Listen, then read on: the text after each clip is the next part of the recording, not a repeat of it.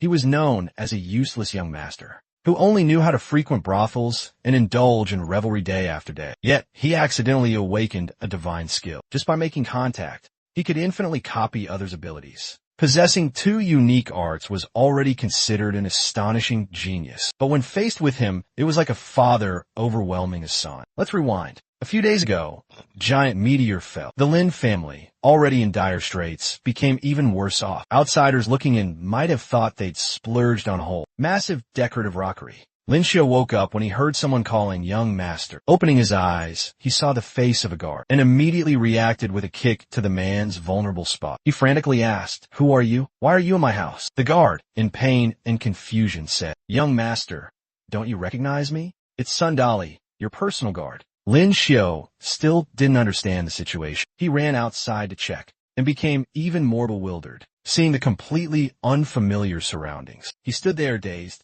causing everyone around to look at him strangely. "Isn't this young master Lin Xiu? I heard he was hit on the head by a falling star last night. Now he looks as dazed as a cow wearing a bow." What made Lin Xiu even more confused was seeing someone flying in front of him, like superheroes in science fiction movies. Sundali kept calling him, but Lin Xiu remained on the ground, muttering, "So, it was a dream." A moment later, while Lin Xiu was sitting dejectedly, Sundali suggested he get up, as sitting on the ground would be cold. Lin Xiu reached out and touched Dali's hand, and immediately felt a jolt run through his body. The system within him activated, announcing that he had successfully copied Dali's ability. Lin Xiu was so astonished his eyes widened and his jaw dropped. He gripped Dali's hand tightly and told him not to move. However, this action made Dali feel strange and embarrassed. He shyly asked, "Young master, what do you intend to do, holding my hand so tightly?" After successfully copying the ability, Lin Xiu, with just a slight squeeze of his hand, could crush a stone. He thought to himself, could this power be the unique art that Sun Dali mentioned? Just now when I grabbed his hand, I copied his ability. This is amazing. I need to find someone to test it on immediately. Sun Dali said that at Pinxiang Pavilion, there was a girl who knew the language of beasts. I have to go check it out. No sooner said than done. Lin Xiu immediately went to Pinxiang Pavilion, a place where beautiful and charming girls gathered. When he arrived, the girls all greeted him warmly. "Young master, do you prefer the rough type, the pure and sweet, or the sultry type? We can satisfy all your needs." However, Lin Xiu paid no attention to their solicitations. He threw down a bag of money and demanded, "Take me to the girl who can speak the language of beasts." Sundali tried to stop him, reminding Lin Xiu that he was already engaged, and if his family found out, he would be in big trouble. But Lin Xiu ignored all pleas and insisted on going inside. The girl Lin Xiu was looking for was named Haidang. Among the girls at Pinxiang Pavilion, she stood out with her delicate and gentle beauty. When she met Lin Xiu, she greeted him softly. "I heard the young master specifically sought me out. Is there something you need?" Haidang frankly replied to Lin Xiu. Pointing to a bird, he asked if she understood what it was saying. After a few chirps from the bird, Haidang affirmed that it was praising Lin Xiu as very handsome. Lin Xiu pondered and found her words not wrong, and became more convinced that she truly understood the language of animals. Thinking this, he grabbed Haitang's hand. His eyes became strange. He decided not to be polite anymore. But even though Haidang tried to pull away, Lin Xiu held her hand tightly. His eyes clearly showed excitement, because now he was sure he could replicate others' abilities. The process had reached 99%, almost complete, but suddenly, someone rushed in and kicked him to the ground, causing the process to fail. Thwarted right at the gates of heaven, Lin Xiu angrily shouted, "Who dares to ruin my good fortune?" The person he was scolding was Ling Yin, a girl with a strong appearance. Unlike the gentle, noble ladies. Looking at Lin Xiu, she thought to herself, "Someone like this is my future brother-in-law. He's not worthy." Then she told Lin Xiu to go back with her. Lin Xiu still didn't understand what was happening. He yelled, "Who are you to me? Why should I listen to you?" He was still furious, because the replication process, which was almost successful, had been interrupted. Ling Yin didn't say much. Seeing him resist, she gave him a kick, telling him to stop acting. Facing her oppression, Lin Xiu could only scream for Sun Dali's help. "Where have you croaked off to?" Abducting an innocent young man in broad daylight. Seeing Lin Xiu screaming excessively, Ling Yi knocked him unconscious and said, "If it weren't for you being my future brother-in-law, I wouldn't bother with you." At the Lin Manor, Sun Dali saw Lin Xiu seemed about to wake up, approached and called out softly, As soon as he opened his eyes, Lin Xiu panicked and kicked wildly, making his butt throb with pain. He didn't understand why his butt was in such a state, and also didn't know how he had gotten home. Sun Dolly explained that the second miss had carried him back, and his butt was also because she kicked him. Lin Xiu angrily scolded Sun Dolly. "Are you my guard or not? Did you just stand by and watch me get beaten by that tigress?" Sun Dolly explained that he couldn't fight her, because she possessed a heaven-tier unique art. "Besides, you and her older sister have an engagement." Hearing about the engagement, Lin Xiu knew nothing at all. He immediately asked, "What engagement? Who is she anyway?" Sun Dolly explained, "Young master, do you really not remember anything? She is Zhao Lingyin, the second miss of the Zhao family. You and her older sister, Zhao Lingjun, have been engaged since childhood." This news shocked Lin Xiu, as if he were frozen. Immediately, he couldn't believe a playboy like him was being forced into marriage. Unable to accept it, he clutched his face, thinking of ways to break the engagement, determined not to let it affect his future freedom. While Lin Xiu was feeling dejected, he suddenly felt something rather strange on his hand. Then he asked Dolly again, "Did Zhao Lingyin really carry me back?" He immediately replied, "Young master, it was indeed Zhao Lingyin who carried you back." Observing the aura on his hand, Lin Xiu felt very lucky, because initially he only intended to replicate the beast language. He didn't expect a blessing in disguise. He had replicated the ice unique art. This time I've hit the jackpot. Lin Xiu realized that. Just by physical contact, he could replicate unique arts. Thinking this, he then asked Dolly where one should go to cultivate unique arts. Dolly knew Lin Xiu was referring to the Unique Arts Academy, but in his and everyone else's eyes, Lin Xiu wasn't qualified to go there. Everyone thought he hadn't awakened any unique art, and moreover, he was past the age to enter the Unique Arts Academy. However, Lin Xiu still didn't give up hope. His heart was full of determination to find a way into the Unique Arts Academy, replicate more unique arts. In this world, might is right. The more skills, the better. I still have to go to Pinxiang Pavilion one more time. Even if my sister-in-law beats me, so be it. Soon enough, Lin Xiu was at Pinxiang Pavilion, hand in hand with Haitang. This time, he had replicated 99% of the unique art. This action of Lin Xiu made Haitang misunderstand. She then told him about her past. "I am originally from Jiangning Prefecture. My family was poor since childhood. My parents sold me, and after many transfers, I finally ended up here." Lin Xiu consoled, "The past is past, Haitang. You should look forward." Hearing this, Haitang recited a poem. "My body, like a withered flower, a broken willow, sunk deep in mud. What future can I speak of?" At that moment, Lin Xiu completed the replication. Before leaving, he said a few words of encouragement. "The world changes unpredictably. Even a young woman like you can bear responsibility. Cleanliness or filth is determined by the heart, not by appearance." These words from Lin Xiu seemed to have touched Haitang's heart, but right after, he suddenly let go of her hand, stood up, and said, "I have to go." Haitang felt Lin Xiu was completely different from other patrons who only desired her body. She blushed and said, "Young master is right. I will try to save up, and later start a small, decent business." But as Lin Xiu was leaving, the bird beside them chirped. This time, Lin Xiu understood its meaning. "Hee, the little young master is about to leave. Come on, give me a smile." He smiled back in response. "That's not all," Lin Xiu also said. "Later, when Miss Haitang becomes a proprietress, I will visit as a regular customer." Exiting Pinxiang Pavilion, Lin Xiu felt full of vitality. He thought, Miss Haitang has had a hard life too, taking her unique art. I'll have to look out for her a bit in the future. His cheerful mood didn't last long. Suddenly, Lin Xiu felt a chill down his spine. It turned out Zhao Lingyin was staring at him intently, her eyes radiating a murderous aura that would make anyone tremble. The result was the same as last time. Lin Xiu was pinned down and beaten by Zhao Lingyin until his mouth was crooked. She forbade him from going to brothels. Even though Lin Xiu said he went on official business, Zhao Lingyin threatened, "If this happens again, I will ask father to cancel the engagement between you and my sister." For Lin Xiu, this was good news. He couldn't be happier. During the confrontation, Zhao Lingyin sensed the spiritual energy on it and asked, "Have you cultivated martial arts?" Lin Xiu didn't bother to answer, only caring about canceling the engagement. He said, "No time like the present. How about we go cancel the engagement today?" These words made Zhao Lingyin fly into a rage. She swung her hand to hit him while scolding. "You dare mention canceling the engagement? In what way is my sister not good enough for you? You're asking for a beating, aren't you?" Just as he was about to be hit, Lin Xiao managed to block Zhao Lingyin's blow. Not only that, he even used the ice unique art, freezing her hand. This greatly surprised her. "You've awakened a unique art?" she asked. Lin Xiao didn't dare to look her in the eye, glancing away. He couldn't say he had replicated the ice unique art from her. Just one question made him turn pale with fear, losing all color. Contrary to Lin Xiao's expectations, unexpectedly, Zhao Lingyin smiled brightly and said excitedly, "Since you've awakened a unique art, try to cultivate diligently. If I catch you visiting brothels again, I'll break your legs." Even though her words didn't sound overtly threatening due to her excitement, Lin Xiao found them truly terrifying. Her sudden smile made him even more scared than when she was furious. Then, Zhao Lingyin cheerfully left, leaving Lin Xiao in a state of confusion. He wondered why he had awakened a unique art, and why she seemed so happy about it. When Lin Xiao returned home, Dolly immediately hugged him tightly,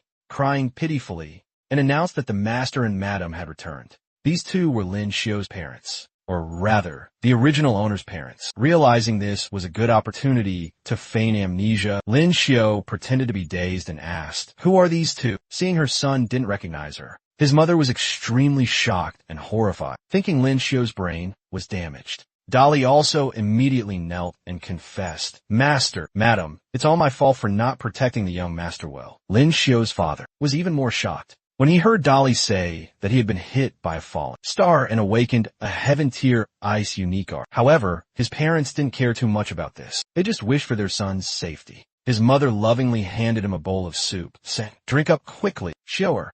His father also advised, "Your mother and I don't expect you to be exceptionally talented. We just want you to be safe. I found you a clerical job at the Qingshi Bureau. It's enough for you not to worry about life." Lin Xiao held the bowl of soup his mother gave him. Hearing his father's words, Lin Xiao felt deeply moved. He wondered if this was the family he never had in his previous life. Lin Xiao finished the soup in one gulp, but still felt a twinge of regret, because these two were Lin Xiao's parents, not his. Then, his parents continued, "Son, your mother and I have thought carefully about the engagement." His mother said earnestly, "The Lin family and the Zhao family are now worlds apart." They were hesitant about this engagement, afraid that Lin Xiao wouldn't accept the idea of dissolving. But unexpectedly, he agreed immediately. "I think so too. The Zhao family is out of our league. Instead of waiting around, it's better to end the engagement sooner rather than later." Actually, the main reason was that he was terrified. He didn't want to be beaten by Zhao Lingyin again. Lin Xiao's reaction greatly surprised his parents. They were stunned for a moment before continuing, "It's good that you think so. Dad will immediately find you a wife of suitable social standing, and you can get married soon."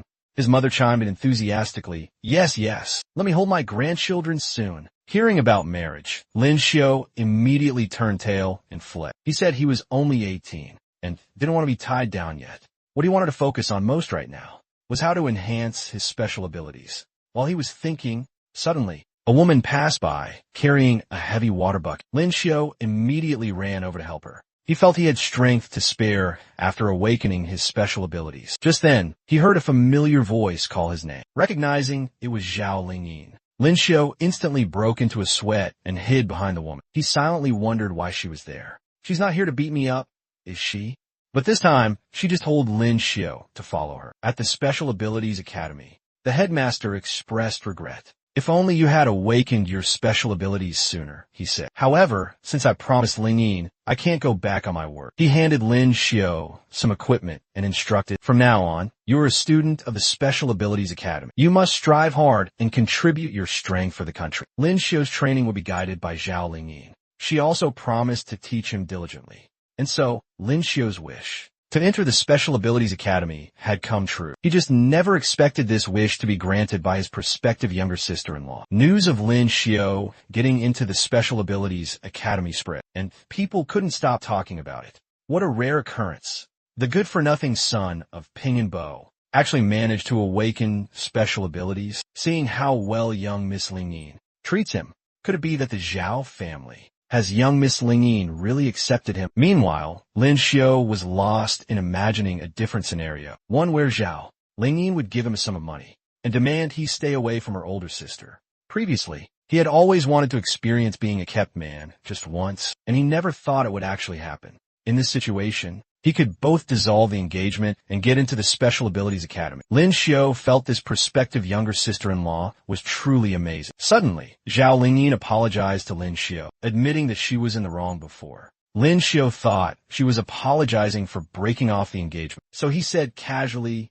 it's all right. I understand. For a heaven's favored daughter like your sister, letting go of me is understandable to everyone. However, things didn't unfold as he expected. Lingyin asserted that the Zhao family's promise was as good as gold, and no matter what, the engagement would be upheld. This was completely beyond Lin Xiao's expectations, making him feel like he'd gotten a wrong script. Not only did Zhao Lingyin not break off the engagement, but she seemed more resolute than ever. Ignoring Lin Xiao's astonished expression, Lingyin continued. Although your special abilities awakened very late, the future is unwritten. Anyone can be a dark horse. These words left Lin Xiao dumbfounded. He hadn't expected her to be comforting him. Seeing Lin Xiao still frozen in place, Lingyin grew angry, punched the wall, cracking it, and yelled, my sister has already awakened 5 times. If you want to be worthy of her, you must train hard. If you dare to slack off, I'll send you to meet your ancestors right now. 2 days later, at the Lin Manor, Lin Xiao had started his training.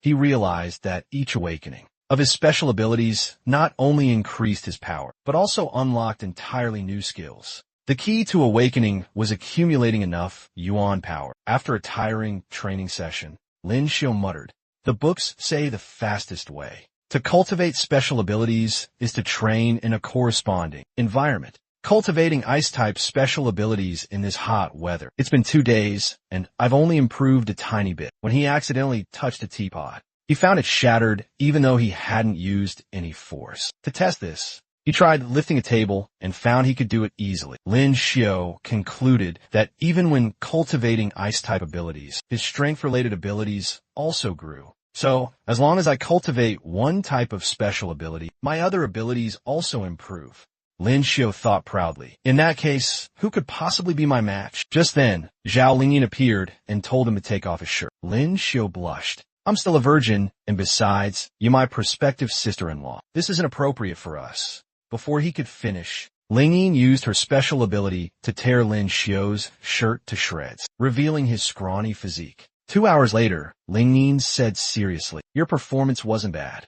I'll be back tomorrow. Her face flushed, and she quickly departed. Lin Xiao, utterly exhausted, still dragged himself up to see her off. Seeing this, Sun Dali whispered to Lin Xiao, young master, you're not planning on taking both sisters, are you? Lin Xiao promptly punched him. Stop talking nonsense. My prospective sister-in-law was helping me train. You have such a dirty mind. Well, the 2 young misses do treat you very well, young master, Sundali said. Do you think everyone is like you? Lin Xiao retorted. Whenever I'm in danger, you're the first to run away. Hee, I really can't win against those 2 young misses. Running away is a long-term survival strategy. After that, Lin Xiao told Sundali to accompany him to the Qinglai bureau the next day. He felt he couldn't just keep idling around. He had to at least go and assume his post. The next day, Lin Xiao and Sun Dali arrived at the Qinglai bureau. Looking around, Lin Xiao observed that the environment here was decent, and it was an iron rice bowl job. Father Ping and Bo, for this ordinary son of his,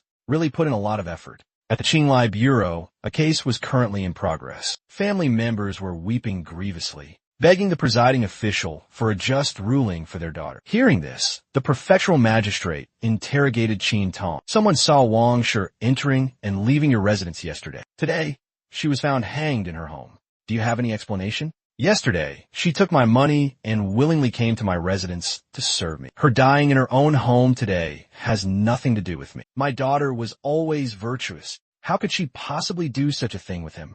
Your Excellency, please clear my daughter's name. The onlookers, seeing Qin Tong, began to whisper. That's the son of Qin Wu, the first-rank count. Sigh, poor old Wang. How can a commoner win a case against someone so powerful and influential? After just a few questions, the prefectural magistrate hastily concluded that the case was unrelated to Qin Tong and declared the case closed. Just then, Lin Xiao spoke up.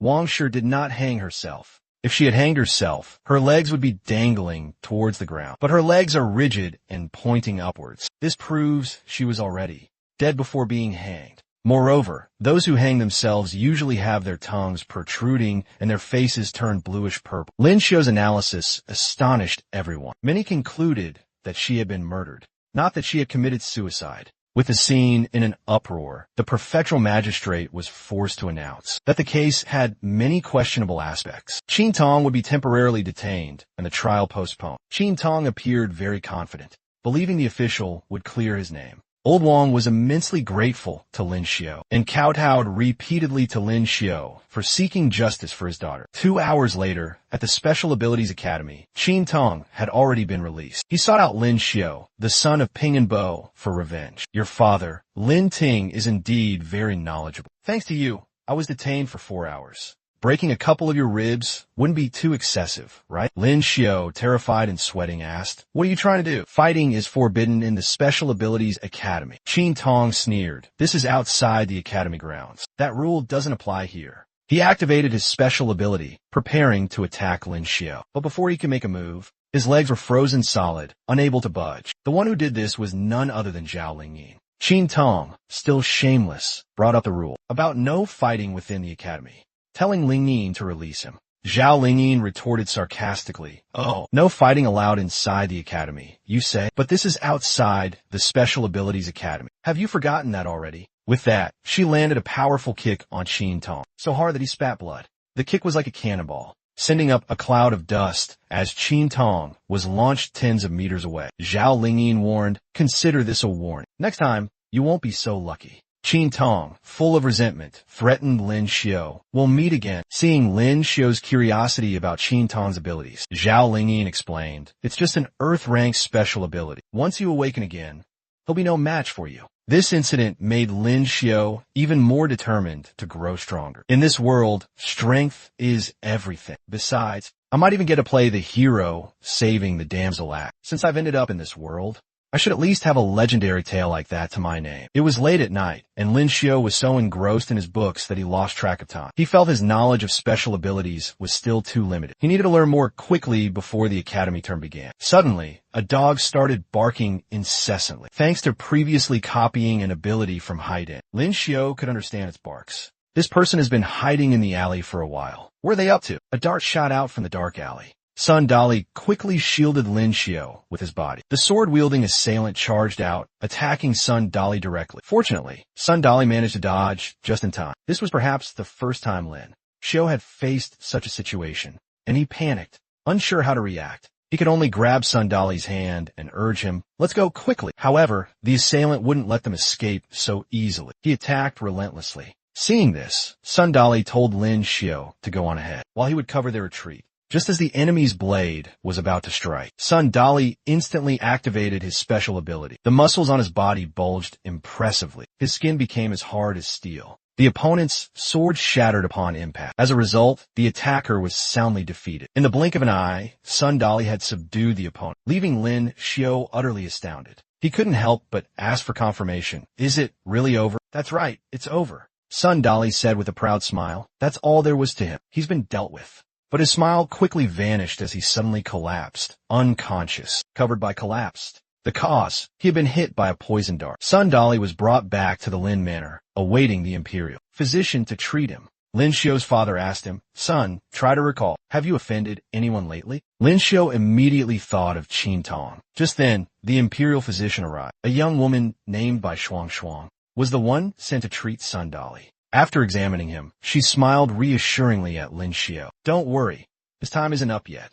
With that, she began the treatment. Her method was quite simple. She simply used her special ability. A clear, green light slowly emanated from her hands, dispelling the poison in Sun Dali's body. Before leaving, she told Lin Xiu, "Just let him rest for the next few days. He'll be fine." After seeing Bai Shuang off, Lin Xiu stood lost in thought. He felt that healing-type special abilities were incredibly useful and resolved to find a way to copy it. While he was engrossed in thought, Zhao Lingyin suddenly appeared, startling him. Lin Xiu hurriedly explained, "I was attacked yesterday. Sun Dali was poisoned saving me. Miss Bai is the imperial physician who was called to treat it. I was just seeing her off. There's absolutely nothing else to it." "I know," Zhao Lingyin replied. "I just came to make sure you were safe."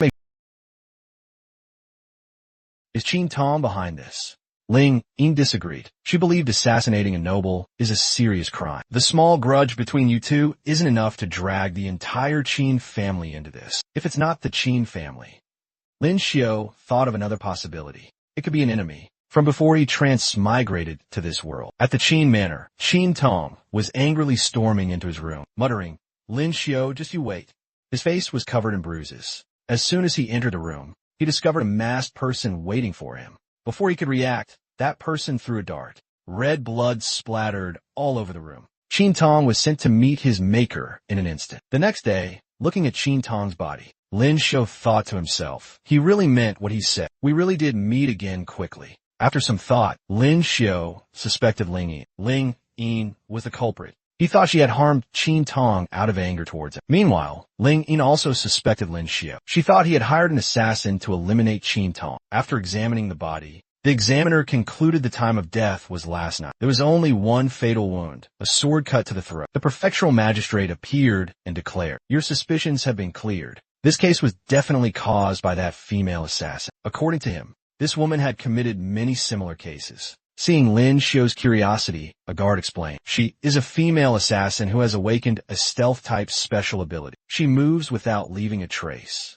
Each time she assassinates, she leaves a few flower petals on the body." Hearing about the stealth ability, Lin Xiu suddenly thought, aha! He secretly hoped he could replicate this kind of special ability. The prefectural magistrate guessed that the case of Lady Wang had attracted the female assassin's attention, so she broke into the Qin Manor in the middle of the night. This female assassin's actions, Lin Xiu felt, were truly righteous. He almost, in front of the prefectural magistrate, called the female assassin a heroine. Luckily, he managed to swallow his words in time. After that, he asked the prefectural magistrate why this person would target Qin Tong. Yesterday, a thief voluntarily came forward to report crime. He said that when he entered the dining hall to steal, he saw Qin Tong's face full of malice and accidentally killed Lady Wang. This assassin specializes in assassinating powerful individuals who commit crimes but escape punishment. Hearing this, Lin Xiu exclaimed, "What a pity for Lady Wang. She's already dead, and yet she had to suffer such an unjust slander to her reputation." This case involves special abilities. Therefore, the prefectural magistrate will hand it over to the Special Abilities Institute for handling. Knowing that Lin Xiu was the one who stood up to protect old Wang, everyone turned their attention to him. The old man gave Lin Xiu a bag of dried sweet potatoes, thanking him for speaking up for his daughter. "I dried these sweet potatoes myself. I hope your lordship won't mind them." That wasn't all. Someone else brought a steamer basket of freshly made buns, urging Lin Xiu to eat them while they were still hot. The gifts were so generous, Lin Xiu didn't know how to accept them. Seeing he intended to refuse, that person said, "My wife and I have had a stall on the street for over 15 years. Raising a daughter to adulthood isn't easy. To have her assassinated by someone else is truly shameful. Your lordship was the only one who spoke up for her. Please accept these buns." Lin Xiu had no choice but to accept. But he couldn't eat them all, so he shared them with two guards, telling them to return the steamer basket after they finished. Afterwards, Zhao Ling Yin said to Lin Xiu, "Actually, you're a good person." These words made Lin Xiu feel like he had received a good person card. He smiled and said to Ling Yin, "I used to give out good person cards to others. Now I'm receiving one." Ling Yin didn't understand what he meant, but Lin Xiu just smiled. While walking, Lin Xiu heard a dog say, "So hungry. Haven't eaten in 3 days. If only I had a roasted chicken leg." Immediately, the dog smelled a roasted chicken leg right in front of it. Before it could tell if it was real or a hallucination, a large chicken leg was stuffed into its mouth. The feeling of bliss made it wag its tail nonstop. Lin Xiu happily petted it and said, "Good dog, if you follow me, I guarantee you won't go hungry. Looking at you, you have an affinity with me. I'll call you Huang Bulaji." Ling Yin asked to confirm if Lin Xiu wanted to keep the dog. Lin Xiu said, "This is a life-saving dog of mine. It was the one that barked to warn me on the night I was assassinated." Lin Xiu's real purpose was to use his animal language ability to gather information. If successful, it would be very effective. In the county yamen, the appearance of many buns made the prefectural magistrate curious. A guard explained, "They're a gift from a street stall to thank Lord Lin for clearing Lady Wang's name." The prefectural magistrate thought for a moment, then ordered the person who confessed to assassinating Lady Wang to be brought in. Someone wondered, "Qin Tong is already dead. Why bother with more trouble?" The prefectural magistrate said, "Deal with that self-confessed culprit to give Zhongyong Bo an explanation. Although Qin Tong is dead, Lady Wang's innocence cannot be truly restored. looking at the just and incorruptible sign on the plaque. It made the prefectural magistrate reflect more deeply. At this time, Lin Xiu was focused on cultivating his special abilities. Ling Yin was beside him, guiding him. She told him that was enough cultivation for today. Cultivation cannot be rushed. Haste makes waste. You're already doing very well.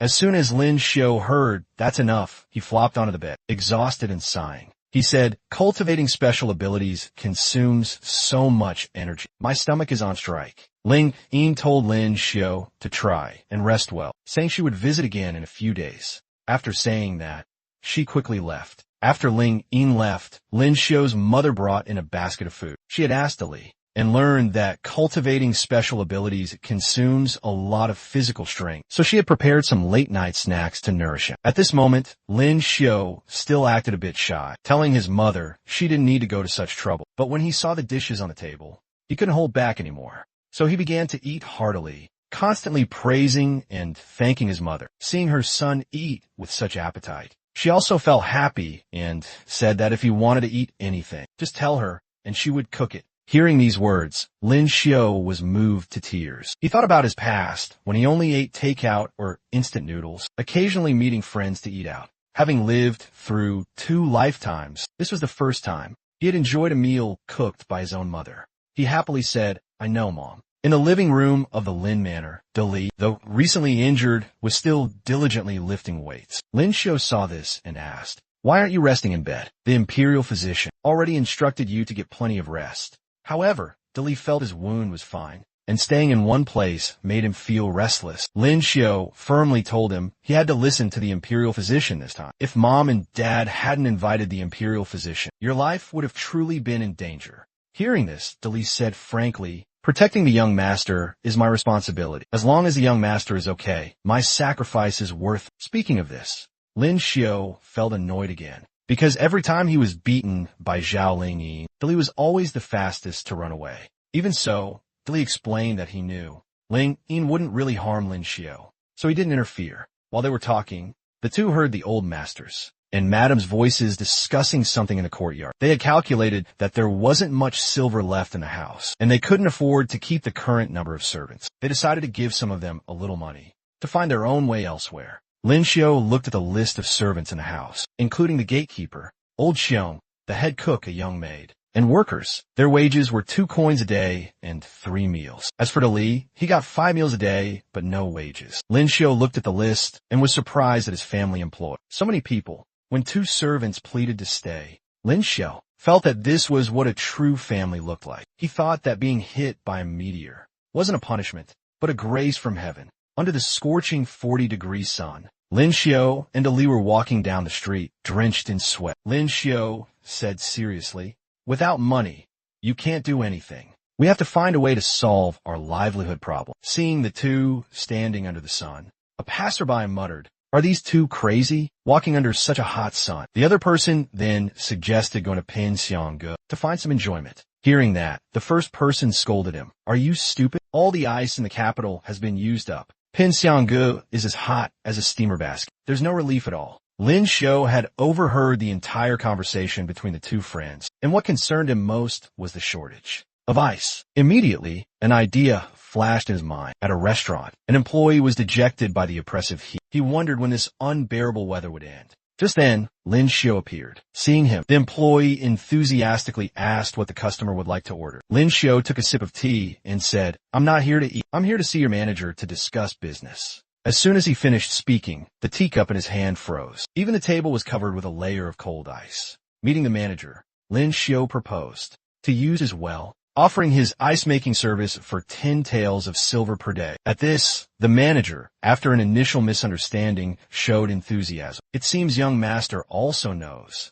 this year's weather is scorching hot. The supply of ice in the capital is scarce. It's hard to buy even if you have money. With young master's ability, making a lot of money wouldn't be difficult. 10 taels is probably too low. At least 50 taels would be reasonable." Lin Xiu immediately revised his offer, raising his price to 40 taels, which stunned the manager. But then, the manager realized his initial misunderstanding of Lin Xiu. At first, He thought Lin Xiu wanted to borrow Zhai Yulu's well, and on top of that, was demanding payment from him. In reality, Lin Xiu wanted the manager to pay him for the ice-making service. Seeing the manager hesitate, Lin Xiu turned to leave and threatened to cooperate with Piao Xianglu across the street. Hearing this, the manager quickly called him back and agreed to the price of 10 taels of silver per day. But Lin Xiu didn't accept so easily. He held up 5 fingers and said, "Manager, you know it too. The weather is very hot this year. Ice is scarce. With my ability, making a lot of money isn't difficult. 10 taels is too low. At least 50 taels would be reasonable." The manager had to accept, understanding that keeping Lin Xiu at Zhaiyulu, even paying 50 taels a day, was a bargain. He even proposed an exclusive deal, asking Lin Xiu not to supply ice to any other place. Lin Xiu was no less astute, setting a condition. If he wanted exclusivity, the manager would have to pay a higher price. Finally, the two sides agreed on a price of 50 taels of silver per day, plus 5 times the market price for each barrel of ice. Upon signing the contract, Lin Xiu immediately received 300 taels of silver. Holding the money in his hand, he felt extremely satisfied. But he also reminded him that the weather would eventually turn cold, and the silver earnings would gradually decrease. Just then, Zhao Ling Yin appeared, startling Lin Xiu. He asked, "Sister-in-law, you're not stalking me, are you?" Ling Yin didn't answer, but asked back, "Are you short on money?" Lin Xiu hugged the box of money tightly and said, "Isn't that obvious? Why do you ask?" Ling Yin held out a bag of money and asked him how much he needed. This action made Lin Xiu suspicious, but Ling Yin asserted, "Even if you're greedy for money, you must consider your status. Doing this will make others look down on the Lin family." Her words made Lin Xiu a bit annoyed. He said curtly, "I earn money based on my own abilities. I'm not harming anyone. As for what others think, I don't care." Although Lin Xiu said that, he still didn't forget to snatch Ling Yin's money bag and walk away. He left decisively, glancing at her. He thought to himself, if the Zhao family dislikes a petty bourgeois like me so much, they should quickly annul the engagement. Walking on the street, a woman was holding her child and begging. She said her child was seriously ill, and if not treated in time, would likely not survive. Seeing this, Lin Xiu didn't hesitate. He immediately gave her a tael of silver and asked if it was enough. That amount of money was already huge for her.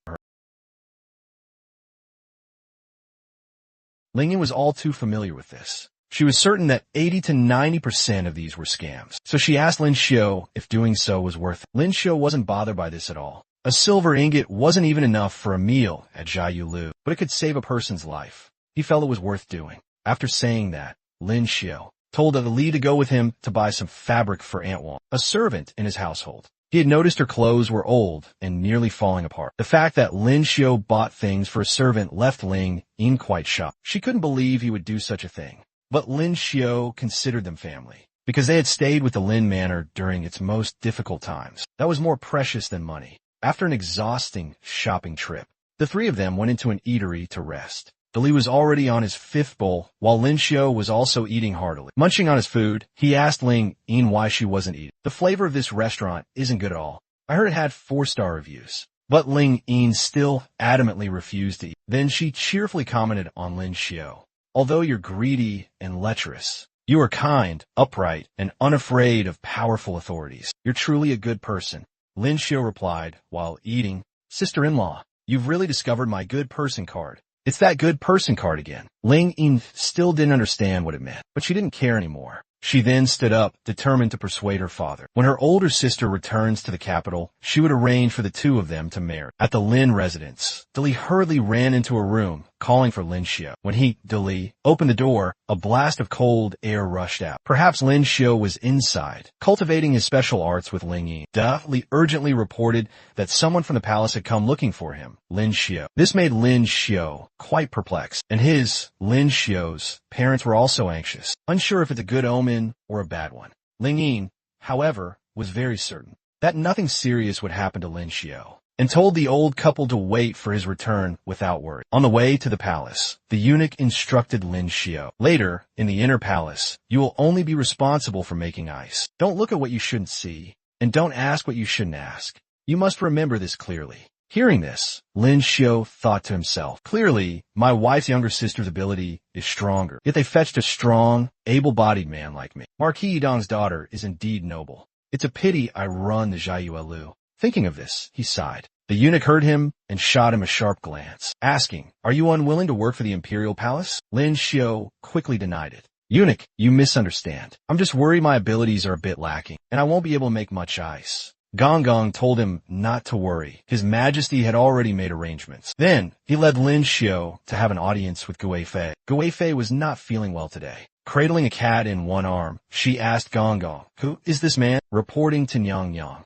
"The weather is scorching hot. His Majesty specially summoned a student from the Academy of Esoteric Arts to create ice to help cool down the Niangs." Seeing Gong Gong's appearance, Gui Fei guessed that he, too, was from Yongnan. The cat let out a meow, and Lin Xiu immediately understood its message. Too cold. He couldn't help but be surprised to realize that his animal language skill actually worked on an esoteric beast. Gui Fei, realizing her guess about Gong Gong was correct, looked displeased and said, "The Empress is truly resourceful. While the entire palace, high and low, is sweltering like a steamer, she gets to be the first one to use ice. And perhaps the amount is Ev." After speaking, Gui Fei turned and left, demanding that Gong Gong and Lin Xiu quickly finish the work, or they would pay a heavy price. Observing Gui Fei up until now, Lin Xiu felt annoyed and realized that this Gui Fei was not a good person. He decided he had to finish the work quickly to leave this place.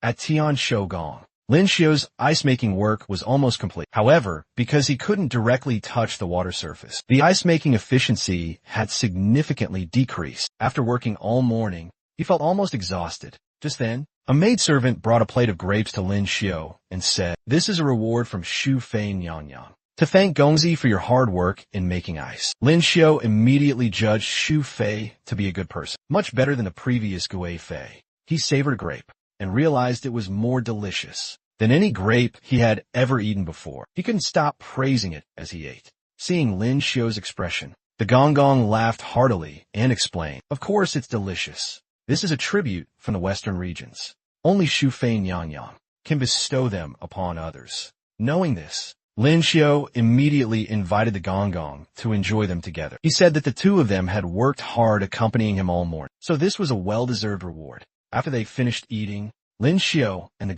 Gong continued their journey to the next destination. He wanted to know in advance about the taboos at the upcoming place to avoid trouble. Next, we'll go to Shui Donggong, the residence of Princess Mingxia. The princess is the one who took over after Consort De passed away. The eunuch advised Lin Xiu to be careful, not to anger the princess. Upon arrival, the eunuch announced, "Princess, this servant, by His Majesty's order, has brought someone to make ice for Shui Donggong." Princess Mingxia appeared, looking displeased. She stared at Lin Xiu.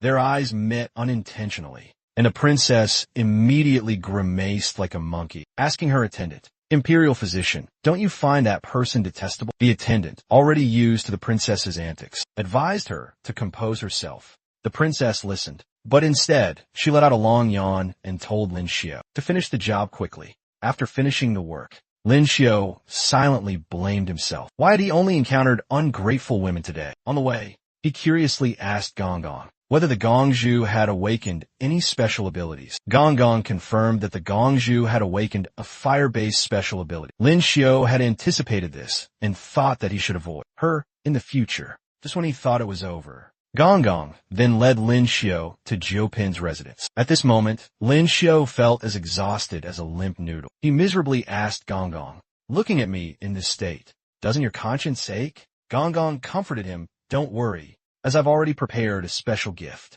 He took out an essence crystal, sparkling like a diamond, and explained, "This is an essence crystal taken from a primordial mutated beast. It can assist in awakening, nourish the kidneys, nourish the liver, and enhance Yuan power. It's beneficial for anyone who uses it." The mentioned benefits sounded like some kind of elixir, making Lin Xiu feel this Gong Gong was really quite something. "You're exaggerating way too much." At this point, Gong still continued to praise the precious value of the Yuan crystal. "This is His Majesty's grace. Young Master Lin, you've just awakened, right? This Yuan crystal can be compared to a full day of your arduous training. If you have the chance to use it, you should rejoice." When he heard about the benefits for cultivation, Lin Xiu immediately paid attention. As a result, he began to cherish the Yuan crystal more. By this time, it was already dark. After a day of such overwhelming busyness, Lin Xiu was finally free. He looked truly exhausted all over at this moment. The eunuch also instructed Lin Xiu that from now on, he must remember to enter the palace every other day. He absolutely must not forget this important matter. So for today, Lin Xiao had earned a total of 15 essence crystals. He silently felt fortunate that he hadn't been dealt with too harshly. Just as he took a few more steps, Zhao Lingyin appeared and asked Lin Xiao, "Why are you only coming out now?" Before he could answer, Lingyin then took out a money pouch, saying this was the payment from Zhao Yulu. This was money she had earned. How could Lin Xiao dare to accept it? Although he refused, she still insisted on giving it to him. Seeing this, Lin Xiao reluctantly accepted it. Holding the money, Lin Xiao thought to himself, no wonder so many people are willing to be supported by wealthy women. Setting other things aside, just the part about being supported is truly wonderful. When Lin Xiao asked why Ling Yin came to pick him up today, she coldly replied, "Your assassin hasn't been found yet, and your guard is too weak." You're right. I just feel a bit sorry for Li though. If he heard this, he'd probably cry his eyes out all night. As they arrived at the wonton shop, Lin Xiao's eyes suddenly lit up. He invited Ling Yin to come in and eat. Inside, Lin Xiao immediately ordered 5 or 8 bowls of wontons. Seeing him order so much, Ling Yin curiously asked if he could eat all that. Actually, Lin Xiao was so hungry he could eat a whole cow. All day, he had been busy in the imperial palace, and only now did he get to eat a proper meal. Just then, Ling Yin suddenly sensed something, but when she turned to look at the rooftop, she saw nothing. She felt it was strange, because she had clearly sensed a hint of killing intent. Soon, Lin Xiao finished eating 5 or 8 bowls of wontons. He felt his body brimming with energy, as if he could take on 10 bowls. After eating, Zhao Lingyin personally escorted Lin Xiao home. This made the 2 masked individuals hiding on a rooftop feel quite displeased. They believed that last time, Yingzi's act of beating the grass and startling the snake had made Lin Xiao become more vigilant. They thought Ling Yin couldn't protect Lin Xiao forever, and were sure they would find an opportunity to strike at the Qingli Sea. Lin Xiao thought that once the Special Arts Academy started, his time here would be even more limited. Working sporadically, like fishing for 3 days, and then drying nets for 2 days like this, he worried it would cause public dissatisfaction. After some thought, he suddenly had an idea. 2 hours later, a chill pervaded the entire manor. It turned out Lin Xiao had used his special arts to create a lot of ice. The soldiers felt that Lord Lin had changed lately. Hey, he's so diligent, even more than Qing Light. Not only does he buy breakfast, but he also makes ice to help them cool down. They were moved to tears. Hearing the praises from the soldiers, someone muttered, they received a small favor from him, and they already treat him like family. These powerful people are all the same. Seeing a clerk holding papers and going out, Lin Xiao called out to him and asked where he was going. The reason was that Supervisor Liu had a new case, and the clerk, was going to the scene immediately. Hearing this, Lin Xiao then told him to sit down and eat some iced watermelon, while Lin Xiao, would go to the scene in his place. At the house of Yuan Wai Wang, Lu Qingfeng and Lin Xiao were present. Everyone was actively examining the body in the scene. Lu Qingfeng observed and said, "The bricks at the scene are dislodged. The victim had an injury on his ankle. The wound on the nape of his neck and the marks on the flower bed were consistent." He concluded that Wang Yuanwai had died by accident, and told everyone to prepare the funeral arrangements for Wang Yuanwai. Lin Xiao was still observing the bird. It looked like he had found something out. He then told everyone to stop. Wang Yuanwai didn't die by accident, but was assassinated. Lu Qingfeng disagreed. He said that everything required evidence. All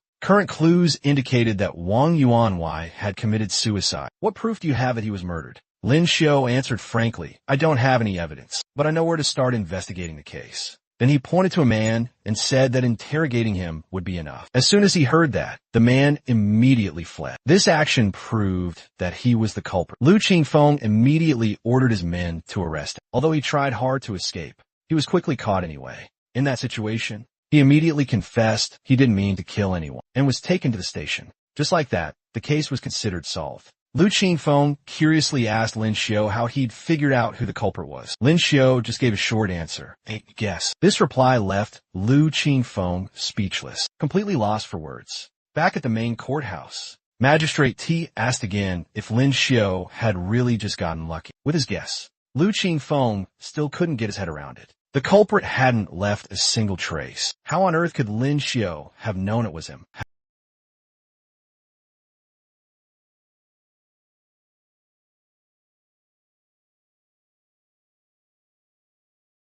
Lin Xiao is really interesting. At Changchun Palace, Lin Xiu suddenly sneezed. He hadn't slept well last night, wondering if someone was talking about it. At this moment, the imperial concubine shouted, "Even Miss, I couldn't cure my Nu. Tell me, what punishment do you deserve? Nu was harmed by you to this state. Drag her away and give her 30 lashes." Lin Xiu immediately spoke up. "Imperial concubine, please show mercy. I know some medicine. Please let me examine the spirit pet's condition."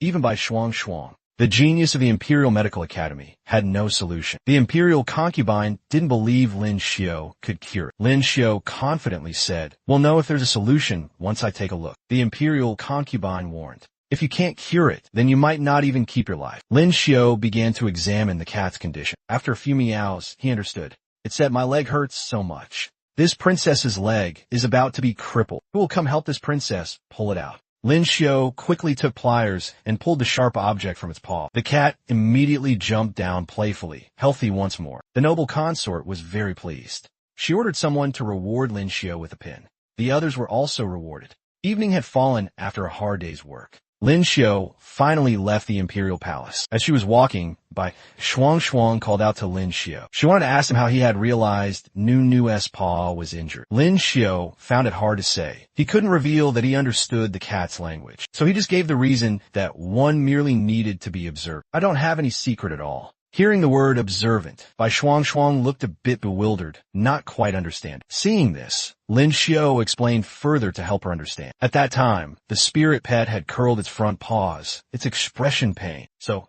I guess that its paw might be injured. After hearing Lin Xiu's explanation, Bai Shuang sighed, reproaching herself for her unrefined skills. Couldn't recognize it. Lin Xiu continued to comfort Bai Song with gentle words. "Animals can't talk or describe their illnesses like humans do. I only notice some signs because I've raised a cat before. Miss Song, please don't put yourself down." From Lin Xiu's words, Bai Song guessed that he had studied medicine before. Lin Xiu admitted that he had self-studied a little, but he was still far from Song's level. After a while of chatting, Bai Song turned back, smiled, and said, "I just rely on my special techniques. While young Master Lin is so meticulous, if you were to study medicine, you would definitely do better than me." Hearing about studying medicine, Lin Xiu became excited and asked Song, "Could you teach me medical skills?" Song agreed immediately, saying that she spends most of her time at the Tai Yuan, and Lin Xiu could find her anytime. The two of them had a pleasant conversation, both smiling brightly. When Bai Shuang turned to leave, Lin Xiu was still standing there, waving goodbye to her. Suddenly, he felt a shiver and broke out in a sweat all over. This feeling made Lin Xiu immediately realize it was Zhao Lingyin. Lingyin asked in a stern voice, "Are you here flirting around again?" Lin Xiu was terrified and didn't dare to look her directly in the eye. He could only beg for a chance to explain. Lingyin said nothing more, just glared at him once, which instantly made Lin Xiu's courage falter. He immediately knelt down and offered to Lingyin a box. Inside was the hairpin gifted by the noble consort. Lin Xiu said, "These past few days, you've guided me in my cultivation, and even helped me go to Jiayu to make ice. Please consider this a token of my gratitude." But Lingyin shook her head and refused, saying the gift was too precious for her to accept. Lin Xiu didn't insist, saying he would keep it to give to someone else. Hearing this, Lingyin, annoyed, snatched the gift box, saying she would accept it on her older sister's behalf for now. Lin Xiu felt that Lingyin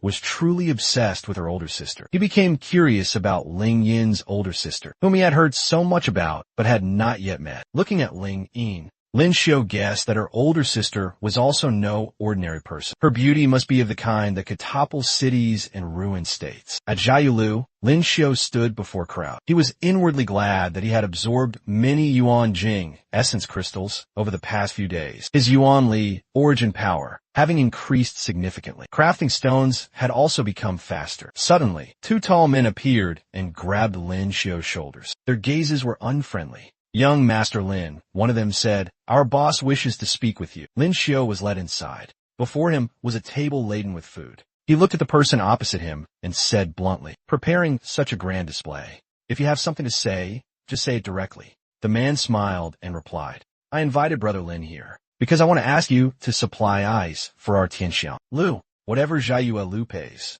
I'll pay double." Hearing about paying double, Lin Xiu immediately held up 10 fingers. "Jiayu Lu pays 50 taels for a bucket of ice. If it's double, then that's 100 taels. The man was startled, choked on his drink, pointed, and asked again, 100 taels? Why don't you just go rob someone? After regaining his composure, he started to haggle. Young Master Lin, you must be joking. How about this? I'll pay you 2 taels of silver per bucket, double the market price. Lin Xiu retorted, do I look like I don't know my numbers? The man replied, I know you are the son of Ping and Bo. Let me offer you a piece of advice. This Tianxiang Lu is the property of the Yongping Ho's mansion, while the backer of Jiayue Lu is merely the Fuma's mansion. You still need to think carefully about which side carries more weight. Lin Xiu looked visibly annoyed by the other party's long-windedness. He couldn't care less about his background.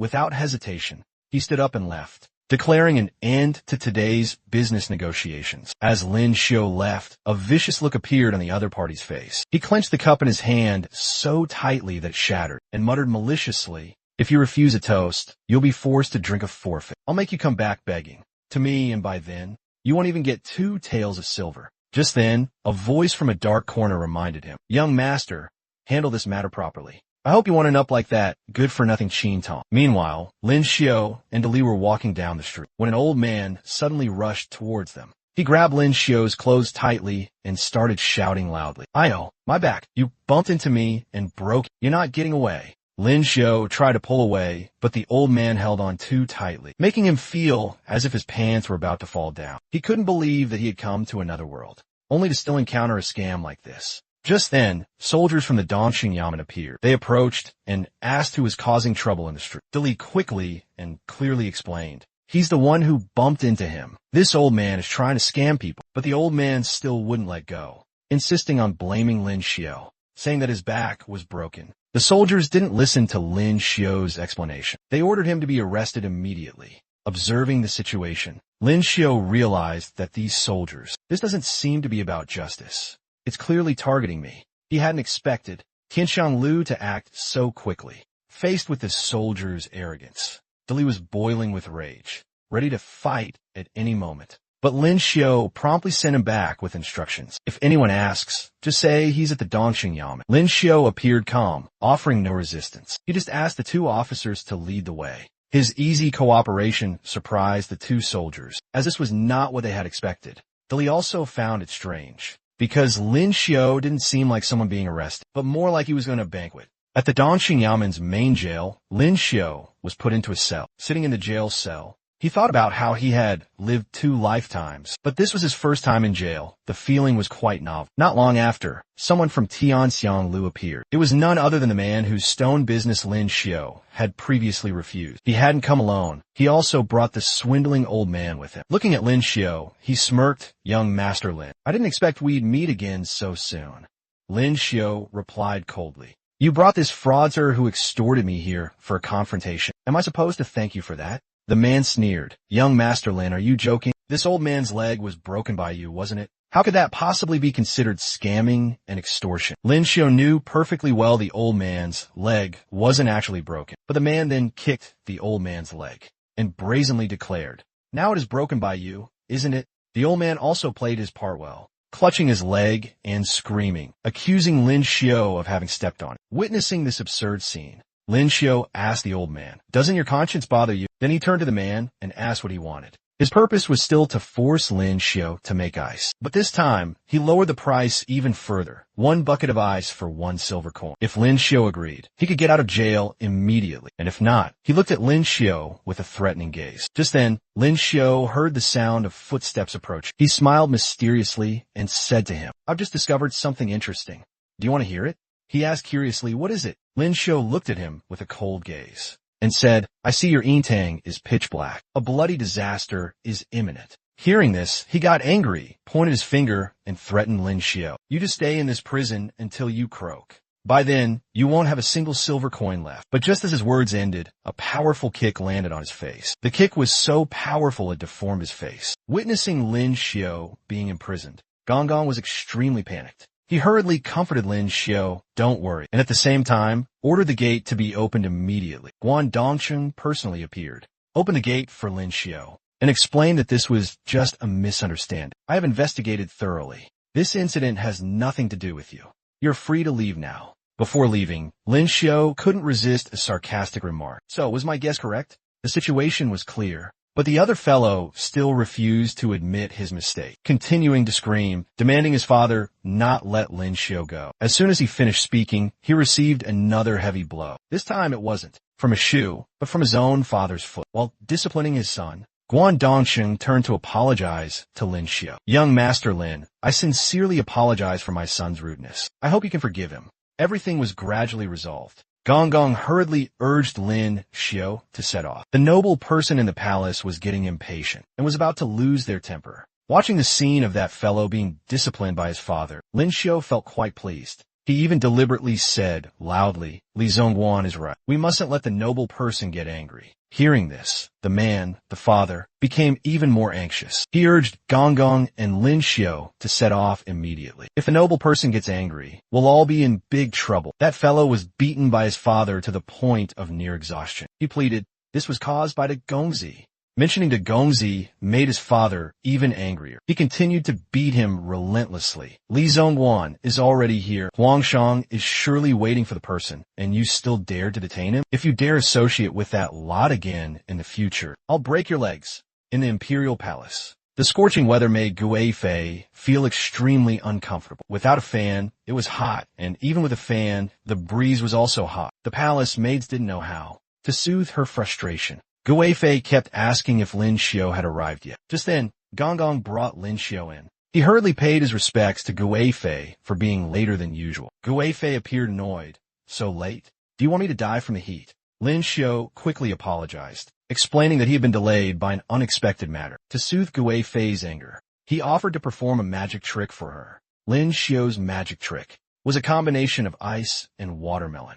In just a moment, he created a watermelon shaved ice dish that was both cool and sweet. This dish pleased Gui Fei. She decided to forgive Lin Xiu this time. Afterwards, she asked him to continue making the iced refreshments, enjoying the cup of shaved ice. Gui Fei conceived the idea of keeping Lin Xiu at Changchungo so she could enjoy cool fruits anytime.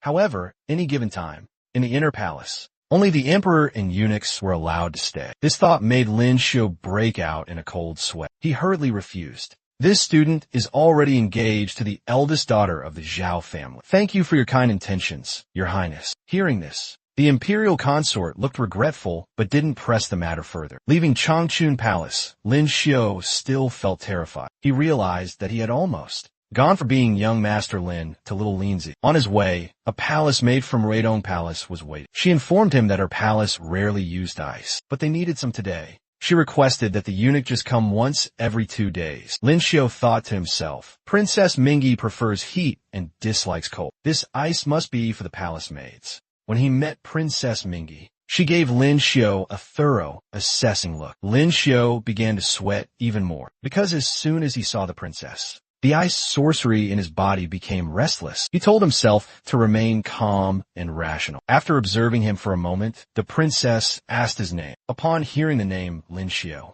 she asked again, "Are you the son of the Count of Ping'an, the one who was engaged to that woman?" The princess remarked that although Lin Xiu was handsome, his innate talent was too poor, making him unworthy of that woman. Lin Xiu agreed with the princess's words, feeling it was an accurate assessment. The first daughter of the Zhao family, with her unparalleled talent and beauty. Truly no one in the royal capital can compare to her. Besides this face, I have nothing worthy of her, Lin Xiu said to himself. The princess considered Lin Xiu's self-awareness a good quality, but what annoyed her was how he constantly praised that woman, almost to the point of putting others down. However, the princess suddenly flared up. "Who is praising you? Finish making the ice and get out. It's getting dark." Lin Xiu got into the carriage with Ling Yin to return. On the way, he curiously asked Ling Yin who was stronger, her or the princess. Ling Yin replied, "The princess and I are not close, so we've never compared. Her ability is fire, which clashes with ours. You should stay a little further away from her." Lin Xiu nodded, telling Ling Yin not to worry, as he knew how to keep his distance. Although they had never directly compared, Lin Xiu still believed that Ling Yin was stronger than the princess. This made Ling Yin quite curious. Lin Xiu explained, "In terms of looks, you each have your own charm, but she's both dark-skinned and short.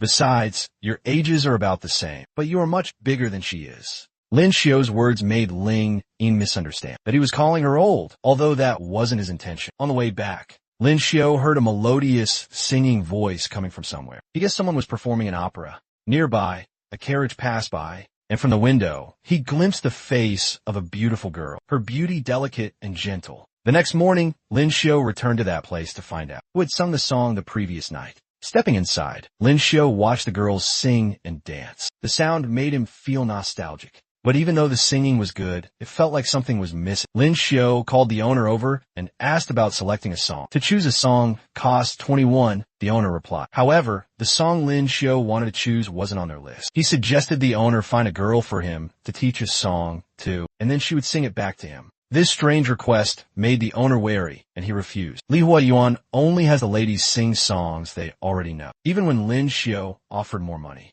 the owner firmly refused, saying it wasn't a matter of money. Finally, Lin Xiu placed a large silver ingot on the table. The owner's eyes lit up, and he immediately called the girls over. Through this situation, Lin Xiu concluded that any problem could be solved with money. If it couldn't be solved, it was surely because not enough money was offered. But when the owner asked the girls if any of them wanted to learn a song from Lin Xiu, they all showed no interest. They said, "We are all proper girls. Why should we go learn a song privately with a man? What if his hands aren't clean?"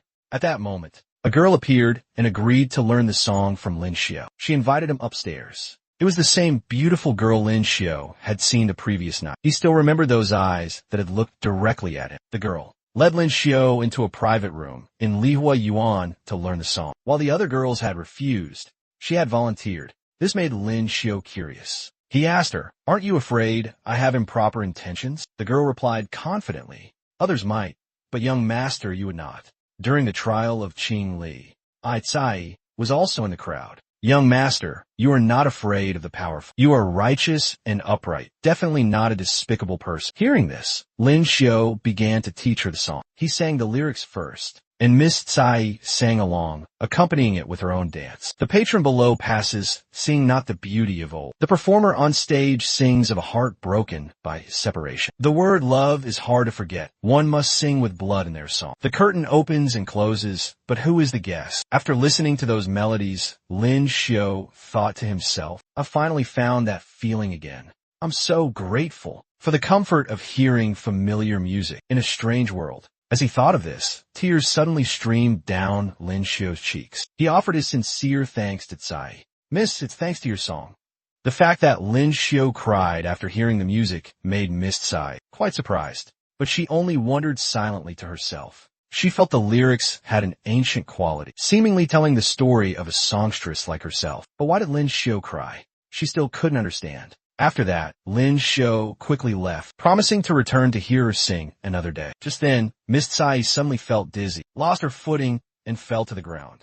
The sudden event startled Lin Xiu. He rushed back to check on her. She just said she was a little dizzy. When Lin Xiu touched her to help her up, he unintentionally activated her sorcery. Realizing he wasn't equipped to handle this situation, Lin Xiu decided to find help. He told her to rest and quickly headed to the Imperial Medical Academy to get his friend to examine her. That touch with Tsai had awakened Lin Xiu's sound-related sorcery. Now, he understood why he felt so at ease hearing her sing. When he arrived at the Imperial Medical Academy, Lin Xiu heard loud scolding. "What does the court support you for? If anything happens to Nyo, I'll have all of you pay." Lin Xiu felt he had come at a bad time and was about to leave, but just then, he was called back. "Lin Xiu, you've come the right time. Come here quickly and see what's wrong with his consort's Nyo." Being called by name, Lin Xiu could only sigh inwardly. It seemed he couldn't escape anymore. The imperial consort then explained Nyo's condition since yesterday. It wouldn't eat or drink and had no energy at all. Bai Shuang had already checked, but found no external injuries or internal problems. Lin Xiu picked it up to take a look. Through a few meows, he understood what it wanted to say. "Lin Xiu, don't touch this princess. This princess is sad. It's so boring here. Someone, please come and rescue me." Lin Xiu had found the cause of Nyo's illness. Until now, all its activities had been within Changchun Palace. Over time, boredom had built up. This illness could definitely be cured. Lin Xiu suggested that the imperial consort let Nyo out of the imperial palace. Seeing the vast world outside would improve its condition. Hearing this, the imperial consort's expression turned sad for a moment. She ordered her servant to take Nyo out for half a day. She herself was a bit tired and would return to the palace first. On the way, The imperial consort thought to herself, Nyo isn't the only one trapped in this palace. Afterward, Nyo was taken out to see the streets. The novel experience instantly lifted its spirits. Everyone noticed its change. Since leaving the imperial palace, Nyo's illness was considered resolved. Lin Xiu said to Shuang, I came to the Imperial Medical Academy today for a reason. I want to ask you to help treat someone. Shuang told Lin Xiu not to be so formal and to just take her there. At Lihua Yuan, a large crowd had gathered. Lin Xiu wondered why it was so crowded.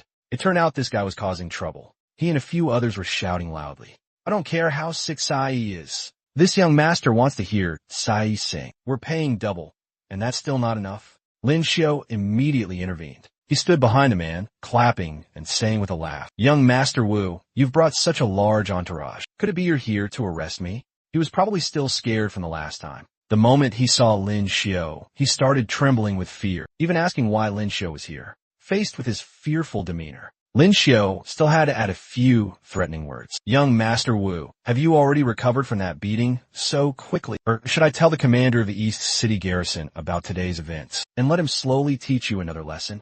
Witnessing this, he panicked and ran home, crying for his father as he ran. Seeing the usually arrogant young Master Wu so afraid of Lin Xiu, everyone around stared in astonishment. Only Miss Shuang found the scene incredibly funny. Lin Xiu was secretly glad that the guy knew about his relationship with the Imperial Palace. Otherwise, it would have been hard to scare him off. Afterward, the crowd dispersed one by one with various excuses. One remembered they hadn't brought in their laundry. Another had a stomach ache and needed the restroom. With the matter settled, Lin Xiu invited Shuang upstairs to examine Sai. After a brief examination, Shuang diagnosed that Sai had fainted from exhaustion. She just needed to rest for a while to recover. Sure enough, with just a light touch from Shuang, Sai slowly woke up. Although conscious, Sai's head was still a bit dizzy. She curiously asked what had happened. Lin Xiu explained that she had just fainted, and he had invited by Shuang from the Imperial Medical Academy to treat her. Her condition was now stable,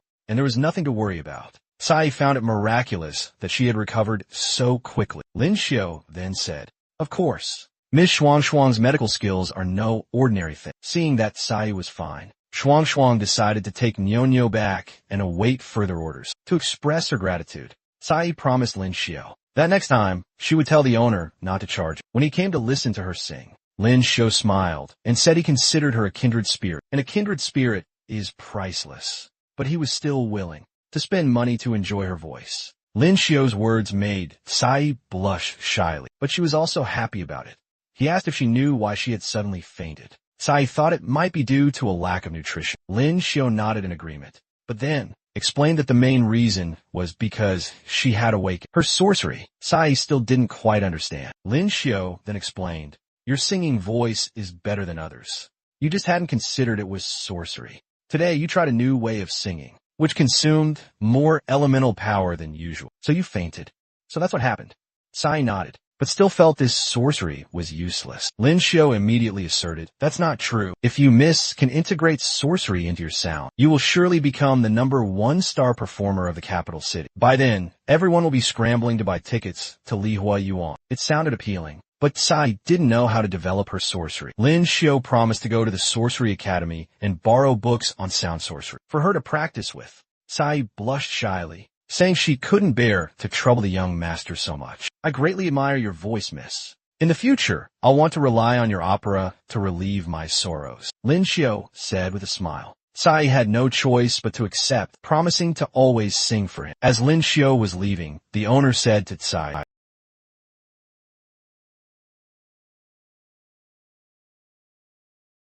She has risen to become a phoenix. The songstress replied sadly, Boss, you're teasing me again. My low status as a songstress is not worthy of young Master Lin. Just being able to sing a few songs for the young master is enough to make me content. At this moment, Lin Xiu was in the Imperial Palace. The eunuch announced that the strange weather had finally subsided. You can rest now. His Majesty will bestow a reward upon you later. Remember to thank him, the eunuch instructed. So my long-term, stable meal ticket of essence crystals is finally gone. Lin Xiu felt quite regretful about this. Meeting Lin Xiu, His Majesty asked, Are you the son of the Earl of Ping'an? This past month has been hard on you.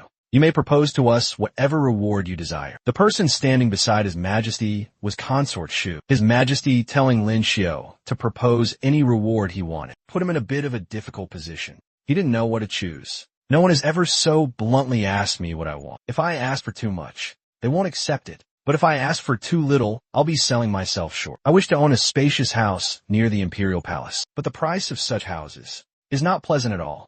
After observing Lin Xiu for a moment, Consort Shu smiled and said to His Majesty, in this servant's opinion, why not give him a residence near the imperial city? That way, when your Majesty wishes to enjoy ice-brewed wine, you won't have to wait long. His Majesty found Consort Shu's suggestion very reasonable. He immediately ordered Zhu Jin to go to the Department of Imperial Household to select a residence near the Imperial Palace to be gifted to Lin Xiu. This reward was truly what Lin Xiu had wished for. He hurriedly thanked His Majesty, his heart filled with immense joy. I've hit the jackpot this time. Just because of one sentence from Her Highness Consort Shu, I've saved tens of thousands of silver taels. I really adore Her Highness Consort Shu. Just then, Consort Shu chuckled. Seeing this, His Majesty curiously asked for the reason. Consort Shu replied that it was nothing special. She just thought of something funny. Actually, the reason Consort Shu laughed was because she had read Lin Xiu's thoughts. Her esoteric art is the ability to read other people's minds. There are only 2 days left until the opening day of the Academy of Esoteric Arts. Lin Xiu felt he still had enough time to move. Suddenly getting a luxurious house like this was a huge windfall for him. At the Academy of Esoteric Arts, the atmosphere was very lively, with many games and various types of esoteric arts. The diversity of the esoteric arts made Lin Xiu even more excited.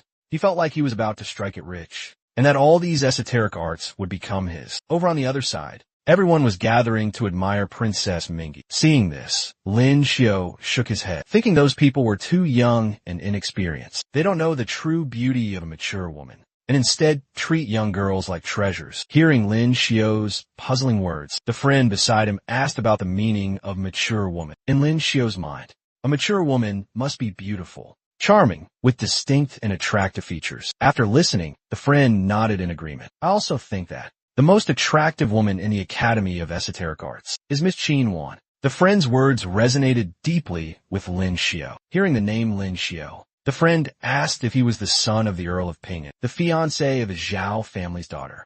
After confirming, the friend introduced himself. I am Li Baizhang. I've heard of you. For a long time, the Zhao family even rejected the crown prince's marriage proposal. But Brother Lin managed to win the fairy descended to Earth. Now you've also entered the Academy of Esoteric Arts. Your future is boundless. You're embarrassing me, Lin Xiu replied. Although I awaken the ice-based esoteric art, my talent is just average. I'm just muddling along in the Huang rank division. Hearing this, Li Baizhang sighed. Me too. I comprehended lightning power, but I'm also just muddling along in the Huang rank division. Learning that Li Baizhang's esoteric art was lightning, Lin Xiu was very surprised. A heaven tier esoteric art. Lightning is more powerful than the ice-based art, and Lin Xiu really wanted to possess it. Thinking this, Lin Xiu smiled and said, it seems Brother Li and I are in the same boat. If there's anything I don't understand, I hope Brother Li can guide me. Brother Lin and I hit it off right away. That's a given. On this side, Zhao Lingyin and Princess Mingi were staring daggers at each other. It was clear the two disliked each other. Seeing this situation, both Lin Xiu and Li Baizhang felt the tension. Lin Xiu called out to Lingyin. Just as he called her name, Mingi glanced at Lin Xiu. Her gaze was like a bullet, full of killing intent. This situation made Lin Xiu very uncomfortable. She looked like she wanted to deal with him on the spot. But it didn't stop there. The princess and Lingyin continued to glare at each other. The two said nothing, facing off in silence. At this moment, Lin Xiu felt lucky to have his sister-in-law backing him up. To escape the awkward situation, Lin Xiu pulled Li Baizhang aside to continue their conversation. He asked what the two of them were discussing just now. Li Baizhang answered honestly.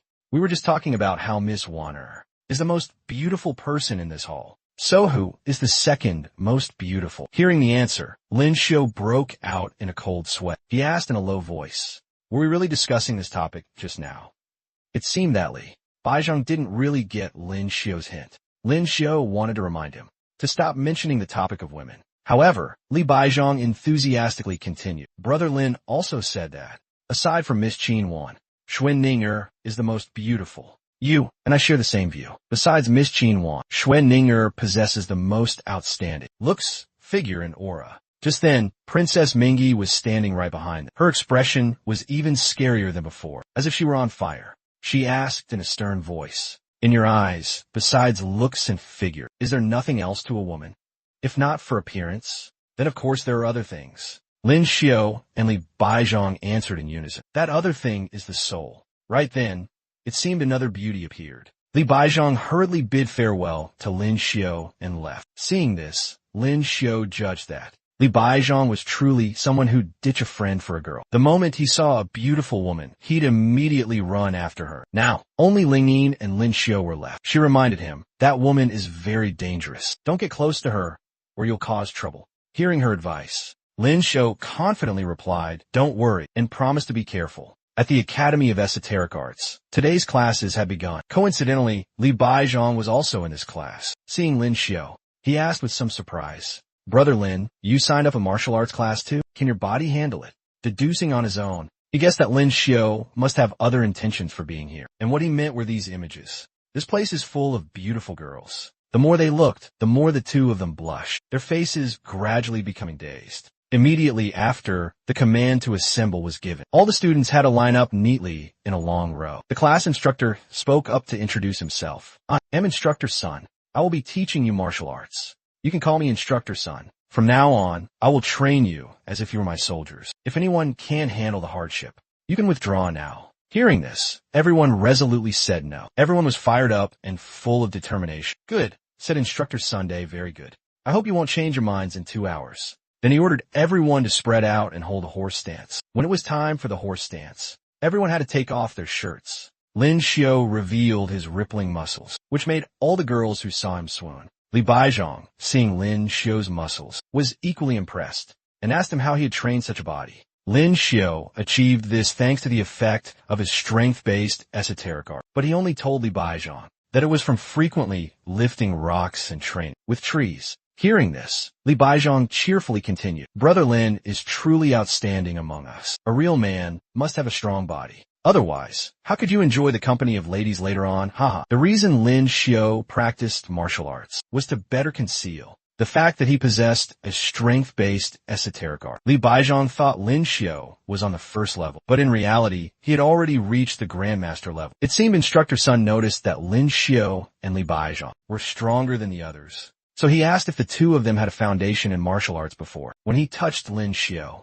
he tried to copy an esoteric art from him, but there was no reaction. He concluded that Instructor Sun was a pure martial artist. Answering the instructor's question, Li Baizhong said he had studied a little before, while Lin Xiao said he had never been exposed to it, only that he frequently trained his body. Knowing this, Instructor Sun said that next time, he would transfer Jinqi to the two of them. As long as you can retain that sliver of Jinqi in your body, you will be considered to have entered the gate of martial arts. After an arduous training session, it was time to rest. All the boys were exhausted and collapsed. Meanwhile, the girls were buzzing with chatter about Lin Xiao. "That young master is so handsome, and his body is beautiful too. I wonder if he's betrothed yet. It would be great if I could marry him."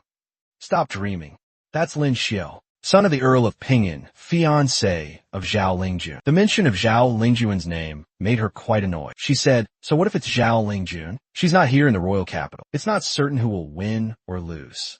It turned out her name was Ning. She was also one of the beauties of the Academy of Esoteric Arts. Noticing that she was paying attention to Lin Xiao, a few other girls probed, asking if she had her eye on Zhao Lingjun's fiancé or not. And as expected, to her, matters of love have no concept of first come, first serve. She confidently declared, "Everyone just wait and see Zhao Lingjun, even with her powerful esoteric art, powerful family, and favor from His Majesty. What will happen when her fiancé is snatched away by me? She'll become the biggest laughingstock in the royal capital. As long as Lin Xiao loves me, it means I have defeated Zhao Lingjun." Her purpose was clear. She began to follow Lin Xiao, step by step. This action sent a chill down Lin Xiao's spine. He didn't understand why he always had the feeling of being watched.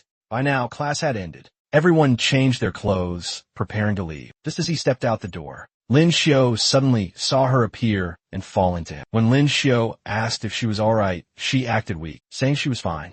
However, she looked to be struggling. unsteady on her feet, and said she might have twisted her ankle. Seeing this, several friends around her enthusiastically offered to help. Some wanted to support her, others offered to carry her back. But her target was Lin Xiao, so she couldn't let anyone else take her back. She then asked those friends, "Are you strong enough to carry me?" This question made everyone freeze. They understood her intention and said nothing more. Then she turned to ask Lin Xiao, "Young master, could I trouble you to carry me back?" This request put Lin Xiao in a slightly awkward position, but he still agreed to take her back. Just then, Ling Yin appeared and said, "Your foot is injured? I'll take you back." And so, she was taken home by Ling Yin in a horse-drawn carriage. Observing the event, Li Baizhang came over and whispered to Lin Xiao, "Brother Lin, your methods are brilliant. This is how you've captured the heart of one of the four great beauties of the Academy of Esoteric Arts." Then Lin Xiao learned that the Academy of Esoteric Arts had four great beauties: Miss Ling Yin, Princess Mingi, Miss Wanner, and Xuan Ninger. But Brother Lin, be careful. The wealthy young masters pursuing Xuan Ninger are countless, Li Baizhang reminded him. He also wondered why she would proactively approach Lin Xiao. Even though her esoteric art is flight, meaning she can fly, she deliberately asked Lin Xiao to carry her. Through this incident, Lin Xiao was certain she saw him as her prey. He calculated for a moment and then said, "I'll show her that the best hunter always appears in the guise of prey." As if with some calculation, Lin Xiao put his arm around Li Baifeng's shoulder and asked, "Brother Li, didn't you just arrive at the Unique Arts Academy? How come you know everything?" "Hee, Brother Lin, which young lady do you want to find out about?" "Just ask me," Li Baifeng replied with a laugh. To get more information about the young ladies at the Unique Arts Academy, Lin Xiao arranged to meet Li Baifeng at Jiayue Lu to talk. The two of them agreed not to go home until they were drunk. And as a result, Lin Xiao was gotten completely drunk by Li Baifeng. He hadn't expected that a young prince like himself, who could supposedly drink 1,000 cups without getting drunk, would actually succumb to Li Baifeng. When he checked again, Lin Xiao found he still only had 3 types of unique arts. He guessed that Dali had brought him back last night. He felt a slight regret. If Li Baifeng had brought me back, then perhaps I would have the lightning special ability by now. But on second thought, Lin Xiao told himself that there's still a long time ahead. There will be many more opportunities to replicate more special abilities. At the library of the Special Ability Academy today, Lin Xiao came to find some books on sound-based special abilities for Tai Yi. While he was focused on reading, suddenly Xuan Ninger appeared in front of him and called out, "So it's Lin Gongzi? What a coincidence." Even so, Lin Xiao didn't pay her any mind. She then approached Lin Xiao's spot and asked if he would mind if she sat next to him. Hearing this, Lin Xiao said, "The library is not my private property, so how could I have the right to say whether I mind or not? Miss, please feel free." Ninger began to sit down, trying to strike a seductive pose, confident in her heart that with his posture, Lin Xiao would surely be quickly captivated. However, an hour passed, and Lin Xiao was still engrossed in his book, not even glancing at her once. Although Ning Er persisted in holding her pose, smiling, her heart was filled with frustration. She wondered if his heart was made of iron. How could it be so cold? Seeing her sitting there so still, Lin Xiao finally spoke. "Miss Ning Er, you're not reading, so why do you keep looking at me?" Hearing Lin Xiao call her name, Ning Er feigned surprise and asked, "You know my name?" Lin Xiao smiled. "Miss Ning Er, you are beautiful and talented. Your reputation is well known throughout the Si Suyun, Ishu Yuan Academy of Special Arts. Who here wouldn't know you?" Ning Er chuckled softly. "Those are just rumors. Young Master Lin, please don't tease me." Lin Xiao then brought up his engagement, clarifying, "Unfortunately, I'm already engaged. If I become too close with Miss Ning Er, I'm afraid it might cause a misunderstanding." Ning Er then replied, "I know you have a fiancé, but I just want to be friends with you." "Surely, Zhao Lingjun doesn't forbid you from making friends with other women, does she?" As soon as she finished speaking, Lin Xiao suddenly grasped her hand tightly and said excitedly, "If that's the case, then of course we can be friends. From now on, Miss Ning Er and I will be good friends." Upon hearing this, Ning Er looked happy, but also a little shy.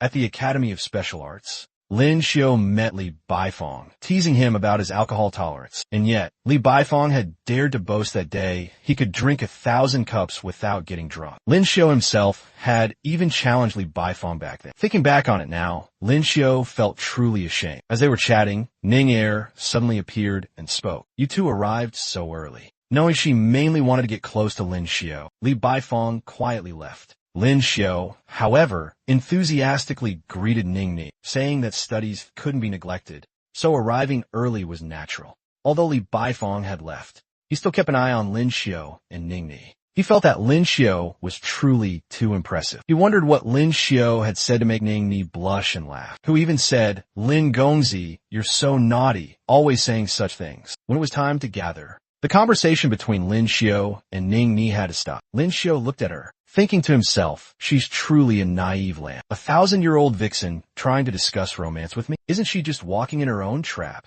The class began, and teacher Sun Guang asked everyone to focus. He said that for martial arts, as long as one has a good physique, anyone can cultivate. Now, I will demonstrate for all of you. With that, he called Lin Xiu closer. Jinqi is the foundation of the martial path. You can cultivate it yourself. To be able to cultivate Jinqi on your own, like Wang Wei, is very rare. Most people require assistance. He told Lin Xiu to extend his hand. Then, he transferred a wisp of Jinqi into his body. He instructed, try to guide this wisp of Jinqi to circulate within your body. How long you can maintain it depends on you. As soon as the wisp of Jinqi entered Lin Xiu's body, it immediately reacted. The instructor told him not to resist, but to feel and memorize its path. After a moment of adjusting, the wisp of Jinqi gradually disappeared. Lin Xiu felt his body fill with strength, as if his meridians had been cleared. The instructor appeared pleased. He praised him, saying that for a first try, holding it for that long was already very good. Practice a few more times, and you will soon step through the gates of the martial path. However, the red-haired guy seemed to dislike Lin Xiu. He approached and intentionally bumped into him. Then he warned, stay away from Miss Ning Er. You are not worthy of her. After saying that, he turned and left, leaving Lin Xiu bewildered. Not understanding what had just happened, he didn't even know who that guy was. Seeing that Lin Xiu didn't know the guy's background, Li Baizhong then told Lin Xiu the details. His name is Wang Wei. He's just the son of a third-rank marquis. He only awakened a low-grade, Xian-rank spatial ability. How could Miss Ning Er possibly be interested in him? Regarding Wang Wei's background, what Lin Xiu cared about most was his spatial ability. While Lin Xiu was thinking about how to replicate Wang Wei's spatial ability, Ning Er suddenly appeared. She became the bridge between him and Wang Wei. Realizing the opportunity had arrived, Lin Xiu decided to make the most of it. He intentionally spoke loudly to Ning Er so Wang Wei could also hear. Oh, it turns out it's Miss Shui. What brings you here to see me? Ah, so you brought water for me to drink. This place is remote and the weather is hot. Miss Ning Er, you are so thoughtful. Immediately, Wang Wei angrily turned around and challenged Lin Xiu, asking him if he dared to accept. His attitude made Lin Xiu quite satisfied. He didn't expect that. Just a few words to Ning Er would make him, Wang Wei, so furious. Wang Wei's condition was that if he won, Lin Xiu had to stay away from Ning Er, and if he lost, he would back off himself. After hearing this, Ning Er worriedly advised Lin Xiu not to agree. But she didn't expect Lin Xiu to actually accept the challenge. Even so, she still firmly advised him to refuse. Ning Er thought to herself, I still want to witness Zhao Lingjun being abandoned by her fiancé, becoming the laughing stock of the capital city. If you lose and are no longer close to me, my plan will fall apart. That detestable Wang Wei, daring to ruin my grand plan. Seeing Ning Er worried, Lin Xiu told her not to interfere. This is a fight between men. Hearing this, she reluctantly stood aside, only hoping that Lin Xiu would win. The match began. Both, holding their swords and radiating intense fighting spirit, faced each other. Wang Wei used the Binao technique, attacking Lin Xiu with all his might. But Lin Xiu not only parried it, but also employed an unusual power technique. With just one move, Wang Wei's sword was severed, and he was struck by Lin Xiu with a heavy blow to the head, falling unconscious. Lin Xiu hadn't expected him to be so easy to deal with. He hadn't even used all his strength. The instructor checked and announced that Wang Wei had only fainted. He asked Lin Xiu to call the medical staff. But Lin Xiu refused and instead carried Wang Wei to the medical hall himself, surprising everyone with his eagerness. On the way, Wang Wei regained consciousness and groggily asked, Where am I? At this point, Lin Xiu's replication of his, Wang Wei's, unique skill had reached 73%. To avoid being interrupted, Lin Xiu, struck him on the neck again, making him pass out once more. Arriving at the medical hall,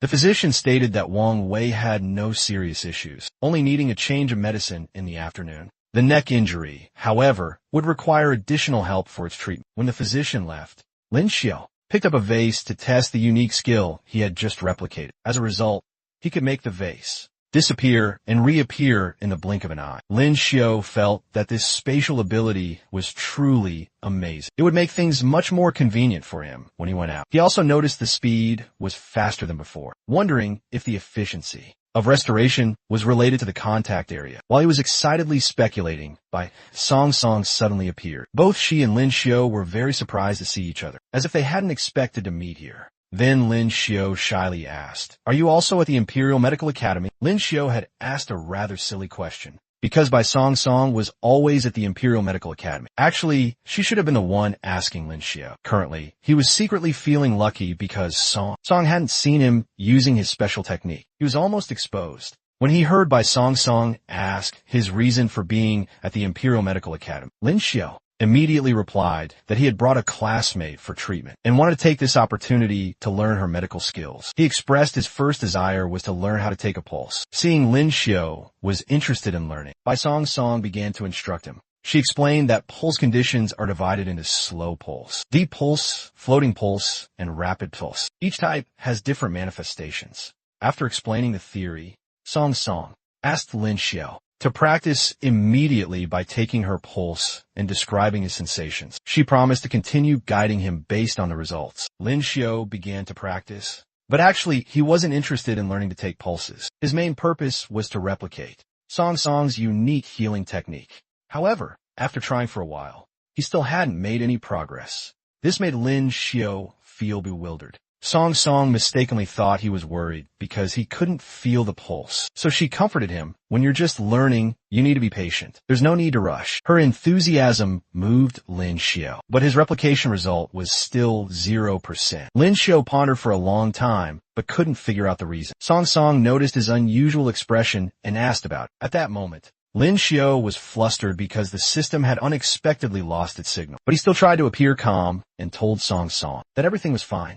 After thinking for a moment, he suddenly realized he thought he had a system, a hack to replicate others' abilities. But in reality, replication was actually the awakening of his own special ability. If it was a special ability, it needed to be continuously awakened to increase its limits. When I awaken for the second time, I will definitely succeed. Just then, the system announced that his skill bar was full and required expansion. Lin Xiao held Song Song's hand, thanking her for helping him understand the key indicators. The air suddenly turned cold, and Lin Xiao realized someone was approaching. He quickly let go of Song Song's hand and explained that he hadn't done anything wrong. This time, Ling Ying didn't try to hit Lin Xiao, but just said that she was worried about him, so she came here only to find him flirting with someone else. After saying that, she turned and walked away. Lin Xiao hurriedly chased after her, trying to explain, "I was just learning to take a pulse with Song Song. That's all." Ling Ying didn't believe him and demanded he swear an oath. Lin Xiao then said, "I swear to the heavens, I only have a purely teacher-student relationship with Song Song. If there's even half a word of a lie, I will." Ling Ying interrupted, saying she already believed him. However, she still loudly asked why he didn't continue his oath. Lin Xiao asked worriedly,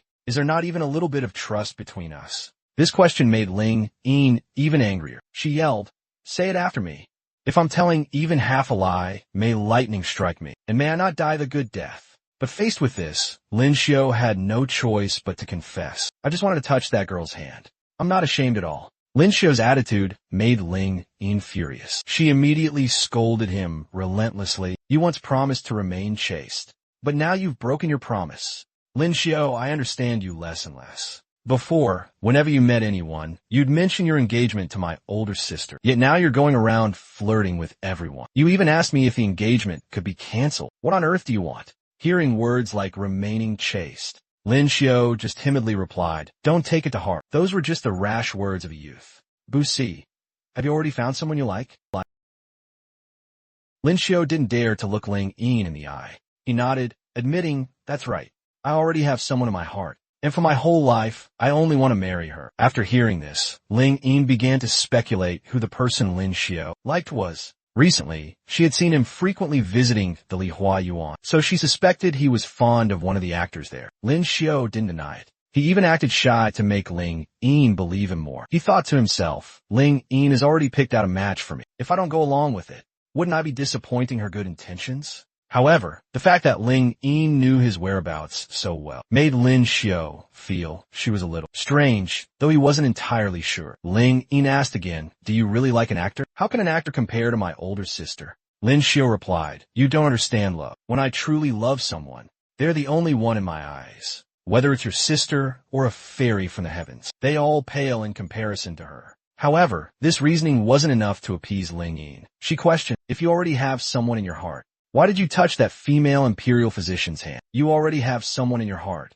So why were you at the Mystic Arts Academy, fighting over Xuan Ninga, and even getting into a brawl?" Lin Xiao was backed into a corner. He could only ask miserably, "If I said I like all three of them, would you believe me?" Ling Yin continued to deduce, assuming that Lin Xiao liked all beautiful girls. Lin Xiao didn't argue. He even said, "I just want to provide a warm home for all the beautiful girls. Is there anything wrong with that?" Ling Yin still didn't believe him. She said, "How could someone like you not like my sister? You must be just trying to have your fun before getting married." Lin Xiao immediately retorted, "What do you mean, have my fun before getting married? I'm not like that at all." Now, no matter what Lin Xiao said, Ling Yin wouldn't believe him. She threatened him, "If I catch you flirting around again, I won't be so polite." Meanwhile, Wang Wei was gradually recovering, but he still had to wear a neck brace. He thought to himself, "Lin Xiao is too vicious. Hitting me hard is one thing, but why did he aim for my neck? Now I have to wear this brace. It's incredibly uncomfortable." At this moment, Wang Wei went out to meet a mysterious person. The person sat in a carriage, listening to his report. "I had a chance to take him down, but my luck was bad." The other person replied, "Once is bad luck, twice is also bad luck. But you can't blame it on bad luck every time. It seems I've underestimated him." At the Lin residence, Lin Xiao was bathing and humming a tune. He was quite pleased with the spatial mystic art he had just replicated today. Although this mystic art has no combat power, it's very useful for earning some pocket money.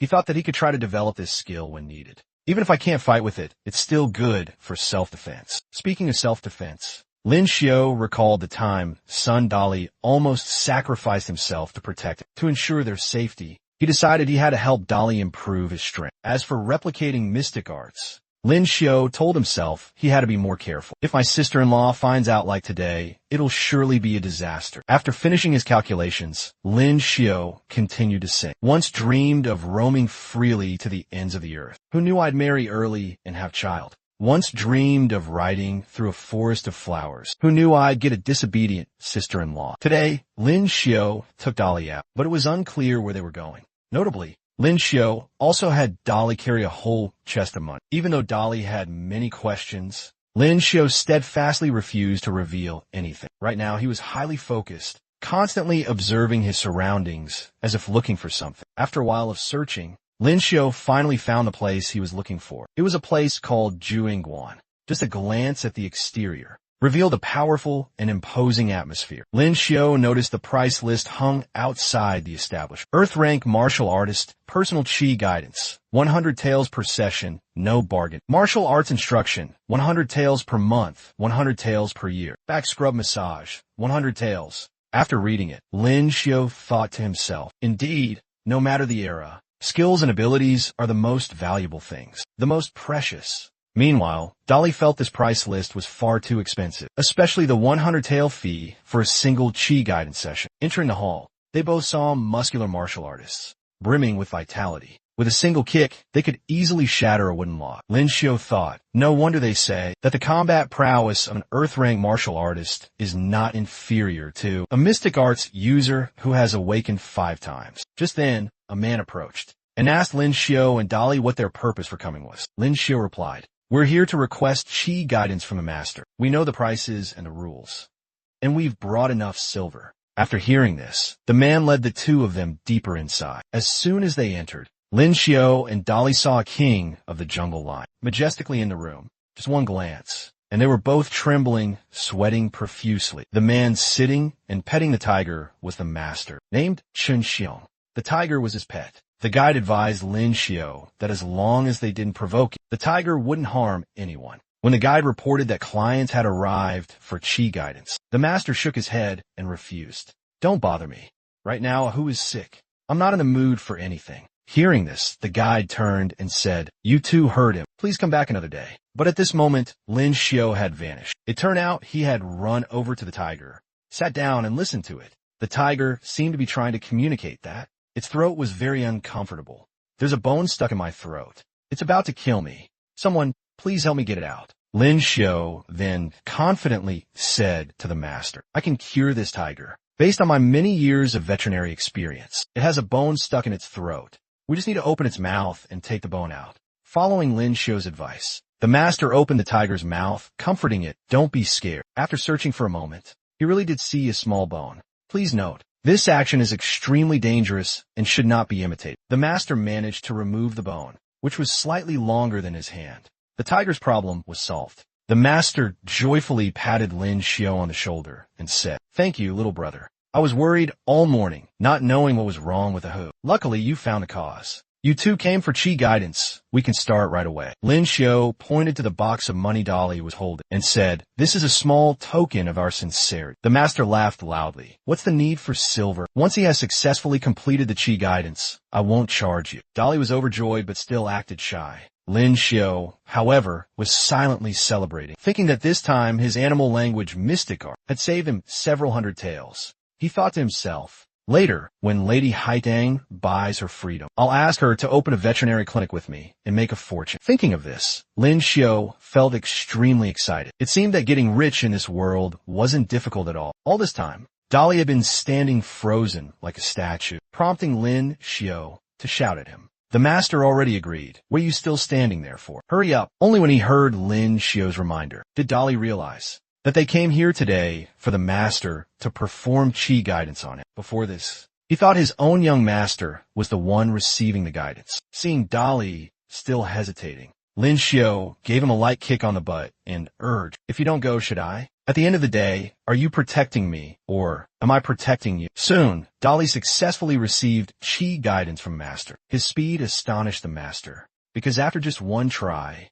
Dolly achieved unexpected results. After finishing, Dolly felt his body was full of vitality. The Master looked at him with a heart full of regret. If Dolly had started training 25 years earlier, his strength might have already surpassed yours. Lin Xiu, however, greatly admired Dolly's talent. He even wished he could trade places with him. When Dolly's business was settled, the Master glanced at Lin Xiu and said, little brother, I like your style.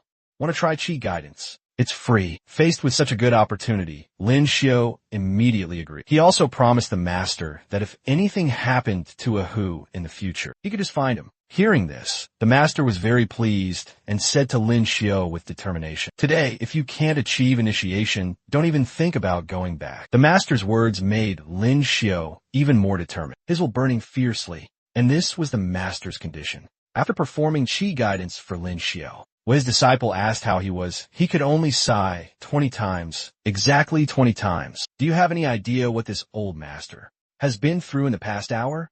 I was almost squeezed dry. It was so traumatic. Meanwhile, Lin Xiu was still cultivating diligently. After that Qi guidance, his power had increased significantly. Although he couldn't yet create a sonic boom with his punch, like Ling Yin, the result was still good. Lin Xiu began to daydream about himself, reaching the highest realm, splitting mountains and parting clouds, severing a river with a single finger, where Ling Yin would no longer be his match. At that point, his sister-in-law Ling Yin would be at his mercy. Lost in his fantasy, Lin Xiu burst out laughing. Unexpectedly, Ling Yin was standing right behind him. Observing Lin Xiu's expression, Ling Yin guessed he must be thinking about something improper. She spoke up, what are you thinking about? Follow me. Lin Xiu was surprised to see Ling Yin appear at this time, as this was supposed to be her training time. Ling Yin explained, you've been progressing very quickly lately. Training once every 3 days is no longer effective. Follow me. I'll take you to another place. Ling Yin's enthusiasm made Lin Xiu a little worried, but he still couldn't guess what was about to happen.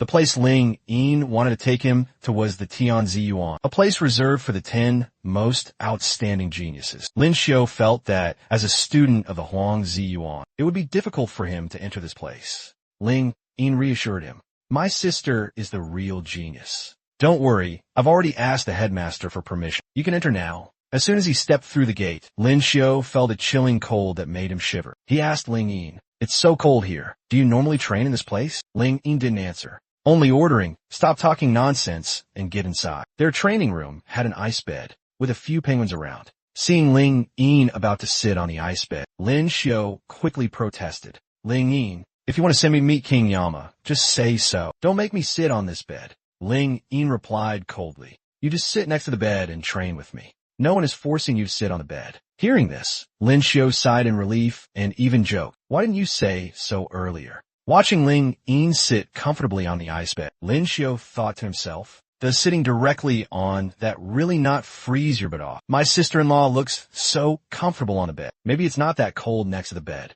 but in reality, he just felt an icy chill shoot straight to his brain. Seeing Lin Xiu's bone-chilling appearance made Ling Yin feel quite satisfied. She thought to herself, I don't believe that in this state, you'll still have the energy to go flirting around. At this moment, Lin Xiu truly hadn't expected that a small mystic ice bed could exhaust him so much. The bone-piercing cold was almost unbearable for him. After sitting for a while, he asked Ling Yin, can you let me rest for a bit? Ling Yin chuckled and replied, rest? For what? Is strength more important, or is resting more important? A few days later, at the Arcane Arts Academy, Lin Xiu looked unusually lethargic. When Ning Er suggested they go boating on the lake, he immediately refused, complaining that he wasn't feeling well today. Next, Bai Shuang asked if he wanted to discuss medical arts, but Lin Xiu still shook his head, dragging his heavy feet and saying, I'm too tired. But it didn't stop there. Another girl invited him to listen to opera, but Lin Xiu was in no mood for it. He even said bluntly, benefactress, no need to say more. I have no such worldly desires. By now, Lin Xiu was completely exhausted. His tears flowed inward. He could only silently lament. When will this life ever end? It used to be once every 3 days. Now it's 3 times a day. Arriving home, Lin Xiu immediately collapsed onto his bed, continuing to complain. These past few days, I've been drained by Ling Yin every single day. I don't even have the time to give a sound-based arcane arts cultivation manual to Tai Yi. I have no time at all. After undergoing Ling Yin's harsh training, I'm just a little bit away from being able to awaken again. The next morning, just as he woke up, Lin Xiu heard Dali report that Ling Yin was looking for him. It seemed he had gotten used to her training intensity, so he immediately started stretching his limbs, preparing himself mentally. In his heart, he thought, it's fine, for the sake of strength, for the freedom to ride horses wherever I please. Ling Yin, just go ahead and torture me. But things didn't go as he expected. Today, Ling Yin came to inform him that she would be leaving for a while. Hearing this news, Lin Xiu immediately looked unusually cheerful, even a bit overjoyed. In contrast to Lin Xiu's expression, Ling Yin, looking annoyed, instructed, my mother wants to go home to visit relatives. I have to go with her, so I'll be leaving the capital for some time. You've also reached a bottleneck.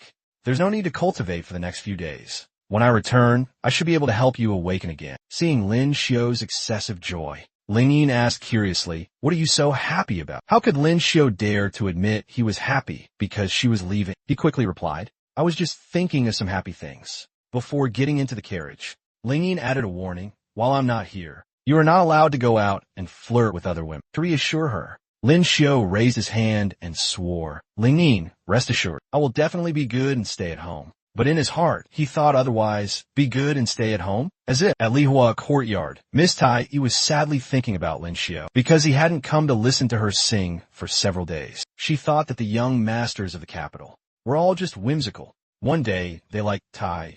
A few days later, they liked Qing, Yi, or Yi. Perhaps that young master has already forgotten me. Just then, Lin Xiu suddenly appeared, cheerfully saying, Miss Tai Yi, look what I brought for you. Seeing Lin Xiu arrive, Miss Tai Yi was overjoyed. Her expression was filled with happiness. Lin Xiu then held out a notebook and said, this book contains a detailed introduction to the arcane art of sound, and it also records musical scores to improve one's cultivation level. You can take a look first, then make a copy. To Miss Tai Yi, this notebook was like a treasure. She hugged it to her chest, moved to tears. She asked Lin Xiu, how can I ever thank you, young master? Seeing her tears, Lin Xiu gently wiped them away and said, the singing of Miss Tai Yi has helped me relieve a lot of stress and loneliness. That is the best reward. Miss Tai Yi hesitated and asked, young master, you've helped me so much, but I still don't know your name. Lin Xiu replied, I am Lin Xiu. Hearing his name, Miss Tai Yi was startled and asked, are you the Lin Xiu who has a marriage engagement with the eldest young lady of the Zhao family? Lin Xiu was surprised and confirmed, that's right, you know about this too?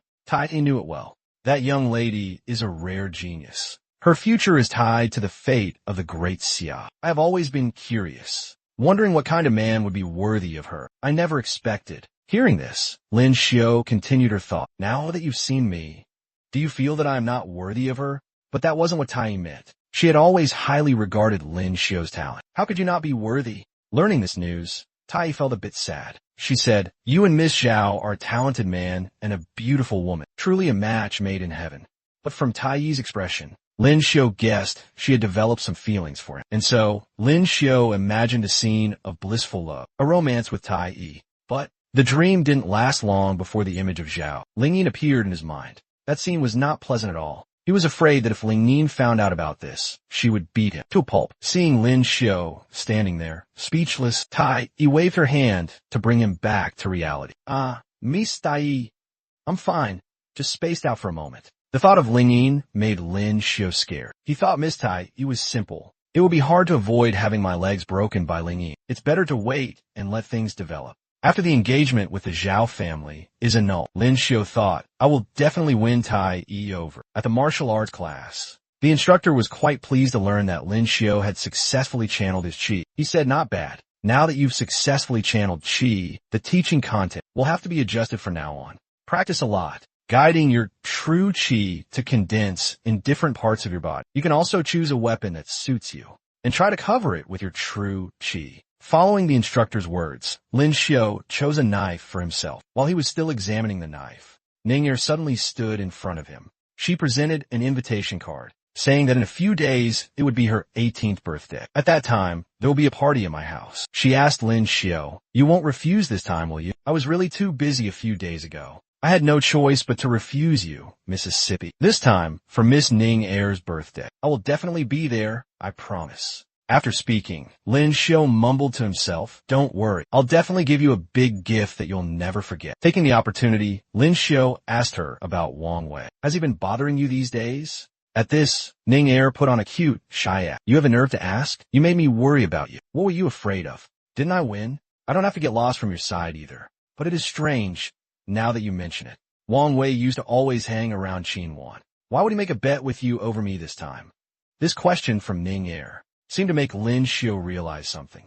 So he began to ponder and deduce again. Seeing Lin Xiu holding the invitation, Li Baizhang appeared, asking, is that an invitation for Miss Ning'er? But with Li Baizhang's speed at gathering gossip, Lin Xiu had to admit, truly nothing escapes his eyes. Not finished, Li Baizhang also praised Lin Xiu for his brilliant methods. He said he really had to admire him. Lin Xiu didn't think there was anything particularly impressive about it. He asked Li Baizhang back, did she not give you an invitation?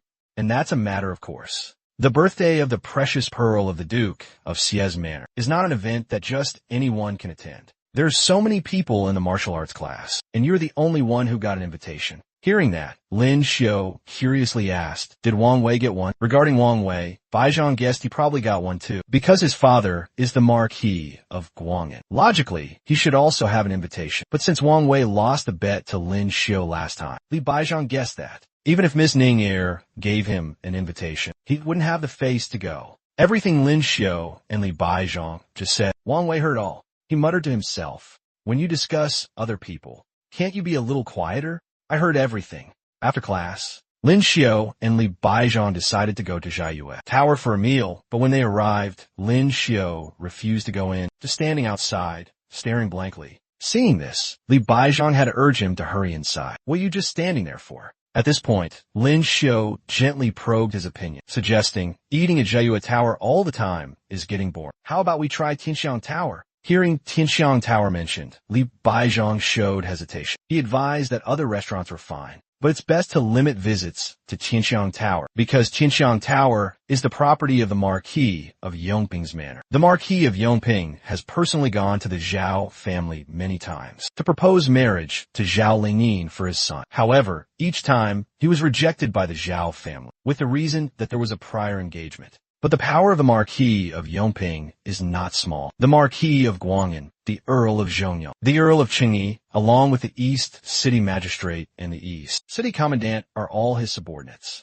With such a tangled network of relationships, even if the manager of Tianxiang Tower welcomes you, would you dare to eat and drink at ease? As for young Master Wu, the one who had previously deliberately caused trouble for Lin Xiu, he also came to Jiayue Tower for a meal today. After finishing his meal, he felt the food here was rather mediocre, incomparable to Tianxiang Tower. He was regretting that the previous matter had been a total failure, and he no longer had the face to go back there. As he was muttering to himself, he suddenly saw Lin Xiao appear right in front of him. Every time he saw Lin Xiao, he would turn pale with fear because of their past incident. Lin Xiao, on the other hand, acted extremely friendly. He waved and said with a smile, "Hello, brother, we meet again." But a guilty conscience needs no accuser. He immediately went on the defensive, asking, "What do you want? I haven't provoked you recently." "Oh, don't be afraid. I have no intention of doing anything to you. I just want to ask you one thing. I know you were instigated by someone last time. So, can you tell me who was behind it?" Hearing Lin Xiao's question, he pretended not to understand what he was talking about. "But I never expected you to be so loyal." Lin Xiao's words made him hastily explain himself. "I just frequently eat at Qinxiang Tower and have a good relationship with the manager. You helped Jiu at Tower make ice, stealing their customers. I found it displeasing, so I wanted to teach you a lesson." After hearing this, Lin Xiao's voice became stricter, full of warning. "If you did that on your own, then don't blame me. As it happens, His Majesty has summoned me to the palace tomorrow to make ice. I will break 3 of my own ribs and tell the people in the palace that you knew I was going to the palace and deliberately injured me severely. You should prepare for your funeral. Have a last good meal. Good luck to you." Lin Xiao's words scared young Master Wu so much he cried out. He didn't know what to do but curse Lin Xiao for being shameless. But no matter how he cursed, Lin Xiao paid him no mind. He walked away, reminding him to go say goodbye to his family. He had only taken a few steps when a man pulled on Lin Xiao's sleeve and confessed everything. Actually, it was Xian Yang, the eldest young master of the Marquis of Yongping's manor, who instigated me. Every injustice has its perpetrator, every debt its debtor. You should go find him. This has nothing to do with me. At the Duke of Xie's manor, today was Ning Er's birthday. Everyone who attended brought precious gifts. The young master of the Marquis of Yongchuan's manor gifted a pair of ruby jades. Young Master Chun Yun of the Marquis of Julu's manor gifted a jade pipa. Young Lady Chen Beibei of the Duke of Chen's manor gifted 10,000 taels of silver. When it was Lin Xiao's turn, he brought nothing with him. Seeing this, the doorman asked, "Young master, where is your gift?" "My gift is quite special. I will personally give it to Miss Ning Er later." Hearing Lin Xiao say this, the doorman invited him in, announcing young Master Lin Xiao of the Earl of Pingan's manor. Inside, Ning Er was surrounded by men, trying to curry favor with her. Seeing Lin Xiao arrive, Ning Er immediately left them and ran over to greet him. Her appearance today left Lin Xiao captivated. He praised that she looked more beautiful than ever tonight. A man interjected, asking, "Ning Er, who is this gentleman? Why have I never seen him before?" Ning Er then introduced him. "This is young Master Lin Xiao of the Marquis Pingan's residence. He is a good friend of mine." Upon learning Lin Xiao's background, the men showed their disdain. They thought to themselves, he's just the son of a third-rank official. Nothing to worry about.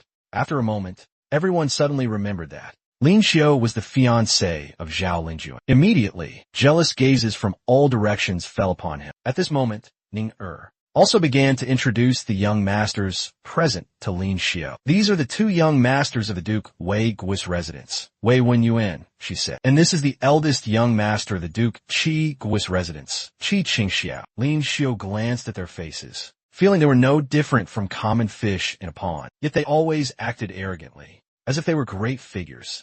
But it didn't stop there. There was another young master, who looked a bit better than the rest. It was the eldest young master of the Marquis Yongping's residence, Yang Xuan. Lin Xiao also categorized him as a fish like the others, but he guessed this fish was probably of slightly higher grade. Despite thinking this, Lin Xiao still greeted politely, "Brother Yang, I've long admired you. Since we are all friends of Lady Ning Er, let's look out for each other in the future." After that, the other young masters began to show off the precious gifts they had brought for Ning Er. "This is a Ming Yuezhu, a bright moon pearl I had someone bring from the western regions. This is my birthday gift to you," one of them said. "A mere bright moon pearl," another scoffed disdainfully, then presented a box, declaring it was his gift.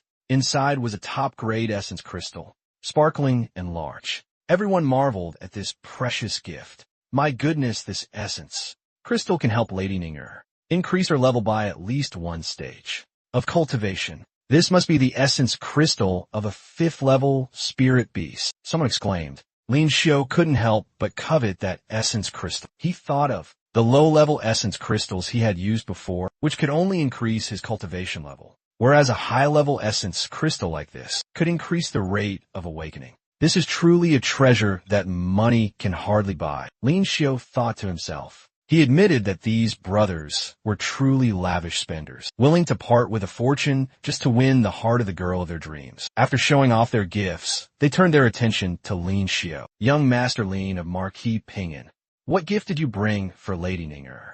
I saw you come in empty-handed. Surely you didn't come unprepared, did you? That wouldn't be very proper, one of them questioned. Fearing Lin Xiu would lose face, Ninger quickly intervened. Young Master Lin's gift arrived several days ago. I liked it very much. Just then, Lin Xiu reached into his sleeve and took something out, saying that tonight he had another special gift prepared for her. When Ninger asked what it was, Lin Xiu held a tube and shot a streak of light into the sky. At first, it was just a single, faint spark that looked rather comical. The other men clutched their stomachs, laughing until they cried. This is a special gift you got for Lady Ninger, just a single firework. But Lin Xiu's gift didn't end there. Immediately after, countless streaks of light began to shoot up from below, creating a brilliant and dazzling fireworks display. Ninger was clearly delighted with this gift. She stared up at the sky in amazement without blinking, repeatedly calling it beautiful. Meanwhile, the other men appeared indifferent, thinking fireworks were nothing special. And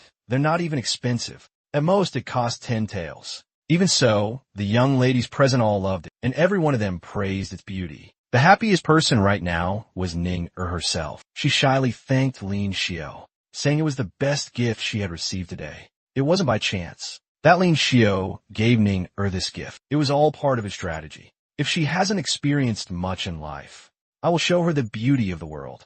If she has been through many hardships, I will take her to ride a carousel. Lin Xiu believed that to woo a girl, one must know how to be romantic. Simply throwing money around would only make one seem like a vulgar show-off. At this moment, perhaps Ninger's heart was truly moved by Lin Xiu. She felt a little regretful, saying, if only you weren't the son of Marquis Ping'an, it would be so much better. But because the fireworks were too loud, Lin Xiu couldn't clearly hear what she had just said. When he asked again, Ninger just smiled and said it was nothing. The party was now nearing its end. Only the eldest young master of the Marquis Yongping's residence, Yang Xuan, and Lin Xiu remained. He spoke up, praising Brother Lin's gift is truly unique and novel. I can see Lady Ninger likes it very much. Lin Xiu dropped the pretense and said bluntly, it's just the two of us here. You don't need to act anymore. I know very well you were behind the incident at Tianxiang Pavilion, directing Wang Wei. Challenging me was also your plan, right? And Marquis Zhongyong is also a subordinate of your father. So,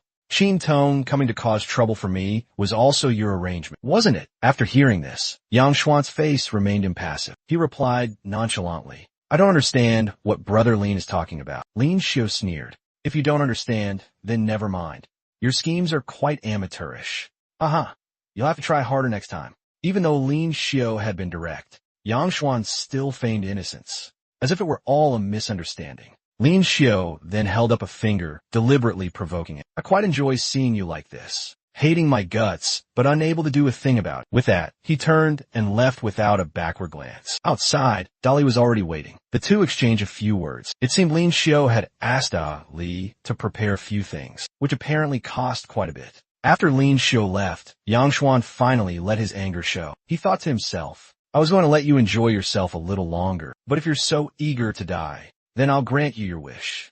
Just you wait, Lin Xiu. When Lin Xiu returned home, he focused on the essence crystal in his hand. He thought, 10 level 2 spirit beast essence crystals cost me 100 taels of silver. That's certainly not cheap. Today, Lin Xiu had intentionally provoked Yang Xuan. He knew that he wouldn't be able to keep his cool and would make another move. Lin Xiu realized that only strength could protect him, and he decided to begin his second awakening immediately. He began to absorb the essence crystal. This process required a great deal of energy and resources. It was not simple at all. Lin Xiu nearly succeeded, but the energy from one essence crystal was not enough. Fortunately, he had prepared enough beforehand. The next morning, Lin Xiu's dog Dahuang was dreaming of a chicken leg. Hearing someone call his name, he thought, who's talking? Is there a second dog in this courtyard? Lin Xiu heard this and gave him a smack, scolding. Who are you calling a dog? The organization has a mission for you. Do it well, and you'll get a chicken leg to eat. Meanwhile, over with Yang Xuan, a subordinate reported, the spy watching. The Marquis Pingin's residence says that after the Duke's banquet, Lin Xiu hasn't left his house for 7 straight days. Only his dog Da Huang has gone out for food. Hearing this, Yang Xuan's face paled slightly, but he still ordered them to continue the surveillance. At the Lin residence, aboard Lin Xiu sat listening to Da Huang's report. Master, on the 2nd floor of the tea house, outside the residence, someone is watching us. The back gate is quite safe. Lin Xiu was waiting for someone from the palace. If it didn't come soon, he thought he might just die here. Just then, footsteps were heard. The person he was waiting for had finally appeared. It was Shuang Shuang. Shuang Shuang was surprised to see Lin Xiu waiting for her and asked, "Were you waiting for me, sir?" Lin Xiu didn't answer and instead guessed, "Did the noble consort send you?" The spirit beast's illness has relapsed, hasn't it? Just as Lin Xiu had said, Shuang Shuang had come because of the spirit beast's illness. Lin Xiu continued, "Its illness is psychosomatic. How could it be cured with just one trip out of the palace?" Shuang Shuang said admiringly, "You are truly so thoughtful and considerate, sir. Even though it's just the illness of a spirit beast, you still put yourself in its place to think." Shuang Shuang felt ashamed by comparison. Lin Xiu told Shuang Shuang to return to the palace and wait while he packed his things. At the back gate of the Lin residence, Lin Xiu carefully scanned his surroundings, making sure no one was following. He trusted Ah Huang, because the back gate was indeed safe, just as he had reported. Meanwhile, the spy at the front gate was still waiting, but only saw the dog going in and out. Da Huang thought to himself, could the master have turned into a dog too? Otherwise, how could he understand dog language? Lin Xiu had entered the palace. "Greetings, your majesty and noble consort." Upon seeing Lin Xiu, the noble consort hurriedly called him over to check on her little one's condition, anxiously asking why it was so weak. His Majesty, on the other hand, looked surprised and asked Lin Xiu, "Do you really know medicine?" Lin Xiu humbly replied, "Your servant knows nothing of medicine. I have only raised cats and dogs before, so I have a basic understanding of animal behavior." Hearing this, His Majesty ordered Lin Xiu to treat the noble consort's pet, promising a generous reward if he succeeded. To do this, Lin Xiu suggested the noble consort prepare a quiet room, and this request was immediately granted. As soon as he entered the room, Lin Xiu gently patted the spirit pet's bottom, telling it not to sleep, but to wake up. Startled awake, the spirit pet cried out, "Who's touching my butt?" Lin Xiu frankly admitted that he had just done it. When it realized Lin Xiu could understand its language, the spirit pet asked in surprise, "You can hear me and talk to me? Are you a tiger too?"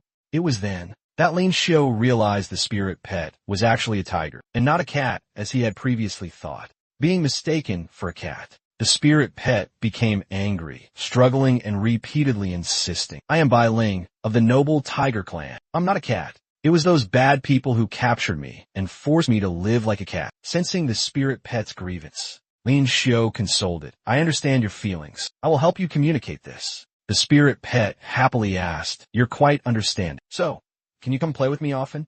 Lin Xiu agreed, but on one condition. The spirit pet had to obey him and act out a play together. Meanwhile, the noble consort and His Majesty were still outside the room, waiting anxiously. When Lin Xiu came out holding the spirit pet, the noble consort rushed to ask about her little one's condition. Lin Xiu asked seriously, "What does the spirit beast normally eat?" A maidservant quickly replied, "We always prepare the freshest, most delicious pieces of fish. We dare not be careless." Lin Xiu shook his head. "The food is the problem. This spirit beast may look like a cat, but it's actually a tiger. It doesn't like to eat fish. Besides, eating the same thing all the time would make anyone sick of it." The noble consort asked, "So what should I feed it?" Lin Xiu suggested, "Your Highness can feed it chicken, beef, and also some green vegetables. The meal should be varied to stimulate its appetite." The noble consort immediately ordered people to prepare food according to Lin Xiu's instructions. When served the new dishes, the spirit pet appeared very satisfied and ate with great relish. Seeing the situation stabilize, the noble consort asked Lin Xiu, "Would you like to stay by my side?" His Majesty laughed and cut in, "My dear consort, you can have anyone you want, but not Lin Xiu. I will grant him a token, allowing him to enter the palace every other day to care for the spirit beast." Thanks to His Majesty's intervention, Lin Xiu avoided becoming a junior eunuch. However, the noble consort was not completely at ease yet, asking Lin Xiu if the spirit pet would get sick again. Lin Xiu replied, "Your Highness, the food was only part of the cause. I have told Your Highness about the source of the illness before." The noble consort worried, "I have let Ling Long take it out frequently, but it had no effect.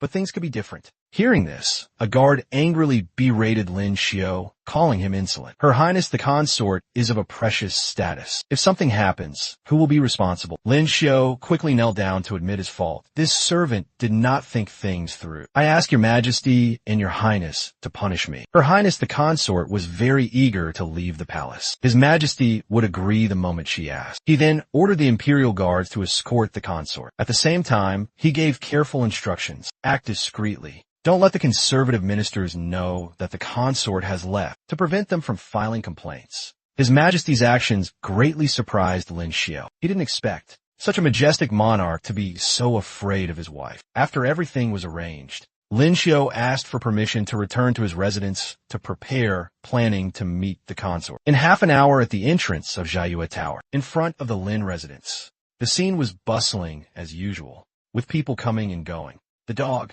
Lin Xiao's De Huang, was still faithfully guarding the gate. Upon returning home, Lin Xiao secretly called De Huang inside to ask if the stalkers were still outside. Just as expected, they were still standing there stubbornly, refusing to leave. This made Lin Xiao quite satisfied. A cunning smile appeared on his face, as if he was ready to set a trap.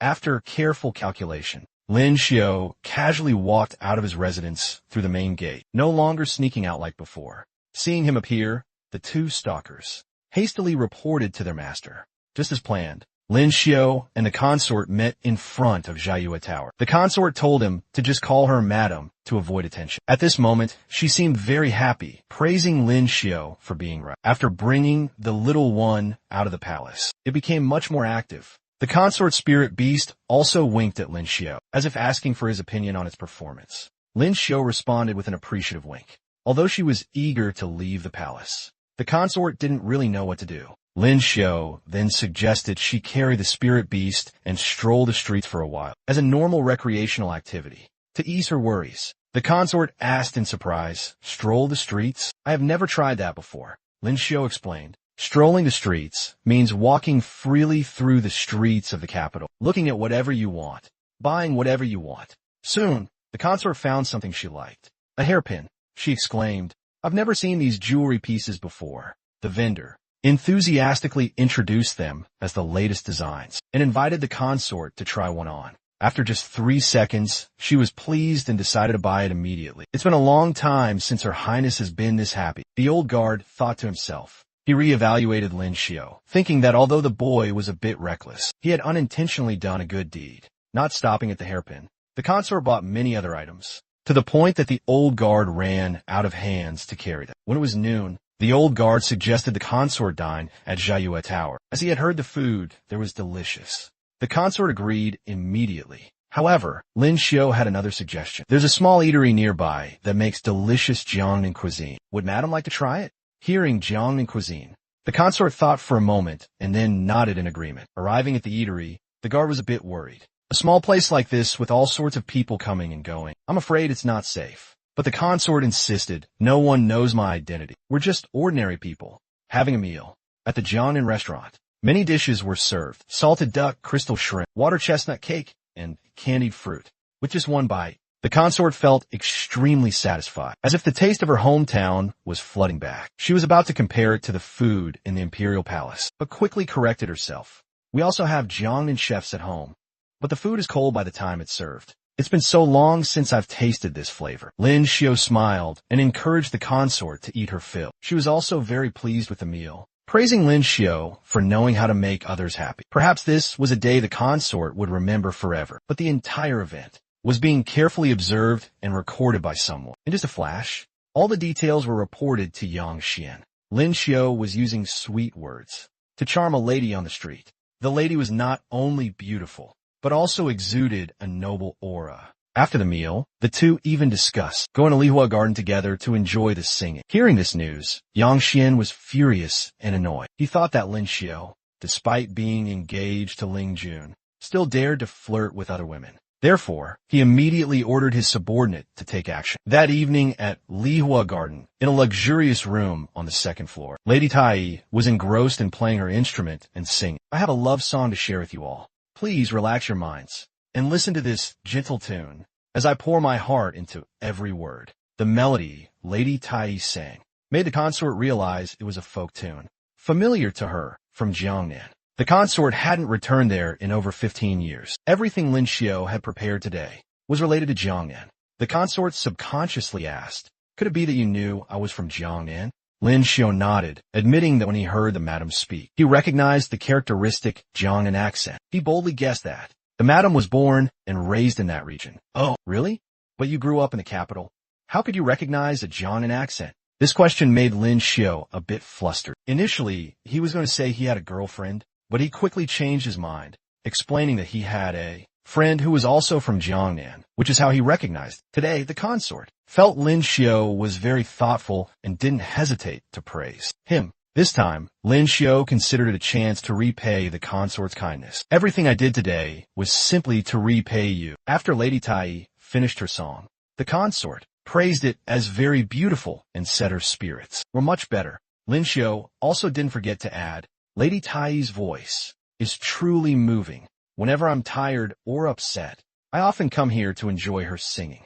It helps me relax." Then the consort looked outside, so they had been out for quite a while, and told Lin Xiao that he should visit the little one more often in the future. Then the consort stood up, preparing to leave. Watching the consort's departing figure, Lin Xiao couldn't help but worry, because his plan was not yet complete. He wondered why Yang Xian still hadn't made a move. The consort had been strolling the streets for over Shurchen. How could he possibly miss such a good opportunity? The consort was about to leave Lihua Garden, yet there was still no movement from Yang Xian. Lin Xiao recalled the last time, at Xuen Ninger's birthday party, when he had deliberately provoked Yang Xian to get him to act. If this plan failed, he didn't know how long he'd have to wait for another chance. Just then, a man suddenly blocked the consort's path, making a crude remark. "Hey, little beauty, why don't you come with me? I'm much stronger than that pretty boy behind you." Seeing this man, Lin Xiao actually felt relieved. He knew the person he was waiting for had appeared. Not stopping there, he was about to get handsy, disparaging Lin Xiao's slender physique, claiming he couldn't bring a woman pleasure. Instantly, Lin Xiao appeared, grabbing the man's hand and saying, "Wait a moment." Being stopped, the man flew into a rage and yelled, "You stinking brat! You dare steal my woman?" The moment he finished speaking, Lin Xiao slapped him hard. The slap was forceful enough to knock his teeth out. As a result, he was beaten by Lin Xiao until his face was disfigured. His two accomplices behind him rushed to help him up, but his eyes rolled back and he collapsed on the spot. The two accomplices immediately concluded, "He's not breathing anymore. Big brother is dead. He killed someone."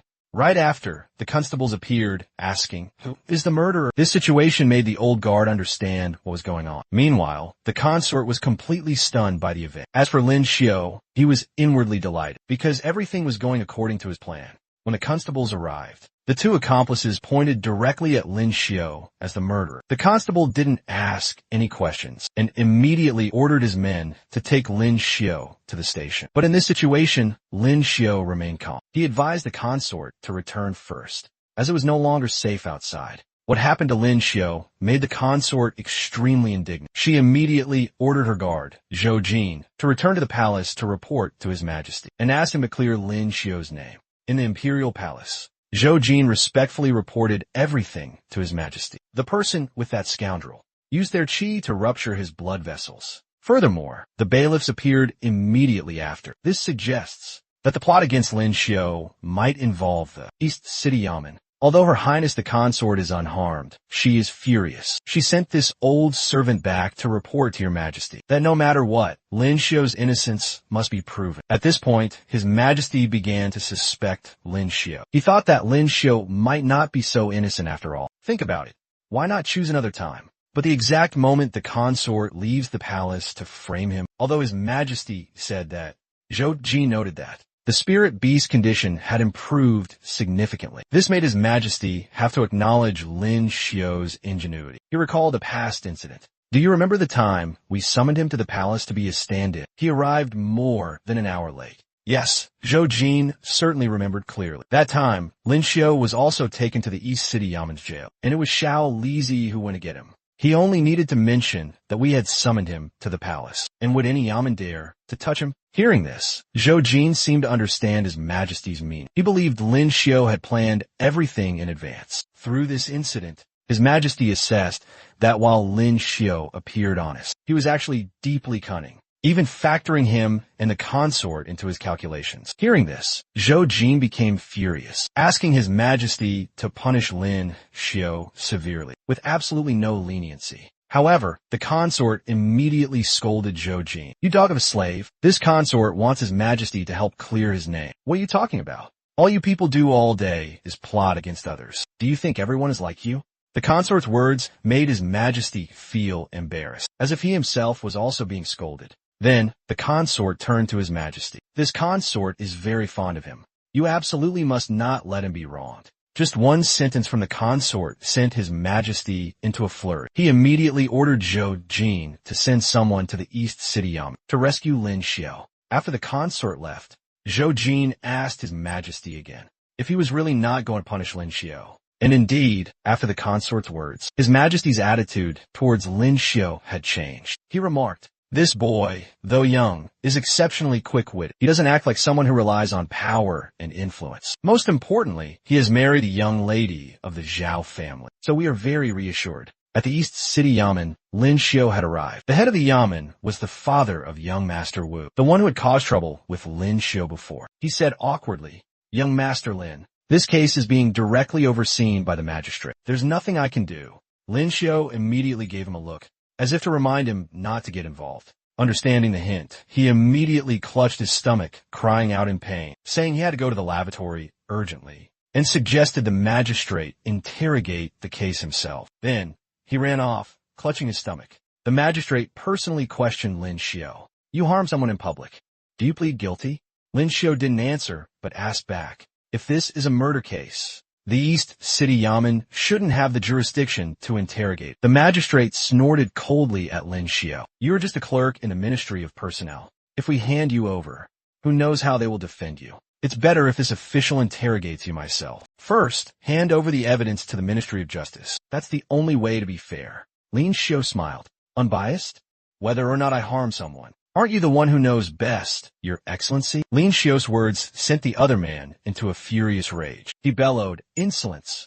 The matter is as clear as day. Good and evil are distinct. So many people witnessed you harming someone, yet you still dare to feign innocence. This official will use the harshest punishments. First, the caning, followed by the finger press. Finally, torture by branding. We won't stop until you confess your crime."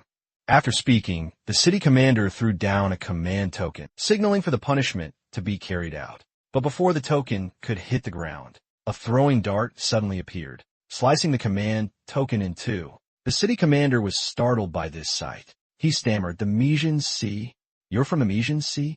The tables had completely turned. Lin Xiu began to threaten him. So the East City commander does no fear. When you oppress the common people, you should have known a day of reckoning would come. The matter is clear. Good and evil are distinct. What crime does someone like you, who disregards the law, deserve?" Lin Xiu's words made the city commander tremble uncontrollably. He was so terrified he fainted on the spot. But fainting wouldn't let him escape the truth. Zhou Jin gave an order. "Wake him up and continue with the punishment."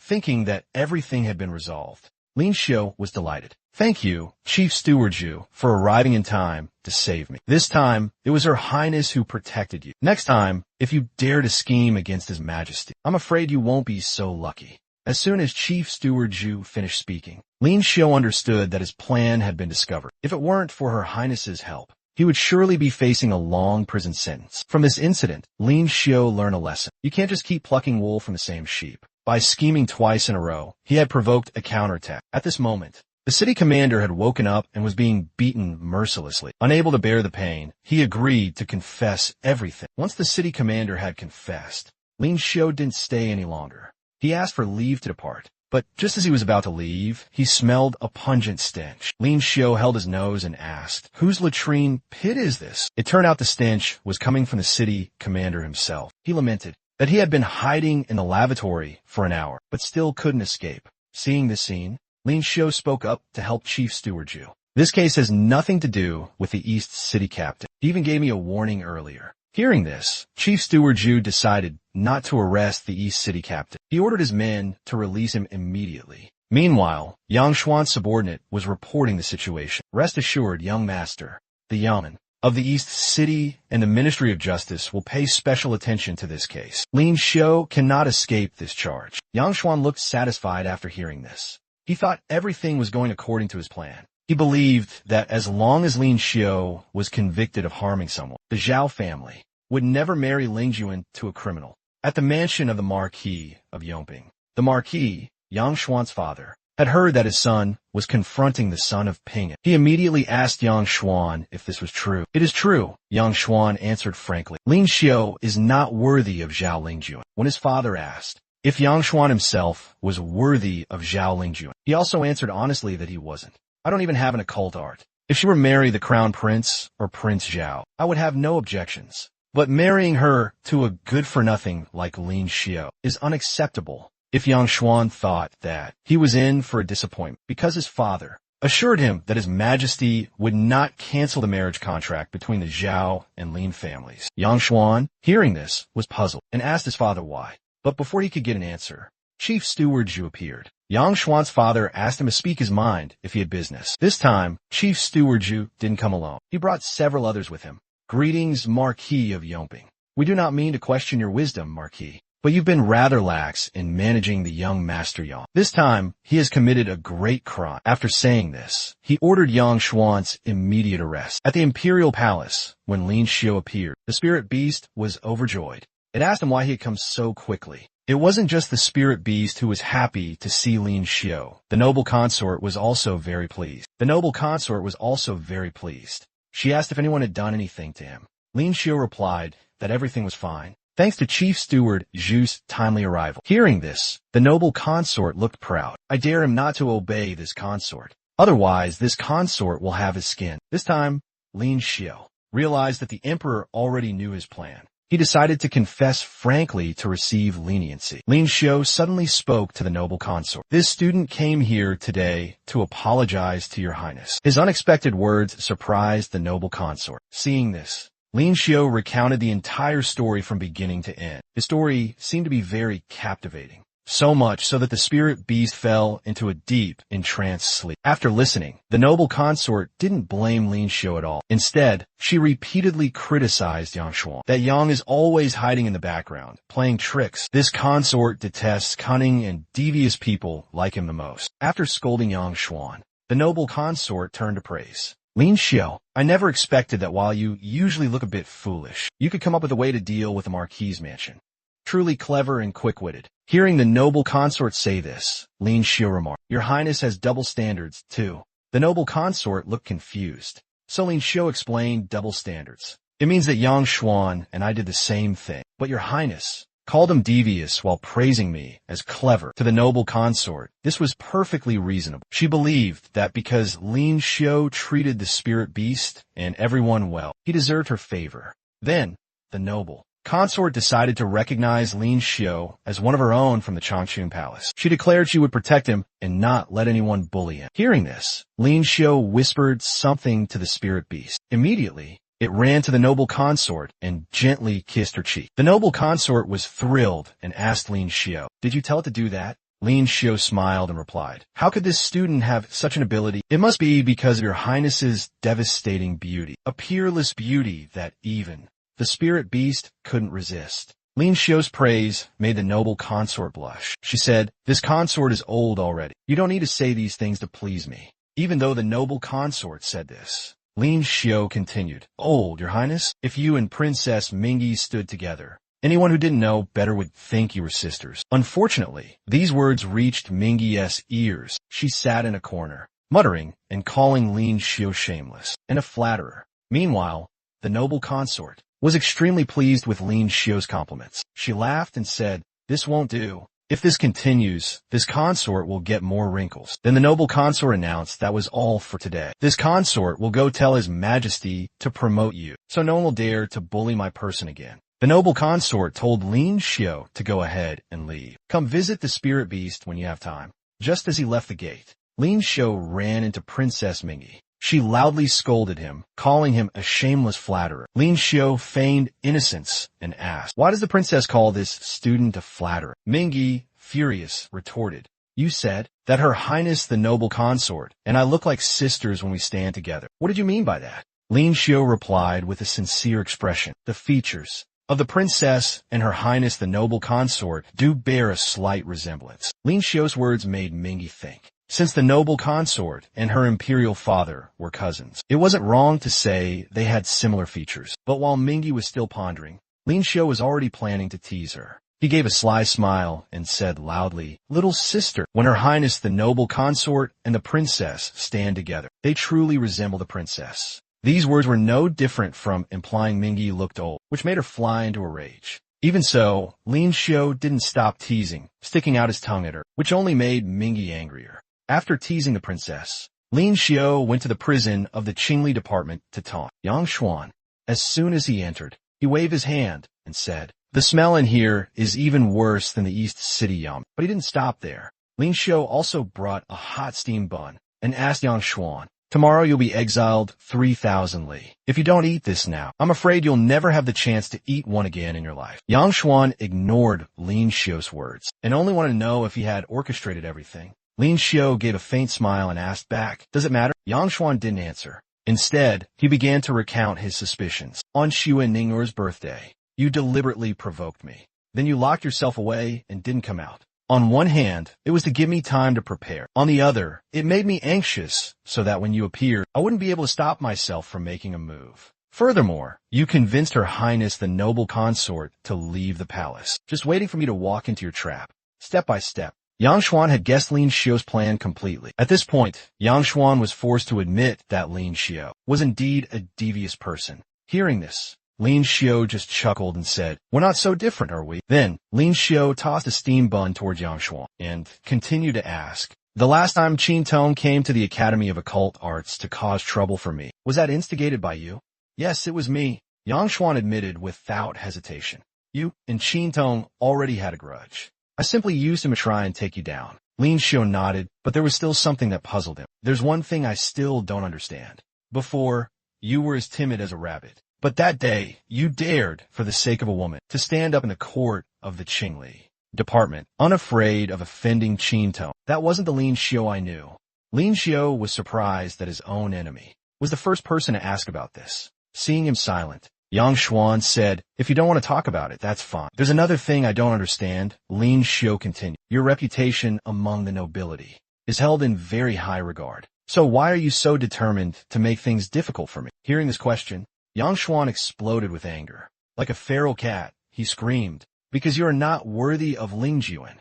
She will never be happy with you." This reason left Lin Xiu so stunned he was speechless. He never expected to be dragged into a feud related to marriage, and to be targeted by someone who was in love with his fiancée. Not finished yet. Lin Xiu had one more thing to confirm. "Were you the one who sent assassins after me?" Yang Xuan immediately denied it. "I only wanted to cripple you. I never intended to assassinate you." With that, he burst out laughing, looking at Lin Xiu mockingly. "I'm laughing at you. The people who want to harm you are countless. How could you possibly guess who made the move?" At Lihua Garden, Lin Xiu was copying the occult art of the young imperial physician. The progress had currently reached 2%. The physician shyly reported that every day, she practiced the musical score Lin Xiu had given her, and her body had begun to feel a kind of strange power. The act of Lin Xiu holding her hand made the physician blush. He thought to himself, "The second awakening indeed has allowed me to continue copying abilities." Just then, the system displayed a loading notification. Progress had increased to 2.12%. This number surprised Lin Xiu so much he cried out internally, "Mathematics? Why are there decimals in here?" Lin Xiu continued to hold the physician's hand, causing her to blush in embarrassment. Finally, she gently reminded him, "Young master, I've read in books that occult arts cannot be detected through one's pulse." Lin Xiu let go of her hand, feigning seriousness. He thought to himself, "Indeed, girls shouldn't read too many books." To change the subject, Lin Xiu asked why today Lihua Yuan wasn't open for business. It turned out that due to the murder case that happened last time, the authorities had sealed this place, and it was unknown when it could reopen. Lin Xiu realized that every day Lihua Yuan remained closed. It was a day of lost revenue. He decided he had to act immediately. He stood up and declared that the case was closed, and he would go urge the authorities. Seeing Lin Xiu about to leave right after arriving, the physician looked a bit sad. Lin Xiu guessed that she had developed feelings for him. He thought to himself, if not for the marriage contract with the Zhao family, it would only take 3 days for him to conquer this physician girl. At the Lin Manor, the whole family was gathered around for a meal, worried about their son's hard cultivation. Lin Xiu's parents kept piling food onto his plate until it was stacked as high as a mountain. Although he didn't know where to start eating, Lin Xiu felt warm inside. He realized that even though he had lived 2 lives, only here did he truly feel the warmth of a family. Therefore, no matter what, he was determined to protect this family. The powerful nobles held immense power, from a military to farmlands and population. In recent years, Emperor Xia had always been strict about infecting land and titles to consolidate royal power. Even so, the Zhao family still managed to rise from a 3rd-rank beau to a 1st-rank hoe, thanks to their 2 daughters with boundless prospects. Lin Xiu understood that to deal with this situation, he had to continuously increase his own strength. High-level special art users can cultivate on their own, but for a low-level special art user like me, using wealth to change fate is the fastest way. 1 essence stone of the same grade is equivalent to 1 day of cultivation, but to break through, at least 10 highest grade essence stones are needed. A careful calculation for the 3rd awakening, 800 essence stones of grade 2 and 10 essence stones of grade 3 are needed, with a market price of up to 100,000 taels. For the 4th time, this number increases to 200 grade 3 essence stones and 10,000 grade 4 essence stones, priced at 2 million taels. Looking at it again and again, the result was still no money. The more Lin Xiu calculated, the more his head spun. He realized that grade 3 essence stones were indeed extremely rare, so much so that even a royal capital would struggle to gather 10,000 of them. If he awakened one more time, the path of changing fate through money would be completely blocked. Just then, Steward Li appeared. He greeted the family, who were having their meal. Then, without hesitation, he immediately took out an imperial edict and announced, "Young Master Lin, Bo Pingyan, receive the edict." The sudden appearance of the imperial edict left Lin Xiu's parents utterly stunned.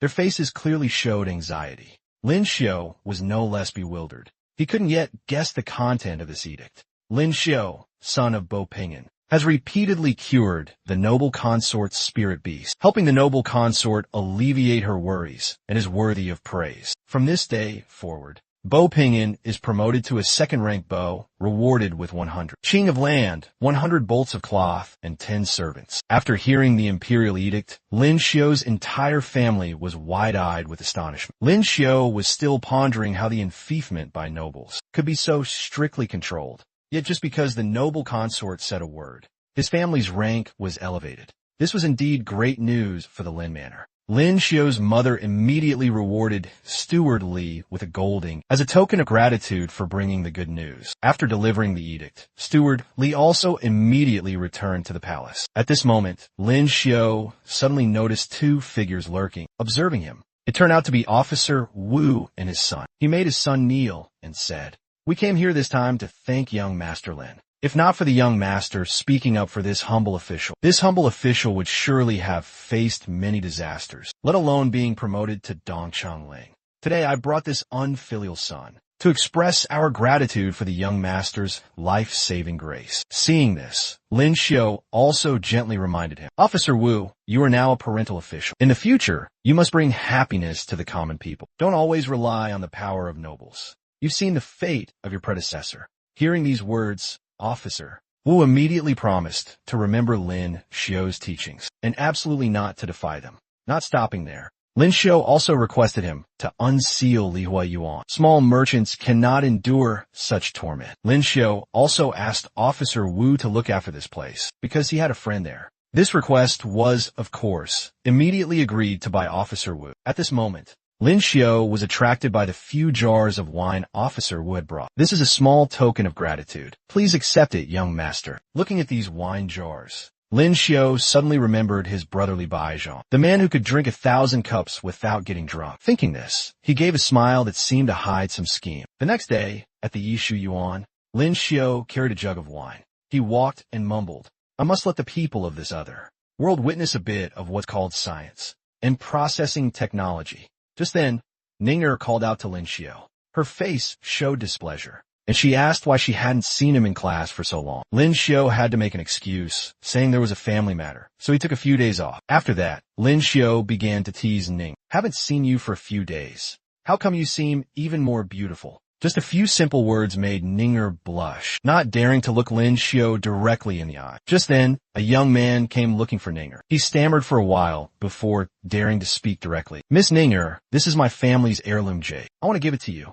I like you. This confession greatly surprised Ninger. Lin Xiao, on the other hand, smiled as if he had seen through the mortal world. Ninger immediately refused. I've always considered you a friend. The young man was dejected, his whole body seemingly turned to stone. Lin Xiao chuckled inwardly. It seems I'm hearing the sound of a young man's heart breaking. After the young man left, Ninger wondered, why do they say such things to me when I only see them as friends? Lin Xiao then explained, of course, it's because Miss Ninger is too charming. Everyone who meets you falls in love. Any man would want to marry you. Hearing this, Ninger shyly asked, the men who want to marry me, does that include you? At this point, Lin Xiao expressed his regret, announcing that he already had a marriage contract. Hearing this, Ninger blushed even more, hurriedly saying that she was just joking.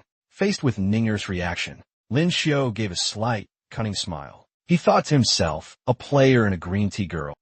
Let's compete and see who's more skilled. The loser better not cry. Boo-hoo. Meanwhile, at the lake of the Yishu Yuan, Lin Xiao and Li Baizhang were intently watching, a couple being affectionate with each other. Seeing this, Lin Xiao jokingly asked Li Baizhang, brother, are you jealous? Li Baizhang shook his head, replying that his dream was not a small tree, but the entire forest. Understanding brother Li's thoughts, Lin Xiao smiled. Brother, you can deceive yourself, but don't try to deceive me. After all, we're the same. Li Baizhang continued, brother Lin, the fireworks you prepared for Miss Ninger were truly spectacular. Ninger thought you were the prey, but who knew she was actually your prey? As a friend, let me remind you, she is the precious pearl of the Jiju Gongfu. Don't play with fire, or you'll get burned. Lin Xiao listened and calmly replied, brotherly, rest assured, I have my own plans. I'm here for her special ability, not for her affection. Not wanting to talk more about himself, Lin Xiao changed the subject to Li Baizhang. He asked, our ages are about the same. Brotherly, do you have any marriage contract yet? Hearing this, Li Baizhang broke into a slight sweat and replied, for people like us, if we are bound by a marriage contract, it's truly pitiful. Lin Xiao nodded in agreement. He then took out a jug of wine and said, brotherly, you have stories. I have wine. That's all we need to set up a drinking session. Lin Xiao's purpose today was precisely to get Li Baizhang drunk, to replicate his lightning special art. As soon as the wine reached Li Baizhang's hand, just by smelling it, he could sense its strength. He felt like he was about to get drunk before even tasting it. Immediately after, from within the woods, rumbling thunderclaps echoed. People nearby found it strange. The sky was clear, so why was there thunder and lightning? They guessed that some kind of match was taking place. The thunder and lightning continued. The person within almost turned into a dried skeleton. No, those were Lin Xiao's bulging muscles. He had successfully cultivated the lightning special art. On the way home from the Yishu Yuan, it was dark and raining heavily. Suddenly, a horse carriage appeared. The person in the carriage asked Lin Xiao, it's raining so hard. Don't you have an umbrella? Get in, I'll give you a ride. Lin Xiao shook his head. No need, I'm almost home. Immediately, that person launched a sword towards Lin Xiao. Attacked. Suddenly, Lin Xiao couldn't dodge in time and was stabbed straight in the chest. Fortunately, his ice special art had reduced the damage. The attacker, not expecting Lin Xiao to have this trick, pushed harder to stab again. This time, the sword strike hit true. Lin Xiao knew his basic ice layer wasn't enough to resist the true chi of the sword, so he used his lightning special art, paralyzing the opponent. Seizing the opportunity, Lin Xiao delivered a lightning punch, severely injuring the attacker. The carriage was also shattered. However, Lin Xiao was also seriously injured and collapsed on the spot. After being severely injured, Lin Xiao was taken home, still unconscious. His parents were extremely worried, not understanding who could harbor such deep hatred for their son, to want to harm him multiple times. When Lin Xiao woke up, his mother immediately asked about his injuries. Lin Xiao forced a smile to reassure his mother. It's just a superficial wound. Just then, Imperial Physician Song Song from the Tai Yuan rushed over. She asked everyone to step aside so she could treat Lin Xiao. Although she was an Imperial Physician, when she saw Lin Xiao's muscular 8-pack abs, Song Song also couldn't help but freeze, her face blushing with embarrassment. Song Song's blushing face made Lin Xiao feel embarrassed as well. He had to cough a few times to help her snap out of it. Noticing the signal from the patient, Song Song began to use her special art to treat Lin Xiao. However, neither of them could hide their awkwardness. Their faces both flushed. Coincidentally, while Song Song was treating his body, Lin Xiao had already begun replicating her special art. Before long, Song Song seemed exhausted. She leaned against Lin Xiao, panting, saying she couldn't continue. Seeing her exhaustion, Lin Xiao understood that the treatment had consumed much of Song Song's spiritual power. He suggested taking her to the study to rest. Finally, Lin Xiao had successfully replicated Song Song's healing special art. He thought of his previous failures and felt lucky to have succeeded this time. Intentionally plant flowers, they may not bloom. Unintentionally sow willows, they may grow into shade. He thought to himself. Just then, Officer Ching appeared to investigate the assassination attempt from the previous night. He was suspicious and wanted to find more evidence from Lin Xiao. The assassin who targeted Lord Lin has a cultivation at the Daoxian upper realm. While your special art, sir, only awakened 2 months ago. May I ask how you managed to counterattack? Officer Ching asked. Lin Xiao answered in detail. Recently, my ice-type special art has awakened twice. When the assassin attacked, I condensed a layer of ice armor in front of my chest, which blocked 2 sword strikes. Then, I condensed true chi into my fist and counterattacked with all my strength. However, Officer Qing was still not satisfied. He suspected that with a cultivation level of only chi guided, Lin Xiao couldn't have broken through the defense of an assassin at the Xian upper realm.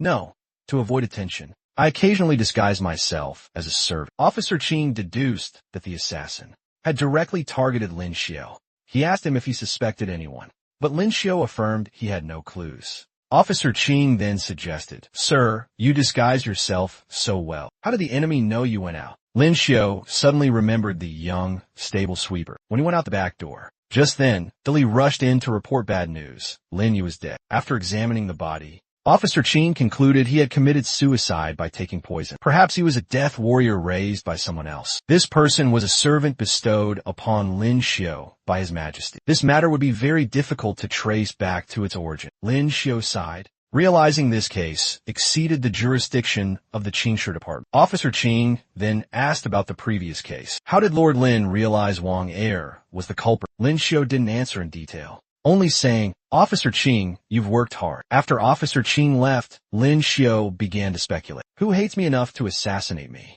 Could it be Marquis Yongping? But Yang Xian was just exiled. If it was Marquis Yongping, he should wait for things to calm down before acting. Lin Xiao was focusing all his mind and internal energy on thinking, when he was suddenly startled by Da Li shouting from behind, making him jump so much that he thought his heart would leap out of his chest. It turned out Da Li had only come to inform him that old master and madam were calling for him. After the assassination attempt, Lin Xiao's parents were extremely worried about their son's life. They demanded he tell the truth. Who exactly was it that repeatedly wanted to take his life? Lin Xiao still couldn't figure out who the enemy was, only managing to utter, an innocent commoner invites disaster by possessing a treasure. Or perhaps it's because I've unintentionally made others dislike me. Yes. Hearing him say this, Lin Xiao's mother felt even more heartbroken and worried. She suspected the cause lay in the marriage contract. Ling Jun is so outstanding. Everyone wants her.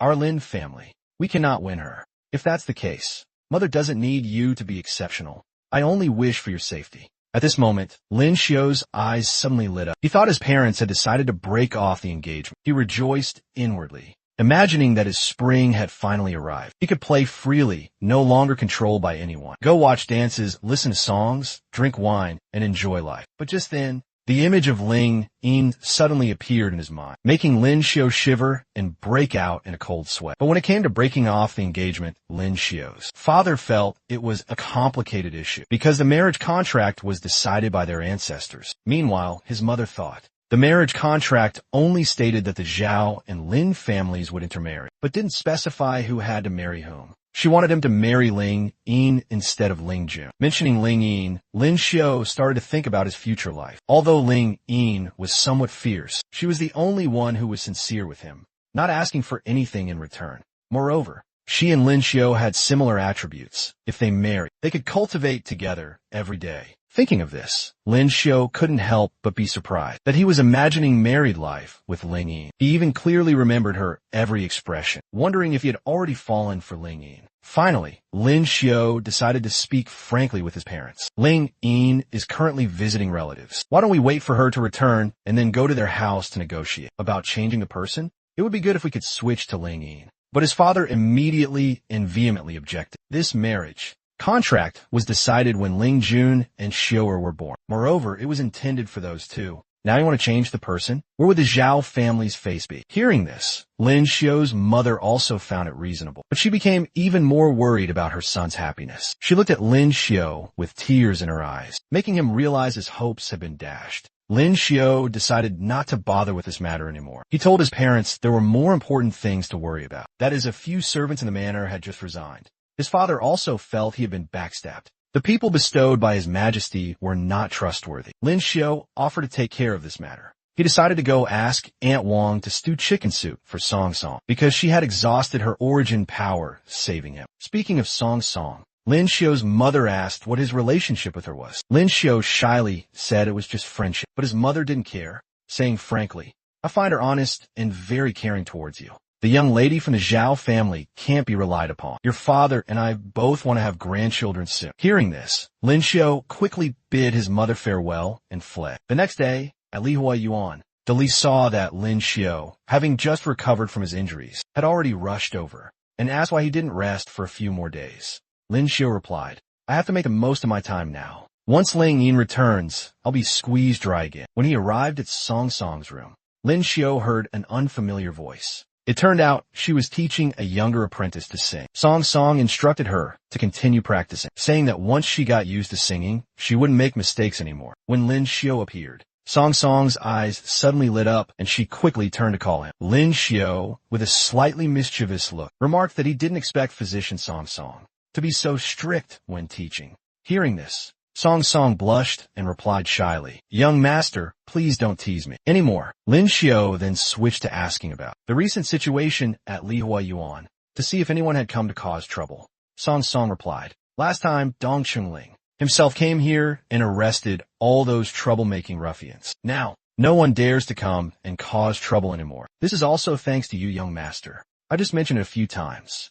Who knew you would act so quickly? If Lihua Yuan closed down, where would I go to listen to singing?" Hearing this, Song Song was a bit annoyed, implying that there were many other places to listen to singing. Lin Xiu quickly replied, saying that although there were many singing stalls, she wasn't at those places. The answer made Song Song blush as if she had high fever. She mumbled that her singing voice wasn't as good as others. Seeing Song Song shy, Lin Xiu found it even more amusing. He thought this was a beautiful moment. Lin Xiu continued, saying that even if others' voices were better, he still only liked to hear Song Song sing. Song Song didn't know how to respond, only wondering what Lin Xiu was thinking. Every word he said carried a hidden meaning, making her think a lot. After some teasing, Lin Xiu moved on to the main topic. He asked, "Just now upstairs I saw the troop leader looking dejected. She must have encountered some difficulty." Song Song sighed and explained that the problem was still money. The kind-hearted troop leader had taken in many homeless girls, but business was not good, and her income was not enough to live on. After hearing this, Lin Xiu immediately decided to ask her to tell them to come to the Lin Manor. "My family is currently looking to hire more people. The requirements are not high, as long as they are hardworking."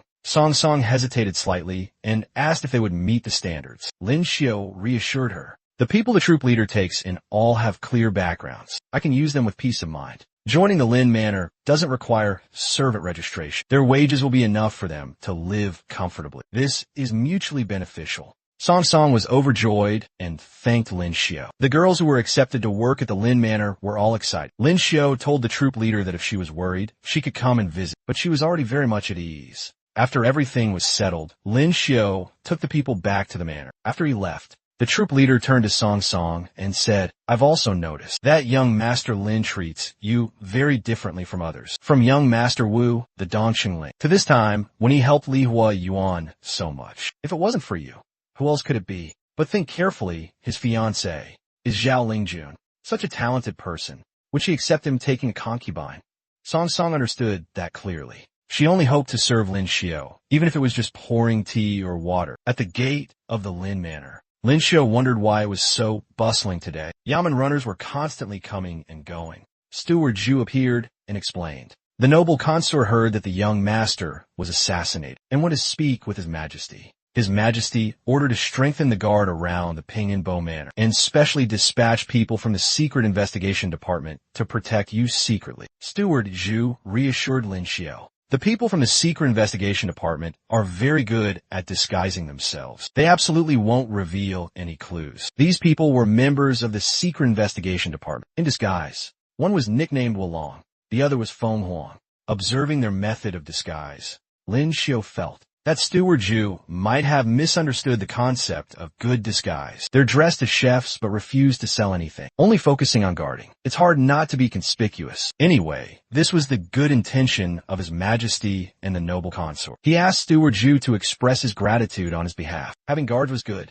but from now on, Lin Xiu would always be watched by people from the Secret Investigation Department. He worried that he wouldn't be able to hide the fact that he knew multiple types of special arts. Lin Xiu wished that in this world, there existed a type of camouflage special art. After thinking it over, Lin Xiu realized it wasn't too necessary, even with strange abilities like beast language or sound manipulation. As long as the owner didn't reveal them, others wouldn't be able to find out. The next day, at the Qingli department, it was time for work, but the place was deserted. While walking, Lin Xiu happened to meet a friend who was hurriedly running somewhere. After asking, Lin Xiu found out that Attendant Chen's son had gone missing last night. With a search reward of up to 100 taels, everyone was now rushing to find him. Hearing 100 taels, Lin Xiu's eyes lit up. He thought this amount of money was enough to buy many essence stones, while his 6 gene resources for his 3 awakenings were still empty. So, Lin Xiu and his friend immediately went to Attendant Chen's manor. Upon arrival, Lin Xiu saw Attendant Chen crying pitifully in front of Officer Qing. Officer, I am over 50 years old, and I only have this one son. Please, you must help me find him. Seeing Lin Xiu appear, Officer Qing was surprised, not understanding why he was there. After some thought, Officer Qing requested Attendant Chen to gather everyone in the manor to ask for more clues. Lin Xiu noticed the diaper a servant was holding. After confirming it was the young master's diaper, he immediately borrowed it and took it away. This action confused the servant. She stared at Lin Xiu with wide, questioning eyes. Officer Qing also wondered what Lin Xiu was going to do with the child's clothing. Outside the manor gate, Lin Xiu let De Huang sniff the diaper, announcing that this important task had been assigned to him. It's unclear what Lin Xiu instructed, but De Huang appeared extremely determined. Soon enough, De Huang had spread the word to his community of brethren. Whoever found the owner of the diaper would be rewarded with plenty of meat and bones. This attractive reward made everyone respond enthusiastically, setting out together to search. In the poor district, a baby's wailing echoed throughout the neighborhood. De Huang had noticed a house in this area. The sound of a child crying. Inside the house, a child was crying, but the couple there couldn't seem to soothe it, as if they weren't the parents of the baby. Just then, there was a knock on the door. Before they could react, the entire door seemed to be blown open. The person who arrived was Lin Xiu. He then brought the child back. Seeing the baby, Attendant Chen burst into tears of joy. He quickly snatched the baby from Lin Xiu's hands, then hugged him tightly, sobbing. Lin Xiu found the baby so quickly that Officer Qing couldn't help but be curious. He then asked, when I interrogated the nanny, I noticed her mental state was a bit abnormal. A slight threat was enough to make her confess everything. She said she wanted to kidnap the young master for ransom. I didn't expect Lord Lin to solve the case one step ahead. I wonder how you found a young master. Lin Xiu honestly shared, I relied on animals. Their senses are much sharper than humans. Through training, animals are very suitable for finding people and things. You sirs can try training them. However, this is just a minor trick, incomparable to Officer Qing, who solves cases like a genius.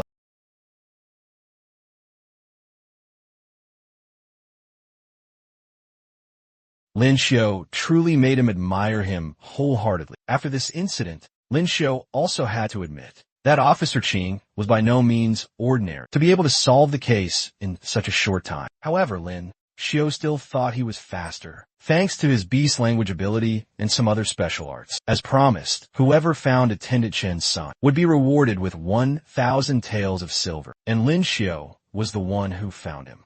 He received the reward immediately. After that, Lin Xiao shared a portion of the reward with Officer Qing, saying, "The brothers at the Qingli department have also been busy all morning. This bit of silver is for everyone to go have some tea." Through Attendant Chen's case, Lin Xiao realized that the beast language special art had unexpected uses in solving cases. Currently, his need to earn money was great, so the more ways to earn money, the better. He planned to ask the troop leader to help him hang a sign. Private investigator at Lihua Yuan. When he went to Lihua Yuan, Lin Xiao didn't go empty-handed. He brought a bird. Hearing Song Song praise the beautiful bird, Lin Xiao felt a bit embarrassed, telling Song Song not to speak too abstractly. But what abstract means, I don't really understand either. Here, Lin Xiao could hear the words of the surrounding animals, from fish, turtles, frogs to rabbits. They only knew how to cry, "So hungry, eat, eat, let's go play, go play." The more Lin Xiao listened, the more his head ached. He had originally intended to use his beast language ability to gather information, but it turned out most animals lacked sufficient intelligence, possessing only survival instincts. After consideration, Lin Xiao realized that only bird species like orioles and thrushes were intelligent enough to understand and carry out commands for reconnaissance. But the cases here were all minor ones, like finding lost items, and the payment was insignificant. All combined, it wasn't even enough to buy this bird. Just then, Song Song found a case with a payment of up to 500 taels. That was exactly what Lin Xiao needed. He immediately set off to meet the client. "You are the detective highly recommended by the troop leader?" The woman looked at Lin Xiao with suspicious eyes. "You look so young. Do you really have the skills?" Lin Xiao immediately showed his professionalism and replied, "Madam, please rest assured. If I can't solve the case, I won't take any money." The woman said embarrassedly, "What, madam? I'm still single. Don't call me random names. I am Chen Yuan Yuan. You can call me Yuan Yuan or Miss Chen." Lin Xiao immediately adjusted, saying, "My apologies, Miss Chen. So, shall we get down to business?" When mentioning the matter that angered her, she slammed the table and shouted loudly, "I want you to help me find a man named Lu Dong. Find evidence that he betrayed me. Every month, I give him 500 taels of silver. Got him out of the slums, provided him with enough food and drink, and even bought him a small house. But recently, he's been paying his dues less and less, and his attitude is no longer as gentle as before. I'm sure he's having an affair. How dare he deceive my feelings? He truly doesn't know life from death." After listening, Lin Xiao only dared to assess silently. Keeping a pretty boy is one thing, but also demanding pure love? He takes the money, does his job, and then moves on. That's natural. If you don't understand this, don't keep a pretty boy. Before looking for Lin Xiao, she had hired 4 private investigators, but all failed to catch Lu Dong. Therefore, she decided to spend 500 taels to ask Lin Xiao for help. Lin Xiao said frankly, "You and that person have no marital relationship, so catching an adulterer is baseless. This is very difficult." Difficult? Money can solve it. She increased the price to 1,000 taels, as long as Lin Xiao could find evidence of betrayal. Yes, with this amount of money, Lin Xiao agreed immediately. She even gave a deposit up front, telling him to come find her if he needed more. She even suggested, "The private detective profession is feast or famine. If you're short on money, I'll introduce you to a more stable job." Lin Xiao was quite happy, thinking he had met a benefactor. The job Miss Chen mentioned was light work with high pay. Every month, Lin Xiao would only need to accompany her and receive 500 taels for living expenses. But as she was saying this, Song Song walked in and looked surprised. Lin Xiao panicked and quickly said, "Madam, please have some self-respect. I am a righteous person." Seeing Lin Xiao refuse, she raised the price to 1,000 taels. The condition was that Lin Xiao only needed to be with her for 10 days each month, and the rest of the time was his own. Even so, Lin Xiao still firmly refused, saying he wouldn't sell his soul for money, only reminding Miss Chen not to default on the payment. Lin Xiao felt he was worth much more than Lu Dong. He got 500, while Lin Xiao was offered 1,000. He wasn't free, but Lin Xiao was. Lin Xiao requested Miss Chen to provide the address, portrait, and clothes of Lu Dong. She agreed immediately, even asking if he needed her clothes. Lin Xiao was so scared he quickly asked Song Song to see the guest out. Before leaving, she said that if he regretted it, he could come to the manor to find her anytime. The price was negotiable. After she left, Song Song smiled and said she didn't expect Lin Xiao to be so principled. Lin Xiao moved closer to Song Song, looked at her affectionately, and said, "Little girl, you've learned to tease me now. You're still young. You don't understand the games of those older women. They play until they become perverted. Song Song blushed and asked, 1,000 taels a month. Young master, are you really not tempted at all? Lin Xiu liked money, but was not interested in that matter. But if it were Song Song, never mind 1,000 taels, I'd be willing for 100 taels. Song Song mustered all her courage and said, in that case, I will definitely work hard to earn money. Young master, don't forget what you said today. Lin Xiu agreed immediately, happily saying, a word once spoken, 4 horses cannot retract. A true man, a gentleman, keeps his word. A few days later, Lin Xiu was at Lihua Yuan teaching Song, a new song. 10 years ago, I didn't know you. You didn't belong to me. We are the same, both beside a stranger. As Song sang, she felt that the lyrics Lin Xiu taught her, the more she sang, the stranger they seemed. She couldn't fully understand their meaning. Just then, a bird flew over and landed on Lin Xiu's shoulder. Then it chirped, its meaning, he went into the broth, observing the bird. Song couldn't help but be surprised by its intelligence. She turned to ask Lin Xiu, how can you understand what they are saying? Hearing the question, Lin Xiu explained that it was the result of painstaking training, to which he had devoted much time and effort. He also emphasized that the selection of these birds was also carefully considered to ensure they met the requirements. Lin Xiu believed that these small birds were ideal tools to achieve his goals. They were not easily detected and possessed superior intelligence. Sometimes they were even more effective than other expensive tools. Upon receiving news from a bird, Lin Xiu immediately set off for the location it had just reported. At the brothel, 3 men were being detained for unknown reasons. The surrounding crowd was abuzz, gathering to watch and gossip that this was a case of being caught red-handed. It's these 3 people. Lin Xiu said there was no one else in the room, but they were not Lu Dong, nor were they the person Miss Chun was looking for. Although Lin Xiu had confirmed Lu Dong was in the room, now 3 strangers had appeared, which annoyed Miss Chun. She suspected whether Lin Xiu had caught the wrong people. However, Lin Xiu still firmly insisted he had caught the right ones. He even said that for the past few days, he hadn't taken his eyes off this place, always watching closely and couldn't possibly be mistaken. It was De Huang's turn. The dog ran in front of the 3 men, sniffing back and forth. After a moment, it chose one person with a decisive gaze. It barked a few times, as if to inform Lin Xiu that this was the person they were looking for, and at the same time, reminded him to remember to reward it with a chicken leg tonight. Miss Chen looked at this scene and said to Lin Xiu, I don't have time to play games with you. If you can't produce evidence today that Lu Dong is cheating, then you'll have to pay the debt with your own body. Seeing that De Huang had accurately identified him, Lin Xiu approached, patted the man on the shoulder, and then proceeded to replicate his special art. After a while, Lin Xiu seemed to have understood the reason why he could evade capture so skillfully. He turned to Miss Chun and said, don't be hasty. I'll show you an extremely fascinating magic trick. After saying that, Lin Xiu slapped him hard across the face. His face immediately shattered, revealing his true face. This guy still hadn't realized he had been exposed, and even pretended to be angry, scolding Lin Xiu, what are you doing? It wasn't until Lin Xiu turned to ask Miss Chun, is this the person you're looking for? That he realized the harsh truth. He seemed to have a premonition of the impending doom, and cried out, Yuan, listen to my explanation. But with the anger that had accumulated over many days, Miss Chun was in no mood to listen to his excuses. She pointed at him and scolded, I fed you and clothed you well, and you sneakily found another woman behind my back. Men, beat him up for me.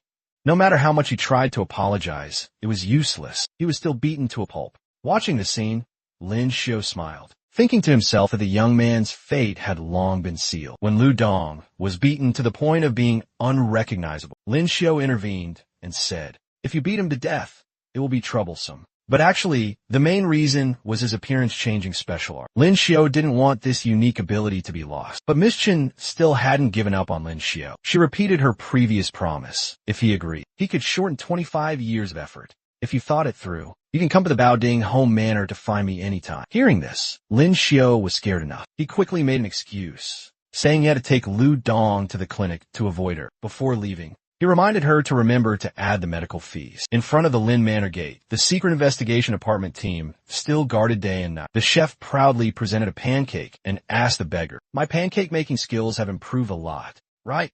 The beggar honestly replied, don't bring out this burnt pancake of yours to ruin the stall. Lu Dong was taken to the secret investigation department yesterday. His special art is changing his appearance. That's exactly the kind of talent we need. As the two were talking, They suddenly saw Li wearing Lin Xiu's clothes. This scene left the two secret investigation department members dumbfounded, not understanding what strange hobby this was between master and servant. Actually, Li was Lin Xiu, transformed using the appearance-changing art. From the two men's expressions, Lin Xiu knew he had succeeded. He was confident that with the appearance-changing art, whether it was assassins or spies, no one could catch him. Looking at himself in the mirror, Lin Xiu saw no flaws. A perfect replica. In the book about special arts, it was recorded that some types of appearance-changing could not withstand external impact, just a touch to the face, and they would immediately revert to their original form. However, I am different.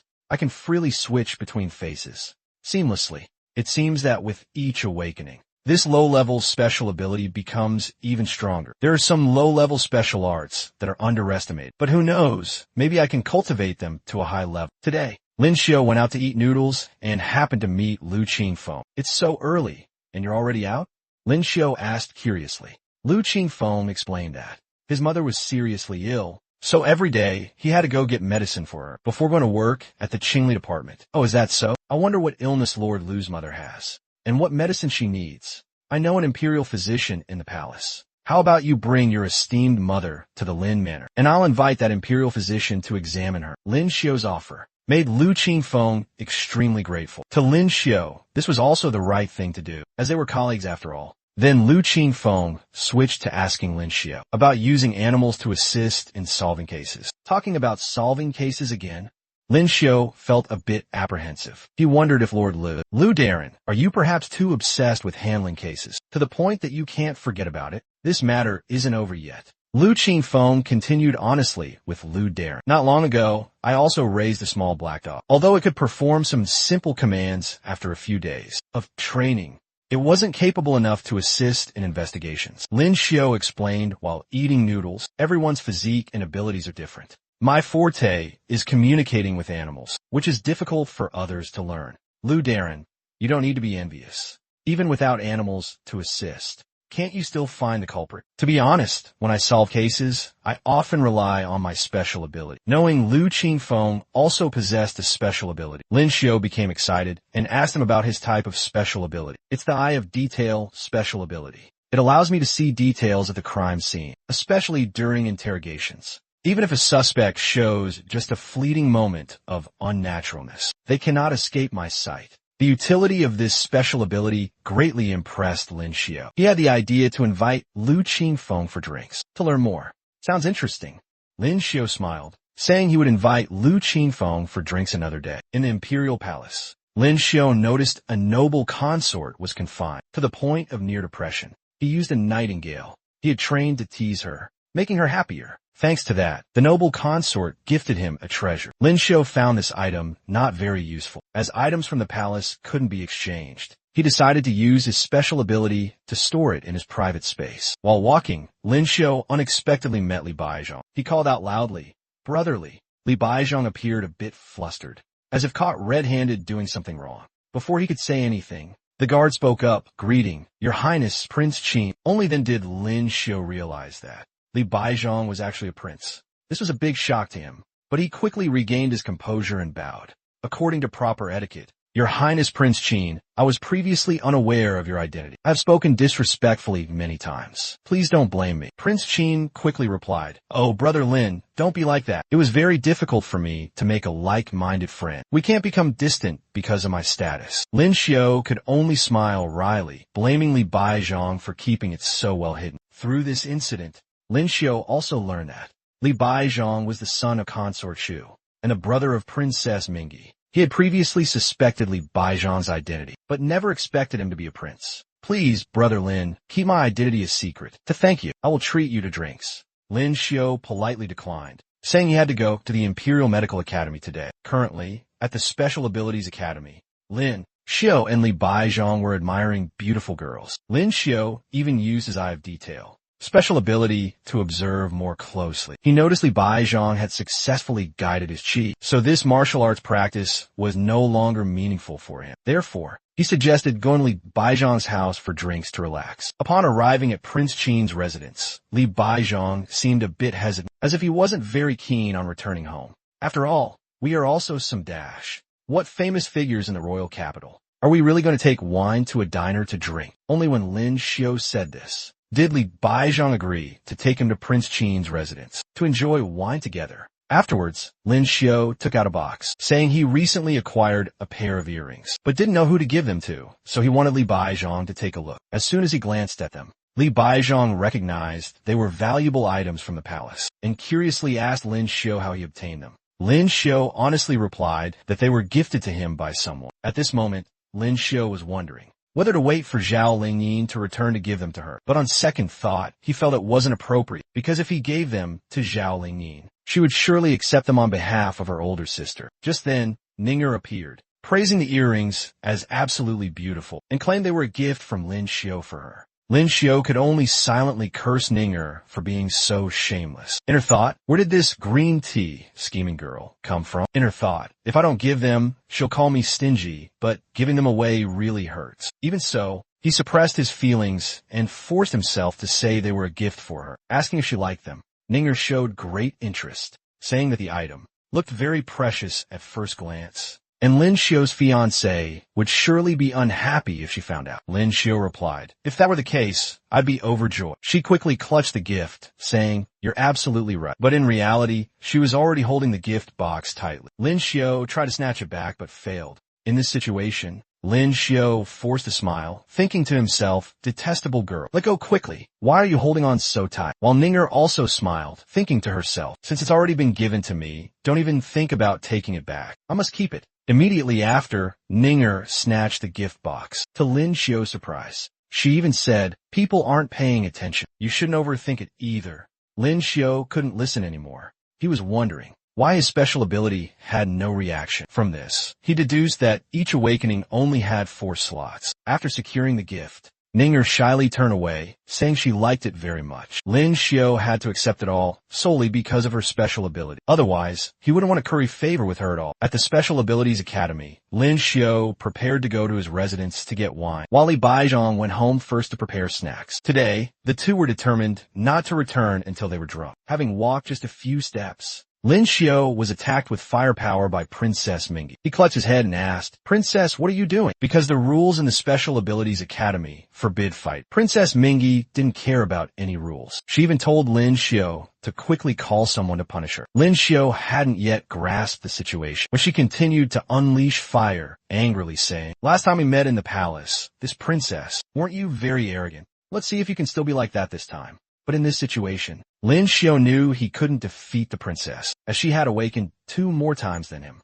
The situation was critical. Lin Xiu thought he was done for. Suddenly, an ice arrow shot out, shattering her attack. The owner of that arrow was Zhao Lingyin. She had returned. Looking at Princess Mingi, Zhao Lingyin asked, what skill is there in bullying the weak? My older sister is about to return to the royal capital. How about you practice with my sister? Hearing Zhao Lingjun mentioned, Princess Mingi said nothing more and left resentfully. It seemed she also had to fear Zhao Lingjun. When Lin Xiu heard that Zhao Lingjun was about to return, he was also quite stunned. It seemed he wasn't looking forward to it. Thanks to Zhao Lingyin returning to the royal capital this morning, she had saved Lin Xiu's life. After observing for a moment, Zhao Lingyin discovered Lin Xiu had awakened for the 3rd time. She asked him how many origin crystals he had used. Lin Xiu replied that he had used up 10. Hearing this, Zhao Lingyin scolded Lin Xiu, calling him spendthrift. Wait until I return, and I'll help you. You could have broken through in less than 10 days. Lin Xiu said in a low voice that in the month she wasn't here, a lot had happened. Lin Xiu thought to himself, if I hadn't forced my 2nd awakening, how could I have avoided the assassination attempt at the city gate? How would you even have had the chance to see me again? Lin Xiu was thinking about recent events. And of course, Zhao Lingyin had no idea. She agreed with Lin Xiu that over the past month, indeed, many incidents had occurred. Just now, I heard people gossiping about you giving Xuan Ninger a pair of earrings, extremely magnificent ones, Zhao Lingyin said, causing Lin Xiu to suddenly fall silent, unable to utter a word. Not stopping there, Zhao Lingyin also showed a cold gaze, asking how beautiful those earrings were. Her scariness made Lin Xiu confess that he initially intended to give them to Zhao Lingyin. After hearing this, Zhao Lingyin became even more frightened. She asked Lin Xiu, why did you give those earrings to Xuan Ninger if you initially intended to give them to me?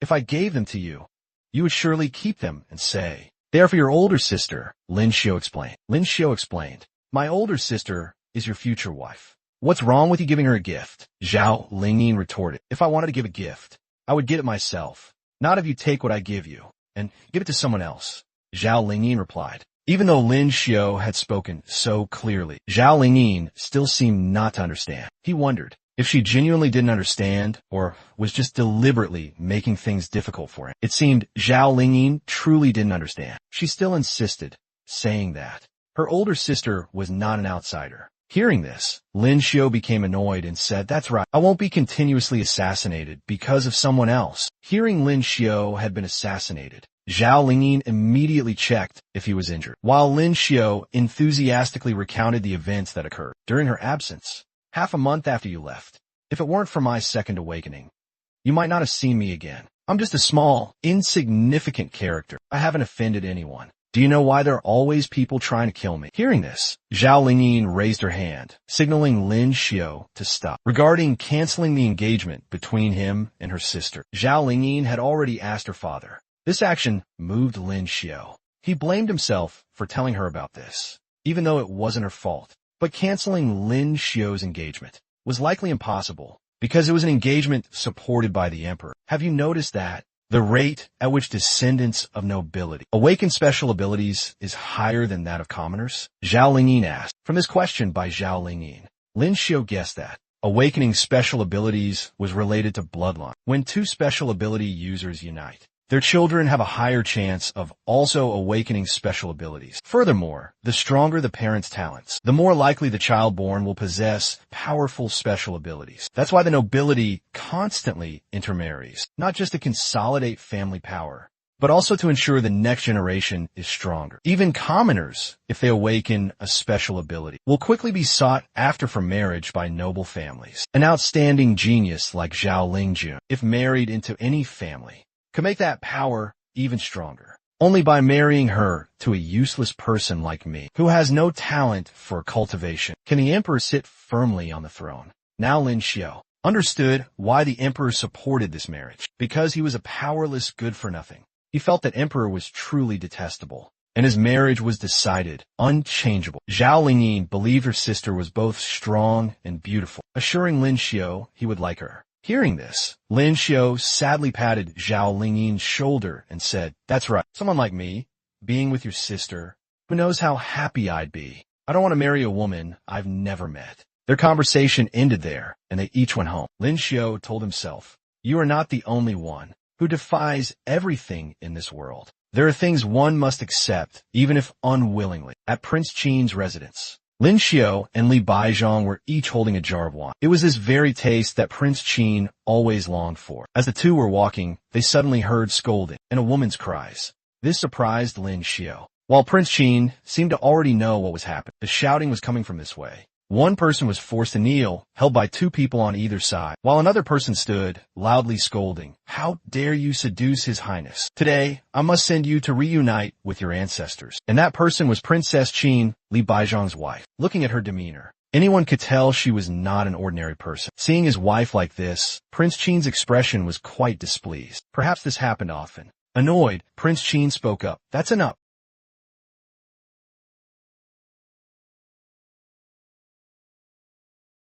The jade ornament I like the most, so this servant hit her. Although he understood the whole story, Prince Qin still appeared indifferent, coldly ordering, this prince has an esteemed guest visiting. All of you withdraw. Don't make noise in the residence. Witnessing this scene, Prince Qin felt a bit embarrassed and said to Lin Xiu, I made a fool of myself in front of Brother Lin. Let's go to the study. Although Lin Xiu was outwardly silent, a wave of fear surged in his heart, wondering, what kind of marriage crisis propaganda film is this? When they sat down for drinks, Lin Xiu joked with Prince Qin. Today, I finally understand. You are a dignified prince. But why do you always wear such a sorrowful expression? Hearing this, Prince Qin immediately stopped Lin Xiu from saying more, then expressed his views on women. If the soul is sullied, no matter how beautiful the appearance, she is just a female ghost wearing a mask. If you're not satisfied with Princess Qin, why don't you move out and live elsewhere?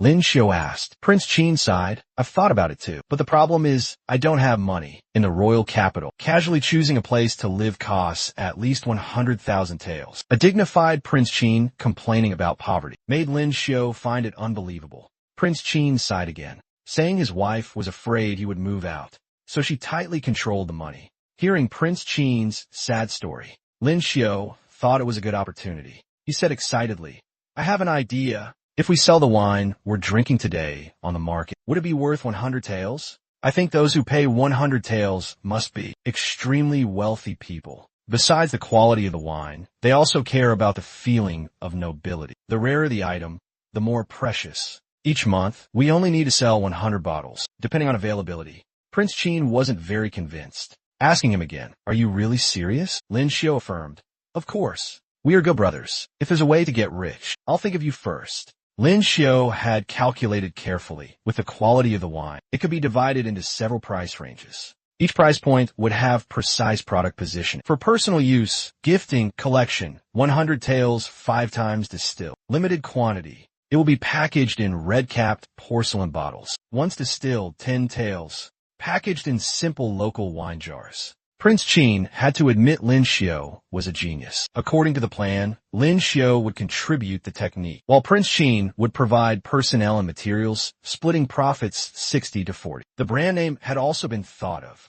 Hong Li Ju. Prince Qin also knew Zhao Lingjun was about to return to the royal capital. He advised Lin Xiu to set aside some money, and after getting married, buy a house for himself. Mentioning this, Lin Xiu felt a little guilty. He said, I probably won't be that miserable. I've asked Ling Yin. Her sister's personality is still quite compatible, but with his past experience, Prince Qin advised Lin Xiu to still be cautious. Don't end up as miserable as I am now, living in sorrow every day. Half a month later, Lin Xiu was cultivating with Zhao Lingyin in the ice room. Lin Xiu's cultivation session today was quite long, making Zhao Lingyin suspect he was secretly practicing behind her back. Being suspected, Lin Xiu immediately retorted, every day I practice with you until I'm completely exhausted. Where would I get the energy to cultivate more? This is all from consuming origin crystals. Seeing Lin Xiu suddenly had a lot of money, Zhao Lingyin immediately questioned, where did you get so much money? Let me tell you. Rushing to cultivate doesn't mean you can sell your soul. Lin Xiu laughed. What are you thinking? It's because I'm doing business with a friend to earn money. What kind of business earns so much money in just half a month? Zhao Lingyin couldn't help but be curious, suspecting he was involved in illegal business. Lin Xiu then asked her, do you know Hong Li Ju? Zhao Lingyin nodded. It seems my father mentioned it. I heard there's a type of wine called Xianrenze. The daily supply is limited. He went to buy it several times, but couldn't, and was very frustrated. Lin Xiu didn't expect his future father-in-law to like this wine. He immediately pulled Zhao Lingyin's hand to go get some wine. Yes, from what Zhao Lingyin knew, Hong Li Ju was an asset of Prince Qin's residence. She asked directly, the friend you just mentioned, is it Prince Qin? Lin Xiu nodded in confirmation, and at the same time asked back, Lingyin, do you remember the person standing next to me at the opening ceremony? It turned out to be Prince Qin.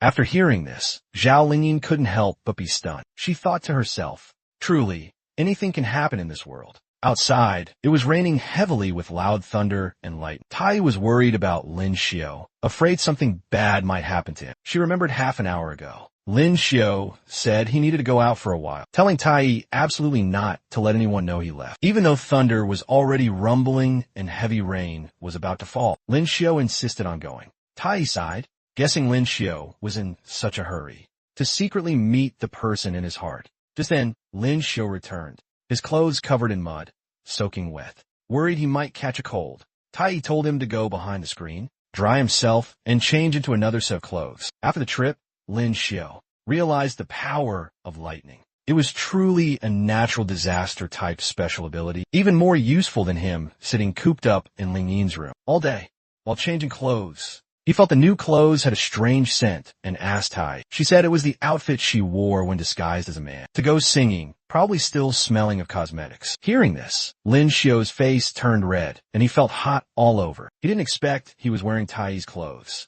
It seemed he couldn't bear it anymore. So he hurriedly left, asking Tai to wash his clothes and send them back later. It was still raining.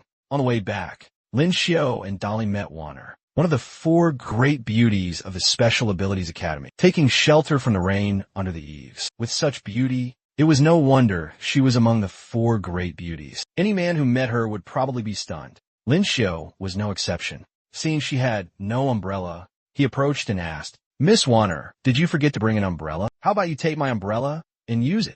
Anyway, my home is nearby." "If that's all right," Wanner replied. "Thank you, Lin Xiu." He was a little surprised she knew his name, as they had only met once during orientation. Wanner explained. She knew him because he was Zhao Lingjuan's fiancé, and in this royal capital, who didn't know his reputation? "I'm afraid young Master Lin doesn't know. Your reputation at the Special Abilities Academy is quite significant, especially in the hearts of the female students." Mentioning the engagement, Lin Xiu felt uncomfortable. He said it was cold outside and advised Wanner to go home early, then also turned to return to his residence. But before he could leave, she tugged his sleeve and asked to borrow money. Lin Xiu was bewildered, thinking to himself, pretending to borrow things. I've seen this trick to attract men many times, but borrowing money right after meeting is truly a first. Seeing him standing there dumbfounded, Wanner promised to return it at the Special Abilities Academy tomorrow. Unable to refuse, Lin Xiu took out a banknote, but this note was of quite a large value. Wanner said she only needed a little loose silver. Lin Xiu glanced at Dolly, signaling, "It's not that I'm showing off, but this is my lowest denomination banknote." In the end, Lin Xiu took Dolly's money to lend to Wanner. It was all of his savings. Dolly was heartbroken, but Lin Xiu comforted him. "Rest assured, the little fairy maiden won't owe you." After the encounter, Lin Xiu silently re-evaluated Wanner. A person's subconscious gazes and actions will reveal their inner thoughts. But with Qin Wanner, I can't see through her. Ling Yin wasn't wrong. That woman is very dangerous. At the noodle shop, Lin Xiu and Dolly were eating when they saw Wanner arrive. She seemed to be a regular customer. The shop owner remembered her preferences clearly. Thin noodles, few scallions, lots of broth. After ordering, she was surprised to realize Lin Xiu was also dining there. Seeing her, Lin Xiu smiled friendly and waved. What a coincidence. This was the first time Qin Wanner had seen a noble person like Lin Xiu appear at such a common eatery. She couldn't help but think that perhaps Lin Xiu didn't truly understand this place. Yes, meanwhile, Lin Xiu was also thinking to himself, she comes here to eat noodles, and she's even a regular. Although her family background isn't too prominent, it's surely not to the point of having to borrow money to eat a cheap bowl of noodles. And she even frequents a small shop like this. Thinking this, she also greeted Lin Xiu back. What a coincidence. This shop's flavor is great. I come here often. Although she said this, in her heart, Qin Wanner was still wary of Lin Xiu. She believed he was not simple at all, definitely not an ordinary person. The next day, at the training ground, Instructor Sun announced that Lin Xiu and Li Baizhang had succeeded in guiding their qi. However, this martial arts class had nothing special, so it was better for them to practice more on their own at home. Just then, Qin Wanner appeared, looking for Lin Xiu, to thank him for yesterday's matter, and also to return the umbrella she had borrowed. Seeing this, Li Baizhang whispered to Lin Xiu, "What did you do with Qin Wanner? Why is she looking for you like this?" Lin Xiu explained that he just happened to meet her on the road and helped her out. Not stopping there, Qin Wanner also returned the money she had borrowed from yesterday. Holding the money, Lin Xiu couldn't help but think that Schwendinger should really learn from Qin Wanner to see what true green tea, scheming girl class is. Just as Qin Wanner left, Schwendinger appeared and asked Lin Xiu, "Why was she looking for you? Do you like her?" Lin Xiu hurriedly explained, "Don't misunderstand. Yesterday, it was raining heavily. I happened to meet her without an umbrella, so I lent her mine. It was as simple as that." Schwendinger was still not reassured and reminded Lin Xiu, "Qin Wanner is a very dangerous girl. I think her approaching you definitely isn't with good intentions. You should be careful." Lin Xiu just smiled and told her not to overthink, that he and Qin Wanner were just ordinary friends. If you're friends, then don't always say Wanner. Wanner.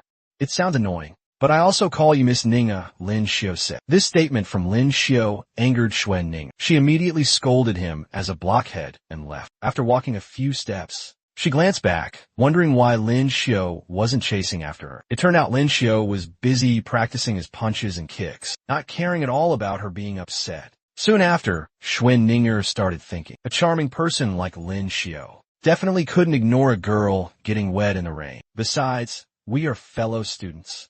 Helping each other is natural. Perhaps he thinks I'm deliberately causing trouble. Fine, I'll give in this once. Thinking this, she suddenly fell to the ground, pretending her leg was hurt, and said, "I think I sprained my ankle. My carriage is waiting at the gate of the Special Abilities Academy. It would be great if someone could take me out."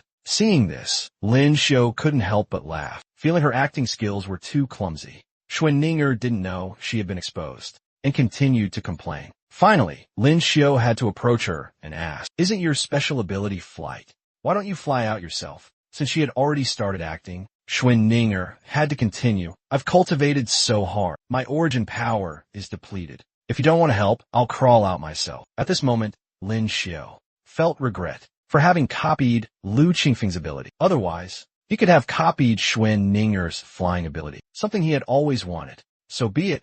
He had to carry her out.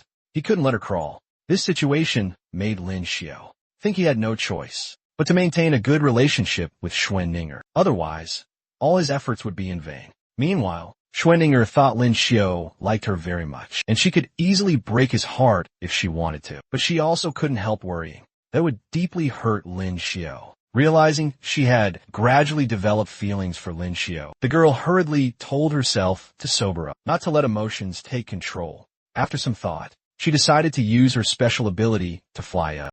She explained that her elemental power had somewhat recovered, and she needed to go first. After saying that, she quickly left, leaving Lin Xiu alone. Lin Xiu silently made plans in his head. Xuan Ninger was now much stronger. Dragging her down would be of no use. It would only make him more embarrassed. I must awaken quickly. Only by mastering the flying ability can I escape her. Just as Ninger left, Li Baizhang immediately came to find Lin Xiu. As soon as he saw his brother, Lin Xiu immediately asked to borrow money. Li Baizhang didn't think this was a big deal, because recently Hong Li Ju had earned quite a bit. However, when he heard Lin Xiu wanted to borrow 50,000, Li Baizhang couldn't help but be startled. He even scolded him as if he were robbing someone. After borrowing the money, Lin Xiu awakened for the third time. But because of that, he also had to bear a considerable debt. Hearing this, even the birds in the sky would scold him for being a fool. However, Lin Xiu was extremely excited about his upcoming plan. He would find Xuan Ninger to copy her special ability. Meanwhile, Xuan Ninger was being detained by Song Yuji. The reason was because of a man named Zheng Wei.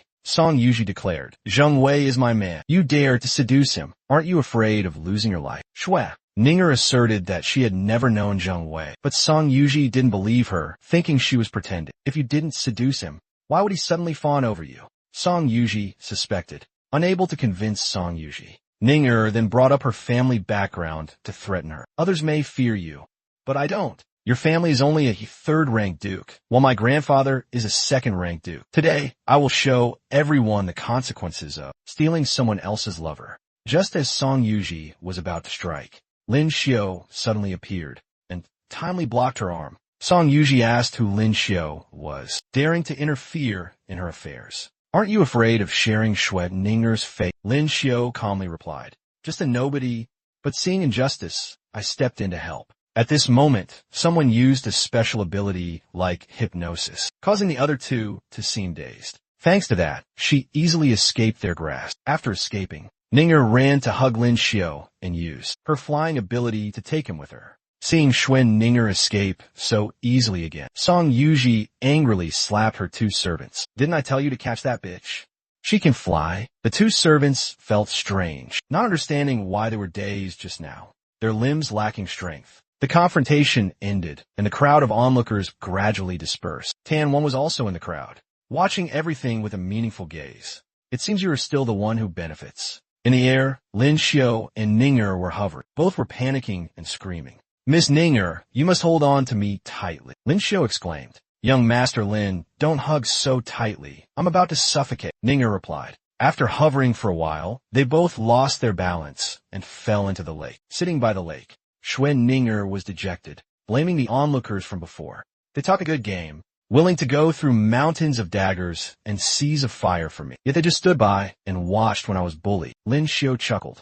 "You can't blame them. They wouldn't dare offend the Song family, the second-ranked duke's household. Then you dare to offend Song Yuji. Aren't you afraid?" Ninger asked. "We're good friends. I couldn't just stand by and watch you get bullied," Lin Xiu replied.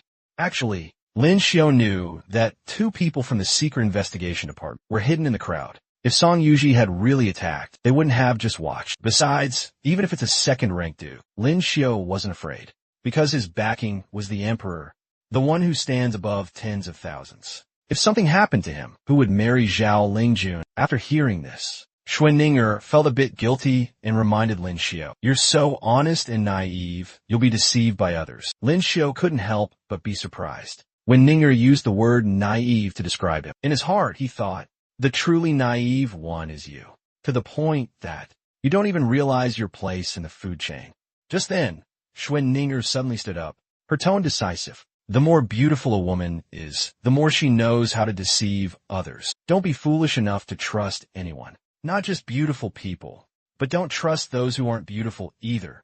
In short, stay away from all women, especially those with powerful family backgrounds." Hearing her speak so earnestly, Lin Xiao could only nod repeatedly, indicating he would remember her advice. In another corner, Song Yuji suddenly sneezed, still annoyed by what had just happened. She muttered, "This matter definitely won't end so easily." When the conversation ended, Ninger extended her hand, inviting Lin Xiao to return with her. Seeing this, Lin Xiao looked embarrassed and said with a smile, "Miss, when we return, please fly a little slower. It's too high, I'm scared." Hearing this, Schwenninger couldn't help but laugh. She didn't expect Lin Xiao to be scared sometimes. Actually, Lin Xiao wasn't afraid of heights, but because she flew too fast, preventing him from copying her special ability in time. When their hands touched, the copying process began. Lin Xiao had achieved his goal, but when they arrived at Ninger's home, she thanked Lin Xiao for his help today. Lin Xiao was about to leave, but Ninger suddenly called him back, her face blushing, and stammered, I still have something important to tell you." Before Lin Xiao could ask, she leaned in and kissed him. Taken by surprise, Lin Xiao wiped the lipstick mark off his cheek, thinking irritably, "I never thought I'd be taken advantage of by a girl." Anyway, since the special ability was already in his grasp, Lin Xiao endured it. Just then, Ling Yin appeared before him, frowning and asking, "Why are you coming out of Duke Ji Guo's residence?" Seeing Ling Yin, Lin Xiao broke into a cold sweat, continuously rubbing his cheek. But Ninger's lipstick mark couldn't be erased. Ling Yin had seen the lipstick mark. She angrily raised her hand as if to hit Lin Xiao and asked loudly, "Schwenninger just kissed you, didn't she?" Faced with Ling Yin's anger, Lin Xiao hurriedly explained, "Schwenninger was being troubled by Song Yuji, and I saved her. She kissed me once to express her gratitude. That's all." Many people at the Special Abilities Academy witnessed. "If you don't believe me, you can go ask." Ling Yin replied coldly, "Not everyone will seek out the truth. They will only see Schwenninger getting close to you and will think." Lin Xiao quickly interjected, "They will think, elder sister, you can't hold on to your fiancé's heart." Ling Yin was surprised by Lin Xiao's understanding and asked again to confirm. Lin Xiao confidently replied, "From the first day Schwenninger approached me, I already knew everything. I acted close to her only to beat her at her own game." Ling Yin disagreed. "You just needed to stay away from her. Why bother beating her at her own game? I think you're just satisfying your own desires." Ling Yin's words hit Lin Xiao like an arrow to the heart. However, he still tried to justify himself. "She wanted me to bow beneath her skirt, to humiliate your elder sister. I retaliated by making her like me and then rejecting her, venting anger for your elder sister. What's wrong with that?" Ling Yin shook her head. "Elder sister wouldn't care about such things. The Shui family is, after all, a third-rank duke's household. Offending them brings no benefit. This matter should end here." Lin Xiao agreed immediately, promising to end things with Schwenninger. But Ling Yin wasn't finished. She continued to look at him with a judgmental gaze. "I told you not to flirt around, but you didn't listen. When I went to visit relatives, you spent all day listening to singing at Lihua Courtyard, and then you even flirted with the female imperial physician at the Imperial Medical Academy. Did you think I wouldn't know?" Lin Xiao was flustered, suspecting Ling Yin had someone follow him, or that Sun Dali had been bribed. Ling Yin said angrily, "I just probed a little, and you confessed everything." Lin Xiao quickly changed the subject. "Let's not talk about this anymore. I have good news to tell you. I've awakened for the third time. The cost for the third awakening was up to 100,000 taels of silver. No wonder recently Ling Yin heard rumors that all the level 2 elemental crystals in major shops were sold out. It turns out Lin Xiao had bought them all. Lin Xiao thought that carrying a few weapons in his personal space was not a big deal, but he understood that this was not the right time to reveal his second special ability. So he asked Ling Yin to teach him the technique that she once used to deal with Princess Ming Xia. Immediately, Ling Yin began to instruct Lin Xiao. "First, you need to concentrate your mind. Clearly visualize the weapon in your head. Then use your elemental power to make it real. Lin Xiao followed her instructions, gradually creating an elemental arrow. However, the result was a soft, limp object, looking no different from an ordinary string. Ling Yin couldn't help but laugh when she saw it. Speed isn't always the decisive factor. Your ability to use special powers is still far inferior to those who cultivate, step by step. Holding the weapon he had just created, Lin Xiao straightened it and said, "Others might think one should only cultivate one type of special ability to have a stronger foundation. But for me, the number of awakenings determines the number of abilities I can copy. Foundation is secondary." Ling Yin felt happy seeing Lin Xiao diligently cultivate. She knew that there was no shortcut to the fourth awakening, so she decided to teach him thoroughly. A few days later, by the lake of the Special Abilities Academy, after being exhausted by Ling Yin for many days, Lin Xiao finally created a stable weapon, looking like a meat cleaver. At this moment, Ning'er appeared. Today, she was specially wearing the earrings Lin Xiao had given her before. She shyly said that she had something to confess. The girl mustered all her courage and said, "Lin Xiao, I like you. I want to be with you." Hearing the confession, Lin Xiao didn't have any particular reaction, only replying that he already had a fiancée. Ning'er quickly retorted, "Zhao Lingjun rarely returns to the royal capital. It's precisely because she doesn't want to fulfill the engagement. Being with a girl who doesn't love you, you won't be happy." When Lin Xiao said he only saw her as a friend, Ning'er, with teary eyes, thought he was deceiving her. "If we're just friends, why did you give me earrings? Why did you offend Song Yuji for me? You're only saying that because of the engagement, right? If you're not married yet, then cancel it." At this point, Lin Xiao bluntly stated, "From the very beginning, you approached me only because you wanted me to fall for you, and then abandoned me to humiliate Zhao Lingjun. Do you find it amusing to play with my emotions?" Shui Ning'er, from now on, we are no longer friends.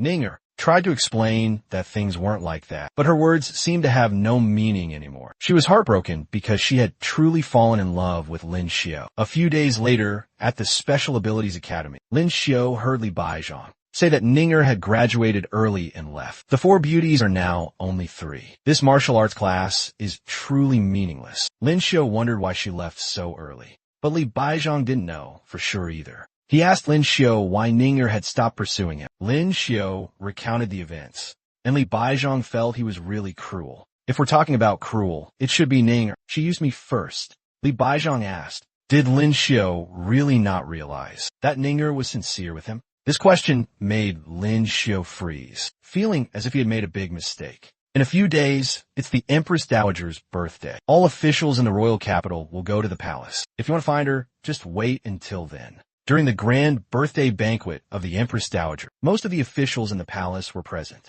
Li Baizhang told Lin Xiao that he had just visited his mother consort, and on the way, he met Ning'er, the girl who, after just a few days, but she had become noticeably thinner. Lin Xiao immediately reassured Li Baizhang, taking responsibility for this matter, because he believed he was the cause. Just then, Marquis Yongping walked by, glancing at Lin Xiao with a puzzled expression. Li Baizhang asked quietly, had Lin Xiao ever met this marquis before? Lin Xiao replied, "Of course I know him. Yang Xian's exile was also because of me." Li Baizhang was extremely astonished, his eyes wide and mouth agape, wondering why Lin Xiao was only now telling him about such a big event. But to Lin Xiao, it was just a small matter not worth mentioning. Seeing Li Baizhang eager to know, Lin Xiao then recounted the whole story. That time, Marquis Yongping came to find me, saying that the conflict between us did not concern the Yang family and the Lin family. Marquis Yongping, although not yet 40 years old, his martial cultivation was already close to the upper earth realm. In the future, he will surely advance even further. It's best if you don't make an enemy of him, brother.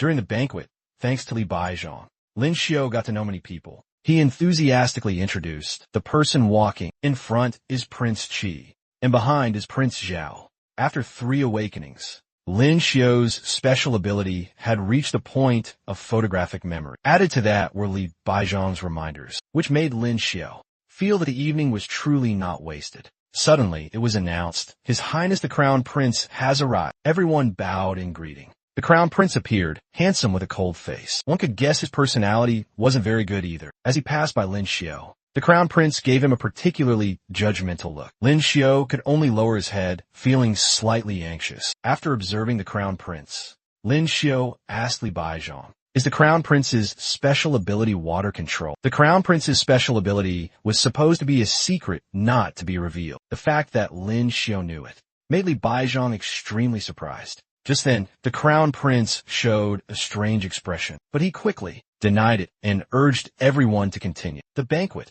Lin Xiao noticed that when facing Princess Ming Xia, he only felt discomfort because they were incompatible like fire and water. But when facing the Crown Prince, he felt a strange sense of pleasure. It was the suppression of the opponent. But this feeling didn't appear without reason. Perhaps it was only because of their special abilities. Lin Xiao thought that the Crown Prince failed to marry Zhao Lingjun and was suppressed by the ice ability. So when he looked at him, a flash of hatred crossed his eyes. If it weren't for his observation ability, he might have missed that look. Your gaze at that moment was even more hateful than Yang Xian's when he looked at me in the rear courtyard. When it came to presenting gifts to the Grand Empress Dowager, Song Yuji presented a treasure called the Longevity Pagoda. Next was Xuan Ninger, but she was still sitting there, dazed, thinking about Lin Xiao. She blamed herself. I'm such a bad girl. Why did I do that? It's right for Lin Xiao to hate me. I don't deserve him.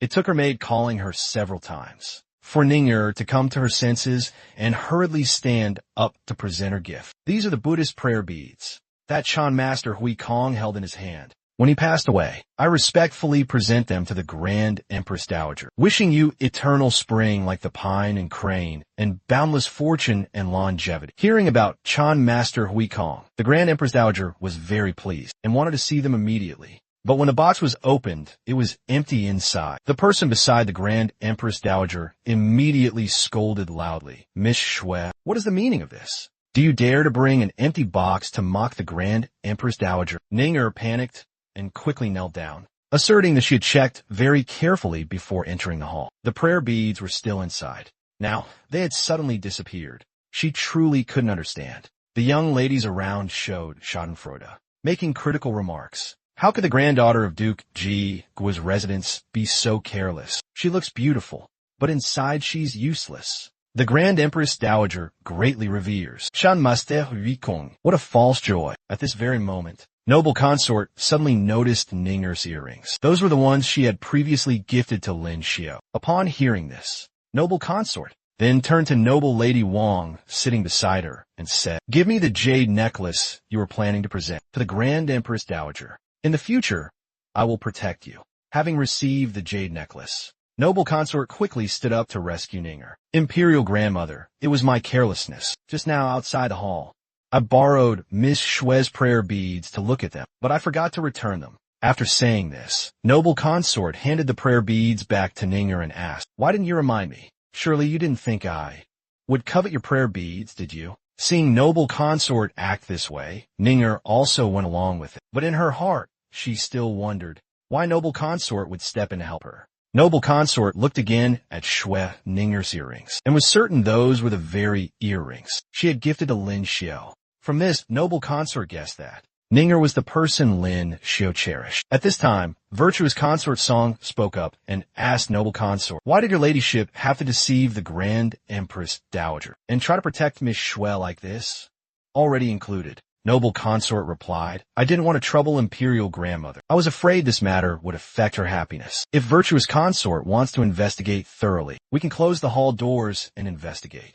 But everyone here is a noble lady." Virtuous Consort Song, "Do you think doing so is appropriate?" Virtuous Consort Song said that, but the Grand Empress Dowager didn't care. She said to do as Noble Consort suggested, close the hall doors for an investigation. The sudden demand for an investigation made the noble ladies feel that Virtuous Consort Song was truly causing trouble. After the late emperor and the eldest princess passed away, Noble Consort and his Majesty are the closest people to the Grand Empress Dowager. So everyone naturally has to listen to Noble Consort's wishes. Observing the situation, Consort Shu offered an opinion to the Grand Empress Dowager. "I see that everyone here is of noble status. They surely wouldn't resort to theft. Why not investigate the palace maids first? If nothing is found, then we can investigate further." The Grand Empress Dowager agreed immediately and sent Nanny Gui to carry it out. A moment later, the person who stole Ninger's prayer beads was found. It was a palace maid. When interrogated, she confessed that no one had ordered her, but she herself had used a special ability to steal Miss Xue's gift in exchange for money. But no one believed this testimony. The person beside the Grand Empress Dowager then asked her which palace she belonged to, and it was none other than she was from Virtuous Consort Song's palace, the one who had insisted on investigating the prayer beads. Virtuous Consort Song also acknowledged her as one of her own and asked who had ordered her to do this. She didn't hide it and immediately revealed the person behind. It was Song Yuji. It was she who ordered me to steal Xue Ning'er's gift. She wanted to make Ning'er lose face in front of everyone. Now Song Yuji had no word to deny, only managing to force a bright smile, awaiting the Grand Empress Dowager's leniency. Virtuous Consort Song, who was so assertive just moments ago, was now completely silent, unable to say a word. Noble Consort looked at her and said, "See, I told you not to investigate, and now it has come to this. How awkward it is for the young lady by your side." After this incident, the Grand Empress Dowager was no longer in a cheerful mood. She told Virtuous Consort to quickly take the person back to her palace and discipline her well. Upon leaving the hall,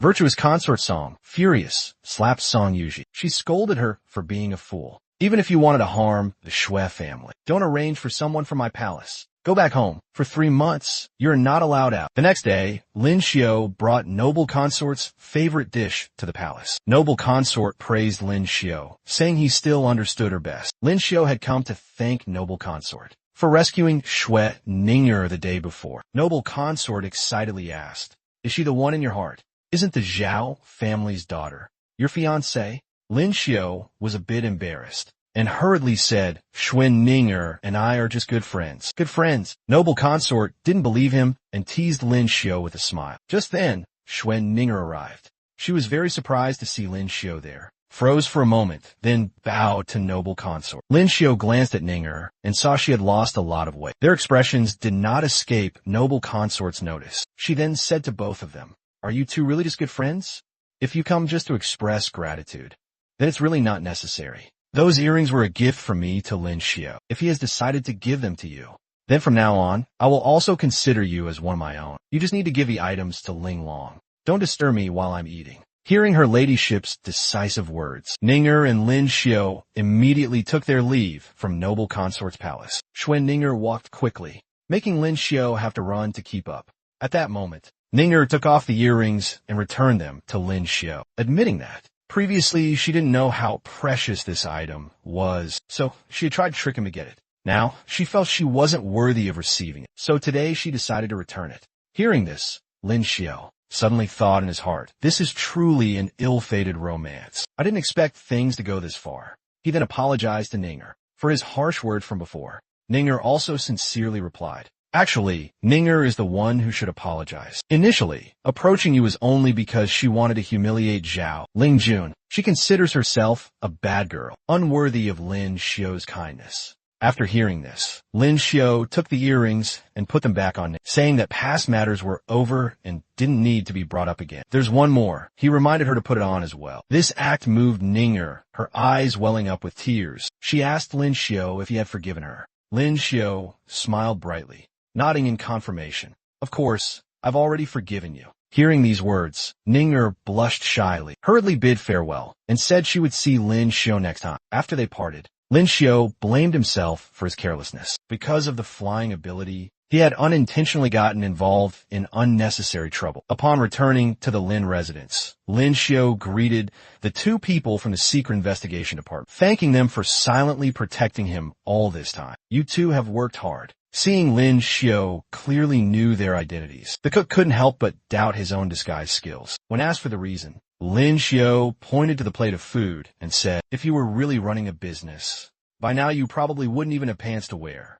Regarding special abilities, Lin Xiao inquired and learned that the cook had not awakened any special ability, only cultivating martial arts, while the beggar possessed the golden light ability. After receiving this information, Lin Xiao continued to think about his 3 empty ability slots. Should he copy the Golden Light ability or not? But as he remembered, Golden Light was a defensive ability that could instantly turn into a turtle shell. However, Lin Xiao still didn't fully understand its uses, so he decided to go to the Special Abilities Academy to research further. The number of empty slots was limited. He shouldn't copy abilities indiscriminately. Just then, a bird flew over and brought Lin Xiao news about developments in the Eastern Palace through fragmented information. Lin Xiao realized that the Crown Prince was trying to assassinate. Perhaps it was because of Zhao Lingjun, or related to their special abilities.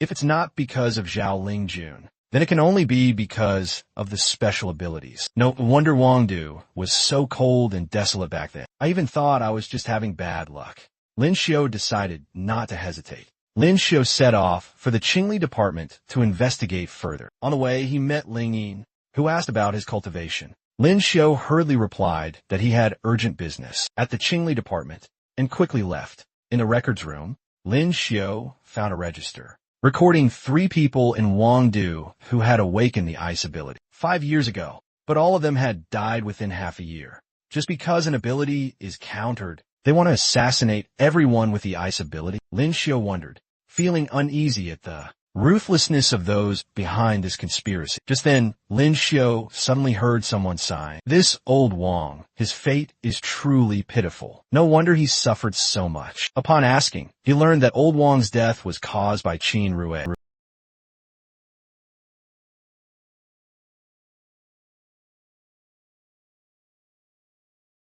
But the culprit who caused his son's death, therefore, Marquis Zhongyong, had sent Qin Rui's carriage driver to assassinate old Wang. Qin Rui later agreed to pay compensation, but old Wang and his son steadfastly refused, as they only wanted justice to be served. Lu Qingfeng sighed, saying that the only way left was to ask the brothers in the Yamen to handle the burial, burying the father and son together.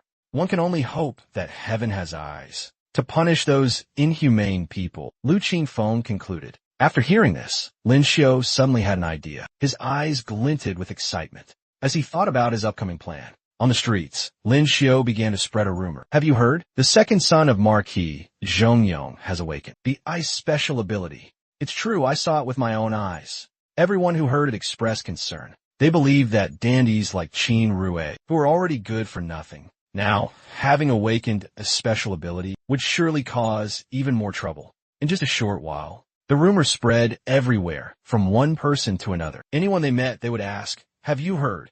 Qin Rui has awakened the ice special ability. A few days later, Qin Rui suddenly died. It was precisely that rumor that brought him disaster. Qin Rui dying like that serves him right, Lu Qingfeng remarked. According to the story, Qin Rui got drunk, then slipped and fell in his own family's well and died. Truly, heaven has eyes, people gossip. Lin Xiu knew well that Qin Rui's death was orchestrated by the crown prince. He thought, for someone like the crown prince to inherit the throne is truly a worrisome matter for great Xia. Today, Lin Xiu went to the library pavilion to learn more about the golden light special ability. He thought Qin Rui's death was also a good thing for the common people. Now, I will flick my sleeves and depart, hiding myself in the Jianghu. More and more, I find the saying roaming the Jianghu. Many skills, no pressure to be very reasonable. I must find a way to get that old beggar drunk, and then seize his ability. When I've gathered enough water, fire, and stealth abilities, everything will be perfect. Lin Xiu told himself, his heart filled with joy. Life for him at this moment felt truly beautiful. Just then, Princess Mingxia appeared, looking annoyed, and asked Lin Xiu, why are you here? This is the library pavilion. Why can't I be here? Lin Xiu replied. The princess brushed past him, looking irritated. I came here to read. Running into you as soon as I entered. What bad luck. Quickly move aside. Don't block my way. Lin Xiu called the princess back and bowed his head in apology. Princess, you've misunderstood. Previously, I said some excessive things. It was my fault. I hope your highness will be magnanimous and forgive me. Lin Xiu's attitude now was completely different from before, making the princess suspect he was up to something. Seeing this, Lin Xiu immediately asserted, I sincerely want to apologize. There's no ulterior motive at all. The princess thought for a moment, then said, all right then, I won't hold it against you anymore.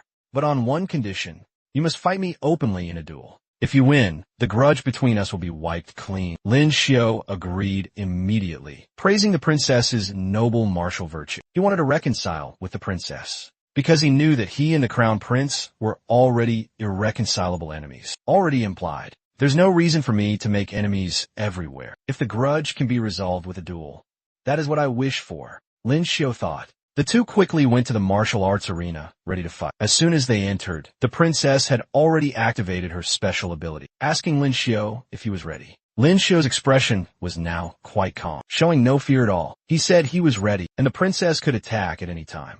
All this time, the princess had only been waiting for these words from Lin Xiu. She reminded him not to cry, then fiercely unleashed a powerful stream of fire. Facing the fire from the princess, Lin Xiao remained calm, even anticipating its quick approach. With just a stomp of his foot, he created a strip of freezing ice, directly confronting the princess's flames. But faced with this ability of Lin Xiao, Princess Mingxia couldn't help but be surprised. She had always thought he was only at the Huang rank, but today she learned Lin Xiao had reached the Xian rank. If that's the case, I will also use Xian rank power to fight you.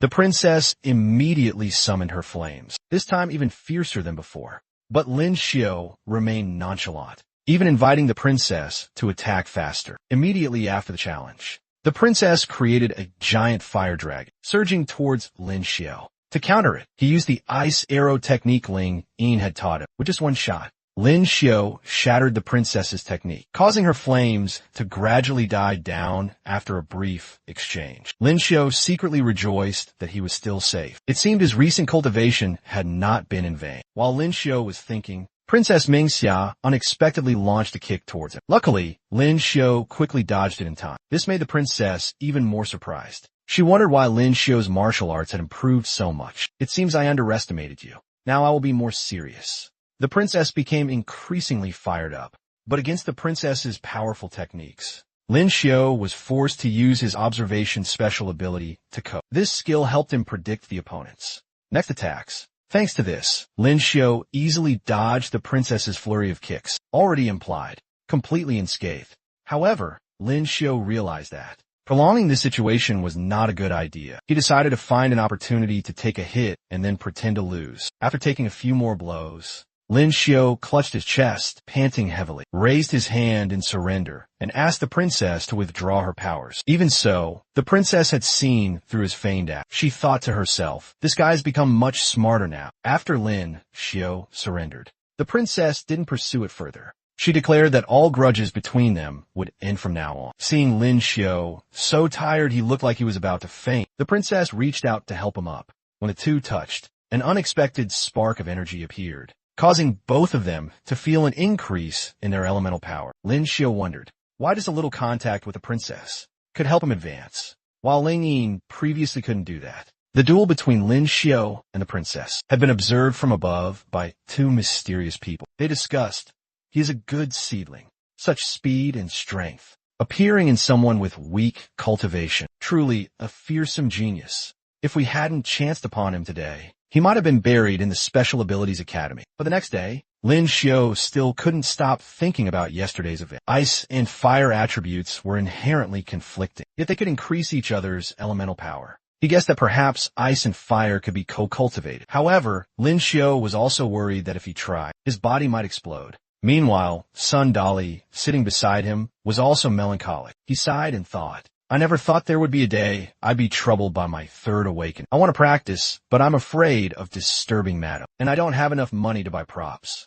What should I do? Lin Xiao was no less worried. The weather was getting colder. The new year was approaching, which meant Zhao Lingjun would soon return. He was afraid that by then, sneaking off with the imperial physician to Yun Mountain to practice would become difficult. He also felt annoyed for having to hide his special abilities. Sometimes, too much power also becomes a burden. Sun Dali's main problem now was lack of finances, making him feel stuck and unable to progress. Just then, two strangers appeared looking for Lin Xiao. They were the ones who had observed the duel between him and Princess Ming Xia the day before. With those two was a friend. He called them Principal. When he heard they came looking for Lin Xiao, he couldn't help but be astonished and even had to confirm. Are you sure you're looking for the martial arts genius? Marquis Ping'an's son, Lin Xiao. His martial cultivation level is very clear. He's only at the Qi guiding stage. Seeing two strangers come looking for him, Lin Xiao couldn't help but wonder and ask their identities. However, one of the two didn't answer,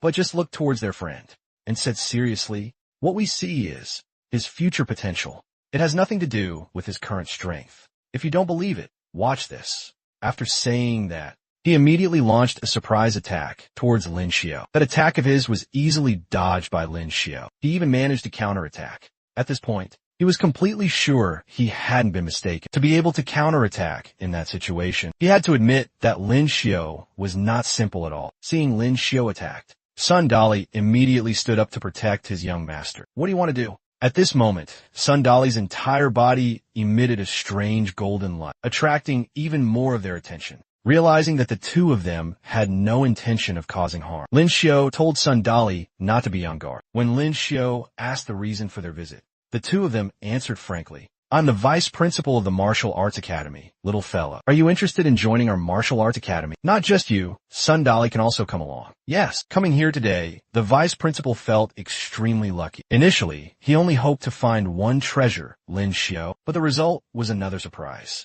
It was like a buy one get one free deal. Lin Xiao, hearing about the martial arts academy, was both surprised and curious. He asked the vice principal, "I've already joined the Special Abilities Academy. Can I still join the martial arts academy?" "Absolutely," he replied. "All it takes is a word from me. Anyway, the Special Abilities Academy doesn't value you much. You could just withdraw from there and focus on cultivating martial arts." Soon after, Lin Xiao and Sundali followed him to the martial arts academy. Here, he said that Lin Xiao would receive the best resources and guaranteed that he would become a martial arts grandmaster in the future. However, Lin Xiao still didn't want to withdraw from the Special Abilities Academy. He thought that joining both academies at the same time was a wonderful thing. Why choose only one? Wouldn't that be too wasteful? Seeing Lin Xiao didn't want to withdraw, the vice principal didn't force him. He presented two tokens, a gold one, the gold card for Lin Xiao, and a gray one, the Xin card, for Sundali.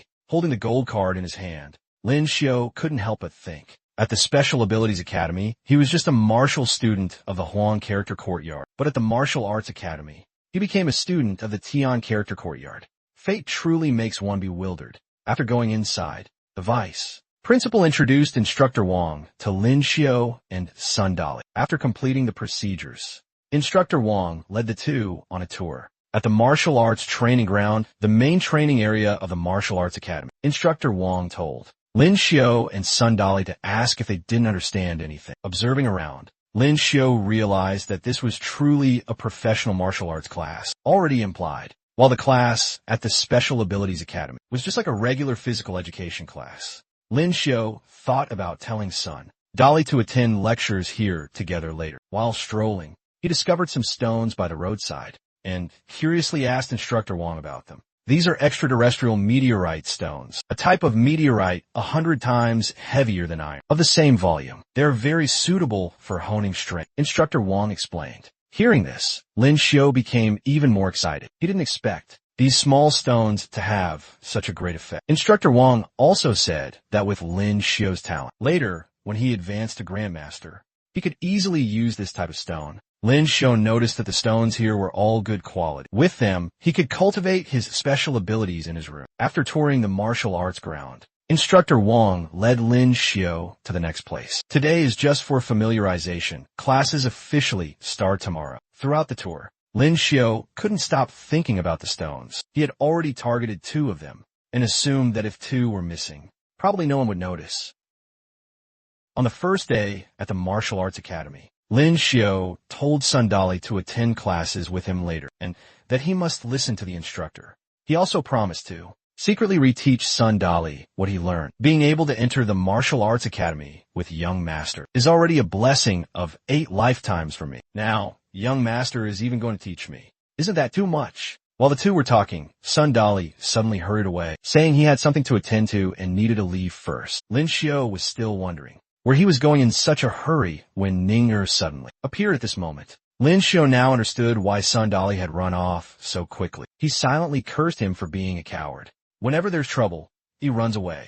Don't even think about getting chicken drumsticks tonight. Today, Ning went to the Special Abilities Academy to find Lin Xiao, but couldn't find him. She then guessed he would be here, so she came to check. She had been waiting for him for a while. Saying that, Ning took out a scarf, reminding Lin Xiao that it had gotten cold. "This is a scarf I knitted myself. It's not knitted very well," she said shyly, asking Lin Xiao not to laugh at it. Her action made Lin Xiao feel a bit awkward. He said he wasn't worthy of her doing that. Lin Xiao felt that receiving kindness from a beauty was truly the most difficult thing.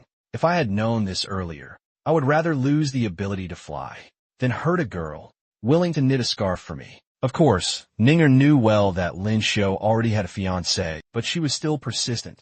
Just being friends with you is enough. She thought that if Lin Xiao could give her gifts, then she could also give gifts in return. That's called reciprocity, She even emphasized that she had no other intentions, so he shouldn't refuse. Hearing this, Lin Xiao gently took the scarf and put it around Ning'er's neck, saying, "Have you forgotten what my ability is? The colder it gets, the more comfortable I am. On the contrary, your beautiful face is about to turn red from the cold. You wear it. I'll take you home." Seeing this romantic scene, Sundali was so worried he broke out in a sweat. He only wished that his young master's special ability wasn't ice, but rather damage absorption, because he knew the two young ladies were not to be trifled with. A few days later at the martial arts academy, angry gazes like bullets were all directed at Lin Xiao. They gritted their teeth and said to each other, "The martial arts academy struggled to get such a beauty, yet she clings to this brat all day long. Is he from the Tian character courtyard?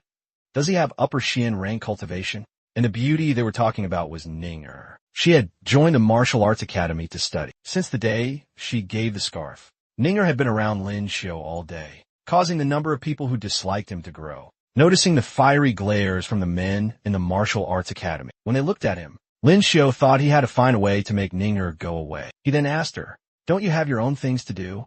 If you keep coming to the training ground, I probably won't survive in the martial arts academy." However, Ning'er still didn't want to leave. She said Zhao Lingjun would be back soon, so she had to take advantage of this time to look at him a little more, as there might not be a chance later. Her words made Lin Xiao hold his head and sigh. He begged her to go rest quickly, because there was training in the afternoon. Thinking back, he used to have a little fondness for that seemingly innocent girl, but now he only felt fear. At this time, the vice principal came to find Lin Xiao, and felt lucky that he hadn't left yet. Otherwise, he would have had to send someone to look for him. His purpose in coming to see Lin Xiao was to inform him about the upcoming challenge, a rule that the academy courtyard established many years ago. Those present here are all members, eligible to participate in the challenge, and they are ready. Notably, all of them seemed to dislike Lin Xiao. Their eyes were full of killing intent and seemed to be just waiting to see him fail. Faced with this situation, Lin Xiao couldn't help but feel pressure. He wondered why there was this competition.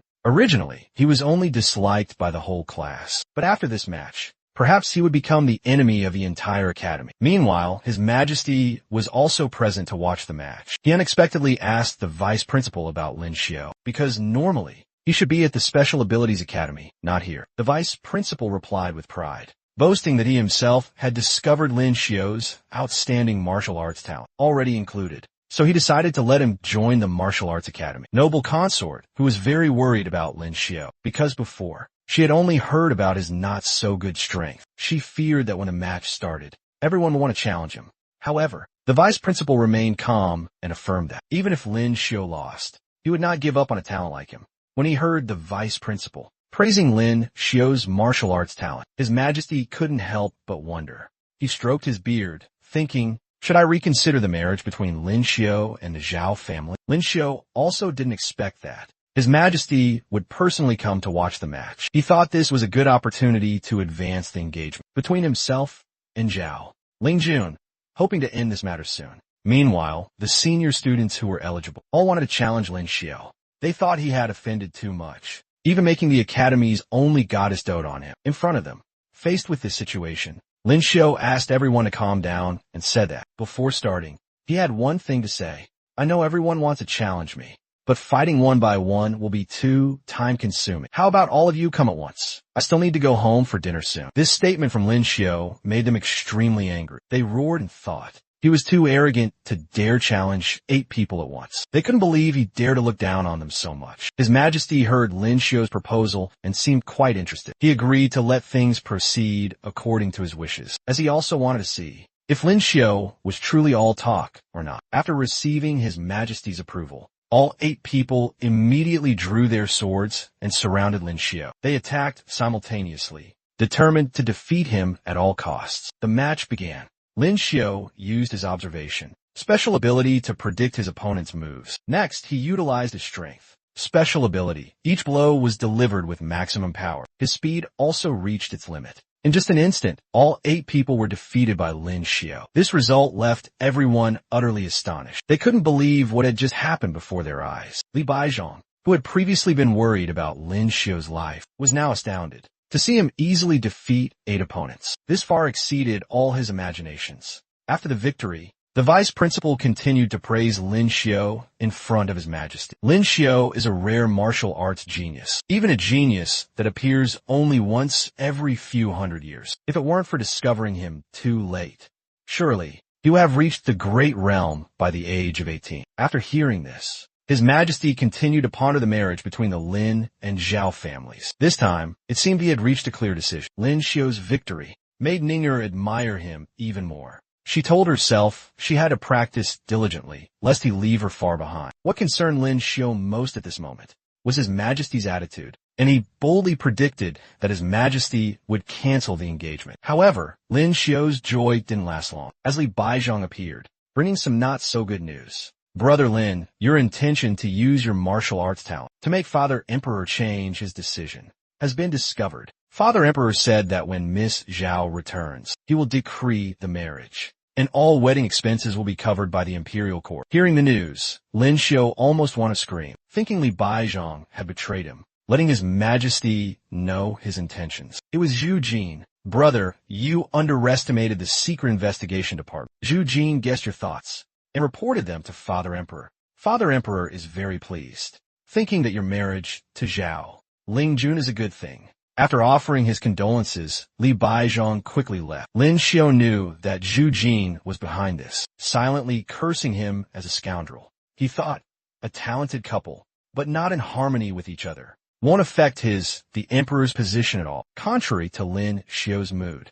Ning'er was extremely joyful upon hearing the news from Li Baizhang. She was happy because Lin Xiao didn't like Zhao Lingjun at all, and even happier to know he had tried to cancel the engagement. So, does that mean I don't have a chance? No way. His Majesty has already said, even if you don't want to marry, you must marry. No one could change it. Even though Lin Xiao had clearly stated his intentions, Xue Ning'er still stubbornly refused to give up. Even imagining future scenarios, marrying someone you don't love, is truly too pitiful. How about you marry me? I can be your concubine. Even if my family disagrees, I don't need a formal marriage. As long as Zhao Lingjun isn't home, I'll secretly find you. Or you can buy a small house outside to keep me. If you don't have money, I can buy it myself. These words made Lin Xiao feel even more worried, thinking that bringing her home would only add more trouble. At the imperial palace, Lin Xiao noticed the turmoil had been too great recently. He didn't even dare to step out of his door. However, he still took advantage of this time to prepare a gift for noble consort, who had stepped forward to help Xue Ning'er. Even so, he still hadn't been able to thank her properly. On the way, Lin Xiao happened to meet Zhu Jin. He asked if Lin Xiao was going to visit noble consort. Hearing the question, Lin Xiao didn't reply, just looked at Zhu Jin with eyes full of resentment. That look made Zhu Jin feel cold all over, break out in a cold sweat, and ask, young Master Lin, why are you looking at me like that? This was the second question, but Lin Xiao still didn't bother to answer, just glanced at him and snorted, showing his contempt. Upon arriving at Changchun Palace, noble consort jokingly asked, have you been very free lately to have time to come here? I heard that, because of you, the students of the Martial Arts Academy have been striving much harder than before. Knowing her ladyship was teasing him, Lin Xiao smiled and said that his main purpose today was to give her ladyship a gift. Noble consort guessed it must be a valuable item. Lin Xiao opened the gift box. Inside was a glass bottle as clear as crystal. Noble consort curiously asked, why is this bottle so transparent? Where did you find it? Lin Xiao smiled and told her ladyship to wait a moment. Then he slowly opened the bottle, and a gentle fragrance wafted out. Noble consort smelled it and praised. This fragrance is truly delightful. It's even more fragrant than a sachet. Lin Xiao explained that it was perfume made from essence and flower petals and could replace sachets. Just one drop on a handkerchief is enough. The more noble consort smelled it, the more she felt the rich fragrance. But it wasn't too overpowering, and she praised Lin Xiao for being very thoughtful in bringing such a wonderful gift to her. Noble consort was extremely pleased with the perfume Lin Xiao presented, and immediately asked if he had any other bottles, as she wanted to gift one to the Grand Empress Dowager. Hearing this, Lin Xiao explained that this type of perfume was very difficult to make. It took him half a month to make 2 bottles. 1 bottle for my mother, and 1 bottle for your ladyship. If your ladyship wishes to gift one to the Grand Empress Dowager, your servant requests permission to return and make more. Noble consort was surprised to learn that the perfume-making process was so complex, so she immediately told Lin Xiao it wasn't necessary anymore, as if she had never mentioned it. The Grand Empress Dowager is old. She doesn't need to use things like this. However, noble consort's cat insisted on demanding Lin Xiao give it a bottle of the fragrant perfume. Of course, Lin Xiao flatly refused. Others can't even get it if they want, let alone you. You stay by our ladyship's side a lot, you'll naturally smell fragrant. So, learn to be content.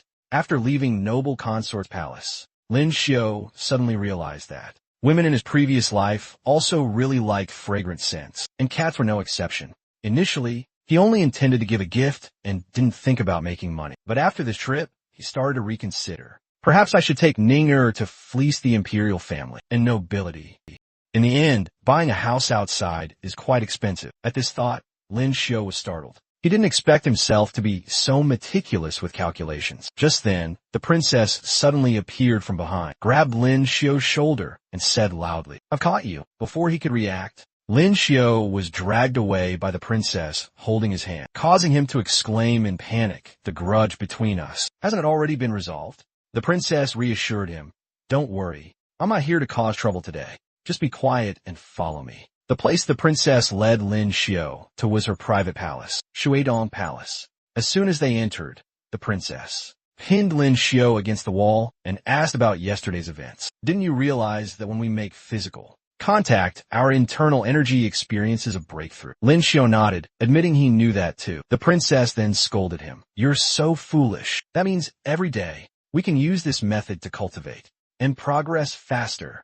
Lin Xiao hadn't expected the princess to make such a suggestion. He had always worried about the conflict between ice and fire, but now he realized he had overthought it. The two began cultivating immediately. But while the princess was excited, Lin Xiao looked uncomfortable, as if he were about to cry. He told himself to be patient, as special abilities required endurance. A moment later, Lin Xiao had successfully replicated the special ability, but the princess still wouldn't let go. She was dazed, wondering to herself how he could last so long. Contact between ice and fire could only last for a moment of cultivation. And she had an idea, one that made both of them blush when mentioned. Lin Xiao pondered the princess's proposal. He currently possessed two types of abilities, ice and fire, and he thought one person could do the work of two. However, he still wasn't sure. He needed time to verify it. Lin Xiao asked the princess to give him 2 days to think. The princess appeared annoyed, thinking this was a mutually beneficial arrangement, with nothing to hesitate about. Lin Xiao then used the excuse of propriety between men and women, saying he was traditional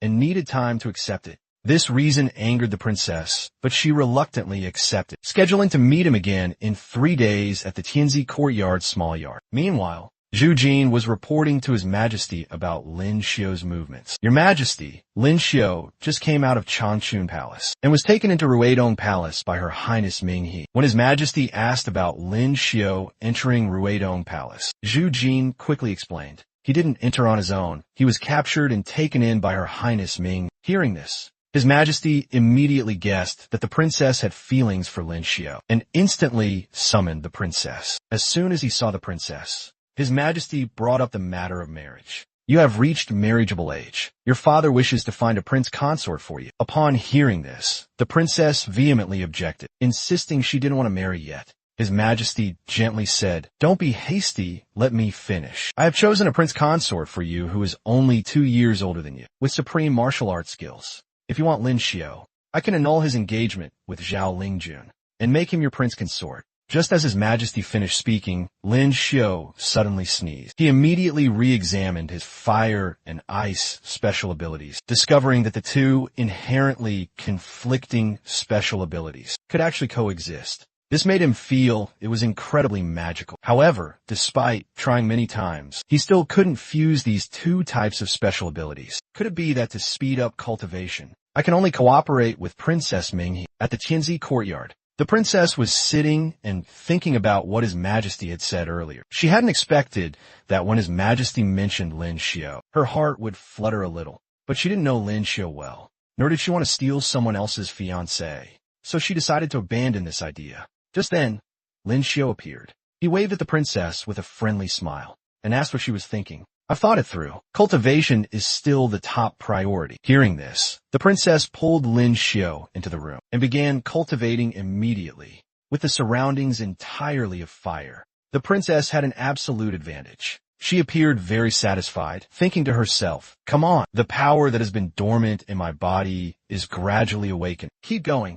Seeing the princess so comfortable, Lin Xiao felt like he was just a cultivation tool for her. Thinking this, he let go of her hand, refusing to continue cultivating. Being stopped so abruptly, the princess angrily asked Lin Xiao what he was doing. Your Highness, you're being too selfish. You only care about your own cultivation. What about me? How about I cultivate today, and you cultivate tomorrow? Would that work? Although Lin Xiao said this, he didn't have an ice jade bed, so even if it were tomorrow, he couldn't cultivate. He had a solution, but was afraid the princess wouldn't agree. At this point, the princess had had enough. She angrily scolded Lin Xiao. This won't do. That won't do. What do you want me to do? The princess's attitude genuinely scared Lin Xiao. He quickly asked her to wait a moment, saying he would find a way. And the way Lin Xiao mentioned was Zhao Lingyin. When Lingyin appeared, she seemed quite embarrassed, not knowing why she was there. Only then did the princess understand Lin Xiao's plan. She asked unhappily to confirm. Although the princess and Lingyin didn't like each other, there were no serious conflicts between them. So, Lingyin helping out wasn't a major issue. Lingyin, like the princess, had just learned she was there to assist the two in their cultivation. With a cold expression, she asked why she had to do this. After a tiring explanation, Lingyin finally agreed to help. Dual cultivation of water and fire can speed up cultivation. Lingyin appeared skeptical and asked how the two of them discovered this. Lin Xiao honestly replied that they had fought together in a battle to settle a grudge. Hearing grudge, Lingyin wondered what kind of feud they had, even guessing it might be a love debt. At this moment, the two girls started staring at each other with challenging eyes. The princess spoke first. Zhao Lingyin, why are you looking at me like that? Want to compete?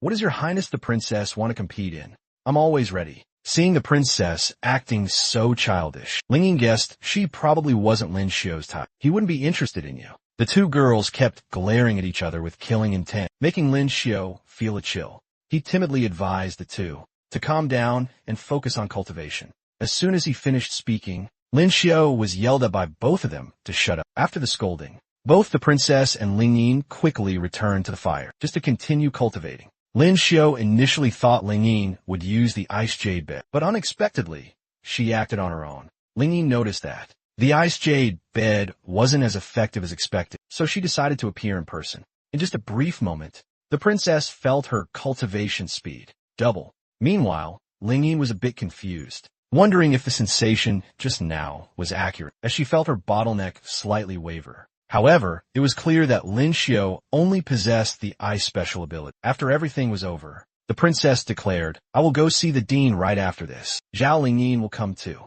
I will share this credit with you. Lingyin was also mentioned, but Lin Xiao didn't hear her mention anything about him, making him feel a bit slighted. Even so, he didn't dare to voice any demands to the princess, silently enduring the grievance in his heart. At the Lin residence, Lin Xiao was daydreaming about being surrounded by the two girls, his heart filled with joy. Could it be that extreme yang and extreme yin can both be cultivated at the same time? Between Lingyin and Princess Minghe, wouldn't everything become twice as smooth and joyful? Isn't this just another form of ice-fire dual heavens? Alas, it's a pity that the fact I possess two types of abilities can no longer be hidden. Currently, I have up to 4 high-grade abilities, plus dual cultivation. My cultivation speed is already 5 times my basic talent. It's not worth risking to increase it one more time. The best way is to secretly copy skills. Next time, I must restrain myself from using the fire special ability. Lost in thought, Lingyin suddenly appeared, startling him. He quickly told her to calm down.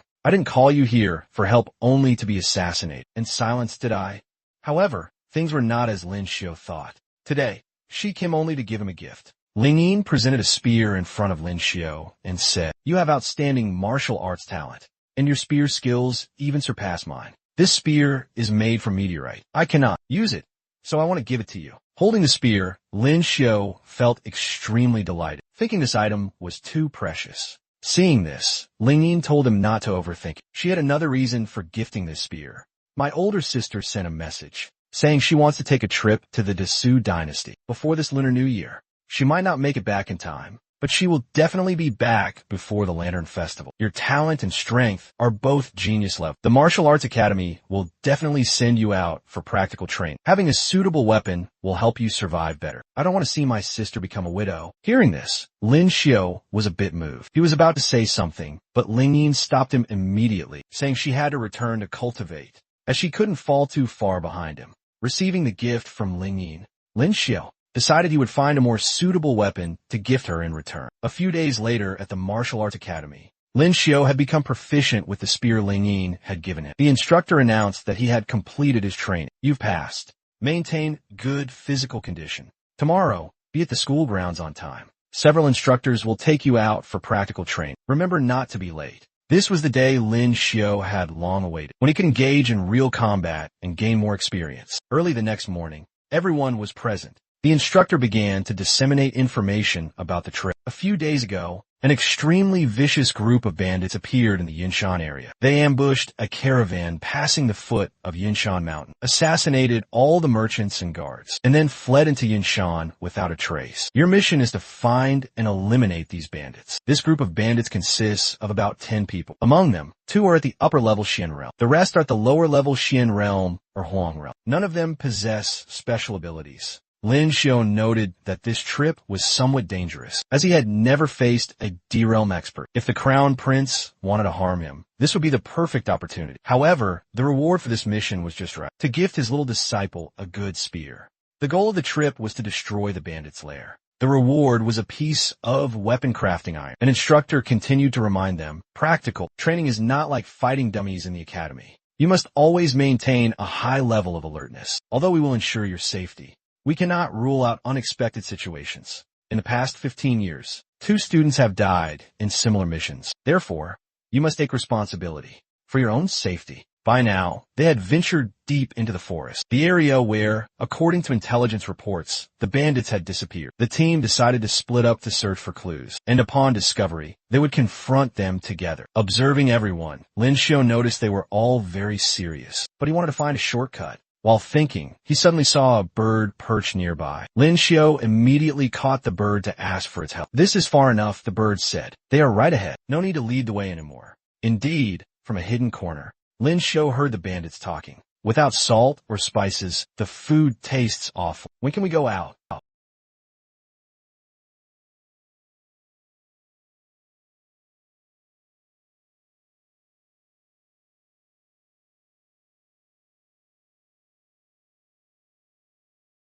They aggressively readied their weapons, threatening Lin Xiu. "I've just been sitting here. My butt's freezing, so I'll use your head as a seat." As soon as he finished speaking, Lin Xiu's spear flew straight and pierced right through his neck, killing the man instantly. Lin Xiu remained calm and unfazed. Seeing their companion die tragically, the remaining men were stunned. Before they could react, Lin Xiu lunged forward, taking them down one by one, sending them to reunite in the underworld. Then, a man wielding a saber appeared, blocking Lin Xiu's path. His demeanor indicated he was their leader, and the strongest among them. With eyes full of killing intent, he looked at Lin Xiu and said, "With only this level of skill, you dare to harm me? Do you think I'm like them?" With that, he swung his saber, attacking Lin Xiu with all his might. Although Lin Xiu managed to block, it was clear he was under immense pressure. His strength had reached the earth realm. Lin Xiu knew he wasn't strong enough to deal with it. The man attacked with increasing ferocity, determined to avenge his companions.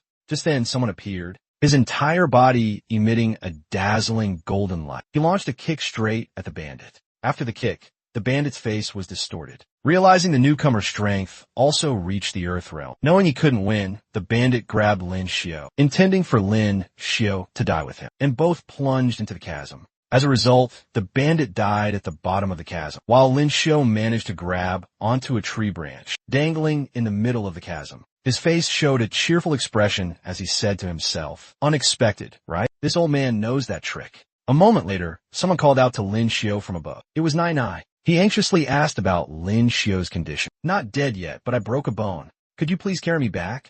Lin Xiu said, making Nai Nai laugh. He agreed to carry him back, as long as Lin Xiu was okay. To hide his flying ability, Lin Xiu said he survived by grabbing onto the tree branch. Otherwise, he would have died. This time, Lin Xiu felt he was very lucky. He had unexpectedly learned the indestructible Vajra body technique. At the Lin Manor, Lin Xiu was testing the new special technique. Just a touch from him was enough to turn an object into a blade. That was the power of the golden body. The technique's effectiveness far surpassed other techniques, like stone skin or ice armor. But could this golden light be hidden? Yesterday, watching the old man fight, he was glowing. Lin Xiu wondered, feeling his own preferences were rather strange. At the Zhao residence, Lin Xiu came to find Zhao Lingyin today. He said that with the new year approaching, he had a gift for her. Holding the gift in her hands, Lingyin silently observed it meticulously. Seeing this, Lin Xiu explained, "Last time I went on an experiential training trip, I received a reward from the academy.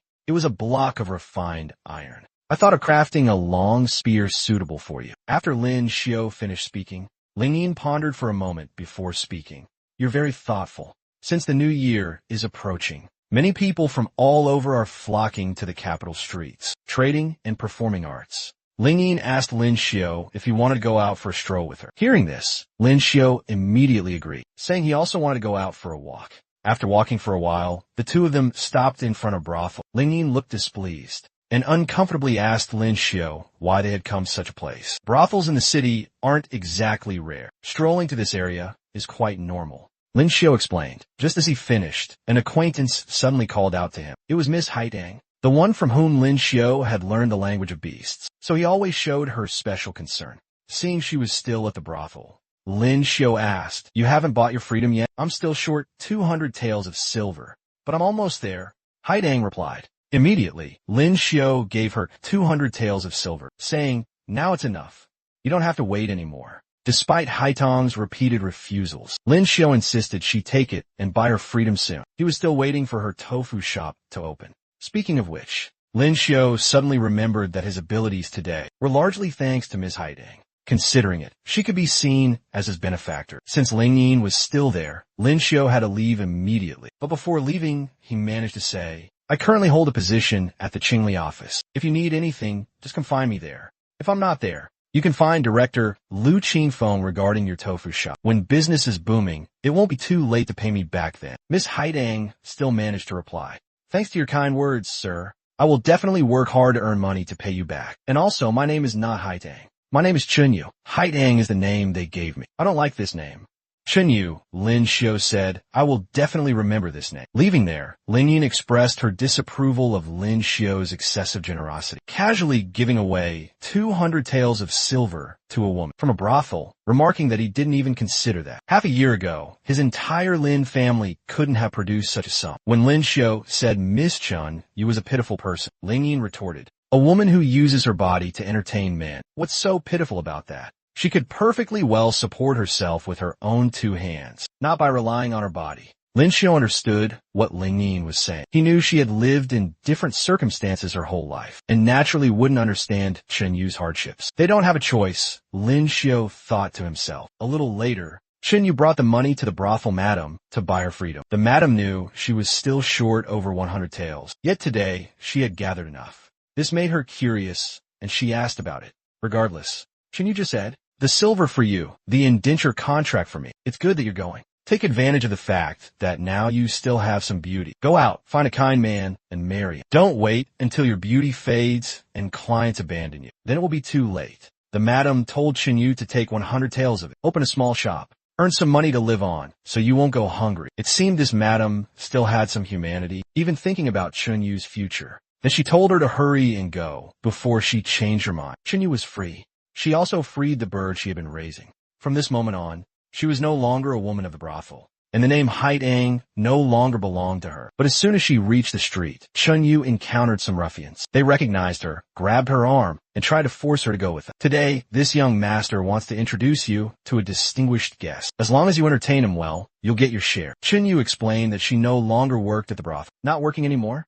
What do you mean? A prostitute daring to resist? Serve this distinguished guest well, or I'll make you regret it." Although Chun, you kept trying to explain, these men acted as if they were deaf, refusing to understand. Then they resorted to taunting and humiliating her. "A bit interesting. I'm getting more and more interested in you. Hurry up, otherwise you'll suffer for the rest of your life. But a prostitute is a prostitute. Even if you buy your freedom, it's to serve us. Why are you pretending? Just as that filthy hand was about to touch Chun Yu, she forcefully slapped it away. She was now terrified and couldn't remain calm. In her panic, she ran headfirst into a nearby tree. The impact knocked her unconscious, and she fell to the ground. The ruffians acted as if they saw nothing, simply turned and walked away, even saying to each other, "So annoying. I don't know what that girl was so worked up about. Let's go. Tonight, we'll go to another brothel to feast our eyes." After a while, the surrounding people finally noticed Chinya. They asked each other if she was dead. At the Qingli office, Lin Xiu angrily slammed the table and questioned young Master Zheng. "Why did Chinya die?" "I already told you. She ran into something and killed herself. No one forced her. As for the body, I don't know. Maybe dogs ate it. Anything else you want to ask?" "In a little while, I have to dine with young Master Huang. Can't be late." This statement from young Master Zheng further enraged Lin Xiu. He hinted, "I'm afraid you won't get a chance to eat this meal." As soon as he finished speaking, Lin Xiu used a water blade, slitting young Master Zheng's throat in one strike. Lin Xiu had eliminated him. This is what's called killing without a trace. Afterwards, he acted as if he knew nothing and shouted loudly, announcing to everyone, "Young Master Zheng has been murdered." A few days later, at the Imperial Palace, Lin Xiu was walking, lost in thought. Indeed, just as I predicted, the fate of Zheng Jian caused no dispute. I wonder if the one at home thinks I caused trouble. Probably not. That heroine hates evil like an enemy. Even if she finds out, she'll probably just lecture me on life's philosophies. Now, only Huang Tao of Du Quang's household remains. This guy caused Miss Chen's death. Even her body disappeared without a trace. If he doesn't die, this vengeance won't be settled. At Changchun Palace, seeing Lin Xiu, Imperial Consort Gui Fei remarked that he hadn't visited for several days. "Greetings, Your Highness. This student has indeed been busy these past few days. I hope Your Highness will forgive my absence. There's nothing to blame you for. If you have matters to attend to, just take care of them. Little one has been very well behaved lately. You don't need to visit it every day. At most, every 5 days. No, 3 days. Actually, make it 2. This one worries little one won't be used to it. You can see for yourself. Little one likes you very much." Whatever Imperial Consort Gui Fei said, Lin Xiu had to comply. Lin Xiu could only force a smile and agree to visit once every 2 days. After all, Her Highness's spirit pet was still important. To this, the cat nodded in immediate agreement, as if to say whatever you humans say goes. At this point, Lin Xiu brought out several types of perfume for Her Highness. "During my days away, this student felt extremely remorseful. So I made these bottles of perfume as a gift for Your Highness. Apart from these gifts, all the ladies in the Imperial City deeply admire Your Highness. The perfume's fame is growing daily, and Your Highness could also share some of the rose-scented ones." Seeing the perfume, Imperial Consort Gui Fei's expression immediately brightened, her heart overflowing with joy, because this time Lin Xiu had brought quite a variety of scents, which truly delighted her. Realizing she was a bit overly excited, Imperial Consort Gui Fei quickly regained her composed demeanor. She said, "Little one also likes this fragrance. It's rare for you to be so thoughtful. This bottle of Ning Xiang, I will help you past Her Majesty." It was already dark when Lin Xiu returned to his residence. He felt truly exhausted today. Just then, someone pointed a knife at him from behind. It was an unfamiliar young woman. She said to Lin Xiu in a low, somber voice, "Quite bold, aren't you? You harm people yourself, yet you shift the blame to me, without even needing to see her face." Lin Xiu guessed correctly. She was the female knight-errant who specialized in sending villains to an early grave, one who loathed evil. Seeing that Lin Xiu knew who she was, she asked Lin Xiu, "Aren't you afraid I'll send you on your way too?" Lin Xiu was sure she wouldn't harm him. He even said, "We are both good people." Lin Xiu knew her special technique was stealth. Naturally, he wouldn't let such a technique go unlearned. The young woman lowered the knife. She casually sat down and continued, "Actually, I've been watching you for a long time. You were a good person. The first time, you stepped forward to protect that woman. The next, you made that beast Zheng Jian meet his end. Even though you blamed me, even if you hadn't acted, sooner or later, I would have finished him off. I just wonder, it was clearly you who struck the blow. So why didn't they suspect anything?" She smiled. Lin Xiu said, "I used a water blade. They couldn't find a murder weapon, so they couldn't suspect me. You're lying to me. Even a water blade would leave some trace. But never mind. Everyone has their secrets. If you don't want to say, I won't force you. I've been watching you for a long time. Everything you've done proves you're a good person who hates evil like an enemy. Do you want to join our Tian Dao Ming, Heavenly Dao Alliance?" Hearing the name Tian Dao Ming, Lin Xiao was slightly startled, but immediately declined the invitation. He said he would continue to use his own methods to help the common people. Lin Xiao knew Tiandao Meng was an organization. It's good to act on heaven's behalf, but you also understand that this organization is no different from a rebellious faction. Like the Qingyan Jiao, joining a rebellious faction is tantamount to rebellion, and the consequences will be confiscation of property and extermination of your clan. You don't want to put your family in danger. Master Lin Xiao refused. The girl asked again, "You don't want to join? So, are you planning to capture me for the reward money? It's probably around 100,000 taels." Lin Xiao calmly replied, "A gentleman loves wealth, but he must acquire it through righteous means. Besides, I'm not sure of money. Do you know of Hongli Ju? That's the place I opened. I earn 100,000 snowflake silver taels each month. Money is not what I care about." Hearing this, the girl chuckled. "Hongli Ju, I know of it too. If so, you must have a lot of fine wine, right?" Lin Xiao nodded. "As much as you want, my place is plenty." But in his heart, he thought, this swordswoman must be fond of alcohol. This special ability is very easy. At the Qing and Sea, a criminal was being dragged away. He shouted, "You let me go. I am the son of Jian and Bo. Let me tell you, we have connections in the Qing and Sea. We will accuse you of assaulting a nobleman without cause." His crime was assaulting a woman on the street. Lin Xiao ordered, "Quickly bring him inside. Prepare for the trial." Once inside, he became even more aggressive, pointing at Lin Xiao, shouting, "Quickly, call Supervisor Wang Zhushi here. I want to file a complaint against this person." The two bailiffs heard this and were confused, asking, "Are you trying to file a complaint against Lord Lin Xiao?" Only then did the two criminals snap out of it, their faces full of bewilderment, looking at each other. Lin Xiao sat down in the magistrate's chair, banged his hand on the table, and asked loudly, "Who below wishes to file a complaint against an official?" At this point, the two criminals were truly scared. Just minutes ago, they were shouting at the top of their lungs. Now, they were as quiet as clams. They could only think to themselves, "We're done for. Why is this guy an official of the Qing and Sea? The evidence is clear. Today, you two assaulted an innocent girl on the street. You have violated the laws of Great Xia. Punish them with 30 strokes of the rod as a warning." Hearing the punishment, the two criminals became aggressive again, questioning Lin Xiao. "Do you really dare to hit us?" Just then, Qinwan appeared and intervened. She looked directly into Lin Xiao's eyes, as if using some kind of special ability, making Lin Xiao's pupils become like hers. Then she said, "Lord Lin Xiao, could you do me a favor and spare my two elder brothers?" Hearing this, Lin Xiao blurted out, "All right," without hesitation. But immediately after, he suddenly came to his senses and shot up, angrily slamming the table. "All right, my foot, Miss Qin. If everyone intercedes like this, what's the point of having laws? Men, administer the caning." This display from Lin Xiao startled even Qinwan. She hadn't expected his willpower to be so strong. The next day, Lin Xiao thought back and found Qinwan's abilities very strange. He planned to find Yang and I later to ask for more details. She probably knew a lot. Passing by the notice board, someone greeted Lin Xiao, and only then did he notice the new wanted poster. On the poster was the image of the swordswoman who had come to him the previous night. At the public court, Lin Xiao saw a corpse as soon as he entered. Lord Lan Zhang and Lu Qingfeng were deep in thought. When Lin Xiao appeared, Lord Lan Zhang immediately remarked that he had arrived at just the right time, and asked him to examine whether the corpse was feigning death or not. From Lan Zhang's words, Lin Xiao guessed that the corpse was not real. "Lin Xiao, you rarely visit the Qing and Sea, so it's understandable that you don't know about this. Yesterday, that female assassin attempted to assassinate Huang Tao, the son of Huang Guogong, but she failed and was seriously injured,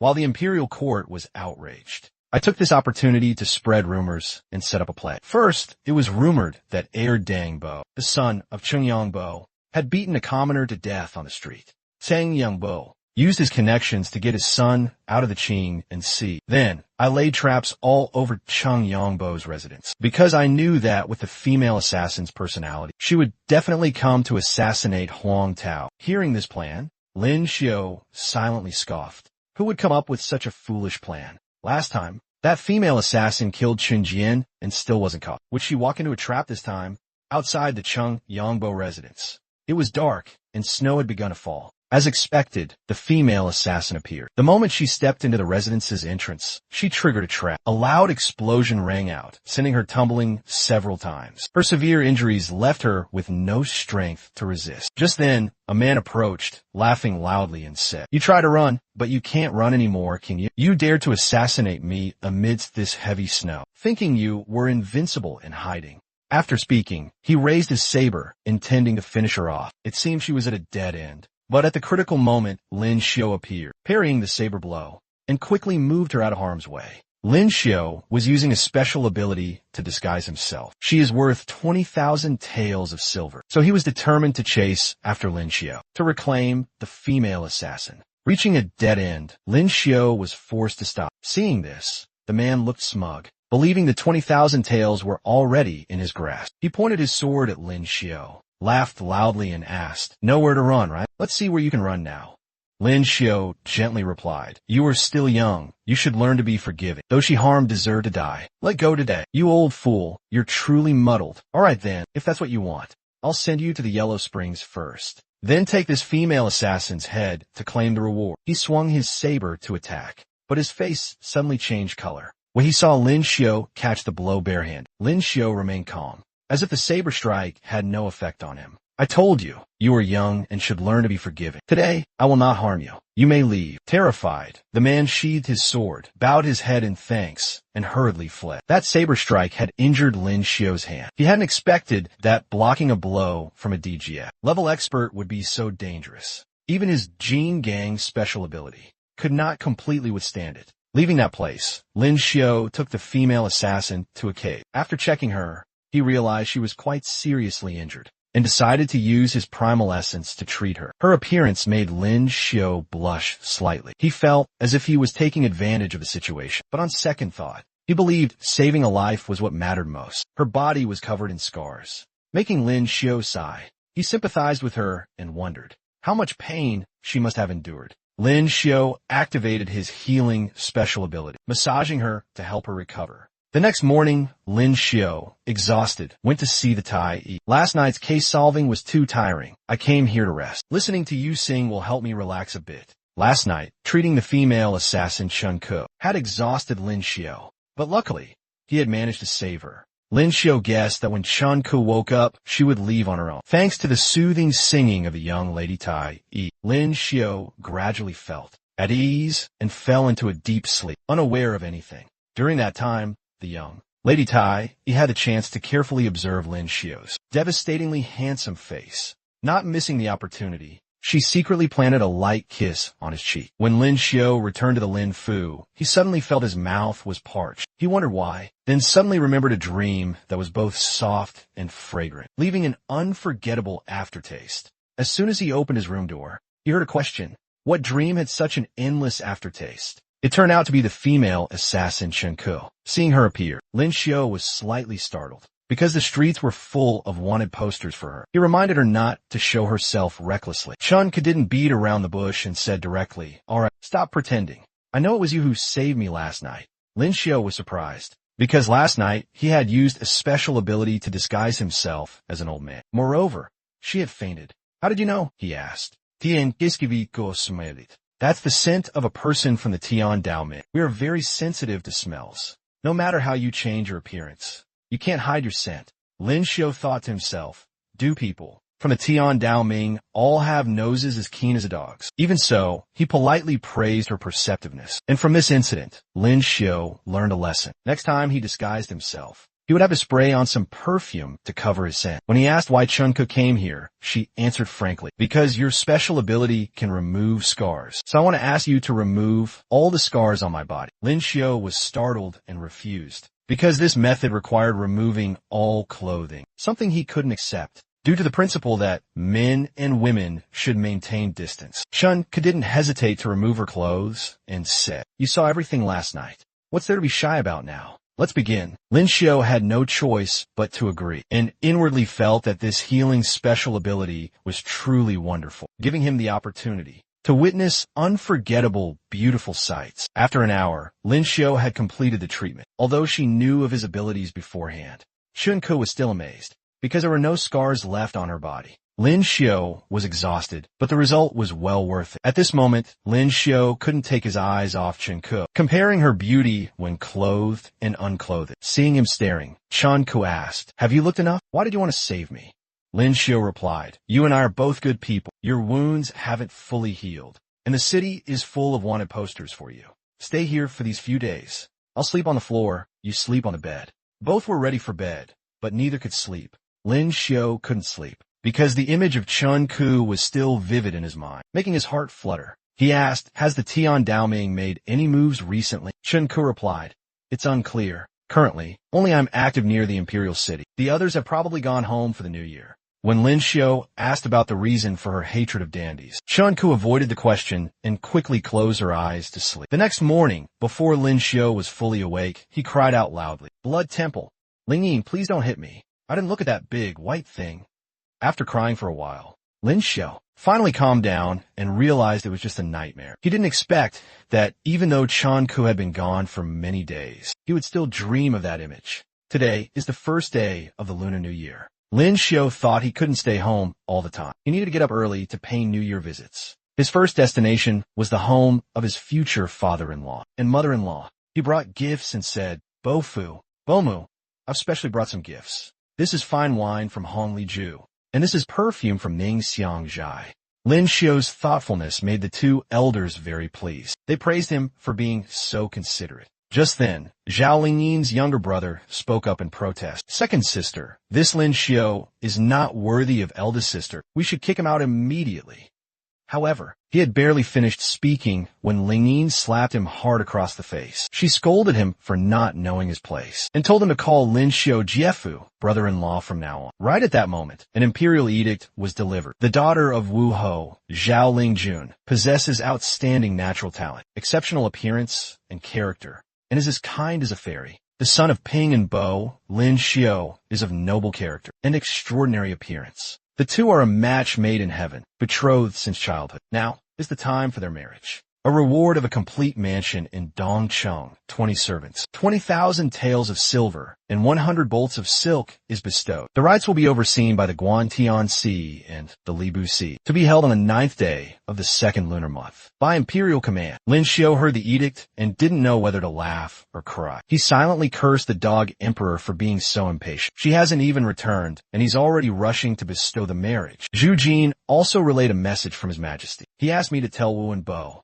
His Majesty doesn't want to wait for your family's heaven's pride to return to the city. Indeed, finding an auspicious date is very difficult, and the preparations by the Ministry of Rites take a lot of time. Wait until the day of the wedding ceremony. His Majesty will personally present the wedding gifts. In the white snow, the figure of a girl in a pink robe appeared. Just seeing her back was enough to know she was a stunning beauty. That girl looked around and said, "Imperial City, I have returned." At Ningxiang Zhai, the perfume shop of Lin Xiao and Li Baizhang. Since opening this shop, Li Baizhang decided not to return home, using the excuse of sacrificing himself to contribute to the common cause. In reality, everyone knew he was avoiding his wife. Everything was prepared. The shop could have its grand opening immediately.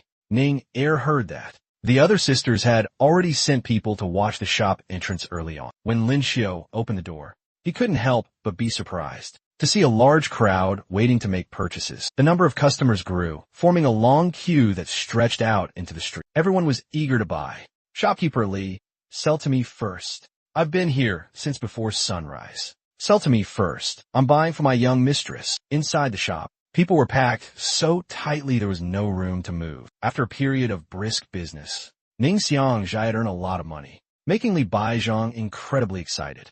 At that moment, all he could see was money. Lin Xiao and Ning Er were too exhausted to continue any longer, so he handed over all matters to Li Baizhang. According to Li Baizhang's calculations, just today, they had earned 50,000 silver taels. Lin Xiao found this to be a matter of course, nothing to be surprised about. Nor did he care who had invented perfume. The business at Ningxiang Zhai was considered settled. The three of them were now on their way home. Li Baizhang mentioned that Lin Xiao's wedding was not far off. Yet today he was still busy with matters at Ningxiang Zhai. If that lady from the Zhao family knew, wouldn't she be furious? Hearing this, Ning Er immediately told Li Baizhong he was spouting nonsense. Upon arrival, Lin Xiu's expression suddenly changed. It seemed he had just seen something utterly surprising. It turned out he had seen Zhao Lingyin. She was laughing and chatting happily with her older sister, who had just returned. "Let me tell you, sister, Lin Xiu not only awakened ice-based mystic arts, but his martial arts talent is also exceptional. My marksmanship has improved considerably, all thanks to his instruction. He's wonderful in every aspect. Exactly the type to make women fall for him. If I hadn't helped you secure him, Lin Xiu would likely have been betrothed to someone else long ago." Seeing the two young women there, Lin Xiu thought it was quite a coincidence. He hesitated, wondering if he should go over and greet them. But after thinking it over, he decided against it. It would be better to head home first. With that thought, Lin Xiu quickly steered Li Baizhong and Ning Er in another direction. Hearing Ling Yin constantly praising Lin Xiu, Zhao Lingjun interjected, all right.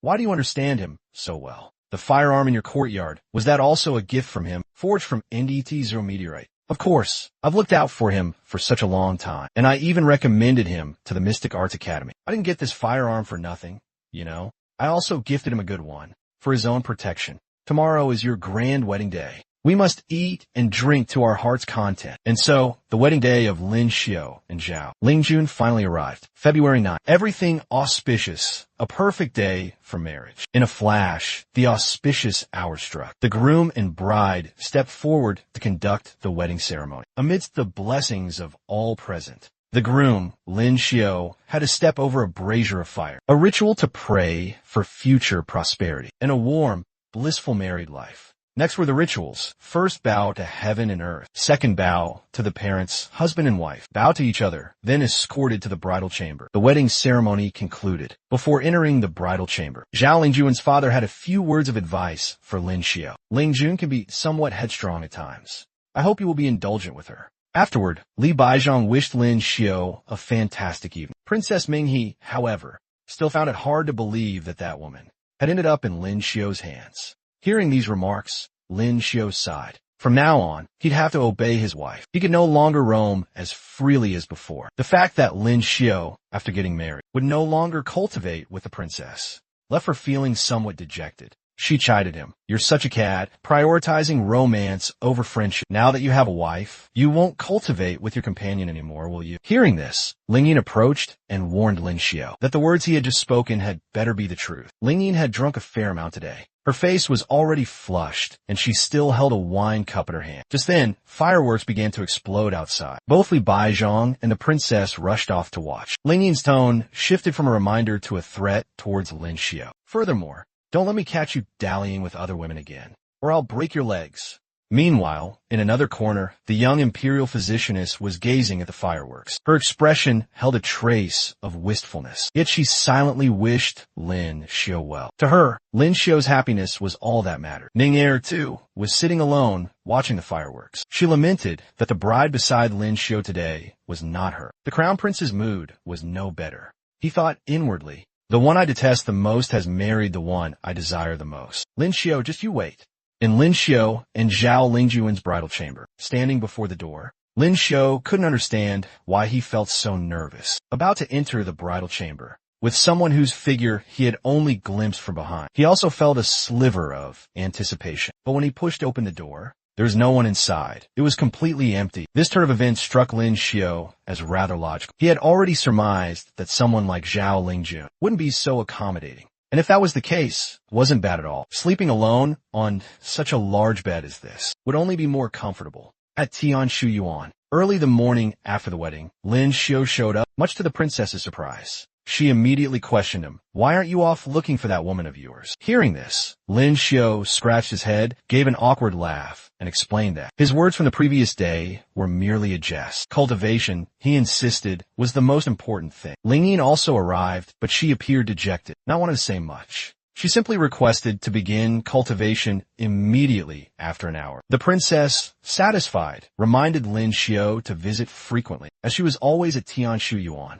As they stepped outside, Ling Yin abruptly apologized to Lin Xiu, leaving him puzzled as to why. She recalled the previous night, when her older sister hadn't stayed in the bridal chamber, but had come to sleep in her room instead. Ling Jun had said, "Didn't you always want to sleep with me, little sister? Tonight, I'll sleep here." Ling Yin looked at Lin Xiu. Last night should have been a precious time for you and my sister, but she wasn't there. Now I understand. This marriage arrangement should never have happened. Lin Xiu gently patted her shoulder and replied, if this is about her, there's no need for apologies. I understand her. A talent like Miss Zhao would be highly coveted in any nation. And I'm merely at the second realm. I actually feel aggrieved on her behalf. Rest assured, I understand. Though he spoke thus, Lin Xiu inwardly felt a sense of relief. Aggrieved about what? I feel much more at ease now. Finally, I can wear flamboyant clothes and wander the streets as I please. Ling Yin, however, believed Lin Xiu was genuinely suffering and felt a pang of sympathy for him. Lin Xiu went to the west wing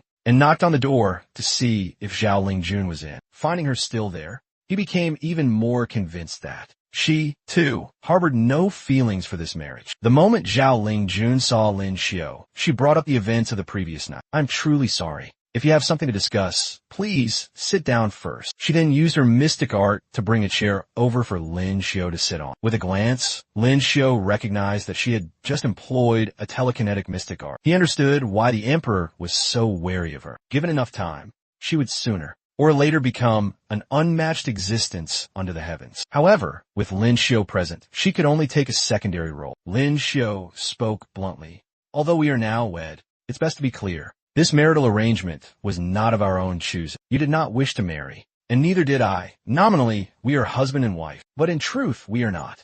I will not make any demands of you. I only hope that you will not make any demands of me either. To put it plainly, unless there's a reason, I will not come to disturb you. I hope you will do the same. Zhao Lingjun agreed. She also clearly stated her own perspective. Henceforth, Lin Xiu's affairs will be of no concern to her. Diligent cultivation is her sole focus. The two reached an understanding. They would each mind their own affairs. The titles of husband and wife were purely nominal. With all entanglements smoothed out, Lin Xiu felt at ease. He hadn't anticipated that this marriage would indirectly help him realize his dream of idly releasing birds into the sky and catching fish in the water. At that moment, he felt the emperor's decision was truly sagacious, making one appreciate it more and more. Zhao Lingjun too felt that Lin Xiu's unwillingness to fully embrace this marriage was a positive development. In the future, she wouldn't be encumbered by it in her pursuit of cultivation. Stepping outside, Lin Xiu inhaled the fresh air, his heart as tranquil as if listening to the gentle murmur of the ocean. Yet, he knew this room was not his place. If it became known that he had left the Zhao family's prodigy here, it would invite everyone's scorn. However, residences in the imperial city were exorbitant. Lin Xiu couldn't afford to buy one, even if he wished. He mused that it would be wonderful if someone were to gift him one. In the Yuhua Yuan Imperial Garden, Zhu Jin was reporting on the situation after Lin Xiu's and Zhao Lingjun's wedding. Your Majesty, last night, the prodigy of a Zhao family did not share a room with Lin Xiu. Today, Lin Xiu has again left the residence and is currently en route to the imperial palace. His Majesty expressed considerable interest upon hearing this. The bride absconds on the wedding night, and the groom vanishes the very next day after the wedding. But what business does Lin Xiu have coming to the imperial palace at this time? Could he be here to lodge a complaint? In that case, I must properly put this martial arts prodigy in his place. No sooner had he finished speaking than Lin Xiu appeared. His Majesty immediately questioned him. Why is it that, having just celebrated your wedding, you're not at home with your wife, but have come here instead? Lin Xiu went straight to the point, stating that he wished to borrow some silver taels. This request irked his Majesty. He frowned and asked, you are lacking silver? You and Prince Qin have partnered to open 2 shops, and money is rolling in. Why would you still seek to borrow from me? I will not lend you any. Lin Xiu calmly replied, if your Majesty refuses to lend it, then this subject can only remain in the bridal chamber with his wife. Nurture their affections and hope to soon provide an heir for the Lin family. Upon hearing this, His Majesty, who had been about to depart, paused. He instructed Zhu Jin to quickly take Lin Xiu to select a residence. Whichever one he fancied was to be gifted to him. Consider it your reward.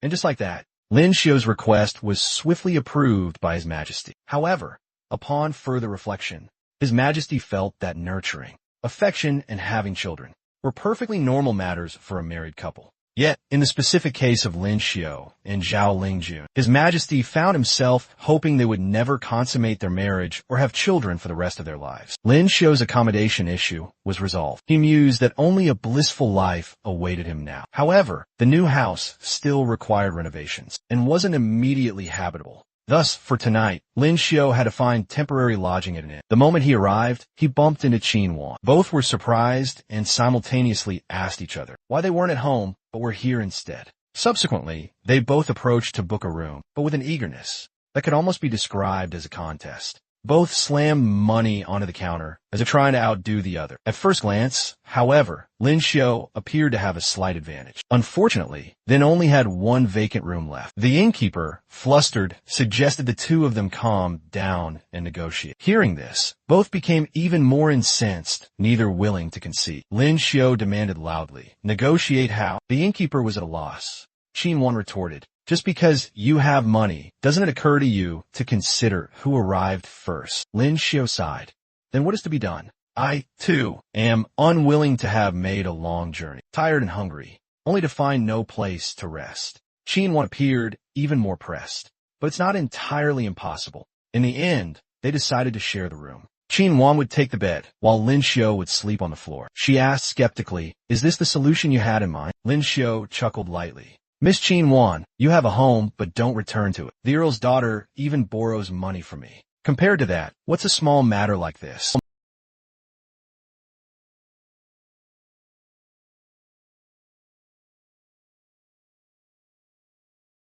Besides, I also paid for the room today. Qin Wan promised to pay back the debt in the next few days. Lin Xiao told her to go to sleep quickly, lest she catch a cold on a cold night and have to borrow money from him again. He thought to himself, why is this young woman so short of money? Never mind, Lin Xiao planned to go find Tai Yi tomorrow. Finally, he could express some of his intentions. At Tai Yi's place, she blushed shyly and congratulated Lin Xiao on his grand wedding. "I saw the fireworks that night from my doorstep. They were very beautiful, very beautiful." Lin Xiao comfortably lay his head on Tai Yi's lap. With an expression of enjoyment, he praised her. "You're quite a beauty." Being praised like that by Lin Xiao, of course Tai Yi was very pleased. But she just said she was an ordinary, made-up woman, telling Lin Xiao not to tease her anymore. Even so, Lin Xiao still had plenty of words to reply with, saying that even modesty has its limits. If you're just rouge and powder, then there'll be no more beauties left in this world. Lin Xiao's words. Truly, the more one heard them, the more one would fall for him. Tai Yi then asked Lin Xiao what song he wanted to hear, so she could prepare in advance.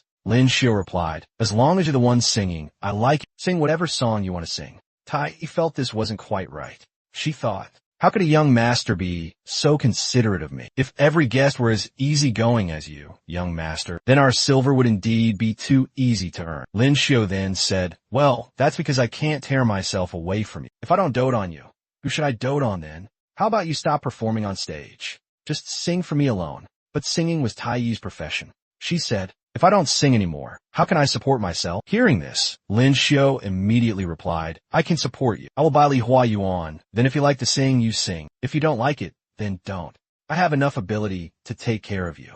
These words from Lin Xiao made Tai Yi break out in a sweat. She felt it was really unnecessary. "If you keep treating me so well like this, I'm afraid I don't know how I can ever repay you fully." Lin Xiao then told her not to worry. He only wanted her to repay him with herself, and that would be enough. No need to do much else. As soon as she heard repay with herself, Tai Yi immediately felt her whole body flush. Her expression changed constantly, from flustered to shy, mixed with a bit of embarrassment. She said in a small voice, "If the young master wishes it, it's not impossible for Tai Yi." After this heart-to-heart with Tai Yi, Lin Xiao began to recalculate his future life. The housing issue was resolved, but for Tai Yi's safety, I still need to find the emperor's Yang Mao. Then, he took the land deeds for Li Hua Yuan to meet the proprietress, informing her that he had bought the place. Next, Lin Xiao would go visit Ning Er to tell her the news, that he was free, and his plans to seek his own happiness. Lin Xiao felt that such a life was truly wonderful. No need to worry about being ambushed. At Ningxiangzhai, Ning Er was dejectedly and sadly staring blankly into space. Sighs constantly escaped her lips. Just then, Lin Xiao appeared before her. He cheerfully asked, "What are you thinking about?" Ning Er asked back in surprise, "Why aren't you with your fiancée? What are you doing running over here?" Lin Xiao then explained, "Actually, Miss Zhao and I don't have the kind of relationship everyone thinks. We are only husband and wife in name, not a real husband and wife." She left on the wedding night. This news was indeed good news for Ning Er. She was so overjoyed her eyes sparkled, asking again to confirm. "Your wife had a wedding ceremony. The kind with 8 bearers, bowing to heaven and earth. Ran off on the wedding night? Lin Xiao nodded. That's right. She and I have made it clear. We are only an outwardly married couple. We don't interfere in each other's lives. After hearing this, Ning Er couldn't hide her joy. She rushed forward to hug Lin Xiao, comforting him. It's okay, don't be sad. If she doesn't want you, I do. Lin Xiao didn't expect Ning Er to be so emotional. He gently stroked her head and asked, can't you be a little more patient? At this moment, the two of them looked extremely affectionate, like a real pair of lovebirds. Just then, Li Baizhang walked in. He flung open the door, intending to tell Ning Er about something he had just acquired. But when he saw the scene before him, he immediately froze. He thought to himself, I'm done for. The money I just earned, I came in a really bad time. Lin Xiao wouldn't assassinate me to silence me, would he? I still have a lot of money I haven't earned yet. In this awkward situation, each person had a different expression on their face. Li Baizhang looked frightened, while Ning Er frowned, giving him a death glare. Only Lin Xiao was relatively calm, just a little surprised. Li Baizhang immediately covered his face with his hands, turned away, and said, you two just continue, don't worry, I won't say anything. You don't need to be afraid of Miss Zhao finding out. Hearing this, Lin Xiao said, I never needed to be afraid of Zhao Lingjun finding out in the first place. Li Baizhang still didn't understand. He asked back, would you dare say that to her face? We're all the same, as if I don't know you. In front of me, stop pretending to be so tough. After hearing Lin Xiao's confirmation with his own ears, that Zhao Lingjun had agreed to this, Li Baizhang was extremely astonished. For him, this was truly shocking news. However, Li Baizhang still didn't dare to believe it completely. He asked Lin Xiao again, what reason Zhao Lingjun had for agreeing. That's enough. Both Lin Xiao and Ning Er no longer paid him any attention. Ning Er suggested that Lin Xiao go with her to a secluded place, because she had many things she wanted to confide. The two of them left, leaving Li Baizhang alone in a bewildered state, not yet understanding what was happening. He looked truly pathetic at this moment, lonely, as if feeling his life no longer had meaning. Leaving Ning Xiangjai, Ling Xiu took Ning Er to the house that His Majesty had gifted him. He told her that this place was very quiet, and she could visit often. Ning Er hadn't expected Lin Xiao to have already prepared this house, while she was still planning to ask her father to buy a house outside. Here, Lin Xiao seriously said to her, you must think carefully. The marriage between me and Miss Zhao was decreed by His Majesty. Until she and I are strong enough to oppose this, I cannot give you an official status. Ning Er understood completely and replied, once you two divorce, that would be defying an imperial edict. I don't need any status either. Marrying someone you don't like. Even if you become an empress, there's no joy. Being with the one you love, even without name or status, is fine. I only need you by my side. I don't need anything else. Lin Xiao agreed. Looking around the house, Ning Er suggested building a flower garden, planting many types of flowers so that in spring, the courtyard would be filled with fragrance and color. Lin Xiao agreed with all her ideas and told her that she could come here any time she wanted to find him, because he would be here most of the time. Saying this, Lin Xiao's face showed a look of happiness. He thought to himself, a big house, with flowers, land to grow vegetables, living with the one I love, practicing strange arts and swordsmanship together, tending flowers, planting trees, cooking, washing dishes, watching the sunrise and sunset, flowers bloom and fade. This is the life I've longed for in 2 lifetimes. Entering the kitchen, Ning Er curiously asked why there weren't any cooking utensils. Here, Lin Xiao also asked back curiously if she knew how to cook. The question made Ning Er a bit embarrassed. She lowered her head, admitting she didn't know but was willing to learn. What dishes do you like to eat? I'll write them down and ask a female cook to teach me. Lin Xiao thought there was no hurry for this, because many things in the house were not yet arranged. He wanted to settle everything first.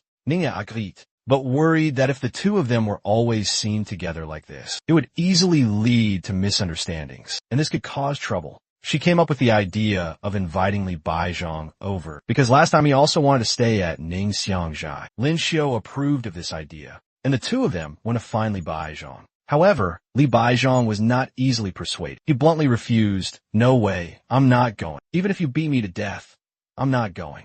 You and Shui, Ning Er are all lovey-dovey in front of me. Now you want to stab me in the heart even more. Lin Xiao, don't be too outrageous. Seeing he was sulking, Lin Xiao coaxed him in a low voice. brotherly, don't refuse so quickly. Ning'er also wants to introduce some of her close female friends to you. Hearing this, Li Baizhang's eyes lit up. His attitude changed quickly. Brother Lin, who was it just now saying they wouldn't go even if beaten to death? Helping you guys move house. How could I possibly refuse? And so Li Baizhang enthusiastically took on all the work, even not letting Lin Xiao lift a finger. He also said, we're all friends. These things are a matter of course. Miss Ning'er, whenever it's convenient, you can make the introductions. I don't have any other intentions. Just want to make a few more friends. Night had fallen. Lin Xiao remembered Ning'er's reminder about safety. She would return tomorrow. This made him look forward to it immensely. He felt that tonight. Sleeping alone in such a large room felt a bit unfamiliar. Just as he reached his gate, Lin Xiao saw Qin Wan sitting huddled by herself. Seeing him appear, she asked, "Why are you here?" Hearing the question, Lin Xiao pointed to the nearby house and said, "You're sitting in front of my house and asking me. Does that question make sense?"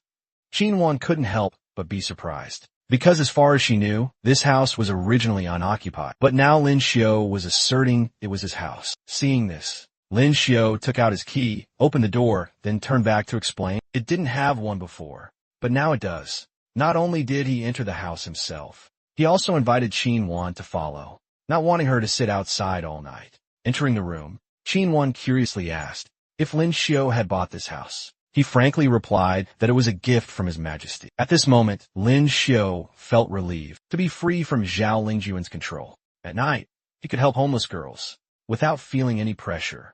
He showed Qin Wan where to sleep for the night and said that he had also just moved in. Everything in the house was brand new. Then Lin Xiao tossed her a key, reminding her about the debt she hadn't paid, and advised her not to go to the inn anymore. Just come stay here. I won't charge you rent. Just remember one thing. Only come at night. Lin Xiao's words made Qin Wan blush. She felt he was treating her too well. She even thought that if this were in a book, the next part of the story would surely be told from the young woman's perspective. However, Lin Xiao didn't act as she imagined. After arranging a sleeping place for Qin Wan, he quickly left. Before leaving, he even reminded her, "I have to go cultivate. You go to sleep early, don't mind me. Instead of letting your thoughts wander, pay me back soon." Lin Xiao's behavior made Qin Wan feel he was very strange. His temperament hard to predict, completely different from other men. Just as he stepped out of the house, Lin Xiao immediately reverted to his true nature. In his mind, images of two young beauties appeared. He harbored a great ambition to build a vast mansion, to help the poor and needy. But he only had one true goal, to own a big house and turn into a shelter for homeless girls. Just then, Chen Ku appeared, looking tired. "I've been looking all over for you." When Lin Xiao asked her why she was looking for him, Chen Ku didn't answer, but asked back, "You just had your grand wedding. You're not at home, but you've run out to live alone. What's going on?" Hearing this, Lin Xiao sighed. "It's a long story. You came looking for me. Are you injured? Come inside and talk. My house is quite spacious too." Indeed, Chen Ku was injured, and this time the injury was more serious than before. Lin Xiao asked the cause, and she explained that she had just gone to assassinate an evil person who specialized in bullying others, but due to a slip-up, she was seriously stabbed by it. Lin Xiao also reminded her that wearing tight-fitting clothes wasn't good, advising her to wear something different. Chen Ku chuckled. "I know, but dressing like this is more convenient. Don't you understand?" Lin Xiao thought those two things weren't the same, and during her rest time, she didn't need to dress so restrictively. Just then, he suddenly felt dizzy. He didn't understand why he felt so uncomfortable. Chen Ku explained that someone in the city was breaking through to the heavenly realm, and it was a fire-based special ability. This phenomenon shook the entire imperial city. His Majesty was also observing and exclaimed, "Our Xia kingdom has another heavenly realm expert. Who on earth is this person?" From the strange phenomenon, Zhu Jin realized the energy of the one breaking through his fire aspect, and the location was Duke Shue's manor. He guessed that person was old Duke Shue.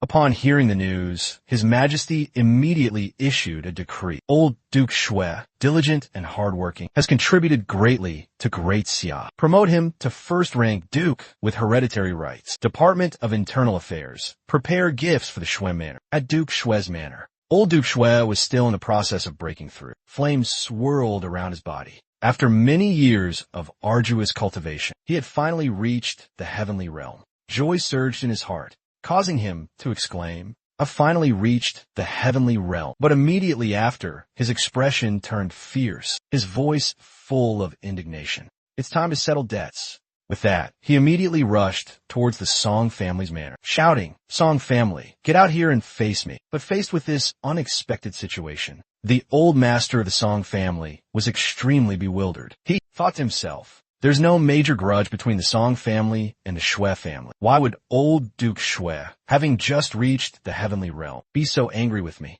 However, Song Yuji, the old master's daughter, knew the reason. She was terrified because she herself had arrogantly caused trouble for Xuanyang and I, Duke Shui's daughter. Faced with Duke Shui's fury, all explanations became useless. Seeing the critical situation, the ancestor of the Song family had no choice but to appear. He used his special ability to confront the Duke. The battle raged like a storm, terrifying all who witnessed it. The entire Song family silently thanked heavens that their ancestor was not in secluded cultivation. Otherwise, they wouldn't have been safe and sound. After the exchange, the Song family's ancestor smiled gently. Congratulations, Brother Shui, on breaking through the realm. However, there's no enmity between the Shui family and the Song family. Why are you so furious tonight, brother? Duke Shui replied coldly, "No enmity? Do you dare say the Song family has never ridiculed my Shui family?" Seeing the tense situation, the Song family's ancestor quickly turned to ask his descendant, Yuzhong, "What happened? Did you offend old Duke Shui?" Yuzhong timidly replied, reporting to father, "Recently, between Yuji and the young lady of the Shui family, there was a small misunderstanding." Hearing this, Duke Shui became even more furious. A misunderstanding? Surrounding and trying to capture my Ninger is a misunderstanding. During the Empress Dowager's birthday banquet, framing her was also a misunderstanding. All right, no need to say more. I came here today to invite old Song outside the city for a decisive battle. The Song family's ancestor had to accept. If Brother Shui has decided so, this Song can only comply. After the battle, I will personally bring gifts to apologize. With that, the two seniors flew out of the city. Before the fight, Duke Shui suddenly spoke a warning. The two young friends hiding in the shadows. It's best you move a little further away. If you happen to get injured, this old man will not be responsible. The two people mentioned were Lin Xiu and Chun Ku. Lin Xiu was extremely surprised to be discovered, even though he had used an invisibility technique. Chun Ku reminded him, the special ability is only invisibility. It's not omnipotent. You need to be more careful in the future. The battle between the two seniors was incredibly fierce. Smoke and fire filled the sky. Lin Xiu and Chun Ku found a safe hiding spot, far from the battlefield, but could still observe clearly thanks to a vision-enhancing special ability. Lin Xiu excitedly commented, "This is truly a battle between masters. One could say it's world-shaking power." Chun Ku curiously asked about the number of special abilities Lin Xiu possessed, but he just smiled mysteriously. "Just follow me closely, and you'll find out." Eventually, Chun Ku felt frustrated because she couldn't see anything clearly. She stood up and left. Meanwhile, Lin Xiu was still engrossed in watching the fight, constantly muttering, "Come on, fire user, hit him." This water user controls the water dragon like a snake. The more Chun Ku interacted with Lin Xiu, the more she felt he was unpredictable, making her unable to stop being curious about the secrets he held. Late at night, when everyone was asleep, Lin Xiu was still diligently practicing his spear in the courtyard. Chun Ku, having just woken up, saw him and wondered, "You just got back. Why aren't you resting? Why are you training now?" Lin Xiu replied with determination, "The heavenly realm is too strong. I must quickly increase my strength." His enthusiasm made Chun Ku also feel inspired. She immediately took off her outer coat and decided to train with Lin Xiu. An hour passed. Chun Ku was so tired she couldn't continue. She asked Lin Xiu, puzzled, "Why aren't you tired at all? That's my unique secret technique. Do you want to try?" Lin Xiu said, while using a special ability to massage Chun Ku's shoulders. Miraculously, she felt refreshed immediately. Lin Xiu asked, "Has the soreness and fatigue disappeared? If you train with me, you will surely become the #1 assassin under heaven." Chun Ku hesitated for a moment and said she would think about it. At this moment, Chun Ku felt Lin Xiu was truly miraculous. She thought, if it continues like this, I will improve more and more. Soon I might break through to the earthly realm. But the condition is to always be by his side. His house is so big, it probably won't be a problem. The next morning, Lin Xiu brought breakfast to Chun Ku's room. She was still asleep. Lin Xiu watched for a moment and found her very beautiful even in her sleep. Just then, Ninger's voice came from outside. She loudly asked where Lin Xiu was and why he wasn't up yet. Lin Xiu was startled and broke into a cold sweat. He thought to himself, yesterday, I was too engrossed watching the fight and forgot Ninger would come. As Ninger was about to push the door open, Lin Xiu immediately rushed out, pretending to hold a feather duster, making an excuse that he had just finished cleaning. He closed the door, not wanting Ninger to know Chen Ku was inside. Ninger came early because she wanted to cook for Lin Xiu. Seeing this, Lin Xiu forced a smile and said, "Just for breakfast, you needed to buy so many things? I'm not a pig. Wait in the main room for a bit. I'll go cook for you. Don't delay your cultivation." Ninger thought Lin Xiu's words were very right. She thought she also had to seize the time to cultivate. Otherwise, she wouldn't be able to catch up to him. Breakfast was meticulously prepared by Lin Xiu. It was delicious egg fried rice. Ninger ate very quickly, and as soon as she finished, Lin Xiu saw her off. The reason was to seize the day for cultivation. Lin Xiu had to eat both buns and egg fried rice. He felt like he was about to overeat. Luckily, Ninger didn't find out. He thought to himself. At this time, Chunka had appeared behind Lin Xiu without him noticing. She spoke with disgust. "I didn't expect you to be so good at deceiving women. You men are all the same." Lin Xiu smiled lightly. "For me, this can't be called deceiving. I'm genuinely fond of them." Chen Ku replied, "With men, don't listen to what they say. Watch what they do. Oh, by the way, you haven't asked me what I'm doing staying in the Imperial City. It's not just to enjoy your scar removal service." Chen Ku revealed that she was staying in the Imperial City to assassinate a wicked person whom the authorities don't care about. Lin Xiu sweated a little hearing that. He forced a smile, as expected of the female assassin from the Heavenly Tao Alliance. "Always different from others. These young women I know. Why is it always about fighting and killing with them? You stay obediently in my house. I'll go investigate, then decide on your actions." Since Lin Xiu said so, Chen Ku would stay at home and wait for his news before choosing the right time to act. For now, Lin Xiu would go to the Qinglai office to investigate. Hopefully, he'd find some clues. As soon as he reached the door, he met Zhao Lingyin standing there. She looked quite listless today, her eyes lacking vitality, softly calling Lin Xiu's name. He thought she must have encountered some trouble. But no, she came to find him for cultivation, afraid Lin Xiu, living alone outside, might forget. Looking at Ling Yin's current state, Lin Xiu realized they couldn't continue cultivating today. After some thought, he suggested to Ling Yin that they talk while walking, as he also had business at the Qinglai office. Ling Yin nodded in agreement and then asked Lin Xiu, "Where have you been living these past few days?" Lin Xiu explained, "Initially I stayed in it. Then, I negotiated with His Majesty to ask for a house. It's that house back there." After hearing this, Ling Yin became even sadder. She lowered her head and thought to herself. The first day after the grand wedding, he had to be alone. The second day, he had to go to an inn. Poor Lin Xiu. Lin Xiu didn't expect Ling Yin to be heartbroken for him. Seeing this, he hurriedly explained, "Ling Yin, things are not as you think. These days, I'm doing very well. Your sister and I have discussed it. Although we are married, in the future, I will not interfere in her life, and she will not disturb my life either. For me, this is a good thing." "What kind of strange good thing is that?" Ling Yin asked, confused. Lin Xiu smiled lightly. "This means I can live with other girls. Isn't that a good thing?" Ling Yin still didn't believe it. She thought Lin Xiu couldn't do that, and her sister would change. Change? Lin Xiu shook his head. "Why should I wait for your sister to change?" Ling Yin curiously guessed. "Do you have another way?" Lin Xiu looked at her, his voice low and warm. "Initially, when a marriage was decided, it wasn't specified who I would marry, just that it had to be a daughter from the Zhao family. If I negotiate with your father and mother, divorce your sister, and marry you, what then?" Hearing this, Ling Yin's face turned beet red, her whole body feeling like it was steaming. Lin Xiu continued to express that all along, the person he liked was her. Seeing Ling Yin silent, Lin Xiu even thought she really liked him. But just then, Ling Yin exploded with anger, giving him a punch like a thunderbolt, and asked, "Do you want to go meet King Yama?"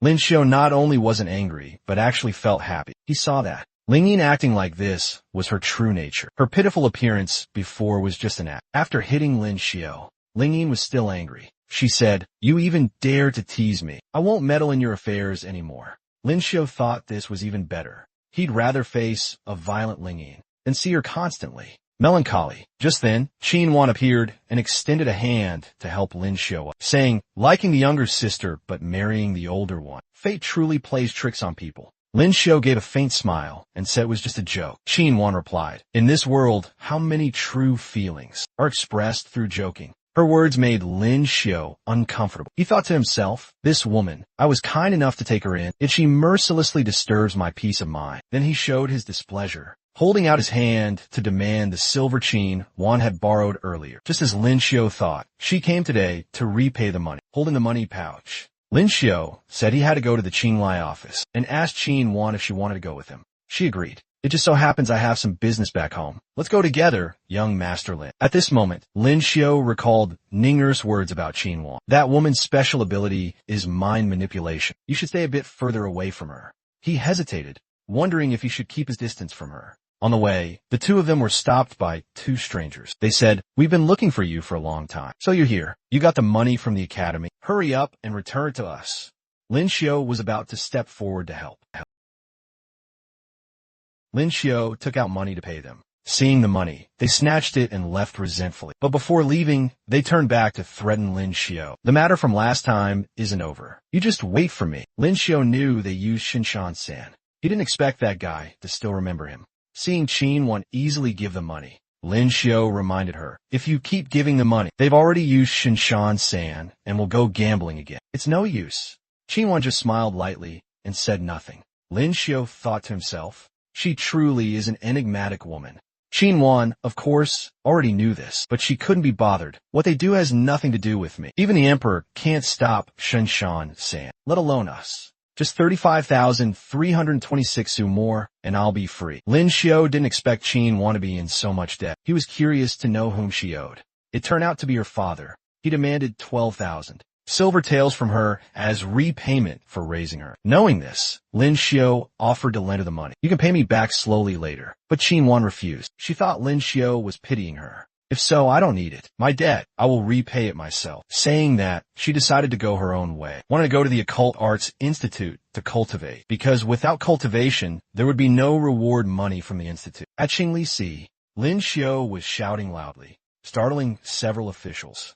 This is Laozi's business. A crime committed by a high-ranking official. And in the archive, there are only 3 documents, all cases I filed. Lin Xiu realized Chen Ke was right. Investigating based on official status wouldn't work. But the problem was, neither he nor Chen Ke could reveal themselves directly. After some calculation, Lin Xiu thought of his several occult arts. Among them was one of the 3 greatest evil arts. After 3 awakenings, it could now be used by others. Lin Xiu planned to go back and find Chen Ke. He also wanted to experience being an assassin like her. Arriving home, Lin Xiu began to mold Chen Ke's face. His method made her quite bewildered, doubting whether it would be effective. Hearing this, Lin Xiu reassured her, don't worry, I will use a different method to punish those crimes. Isn't that a good thing?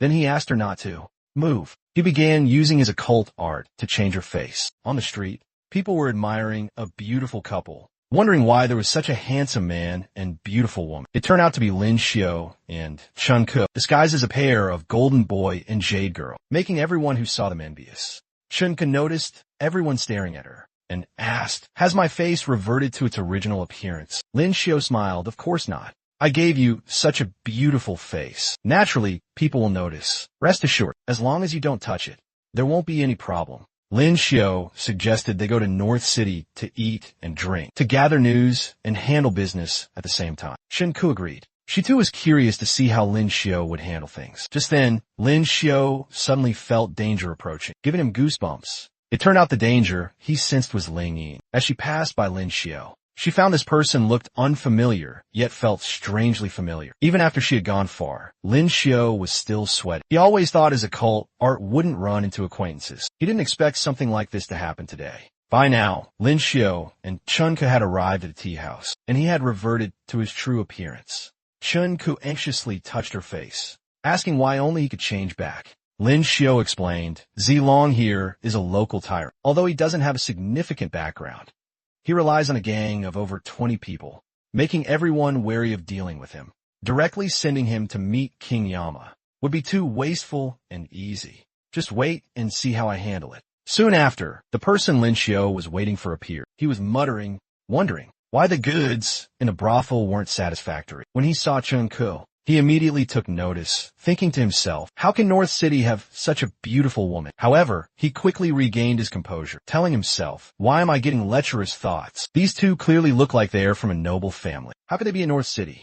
Forget it. It's ruined Laozi's mood. Seeing him about to leave, Lin Xiao immediately shouted for him to stop. He approached and asked in a suspicious tone, "What were your eyes looking at just now?" Although the man tried to deny looking at anything, Lin Xiao insisted that he was eyeing his woman. Without waiting for further explanation, Lin Xiao landed a heavy punch on his face, making him yelp in pain. He said coldly, "You dare to look at my woman? It seems you're looking for death." The man hurriedly bowed his head and apologized. "I apologize, young master. It's all this lowly one's fault. Please forgive me. Don't hit me anymore." The scene of Lin Xiao hitting him was witnessed by his underlings.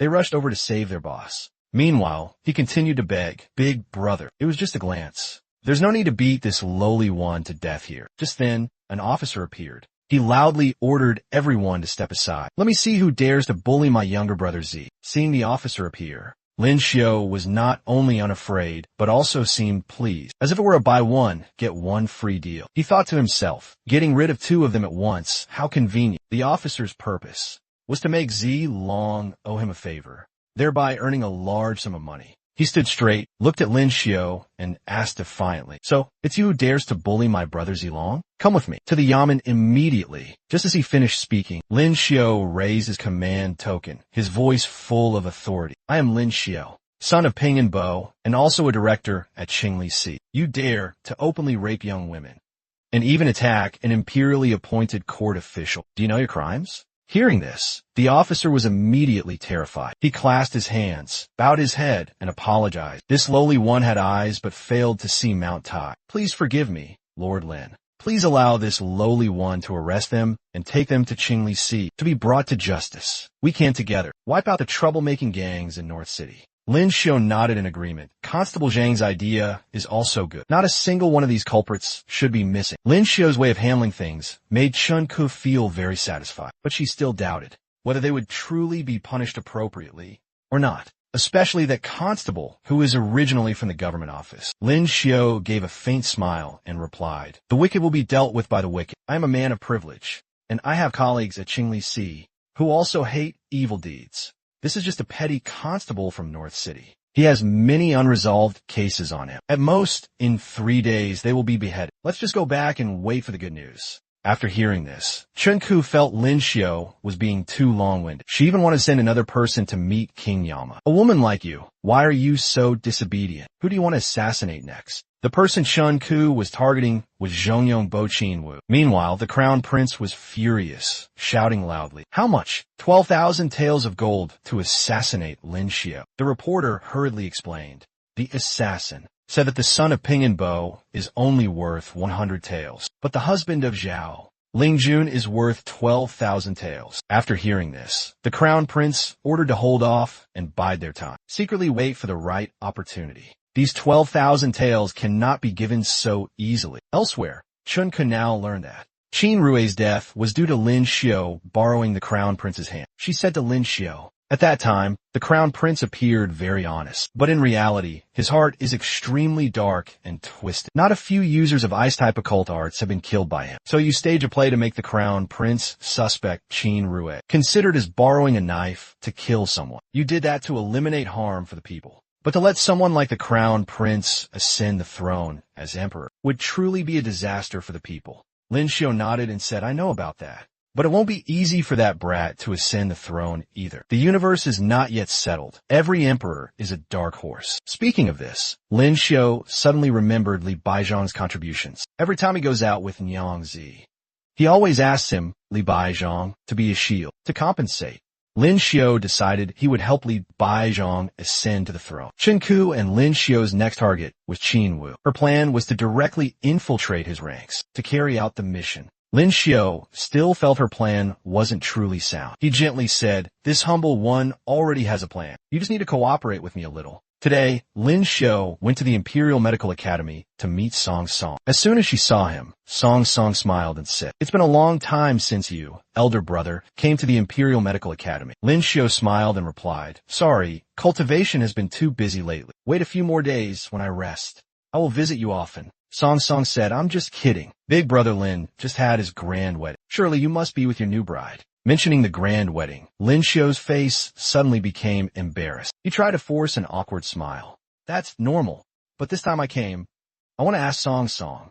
Miss, do you have any medicine for insomnia? Preferably one that makes you fall asleep immediately after taking it, so that no matter what happens, you won't wake up. Lately, I need to catch up on sleep.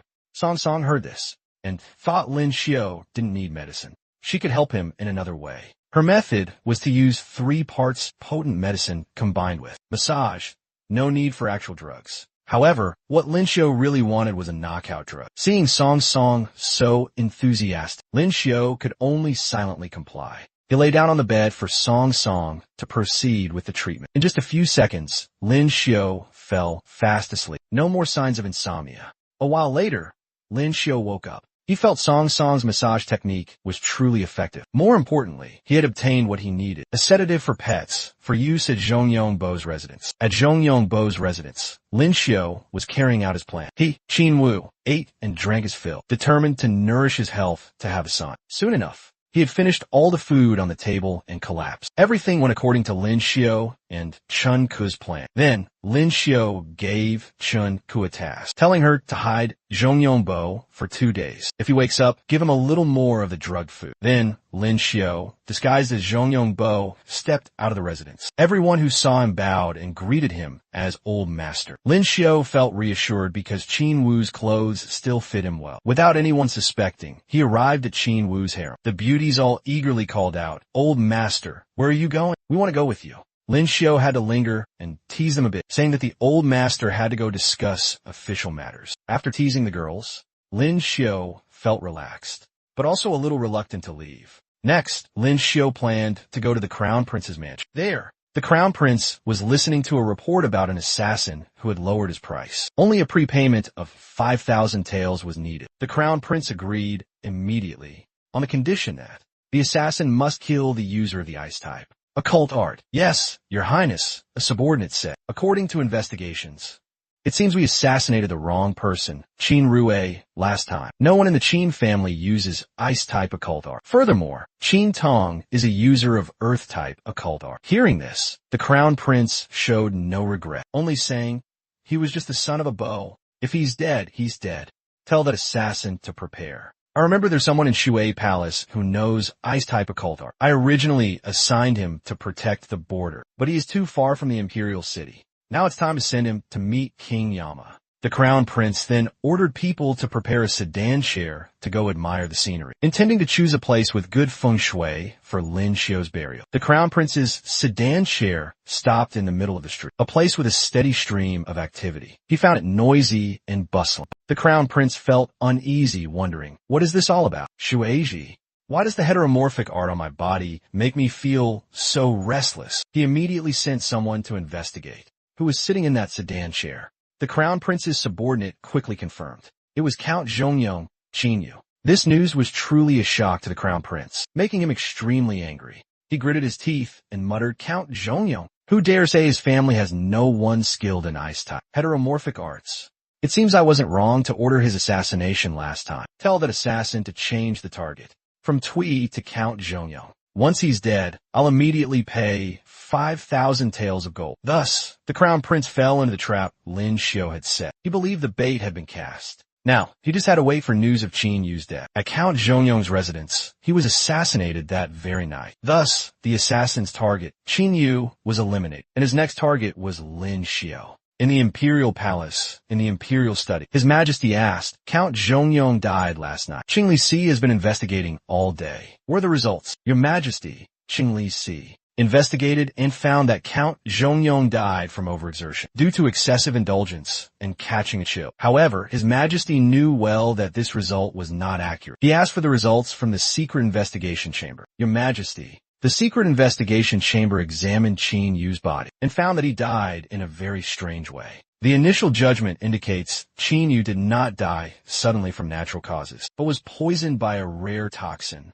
creating the appearance of sudden death. If so, Qin Yu was assassinated by someone else. His Majesty guessed the culprit was that female assassin. However, Zhu Jin had his own judgment about the culprit, but he dared not say it directly, only speaking vaguely. I'm afraid not. This old servant feels there are still many suspicious points in this matter. I need to investigate further. The investigation results show that the death of Qin Yu's son, was also very unusual. Before his death, There were rumors that Qin Yong had awakened ice-type heteromorphic arts. This old servant also discovered that in previous years, those in the royal capital who awakened ice-type heteromorphic arts were all assassinated. Only Lin Xiao and the two prodigies of the Zhao family remain. These two have also been targeted for assassination multiple times. This old servant believes that the person behind this not only possesses water-type heteromorphic arts, but also has a very powerful background. Hearing this, His Majesty slammed the table in anger. You're just short of saying the Crown Prince's name directly. But those who possess ice-type heteromorphic arts have great growth potential. They're not so easily assassinated. You go tell him, I will turn a blind eye to what happened before. But if he dares to act recklessly again in the future, don't blame me for not showing him any regard. At the Eastern Palace, the Crown Prince's residence, he was rejoicing because Count Zhongyong was dead, and Qingli Si couldn't find anything. It seems this assassin finally got the job done. Knowing that the assassin would make a move on Lin Xiao tonight, the Crown Prince appeared very pleased. With an excited expression, he said, excellent. But when he saw Zhu Jin arrive, the Crown Prince immediately changed his demeanor, pretending to be busy with work. I've finished reviewing these ledgers. Have someone bring the new ones over. Zhu Jin also spoke up, praising the Crown Prince. Your Highness works so hard. If His Majesty knew, he would surely praise you highly. Sharing Father Emperor's burdens is what I should do. But Steward Zhu, you're not by Father Emperor's side. What brings you to the Eastern Palace? The reason Zhu Jin came to see the Crown Prince was to convey His Majesty's verbal edict. He needed to deliver it personally.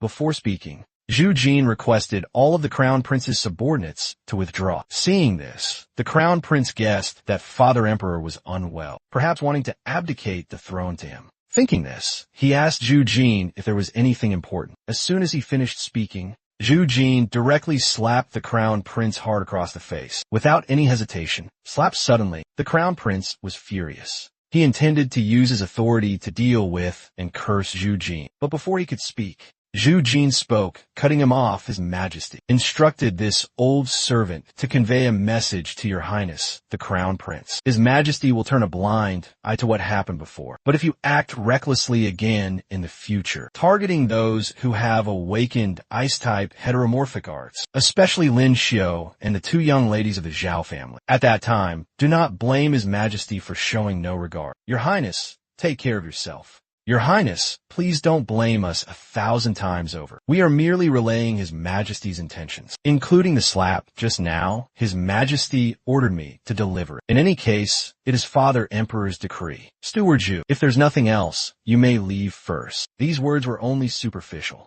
In reality, the Crown Prince extremely hated Zhu Jin, holding a grudge for this slap, determined to retaliate twofold in the future. As soon as Zhu Jin left, the Crown Prince immediately ordered the assassin to act. Father Emperor said it's not allowed in the future, but that doesn't necessarily mean it wasn't allowed before. This assassin was hired beforehand. It doesn't count towards that. This order from the Crown Prince was unexpectedly overheard by a bird perched outside the door. Hearing everything, it immediately flew to Lin Xiao, reporting, that brat is plotting something bad again. Hurry back. The Crown Prince has ordered the assassin tonight to act. He's currently on his way, but not as fast as I can fly. Thanks to the bird, Lin Xiao learned that the Emperor had timely ordered the Crown Prince to stop. It seemed everything was settled.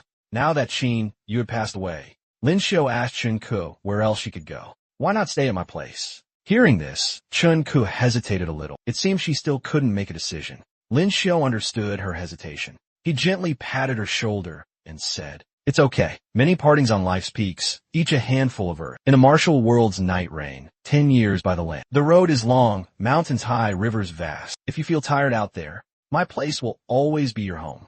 Just then, the assassin appeared right in front of them. He asked a lone man and a lone woman, awake in the middle of the night, what are you doing here? Stargazing. You finally arrived. We've been waiting for you for a long time. So what if you knew? Even if you have some talent in martial arts, if I want to send you to meet King Yama, you can't stop me. As soon as he finished speaking, Chen Ku rushed out with her sword. But the assassin didn't defend at all, just stood there counting down, as if a trap was already set. Indeed, before Chen Ku could do anything, her whole body went numb, unable to move. Unexpected, right? From the moment I stepped in here, this area was already covered by my poison. Conversely, Lin Xiao was still fine, completely unaffected. Looking at Chen Ku, he said, you, in this state, still want to roam the Jianghu? How can I be at ease? The assassin was still boasting, thinking both of them had been poisoned by him. Your only way out is to meet your ancestors. That's enough. Lin Xiao then stabbed him through, reminding him that an assassin shouldn't be so talkative. He now held a one-way ticket to the Yellow Springs. Before departing, he just wanted to know why Lin Xiao wasn't poisoned. The reason was that Lin Xiao had healing heteromorphic arts, able to heal himself, and was also immune to poisons. At the Imperial Palace, Lin Xiao sighed, thinking, Chen Ku has finally left. She has her own organization and ideals. The mortal world cannot hold such a person. Fortunately, I'll see the noble consort soon. My mood will also lighten up. Walking along, Lin Xiao suddenly saw the crown prince. He gave a dangerous smile, feeling that he was sad, because he didn't have a chance to annoy the crown prince. And yet, there he was, right in front of him. Thinking this, Lin Xiao ran towards the crown prince, with a cheerful face, saying, Greetings, your highness the crown prince. In contrast to Lin Xiao, the crown prince was quite bewildered. With a worried face, he told himself, no need to be afraid. Then the crown prince stammered, asking Lin Xiao why he was here. I'm going to Changchun Palace to visit the noble consort. Hearing Lin Xiao say this, the crown prince also said he was going to Changchun Palace to visit his mother consort. Then let's go together with the pillar of Ardisia. At Changchun Palace, Lin Xiao arrived. The noble consort curiously asked him why he came so early today. I had nothing to do today, so I came a bit earlier. In the future, if I have nothing to do, I'll come over a bit earlier. Oh right, Nyang Nyang, has Nina been good lately? Lin Xiao's question made the noble consort blush. She shyly hummed and said, she's also been very good. That's great then. We still need to pay more attention to Nianya's condition. Lin Xiao noticed that Nyang Nyang's face suddenly turned strangely red. He guessed she had been in the palace for too long, and planned to find a suitable time to take the noble consort out for an outing. At this point, the noble consort didn't say much, only thinking to herself, oh heavens, who can understand? Why on earth did they initially name Ninya after my childhood nickname? It's so embarrassing. Just as Lin Xiao's parrot flew over, reporting that the crown prince had arrived from Yongning Palace, the noble consort realized that this bird had been appearing frequently in the palace lately. Finding it adorable, she asked Lin Xiao what he thought. Lin Xiao replied, if Nyang Nyang finds it cute, then of course it's cute. All right, this student won't bother you anymore. I'll take my leave to go back and cultivate first. Meanwhile, the crown prince was still wondering why the assassin hadn't managed to kill Lin Xiao yet. This should have been done last night. The crown prince suspected that the person had taken the money and fled, just as he thought of Lin Xiao. The crown prince saw him appear right in front of him. Lin Xiao suggested that the crown prince leave the palace together, but the crown prince refused immediately, turning his back and saying, this prince remembers something I haven't told Father Emperor. I'll go there first. The crown prince's attitude amused Lin Xiao. He thought to himself, you've sent people to assassinate me several times. It's not too much for me to detest you, right? We'll have plenty of time to play later. Your Highness the Crown Prince. Now that Chen Ku had left, only Lin Xiao remained in the house. He planned to bring De Huang over. Before Chen Ku left, she had mentioned a famous tofu shop, and Lin Xiao decided to visit it. He muttered to himself, outside the city, it's all small alleys. When am I supposed to go to buy tofu now? Lin Xiao's words were overheard by a man nearby. He enthusiastically gave directions. If the young master wants to eat tofu, go to the end of this road. At the end, there's Ernyo's place. Their tofu is famous throughout the inner city. Only 2 copper coins apiece. Following the directions, Lin Xiao found the shop and immediately ordered a piece of tofu. Surprisingly, the shop owner was Haitang. Seeing a familiar face, both were astonished. Lin Xiao called out Haitang, but then he corrected himself and called her Chunyu. Haitang quickly regained her composure. Young master, you've mistaken me for someone else. I'm not Haitang, nor am I Chunyu. Lin Xiao pretended not to know and gave an awkward smile. Sorry, perhaps I got the wrong person. Then give me a bowl of tofu pudding to eat here. At this moment, Lin Xiao was thinking about Chunyu's appearance here. Even though many had witnessed her crashing into a tree, he suddenly remembered that her body was not found at that time. Perhaps the reason started from here. Just then, a man walked out from inside the shop and asked, Ayu, what's wrong? Why haven't you given the tofu to the customer? Ayu, blushing slightly, shyly stood behind him. The man said, sorry, young master. My wife isn't feeling well today. I'll bring you a portion. Do you want it savory or sweet? This scene made Lin Xiao feel a bit bitter. He thought, meeting an old acquaintance and getting fed a bowl of dog food. He asked the owner, do you have a spicy version? Lin Xiu's strange preference worried the man, because adding chili oil won't make it taste good. He asked Lin Xiu again to confirm if he really wanted it spicy. Lin Xiu affirmed, I don't like sweet, nor do I like savory. I only like it spicy.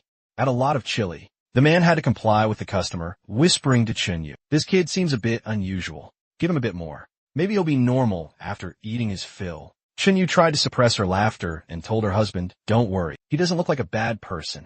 When Chunyu brought out the dish, Lin Xiu asked her why she came here. Chunyu replied, a female martial hero brought me here. Young master, why did you come to the outskirts to eat tofu? A swordswoman recommended I come here to buy tofu. Lin Xiu's word surprised Chunyu. She didn't expect him to know her too. Lin Xiu felt relieved. He hadn't expected that his long-standing concern would be resolved by Chun Ku. He planned to ask her what exactly happened when he got the chance later. Even though Chun, you had to remain incognito for a while after that. Just as Lin Xiu returned to the entrance of his residence, he saw Ling Yin standing there. Every time he saw her, Lin Xiu would feel a jolt, as if he had just done something wrong. And as Lin Xiu stepped inside, Ling Yin immediately put on a stern face and asked, what were you just smiling about? And what's this about the woman in your room? Lin Xiu immediately replied, I wasn't smiling. I was just remembering a few amusing things. And what woman? I don't have anyone here. No sooner had he spoken than Qin Wan stepped out from inside the house. Ling Yin immediately questioned loudly, you still dare to say there's no one? Then who is she? Qin Wan didn't back down and retorted immediately, Zhao Lingyin, just a moment ago you were calling me Qin Wan. Now you're pretending you don't know me? Faced with the tense situation, Lin Xiu thought it best to remain silent. However, he still tried to calmly explain, Qin Wan, this young lady has no home, so I let her stay here temporarily. You know I've always been a kind-hearted person, little sister. Firstly, Ling Yin paid no heed to Lin Xiu's explanation. She decided to move in here and said, Qin Wan cannot stay here. She has a home to go back to. If word of this gets out, it won't look good. Qin Wan, still unyielding, retorted, then what about a younger sister staying at her brother-in-law's house? If news of this spreads, it will become the laughingstock of the aristocracy. Ling Yin wasn't afraid of gossip. She declared she would sleep here tonight. Qin Wan was also adamant about not backing down, determined to stay. Lin Xiu, caught in the middle, suggested they all go inside to continue their discussion and avoid disturbing the neighbors. After some arrangements, he finally managed to arrange sleeping quarters for the two young women. Just then, a parrot arrived with a message. Recently, Huang Guogong's manor has acquired two new guards. One uses earth techniques, and the other is a fist fighter. Hearing this, Lin Xiu thought to himself, I just wanted some peace and quiet, but Huang Tao won't leave me alone. Your bodyguards should at least be at the earth realm, shouldn't they? Let you be ostentatious for a while. Just wait until I reach the peak of the profound realm, then you're done for. The next morning, while Ling Yin was still drowsy, Lin Xiu had already been training for some time. When she asked if he had slept the previous night, Lin Xiu simply replied, my strength is still insufficient. I must cultivate more. Then he handed her a steamed bun. This is a bun Qin Wan made. It's delicious. Try it. Ling Yin said, annoyed. You're still mentioning her? Ever since I woke up, I've seen her constantly bustling about. Is she trying to turn herself into a housemaid? Lin Xiu feigned sympathy. Qin Wan is my guest. She has no money. Being so busy is her way of paying rent, I suppose. Hearing this, Ling Yin said, you truly are a kind-hearted person. In that case, I'll also stay here long-term to protect you. Lin Xiu couldn't refuse, so he had no choice but to thank her. By the way, he asked Ling Yin to pass a message to Princess Mingxia, saying he had something to do at noon and would resume training in the afternoon. Ling Yin noticed Lin Xiu's sudden change, not understanding why he was suddenly so dedicated to his cultivation. Meanwhile, Lin Xiu had arrived at the imperial palace to stroll with Gui Fei. He felt that Gui Fei's spirits had been low lately, and thought it was time to take Gui Fei out of the palace. Following Lin Xiu's suggestion, Gui Fei immediately ordered Zhu Jin to arrange for an immediate departure from the palace. In His Majesty's hall, Zhu Jin reported Gui Fei's intention to leave the palace and asked, does this old servant need to issue any reminders? Regarding this, His Majesty agreed without the slightest hesitation. Her spirit pet is too frail. In another half-month, let her leave the palace like this once. It will also mean she appears less before me, avoiding any disturbances. In truth, that was merely a secondary reason. His Majesty had noticed that every time this wife of his caused trouble, she would run to the Empress Dowager to complain. His Majesty thought, I am the ruler of a nation. I can't have her running to get me disciplined. Soon after, Gui Fei left the palace. Like many women, she still had a passion for shopping. Everything she saw, she found delightful and wanted to buy. In just a short while, Gui Fei had bought an entire sack full of goods. At this point, Lin Xiu looked somewhat strained, forcing a smile and saying, "As long as your ladyship is happy, that's all that matters." After strolling around the city for a while, Gui Fei felt tired and suggested Lin Xiu take her to the place they visited last time to listen to singing. This suggestion brought Lin Xiu a sense of relief, as he could finally get some rest. He had to admit, window shopping was truly a dreadful nightmare. At Li Huayuan, Tai began to sing for Gui Fei songs about the misty rains of Jiangnan and solitary offerings to heaven at the northern frontiers. At this, Gui Fei made a suggestion. Let Tai enter the palace. I guarantee she will live her entire life in peace and prosperity. Hearing this, Lin Xiu immediately interjected, stammering, "That won't do." His face then flushed red, and he shyly explained that Tai was his. Understanding, Gui Fei covered her mouth and chuckled. "If that's the case, I wouldn't dream of separating you two. It's just that I've grown tired of this Li Huayuan. I want to go somewhere more interesting."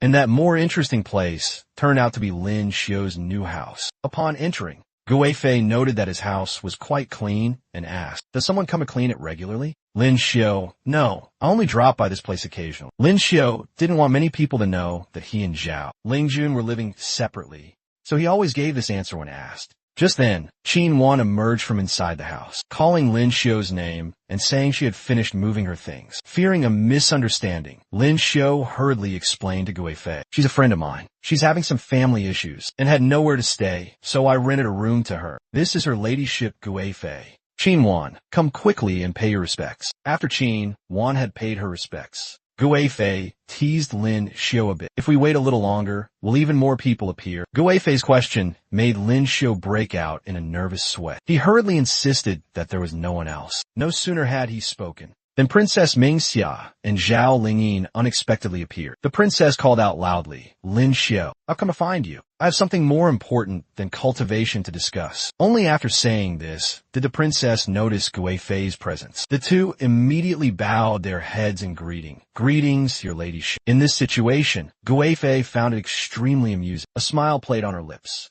As for Lin Xiu, he grew increasingly tense, thinking to himself, "Surely, no one else will appear now." But at that very moment, Ning Er appeared. She also called out loudly, "Lin Xiu, I finally found you." Half an hour later, everyone was seated at the dining table. It was a truly crowded meal, but the atmosphere was unusually quiet and tense. Ning Er was the first to speak. "Lin Xiu, why aren't you eating? Qin Wan's cooking is wonderful. And there are also these flour pastries made by her ladyship Gui Fei herself." Lin Xiu then took the initiative to explain his relationships with the young women at the table. "Ling Yin is here to protect me. She's worried I'm not safe living alone. Afraid I might encounter assassins." Princess Mingxia came along with her. As for Qin Wan, she's currently facing some difficulties, but our relationship isn't what you might think. To be precise, she is my tenant. Ning Er, I understand. I can't be by your side all the time, nor do I intend to monopolize you.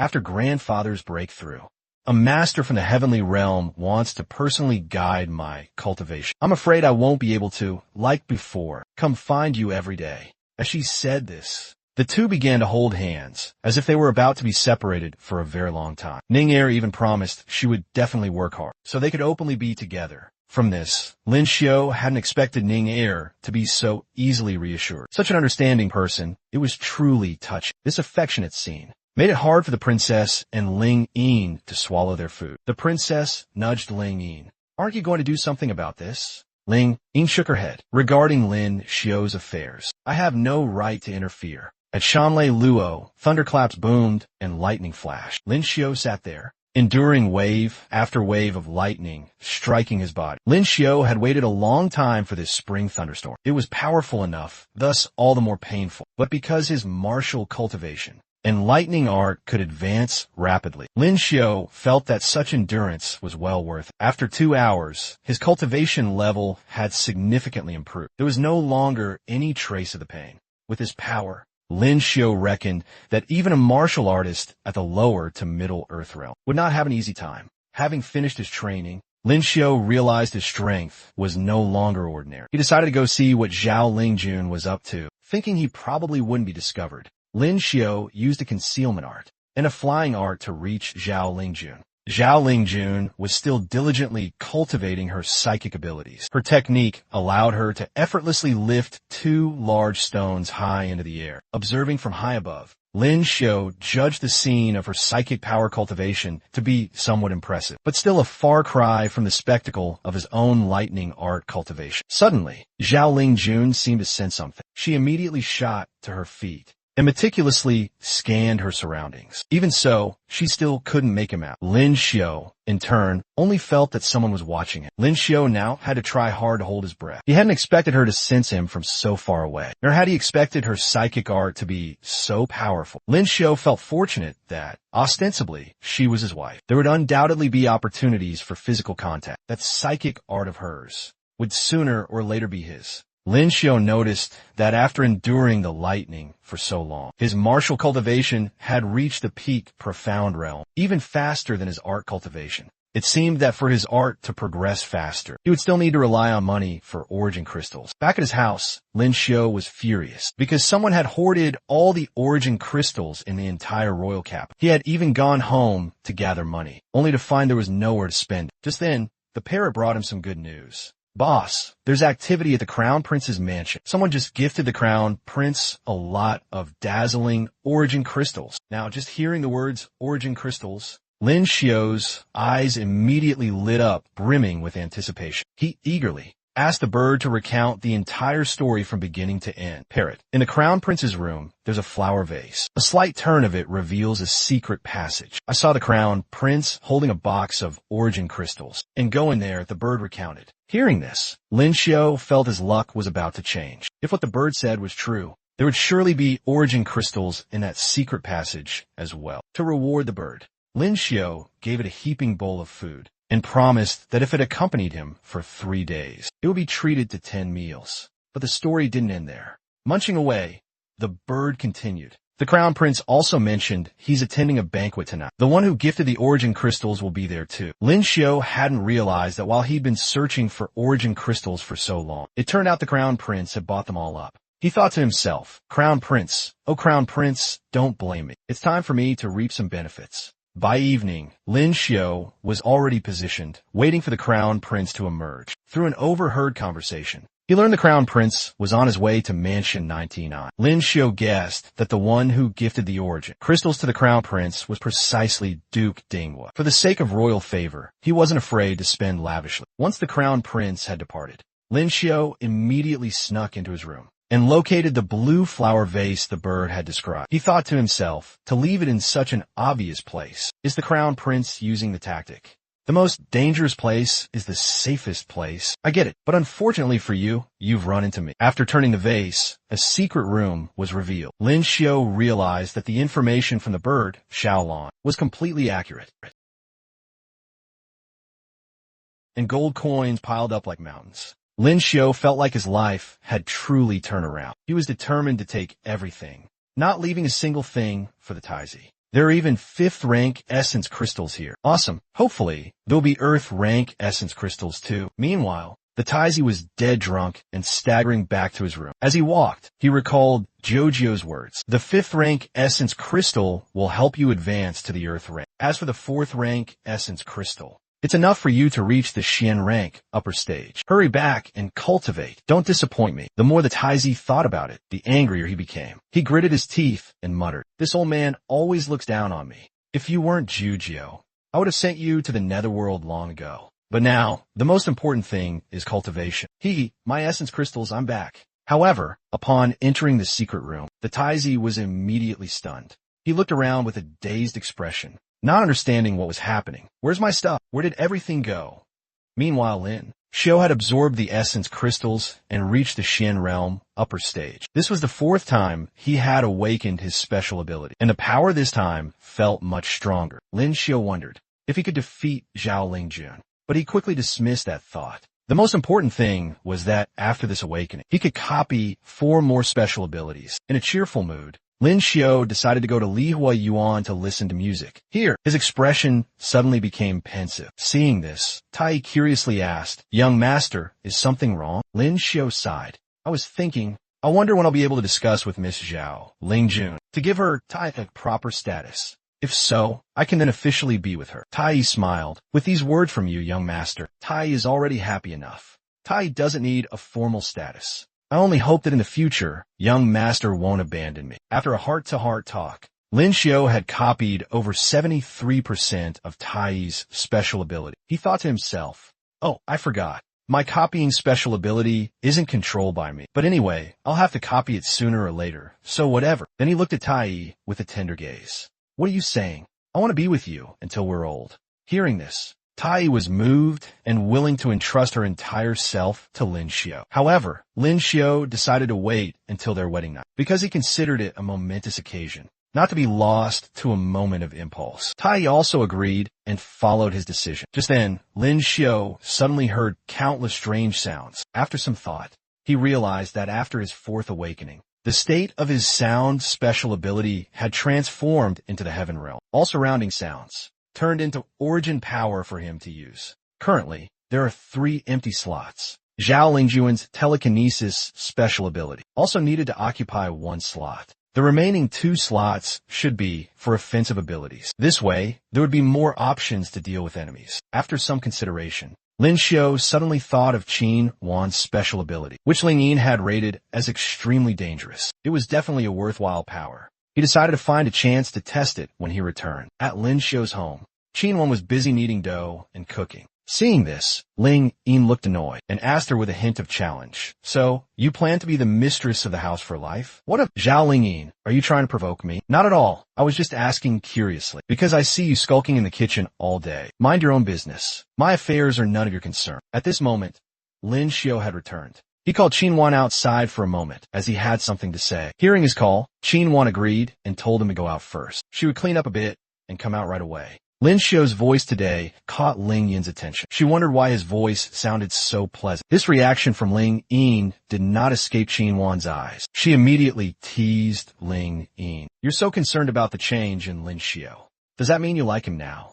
With just one sentence, Qin Wan made Ling Yin furious. She shouted, asking Qin Wan what nonsense she was spouting. Why such a strong reaction? I was just asking. Outside, Qin Wan asked Lin Xiao.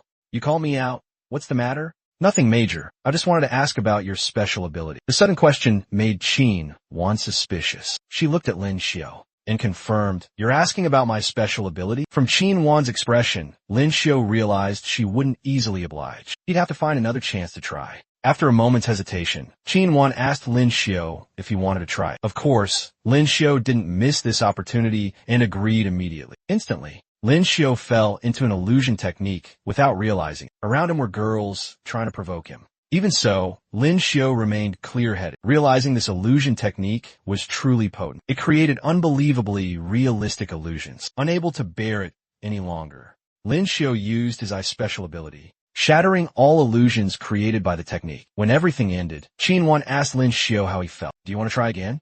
Lin Xiao immediately refused and told her to go rest. Lin Xiao realized this illusion technique was too strong. Luckily, thanks to the eye's special ability from his fourth awakening, he was able to break the illusion. Otherwise, he would have been trapped. Sometime later, Lin Xiao's bird brought more news. The Taizi today suddenly fell ill and couldn't get out of bed. Lin Xiao had anticipated this. It would be strange if the Taizi didn't get sick. The wealth he had painstakingly accumulated his whole life suddenly disappeared. It was a mercy he didn't go mad. Lin Xiao wasn't pitying the Taizi, though. When dealing with someone like him, no matter how excessive the measures, it was dessert. Just as Xiao Lan finished reporting, it was Xiao Lu's turn. Huang Tao was a bit strange today. He said he was bored at home and wanted to go listen to an opera singer with a special ability, but this news startled Lin Xiao. Perhaps the opera singer Huang Tao was going to listen to his Tai. That's why he reacted that way.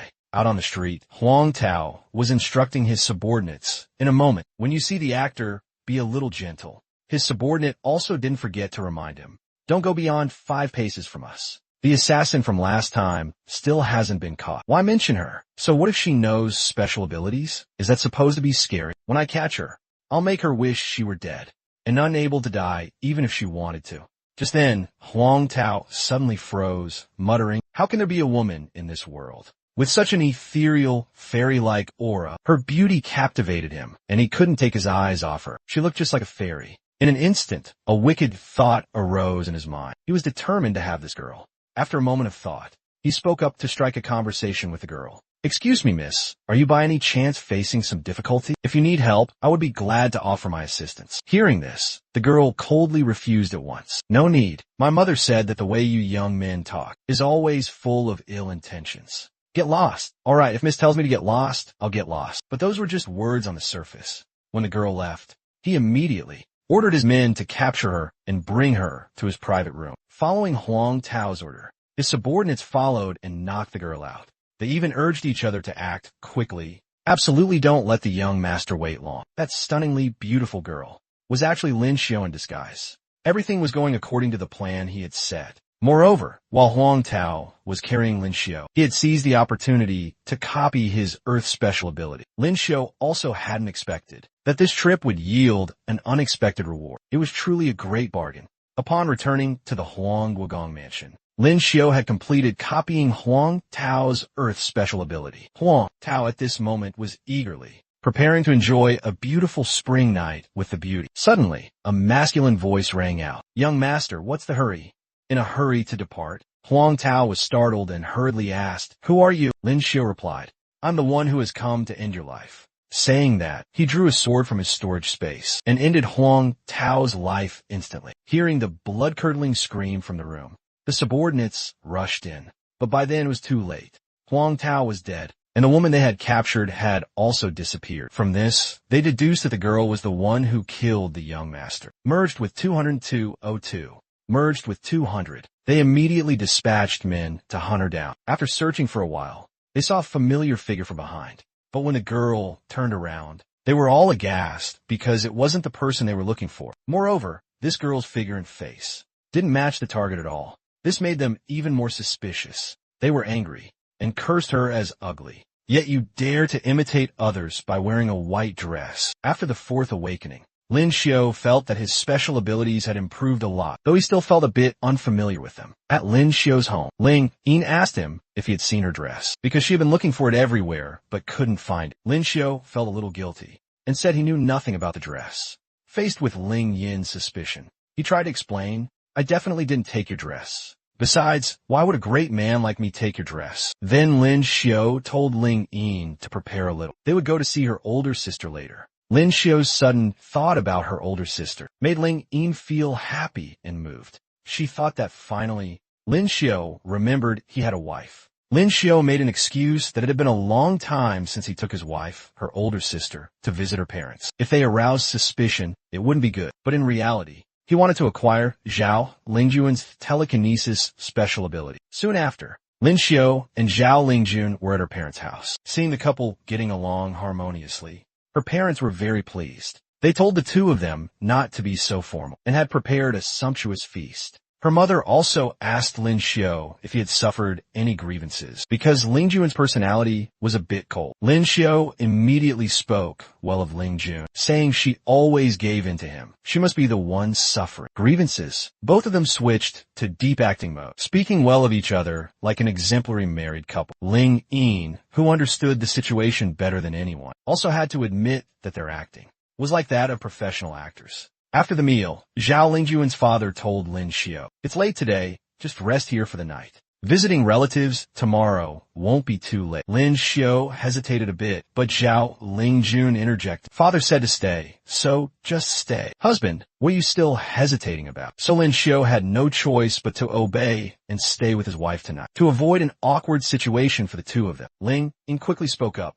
"Father, my older sister and brother-in-law are together every day. I haven't slept with older sister for a long time. Tonight, I want to sleep with her for one night." Ling Yin's request was immediately opposed by her father. He shouted, "You've slept with your older sister since you were little. Now you're grown up and still fighting over this. How will you ever get married to someone else later? Go to sleep by yourself." Hearing this, Zhao Lingjun also gently advised Ling Yin to listen to their father, promising that there would be a chance for the two sisters to sleep together later. Ling Yin had to accept the situation, glancing at Lin Xiao with a look that seemed to say, "I can only help you this much. You'll have to handle the rest yourself." At this moment, Zhao Lingjun put her arm around Lin Xiao's shoulder and intimately called out, "Husband, let's go back to our room." Lin Xiao nodded. All right, I'll give you a back rub later, wife. You've worked hard these past few days. Zhao Lingjuan's act of putting her arm on his shoulder helped Lin Xiao proceed with copying her special ability. Watching the young couple, Zhao Lingjuan's mother couldn't help but feel envious. She said, Xiaoer and Lingjun have such a good relationship. They even know to give each other back rubs. Unlike some people, understanding his wife's meaning, Zhao Lingjuan's father immediately offered, when we get back to our room, I'll give you a back rub right away. This scene gave Ling Ying goosebumps. She felt she couldn't stand it. At this moment, Lin Xiao had copied 98.8% of the special ability. Just when it seemed he was about to succeed, he was suddenly interrupted. Once in the room, Ling Jun said, Tonight, husband, you can sleep on the bed. As for me, I will go cultivate. Just a little bit more, and yet I failed. Lin Xiao felt extremely bitter. If I lose this round, I'll set up another, he said, then made an excuse to ask Ling Jun for a favor. My mother is very perceptive. Seeing our current state, she might have already figured something out. Tomorrow, when we go to the Lin family home, we should act more intimately, so as not to make her suspicious. Ling Jun heard this, but didn't understand how to be more intimate. But on the street, people were buzzing with discussion. That's Miss Xiao. The person next to her is her husband. They look so good together, and they're holding hands so affectionately. Their husband-wife relationship must be very good. At this moment, Ling Jun now knew how to appear more intimate, to make everyone believe that their husband-wife relationship was truly good. The act of Lin Xiao and Ling Jun intimately linking arms helped him successfully replicate her telekinetic special ability. This time, Lin Xiao didn't expect that Ling Jun would be so calm in front of the crowd, truly worthy of being called a prodigy. More importantly, he had obtained the telekinetic special ability he had always longed for. When Lin Xiao and Ling Jun returned home without saying anything, his parents were a bit bewildered, not having had time to prepare a meal. There was only enough food for 3 people. Lin Xiao said it was fine. Everyone, just go ahead and eat. Hearing this, Ping and Bo also felt relieved, but as soon as he sat down to eat, he was immediately pinched on the ear by his wife, who yelled, Good, my foot. Hurry and tell the kitchen to prepare some delicious food. After her outburst, Lin Xiao's mother returned to her gentle demeanor and asked Xiaoer, Ling Jun, do you two want to eat anything else? I'll have the kitchen prepare it. Lin Xiao hurriedly said, No need, mother. This is enough. We won't be able to finish it all. From Lin Xiao's mother's appearance, it felt like her smile had a somewhat different meaning. He worried that she had seen through the truth. After the meal, Ling Jun and Lin Xiao hurriedly returned to their home, using the excuse that they had to return to cultivate immediately. Leaving the Lin manor, Ling Jun still kept her arm linked with Lin Xiao's, not letting go. She even reminded him not to move because the guard was still watching. Indeed, Sunda Li had been secretly following the two of them to observe. Knowing this, Lin Xiao and Ling Jun immediately put on another act, speaking loudly. Ling Jun, later I'll take you to choose some jewelry, okay? Ling Jun also replied, Okay, I'll listen to whatever husband says. After hearing this, Sunda Li immediately went back to report to the master and madam. After the young master and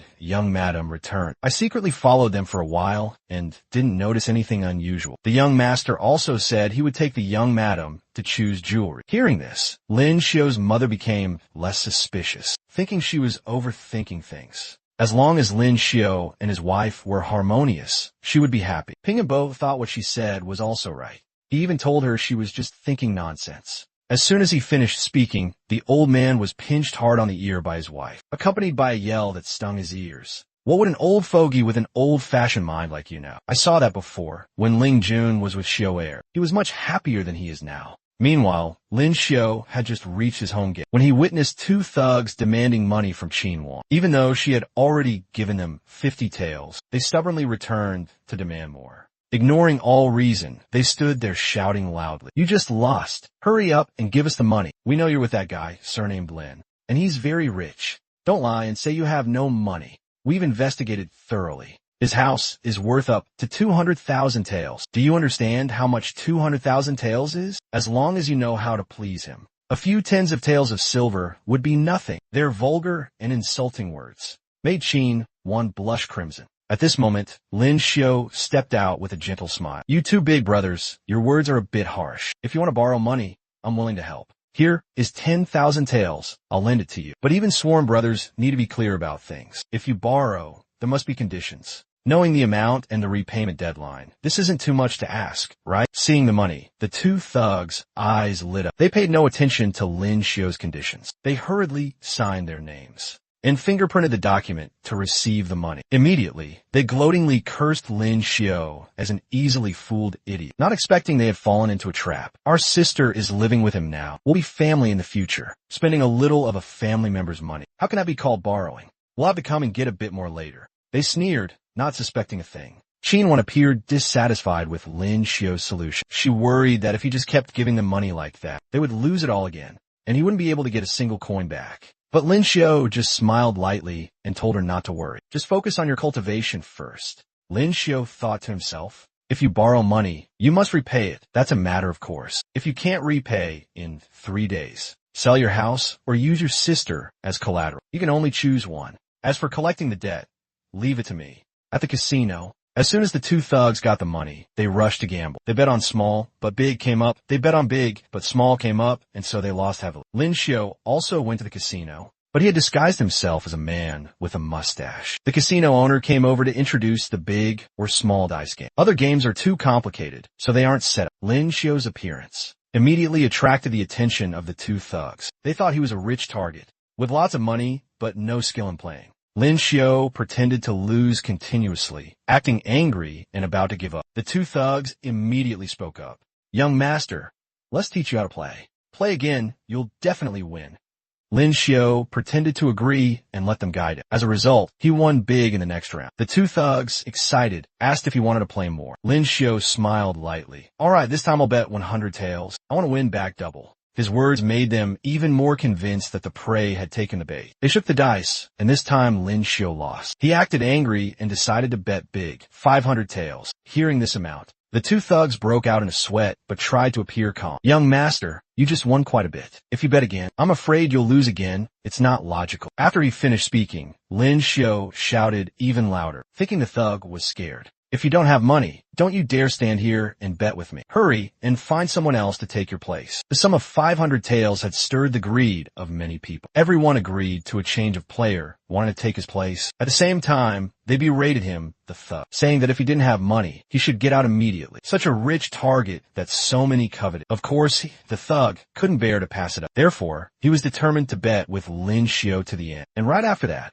Lin Xiu lost. His expression at this moment, it must be said, was too genuine, making it impossible for others to doubt. Thanks to this, Qinwan's older brothers then believed him and grew even more excited about the bet. Next, young master, don't worry. The universe is not yet decided. You and I are both dark horses, he said, then continued to throw the dice, his face confident as if he had already secured victory. However, no matter how good his skills were, he couldn't overcome Lin Xiu's special ability. As a result, Lin Xiu won this round. Seeing this, he was horrified, unable to believe it was true, unwilling to accept defeat. He immediately shouted, accusing Lin Xiu of cheating. But today, Lin Xiu had disguised himself like this. Of course, he would play it out with him to the end. Lin Xiu grabbed him by the collar and aggressively scolded him. Try saying one more word. If you win, it's a win. If I win, it's cheating. Where's the logic in that? Everyone just saw. I came to the table and didn't touch anything at all. Lin Xiu had to be this forceful for him to feel scared. He immediately apologized,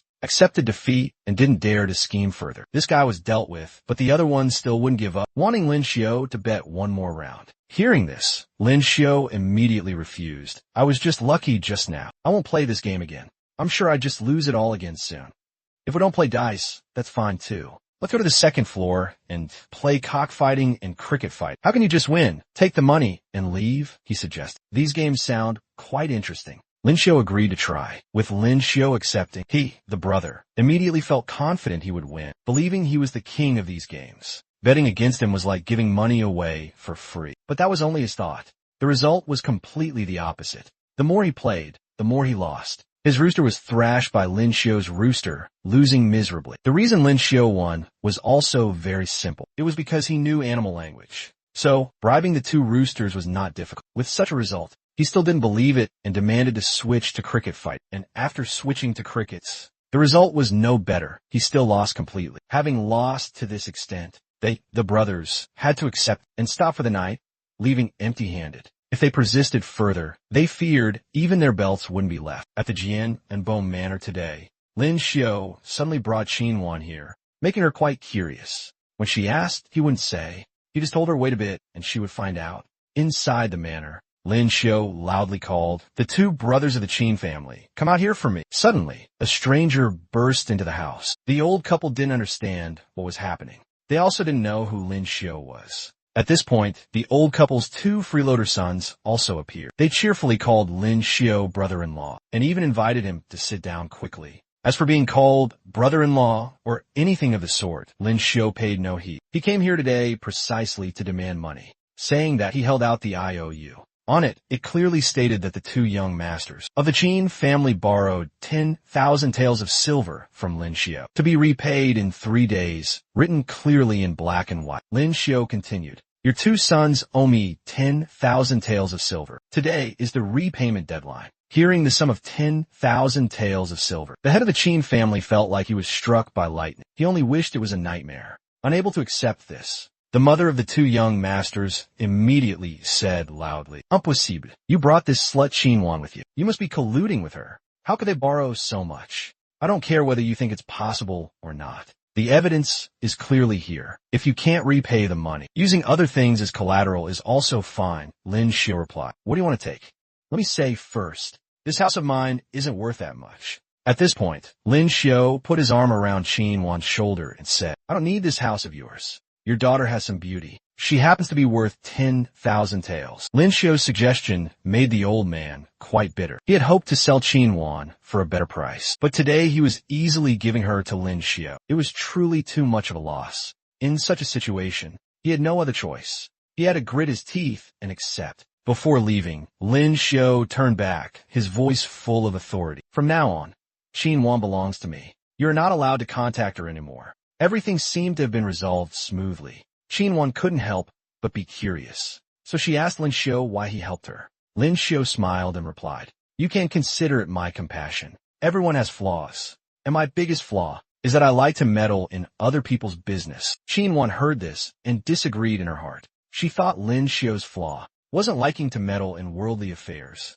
but being lecherous. After hearing this, Lin Xiao chuckled. "Lecherousness is not a flaw. Who doesn't love beauty? His Majesty has more than 20 imperial concubines. Do you dare say he is lecherous?"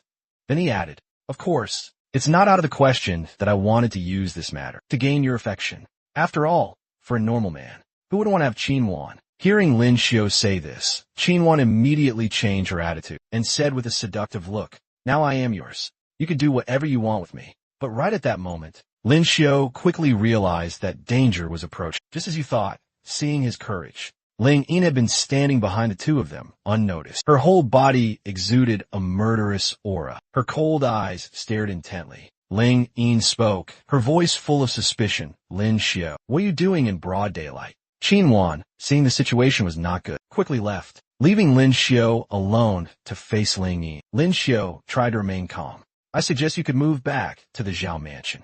I feel it's a bit inconvenient for you to be here." Ling Yin, after hearing this, coldly replied, "What's inconvenient about? Do whatever you want. I'm not blocking your way. I'm only here to protect you. Just pretend I don't exist." Having said that, she turned and left, wondering to herself why she felt uncomfortable seeing Lin Xiao being intimate with Qin. After Ling Yin left, Lin Xiao immediately went back to find Qin, continuing their unfinished conversation. "Don't misunderstand. I was just joking. I only see you as a friend. 10,000 taels mean nothing to me. But how about this? You stay here, sweep and cook for me every day, and I'll pay you 100 taels a month." Qin was surprised to hear this, because she knew no noble house paid 100 taels a month for a maidservant. She immediately objected. "This is a residence, not a place to hire a maidservant. According to the market rate, it's only 2 taels a month." Lin Xiao chuckled. "If it's 2 taels, that's too little. I suggest increasing it to 10 taels. With 2 taels, you'd have to work for me for 400 years to pay it off. But with 10 taels, it'll only take 95. Qin, after hearing this, also laughed. "Do you want me to pay you back for a lifetime? But I have another way to repay you.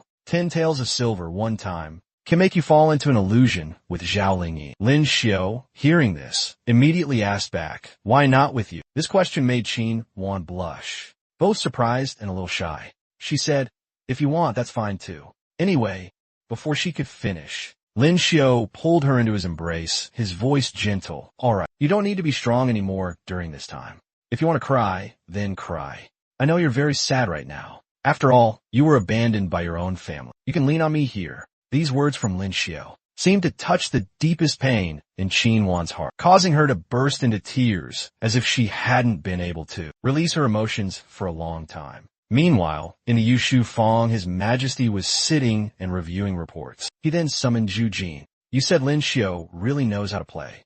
He borrows power to oppress others. This is precisely the tactic that the descendants of noble families often use to oppress the common people. Yet he used it on Jian and Bo. He has clearly understood the schemes in the royal capital. I can understand his lecherousness. But a gentleman, even if lecherous, should do it properly. Using this kind of tactic is unavoidably a bit hard to understand. After Zhu Jin heard this, he began to recount everything about Qin Wan, helping His Majesty understand the situation better. Your Majesty may not know, but this matter contains many complex details. Jian and Bo's daughter, despite coming from a noble family, has had an extremely tragic fate. Her mother was just a concubine and died from childbirth complications when she gave birth to her.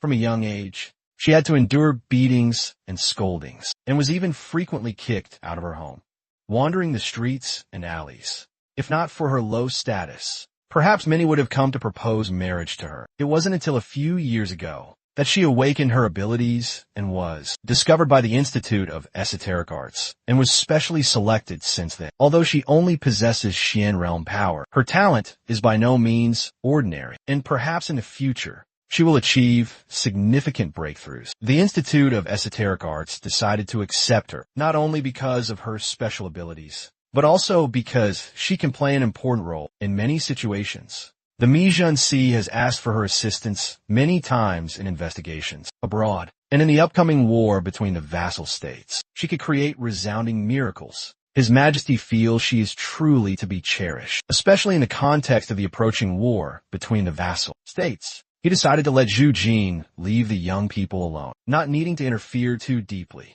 There's no need to worry. The Institute of Esoteric Arts will take good care of these cavalrymen. State affairs have been handled. Now I want to go out for an incognito inspection. The place His Majesty wanted to visit was still the familiar steamed bun shop. Here, Lin Xiao and Qin Wan had also just arrived to enjoy some buns. Observing the surroundings, Lin Xiao noticed many people from the Mijunsi were present. He had met one of them before, and now their skills had improved significantly. Then Zhu Jin also appeared. He looked at Lin Xiao and signaled, Young master, you want to eat steamed buns? Too bad. The afternoon steamed buns have all been eaten by my master. Go quickly. Don't let the master see you. And the master Zhu Jin referred to was indeed His Majesty. He had been paying attention to Lin Xiao for a long time. This situation couldn't help but surprise Lin Xiao. He didn't expect that he would run into the old emperor in this place, and even have a share of steamed buns taken. If that's the case, Lin Xiao could only force a smile, saying he wouldn't eat anymore, and quickly pushed Qin Wan away. However, before he could leave, His Majesty called him back. Little brother, wait a moment. I have something to say. A few days later, Lin Xiao was coordinating work with the Mijunsi. Specifically, he was teaching them how to make pastries. Making banran must be quick and precise. Only then can you get a good-looking cake. You try making it. If it's not good, don't make it anymore. I'm going on patrol. Thinking back, Lin Xiao still felt this old emperor was up to no good. Yet he even made him act as a bodyguard, spending money on his mistress. I must patrol carefully. If anyone violates the law, they must be arrested immediately. My mood isn't good today. Don't let me catch any bullies on the street. Just as he finished speaking, Lin Xiao saw someone bullying an old person, causing a commotion in the street. He blamed the old man for not watching where he was going, and thus bumping into him. Lu Qingfeng spoke up to intervene. That's enough, Zhanghua. You bumped into him first, and now you're beating him in the middle of the street. If you don't stop, don't blame me for not being polite. This guy was still arrogant. He even threatened. Lu Qingfeng, so it's you? The brat abandoned by his fiancée. You want to hit me, right? My face? Hit it if you dare. If I dodge, I'm not surnamed Zhang. Lu Qingfeng really wanted to punch him in the face, but he had to suppress his anger, telling himself to calm down so as not to give him a chance for revenge. Just then, Lin Xiao appeared. He got angry and kicked him. You're very bold. daring to bully an official of the Qing Li Si right under the emperor's nose. Insulting an official of the Qing Li Si. Do you think we were soft persimmons, easily crushed? He still wasn't scared. He even boldly cursed back. Who is this brat? How dare you hit me? My father, isn't he Bo? Lin Xiu coldly replied. Another one. My father is Ping and Bo. Using your father's name to scare me is useless. Arrest him immediately. But Lu Qingfeng was worried.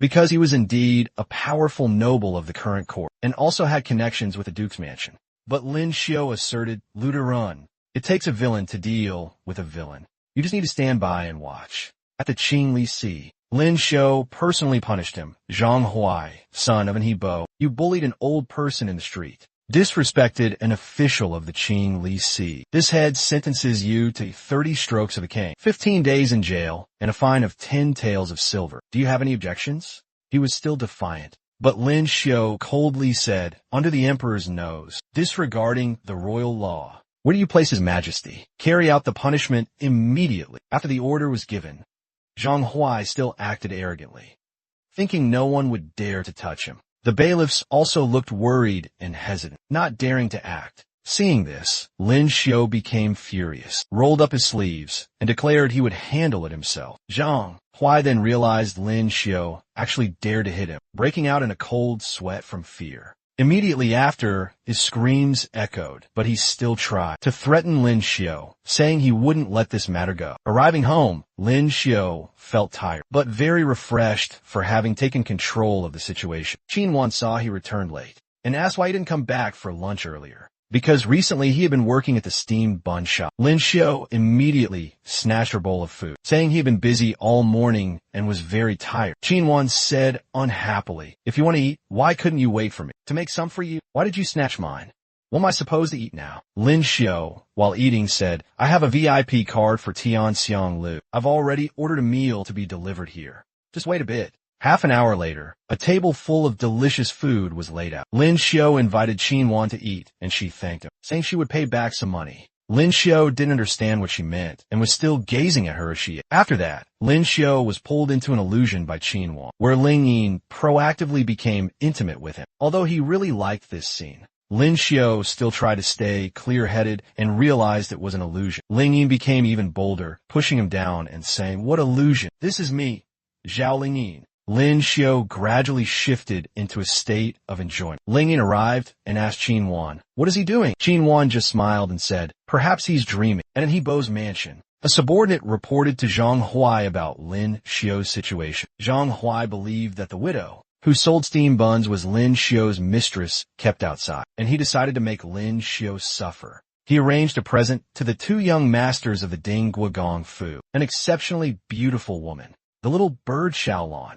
reported this news to Lin Xiu, which shocked him a bit, and he wondered if Zhang Huai had misunderstood something. Lin Xiu decided not to care anymore and went to cultivate with Ling Yin. Ling Yin suggested Lin Xiu visit Zhao Lingju, but he said he would wait another 2 days because the Qing Li Si had too much work. Regarding the matter of the steamed bun widow, Lin Xiu had to Huang's group follow her and wondered if something happened to her. Would Zhang Huai go crazy? Cheng Ling Derun came to report that the lady boss of the steamed bun shop had run into trouble. Lin Xiu hurriedly left with Cheng Ling Derun, blaming him for not keeping a good watch. Cheng Ling Derun explained, Lin Derun, you didn't say what kind of person that widow was. We were only responsible for the outside. Who could have thought that right under the emperor's nose, a group of people in a horse carriage would suddenly rush over and abduct her? At this time, Lin Xiu and Cheng Ling Derun had followed the trail of the investigators and found the house of the young master of Bo's mansion. The situation inside was still unclear. Hearing this, Lin Xiu immediately ordered, break down the door and rescue her. Seeing Lin Xiu was particularly concerned about this widow, Cheng Ling Derun couldn't help but wonder and ask about her background. Why go to such lengths for her? Don't ask what you shouldn't ask. Just arrest them first and we'll figure it out later. No matter who they are, arrest them all for me. If anything happens to this widow, both you and I will lose our heads. In the room, Zhang Huai was presenting the widow to the third young master. I'm not boasting, but this beauty is very gentle and demure. She's definitely the type you like, sir.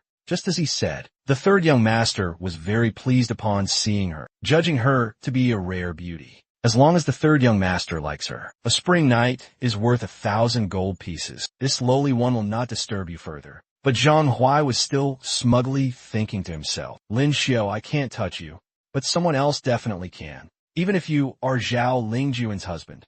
Compared to the Fu Guogong, you are nothing. This time, I guarantee you will lose for sure, huh? Just then, Lin Xiao led his men, broke down the door, and burst in, looking imposing, unafraid of the noble crowd.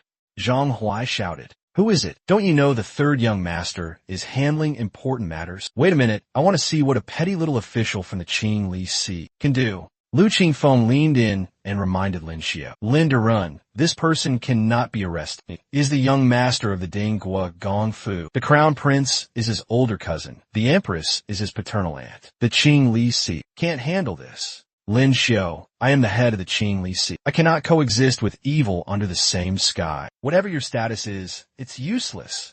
All right. Lin Xiao was confident that whether it was Zhang San or even the Dinggua Gong, even if Tian Wang Lao Zi came, he would still have to manage it. He invited young Master Zhang San to come with him on an interesting trip. What if I go with you? Really? That saves me the trouble of acting. Please, young Master Zhang San, take the rest back and detain them carefully. Lin Xiao's actions made Lu Qingfeng and Cheng Ling to run worry. Young Master Lin has principles I cannot back down. Let's go together. Cheng Ling to run had no choice but to go along. Lin Xiao took young Master Zhang San to the Xingbu. The people around were buzzing with discussion. It's really Lin Xiao. Not long ago, he arrested and he Bo's son. Today, he dares to arrest Zhang Jing. The young man is too hot-headed. This case is difficult. Not just anyone can touch the Zhang family's power. TSK, isn't this Lin Xiao? Why did he arrest Zhang Jing? Quickly go back and report to Ning Er. Zhang Jing was still confident. Even the Xingbu can't punish me. You are just a petty minor official.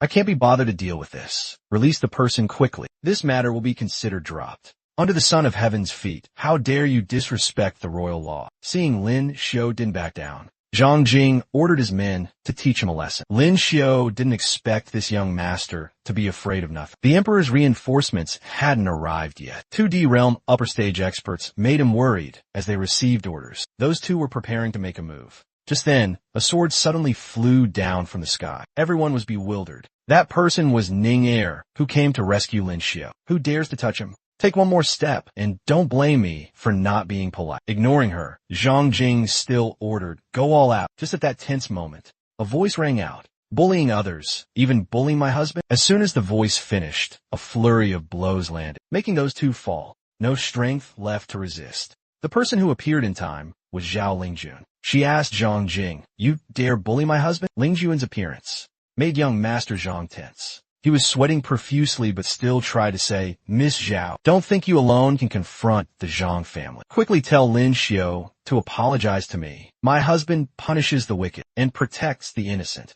Why should he apologize? If you're not convinced, try advancing and see. Just then, Zhu Jin appeared and spoke. Everyone, please calm down. Bring all these troublemakers to the palace. I will personally interrogate the young master. Young Master Lin, please come with me. The matter was considered concluded here. Zhao Lingjun didn't interfere further. She just looked at Lin Xiao and said, then I will wait for my husband at home. Lin Xiao still didn't understand why Zhao Lingjun treated him so well. But if it were him, he would do the same. In this situation, he was only worried about Ning Er. He didn't know if she was overthinking things. After everyone left, Zhao Lingjun looked at Ning Er and said, regarding Lin Xiao's matter, I am very sorry. Miss Zhao, you don't need to apologize. It's just that my strength is insufficient. At the imperial palace, he is the head of the Dinggua Gongfu, the crown prince's maternal uncle. After hearing that the young master was arrested, he immediately went to the palace. Your Majesty, this servant arrived late. I beg your Majesty to punish my crime. Guizhou, why have you come personally? Dispense with the formalities. Please sit. My rebellious son causing this trouble has alarmed your Majesty. After taking him back to the mansion, I will definitely discipline him strictly. His Majesty considered this merely a matter of youthful impetuousness. Making mistakes is normal.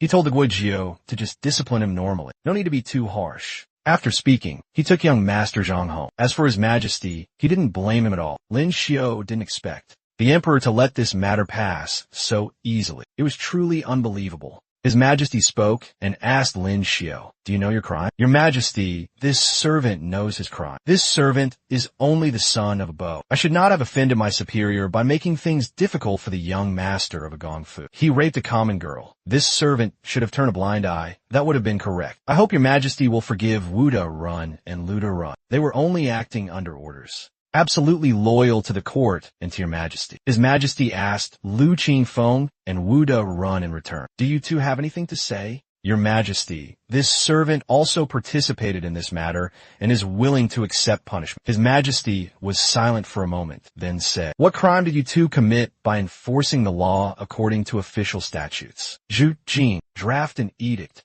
Guanzhen Dong, Cheng Wu Wan Yuan, for not submitting to powerful oppression and fulfilling his duties well, is promoted to Guanzhen Jingdu, responsible for the livelihood of the people in the 4 cities. Additionally, reward him with 3 ranks of Zhongyong Bo. By imperial decree, reward Qing Li Si head Lu Qingfeng for acting under official orders is ennobled to Qing Li Cheng, additionally increased by 3 ranks to an He Bo. His Majesty's sudden ennoblement made Zhang Huai feel confused. Because his father was an He Bo, he didn't know what his Majesty was planning. Everything was resolved. His Majesty suspiciously asked Lin Xiao, "Was it you pulling strings this time?" "Your Majesty's words make this servant fearful. The Zhang family is a major clan in our Xia. My father is only a minor Bo. This servant must have lost all patience with life to go and seek trouble with the Zhang family. Wasn't it to save the future Nyang Nyang?" Lin Xiao saying this made his Majesty laugh. "It seems Jin blamed you wrongly. This time, you are also considered to have merits. However, Zhen can only ennoble your father with 3 ranks of Ho. As for other positions, you go and compete for them yourself." Lin Xiao wondered how he could compete. 1 is through your own strength. 2 is to be ranked on the Tian Jiaobang in a competition among the vassal states. If you can get into the top 10, so that our Xia doesn't only have Zhao Ling Jun. How about Zhen ennobles your family with Gong? Lin Xiao wasn't very concerned about the competition yet. He was only worried because this time he had offended the Zhang family. Will they seek revenge against this servant? Poisoning, assassination, or silently killing my relatives? Hearing this, His Majesty immediately decreed, "Calm down. No one will dare to touch you or your family. Your little wife is so talented. Tonight, many will surely lose sleep. Hurry back and cultivate. If there's nothing else, don't bother Zhen anymore." After Lin Xiao left, Zhu Jin reported back about the matter of that widow, that the lady had been properly arranged for, that Zhang Huai had been arrested for breaking the law. As for the others, how were they dealt with? By His Majesty's order, arrest and bury them alive. The remaining ones will be exiled to Lingnan. After all, Zhen is not a tyrant, still leaving them a way to live. Zhu Jin had another matter to report. Just now, this old servant investigated some information. That one from the Zhao family indeed once entered the D realm upper stage, reached D realm upper stage at 19 years old. Added to that is her Shirzlin. This time, perhaps no one in all of the Xia will dare to touch the Zhao family and the Lin family. Leaving the imperial palace, Lin Xiao was still thinking about Zhao Lingjun. He saw that although she had great strength, the Zhang family also had a Tian realm upper stage expert. Why were they so afraid of her? Lin Xiao guessed that this wife of his must have an even stronger backing. Just then, Zhao Lingyin came looking for Lin Xiao, asking if he was all right.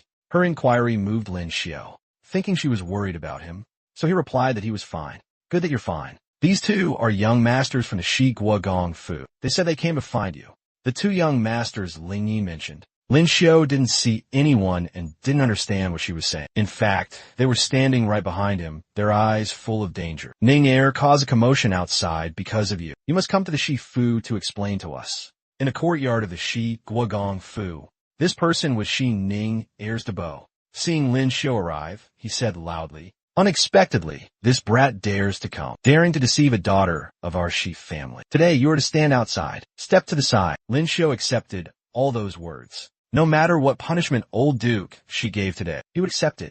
You have some spirit. Don't say our Shi family didn't give you a chance. Before you are 3 great gates. Charge through them, and then we'll talk. Or you can leave right now, and swear you will never see Ning Er again. First is gate number 1. Lin Xiao had to fight Ning Er's Sange, defeat him, and he would pass the first gate. For this match, Sanji's Jia had instructed beforehand. Let Lin Xiao pass the first gate. Give Ning Er some face. He planned to go easy on Lin Xiao a bit. But before he could go easy, Sangge couldn't withstand a single move from Lin Xiao and was sent flying mercilessly. Everyone there was aghast. They couldn't believe Sangge had lost so quickly. Sanji's appearance at this moment was quite miserable. His mind was hazy, not recognizing who he was or where he was. The first gate passed. Lin Xiao walked straight into gate number 2. As soon as he entered, someone was already waiting for him. His whole body radiated fire. But my flames are merciless. You should still retreat. Until now, the flame friend still couldn't believe that Shuele, who just fought Lin Xiao, fell so quickly. He was determined to fight Lin Xiao to the end. But before he could even move or make any move, he was entirely encased in ice by Lin Xiao. Now, he couldn't even stretch his muscles and bones. At gate number 3, Lin Xiao's opponent was Shi Li, a D-realm martial artist. Seeing Lin Xiao arrive so quickly, he also had to admit that his strength was not bad. But he still reminded him, I am Ning Heir's Si Shu, who entered the D-realm many years ago. Are you sure you still want to continue? Lin Xiao only replied, Si Shu, pardon my offense. Lin Xiao drew out a cold sword. Waves of icy aura emanated. Meanwhile, Ning Heir had learned that Lin Xiao was facing challenges outside. The girl hurriedly begged her grandfather not to make things difficult for him anymore. Ning Heir's grandfather asserted that he was not forcing Lin Xiao at all, and if he wanted to leave, he could do so at any time. Ning Heir understood Lin Xiao's character well. She knew he wouldn't give up. Silly girl, don't rashly believe a man's words. Those sweet words are just bait. Anyway, it won't even require Si Shu to act. Si Shu reached the D-realm martial artist stage many years ago. His martial arts cultivation is less than a year. How can he possibly contend? Hearing this, Ning Heir's grandfather still maintained his stance. If Lin Xiao wanted to leave, he could leave at any time. But if he chose to stay, then don't blame others. Ning Heir had tried her best, but she didn't know how to save Lin Xiao. She felt her grandfather was deliberately bullying others. As for Lin Xiao, Si Shu seemed to have gathered all his power. Every move carried killing intent. The destructive power was too strong. So much so that Lin Xiao's sword couldn't withstand it and broke in two. Si Shu reminded Lin Xiao that if he didn't go all out, he might pay with his life. Lin Xiao felt he was about to be unable to hold on. He hurriedly used the ice esoteric art, creating an ice block in front of Si Shu. However, Si Shu just sneered, thinking Lin Xiao was underestimating a D-realm martial artist. He used his sword to pierce through the ice layer. Fortunately, Lin Xiao managed to dodge in time. His situation at this moment was extremely critical. He could only stand still and watch Si Shu point his sword at him. You know what, you're not my opponent. Give up early to avoid injury. Si Shu looked at Lin Xiao with eyes both stern and admiring. His stubbornness made him understand why Ning Heir was so steadfast with Lin Xiao. Just then, Lin Xiao took advantage of Si Shu's distraction, grabbed his sword tightly and asked, "Why let your mind wander during a fight?" Immediately after, he used the ice esoteric art to freeze the sword, causing Si Shu a slight injury to his hand. Si Shu had to admit that the ice esoteric art was indeed formidable, and he had underestimated Lin Xiao. Lin Xiao humbly stated that it was only because Si Shu went easy on it. He returned the sword to him. Ning Heir's grandfather appeared, smacked Si Shu on the back, and scolded loudly, "Fighting with a junior for so long. Aren't you ashamed?" Even though Si Shu admitted defeat, the grandfather still didn't believe it, continuing to rage. "You lost to a 19-year-old brat. Do you really think this old man is senile?"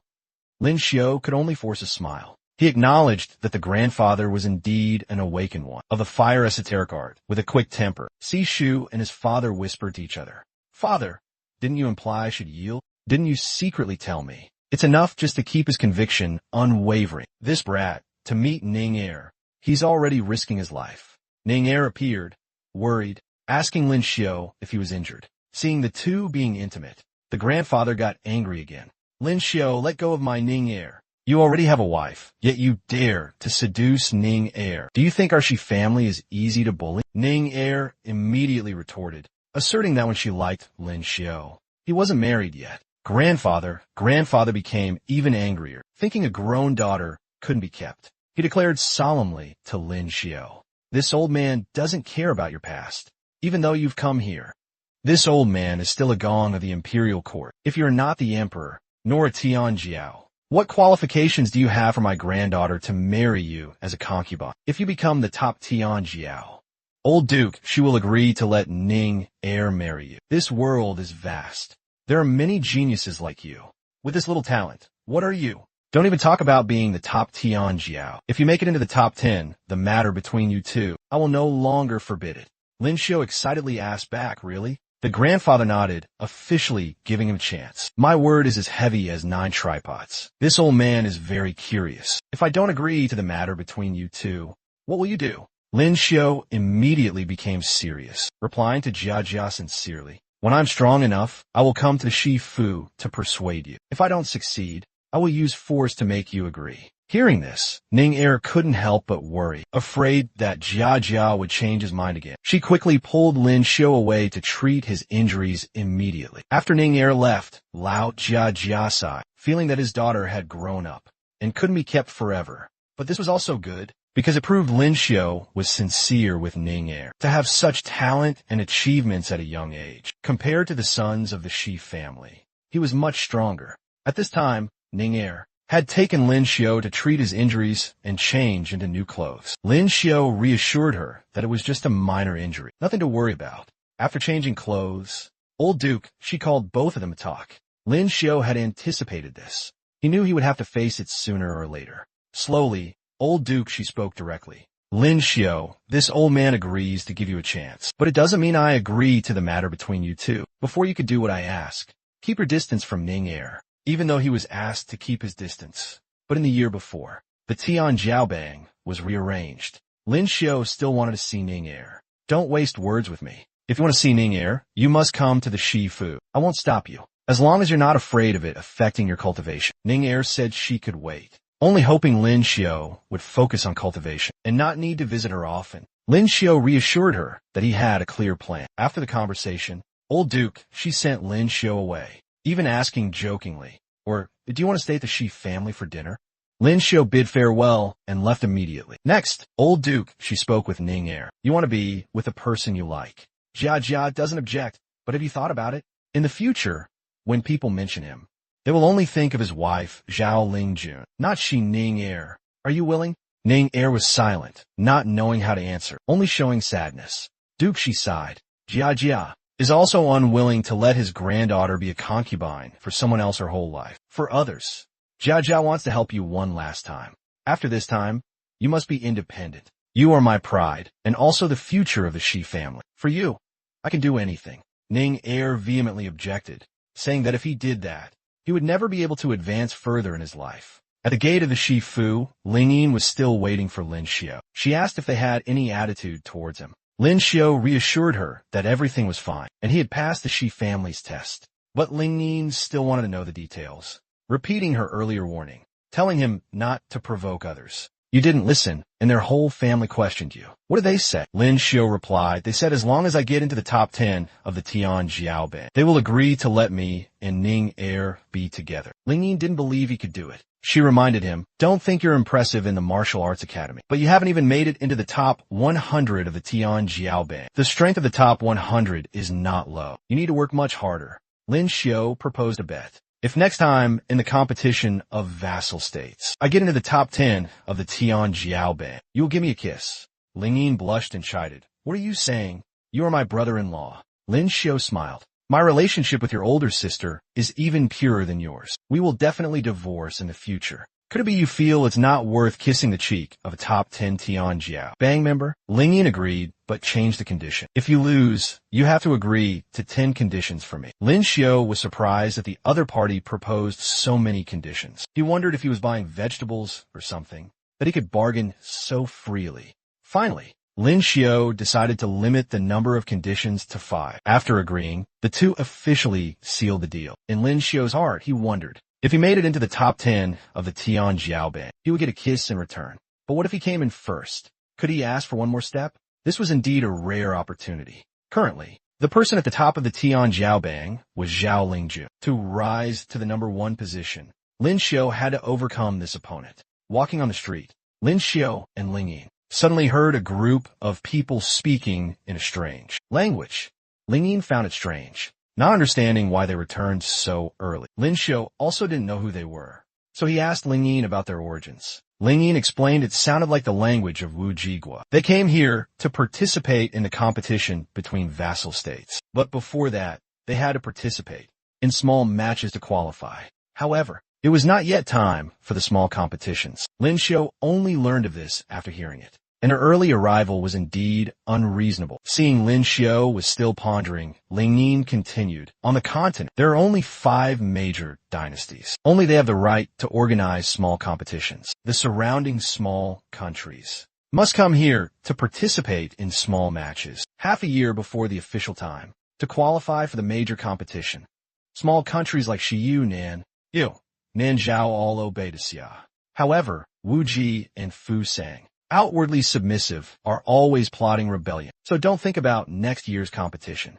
The important thing now is how to display talent in the small competitions in the coming months to qualify for the major competition.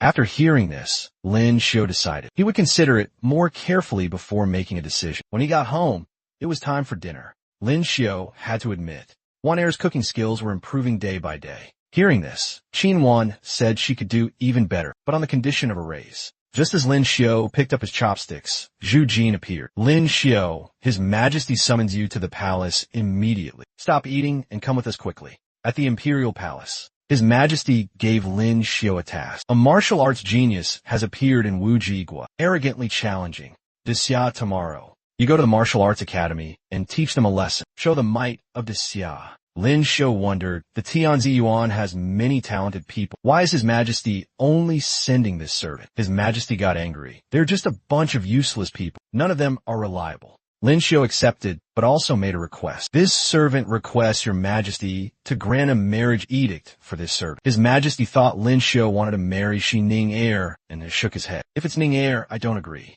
Lin Xiu quickly said, not Ning Er, but Tai. Hearing this, His Majesty nodded. All right. As long as you win tomorrow's match, I will agree. The next day, at the martial arts arena, a martial arts genius from Wu Jigua was challenged. He calmly dodged every attack, showing disdain for his opponent. With just one kick, he easily defeated his opponent. This situation worried the Vice Dean. He didn't know if Xia had any face left. The people of Wu Jigua smugly continued to provoke. We came here to learn. I wonder if your esteemed academy has any more talented students. The Vice Dean was embarrassed. But just then, Lin Xiu appeared, holding a spear, ready to fight. Let me handle this. The Vice Dean was worried, thinking Lin Xiu wasn't strong enough to face this opponent. When a command sounded, the opponent quickly struck with his sword, aiming straight at Lin Xiu. Lin Xiu stood silently, not moving at all. He took a deep breath, then slowly exhaled a white, cloud-like mist that flew towards the opponent. Immediately, the opponent was completely frozen, his whole body unable to move. This scene astonished everyone.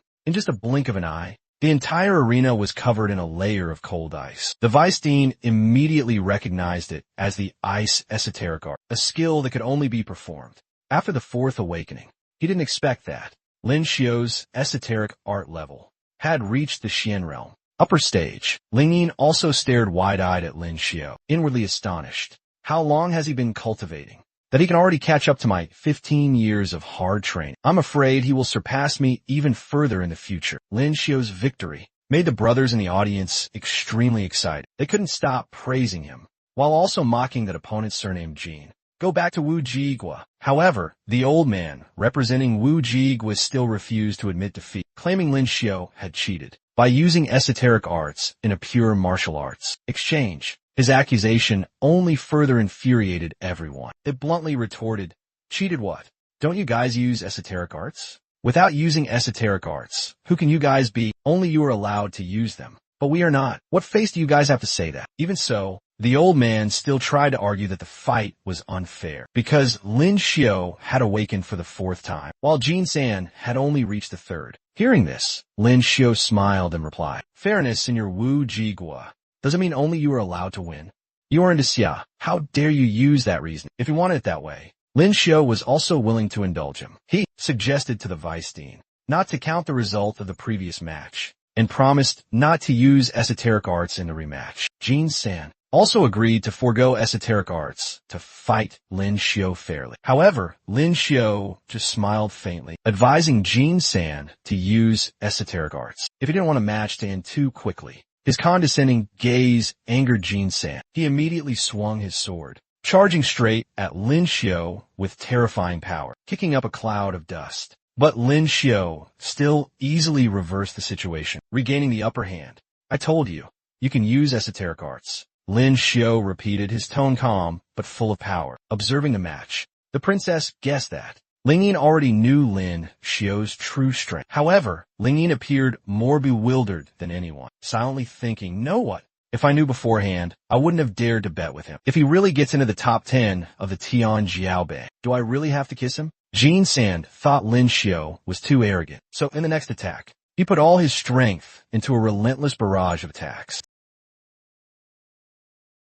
He also couldn't avoid a few blows. But unfortunately, Lin Xiao possessed the diamond esoteric art, turning his body into hard steel, causing Jin San's sword to shatter. In the end, Lin Xiao was still the victor. This time, Jin San was completely convinced and had no words left to argue. After the match, Lin Xiao gently reminded Jin San, you are indeed very fast, but you rely too much on speed. When facing absolute power, fast speed is of no use. Hearing these words, Jin San sincerely bowed his head in thanks. Lin Xiao even patted his shoulder and praised, you're not bad either. Your strength is very respectable. However, the act of placing his hand on Jin San's shoulder accidentally activated Lin Xiao's esoteric ability replication, something he hadn't expected at all. He didn't expect that. The replication power in his body was still active, even though after the previous breakthrough, he had already replicated 4 types of esoteric arts. After the match, Lin Xiao became the center of admiration. Everyone constantly praised him. Senior brother Lin is so strong. He cultivates esoteric arts and is proficient in martial arts. Next year's competition, he will definitely enter the Tian Jiaobei, maybe even the top 10.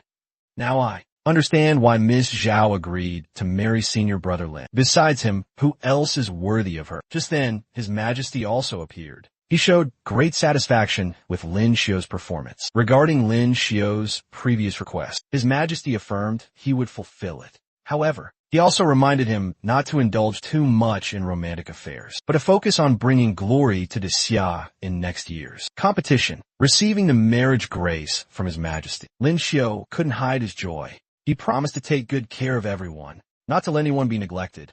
When night fell, today Lin Xiao returned to his and Zhao Lingjuan's residence, but he didn't appear openly, instead using esoteric arts to conceal himself, making even the guards unable to recognize him. They thought it was just a passing breeze. No one at all. As soon as Lin Xiao entered the room, he saw the imperial physician was there. Her sudden appearance greatly surprised him. He thought the emperor had arranged everything for him. However, the truth was not as he thought. It was Zhao Lingjun who had brought the imperial physician here. The imperial physician began to recount everything to Lin Xiao. The young master of the Ding Guogong Fu forced me to his mansion to play music, but Miss Zhao rescued me. However, this time I have offended the Ding Guogong Fu. After helping, Lingjun prepared to leave. But before leaving, she told him, before, I owed you a wedding night. This time, consider it settled. Neither of us owes the other anything. When Lingjun had gone, Lin Xiao asked the imperial physician about what happened. Today, coming to Lihua Yuan, which young master of the Ding Guogong Fu was it? The imperial physician also didn't know. She only heard the servants call him third young master. Hearing this name, Lin Xiao became even angrier. He gritted his teeth, thinking this person was trying to find an early path to Yama. After learning the name of the person who bullied the imperial physician was Zhang San, Lin Xiao immediately went to the Ding Guogong Fu that very night. He didn't go alone, but had the little bird Xiaolan with him. Thanks to it, Lin Xiao avoided the guards in the mansion. Zhang San was angrily eating and cursing. Not only Zhao Lingjun, even the head of the opera troupe dares to defy me. Wait a little longer. When the head guard brings her head back, I will definitely turn it into a ball. Suddenly, his eyes became vacant, unable to control himself. He held the knife in his hand, slowly raising it high, facing his own face. And then there was the scene of blood splattering all over the floor. At Lihua Yuan, Zhang San's men had come to find the opera troupe head to settle scores. In a life-or-death situation, she still calmly said, "It's not easy out there. Why pursue and kill to the very end like this?" Hearing this, the masked man only replied, "If you must blame someone, blame yourself for offending someone you shouldn't have offended." As soon as he finished speaking, he shed blood. Someone had silently sent him on his way. The next morning, Lin Xiao was still yawning as he walked out of the room. As soon as he came out, he saw Zhu Jin talking to Lingjun. "Miss Zhao, I venture to ask you a question. Were you last night?" Lingjun replied that last night she was always in the study cultivate. All the maids in the mansion could testify.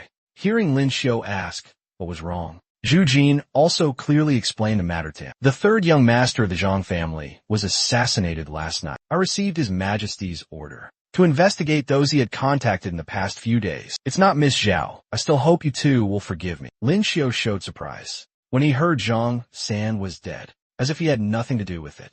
He said, if we're talking about conflict, he and I have had some run-ins. Last night I was at. Zhu Jin immediately affirmed he didn't suspect Lin Xiu. He didn't need to prove anything. Now he had to return to the palace to report immediately, even though Zhu Jin was in a hurry. Lin Xiu still tried to call him back to ask about the marriage. Zhu Jin told Lin Xiu to just go to the Libu Sea to handle it. Meanwhile, Lin Xiu's mother was upset about him taking a concubine soon. She held Ling Juan's hand and consoled her. Child, rest assured, if I don't nod, no one can even dream of stepping into our Lin family's door. Ling Jun immediately explained, it's not like that. I'm usually busy cultivating and don't have time to be with my husband. I'm taking a concubine for him, to find someone to take care of him in my place. At this time, the imperial physician ran out and called Ling Jun's sister Zhao, saying she had cooked some porridge. At this point, Lin Xiu also introduced his mother and the imperial physician to each other, as if having her meet his mother. At first, Lin Xiu's mother still opposed him taking a concubine, but when she saw the imperial physician with her own eyes, her attitude suddenly changed completely. She happily welcomed her, even immediately giving her a bracelet as a gift. It's our first meeting. I haven't prepared anything. Just accept this bracelet. From now on, we will be one family. Her mother's sudden change of mood couldn't help but confuse Lin Xiu. Just moments ago, she was demanding punishment, and now she was giving gifts immediately. But on second thought, he also found it not strange, because with the imperial physician's demeanor, it was understandable that elders would adore her. Lin Xiu's mother continued, regarding the affairs of you young people, we elders shouldn't interfere too much. As long as you children live happily, parents can rest assured. At the Zhang family's morning hall, Zhang Hua Gong was interrogating his subordinates about the mysterious death of the third young master. This matter has nothing to do with us. At that time, the young master was alone in his room. The door was still closed. When we entered, the young master had already committed suicide. After hearing this, Zhang Guogong immediately ordered the subordinates to be dealt with. He believed that the assassin must have at least D-realm upper stage strength, or even higher, and suspected this was a plot by his Tian Daoming. At the Libu Sea, Lin Xiu came to prepare for the upcoming marriage. Lin Derun, taking a concubine has its own rules. The concubine's bridal sedan cannot enter through the main gate. The wedding attire cannot be red, and she cannot bow to heaven and earth, or parents. However, Lin Xiu didn't agree with any of the rules. He wanted the bridal sedan to enter through the main gate. The wedding attire must be red, and both heaven, earth, and parents must be bowed to. The wedding day of Lin Xiu and the imperial physician arrived. Although it was taking a concubine, all procedures were organized as grandly as a main wife's. Everyone around was envious and admired Lin Xiu. How was this brat's fate so good? He married Miss Zhao and is now taking a concubine. I heard the concubine is also a great beauty. He is not only a noble young master, but he also always stands up to help the common people. When Wu Jiguo challenged, it was also he who turned the tide, saving Xia's face. On the wedding night, the imperial physician looked extremely gorgeous, making Lin Xiu unable to take his eyes off her. After so many days of waiting, they finally reached this day. It's time. The imperial physician reminded Lin Xiu to turn off the lights. The sound from their room were quite loud, making even Ling Jun outside blush. The next morning, Lin Xiu considerately brought food to the imperial physician in bed, asking if she was tired after a long night. The imperial physician was worried about waking up late, not having greeted her parents-in-law or served tea to the eldest sister. Lin Xiu told her to leave that for later and eat first. Ling Jun, who had gone out last night, had just returned. After eating, the imperial physician went to Ling Jun's room to serve tea. Ling Jun told her not to be too formal, and from now on, she didn't need to serve tea anymore. But this was a rule, and the imperial physician didn't want to break. Hearing Ling Jun intended to go home to her parents for a few days, Lin Xiu was overjoyed because if she left, he could live peacefully in their world of two. Lin Xiu said to Ling Jun, I will see you off. By the way, I'll bring some wine for father-in-law and give mother-in-law a few new bottles of perfume. You just rest assured at home for a few days. The more you stay with them, the better. The reason Ling Jun wanted to go home was because last night, Lin Xiu and the imperial physician's activities were too loud, making her feel she couldn't stay. Another day passed. The imperial physician looked quite tired. but her heart was still full of happiness. Lin Xiao willingly sacrificed himself to help her relieve stress. The imperial physician agreed, but still reminded him to turn off the lights first. A joyful spring night came to an end, making way for a quiet morning. Lin Xiao sat pensively, reflecting on the words His Majesty had said. He realized he couldn't forever be immersed in romantic entanglements with women, but had to focus on competing. With his current strength, getting into the top 10 of the Tian Jiaobei was still a long way off. First, Lin Xiao decided he had to find out the reason for the sudden change in his replication power. This would determine the number of trump cards he had in hand.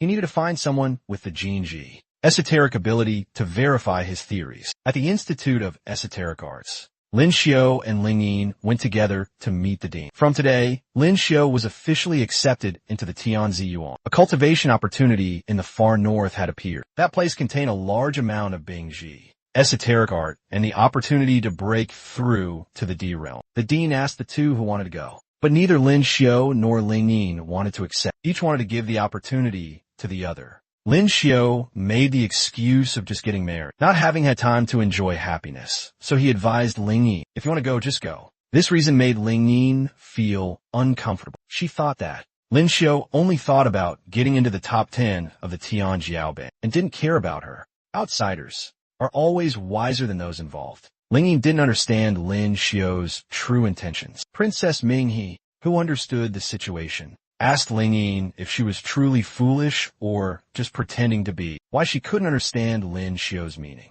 After the princess explained, Ling Yin finally realized that Lin Xiao had deliberately given her the opportunity in a perfectly justifiable manner. The princess's words seemed to hit Ling Yin's sore spot, making her face flush red. Even so, Ling Yin still tried to deny it, changing the subject, asking the princess and Lin Xiao why they weren't married yet. Just then, Li Baizhang appeared, calling Lin Xiao Zunzei and praising his talent. Lin Xiao took the opportunity to ask Li Baizhang if he knew anyone at the Institute of Esoteric Arts who could awaken the Jin Ji Esoteric Art. Li Baizhang pointed to the girl dozing off at the table next to them. Enkong Bo's daughter. Lin Xiao immediately acted, using the invisibility esoteric art to replicate the girl's power. He realized that Jin Shun and Jinji esoteric arts were of the same system, but the replication power couldn't synchronize. This explained why he needed to replicate the speed esoteric ability. Meanwhile, at Lin Xiao's home,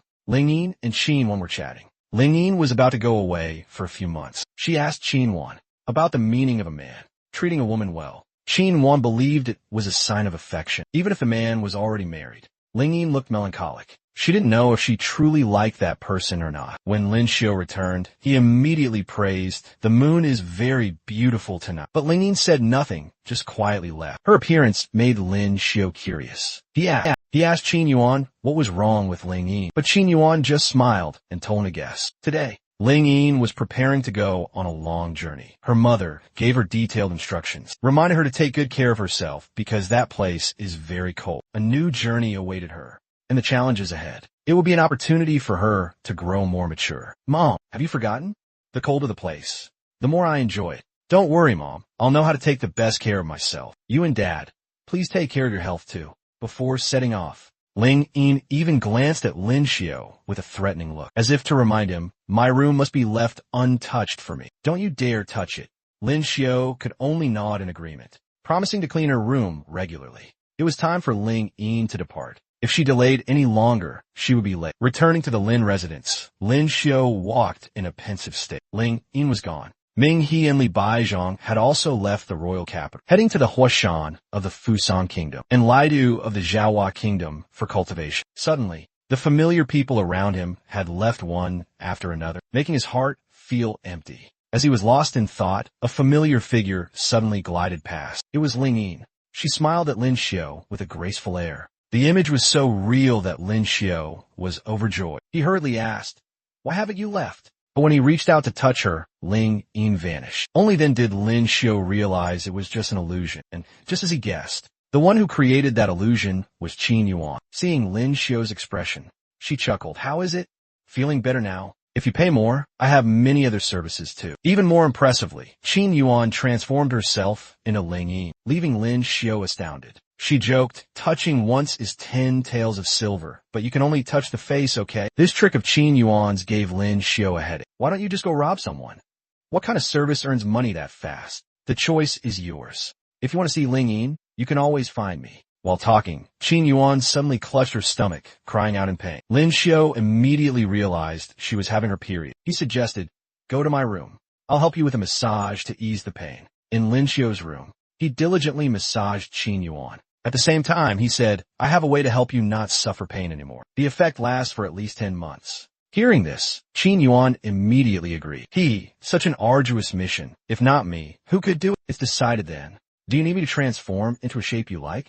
Lin Xiao refused, though still a bit embarrassed. No need. The next morning, Tai came to Lin Xiao's house. You didn't come back last night. I guess you were here, so I conveniently made breakfast and brought it over. Tai's cooking skills even made Qin Yuan praise her. While they were eating, Zhu Jin suddenly appeared. Lin Xiao thought he had come to find him. But no, this time he was looking for Qin Yuan. These are all 4th realm essence crystals. I hope Miss Qin cultivates well and breaks through to the Earth realm before the competition takes place. His Majesty has high expectations for you. Lin Xiao thought to himself, that emperor is actually so generous. Is this competition that important?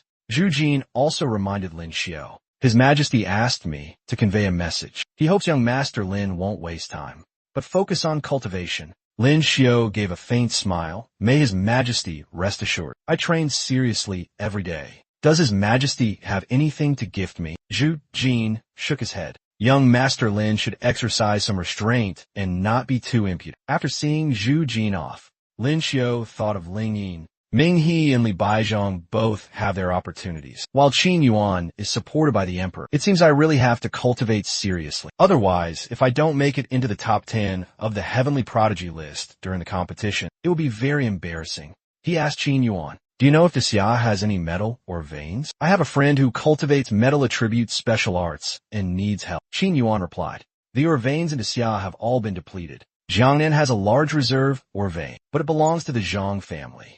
Hearing about Jiangnan, Lin Xiao suddenly remembered that Tai was also from Jiangnan. He suggested, Tai has been away from home for a long time. We should go visit her hometown.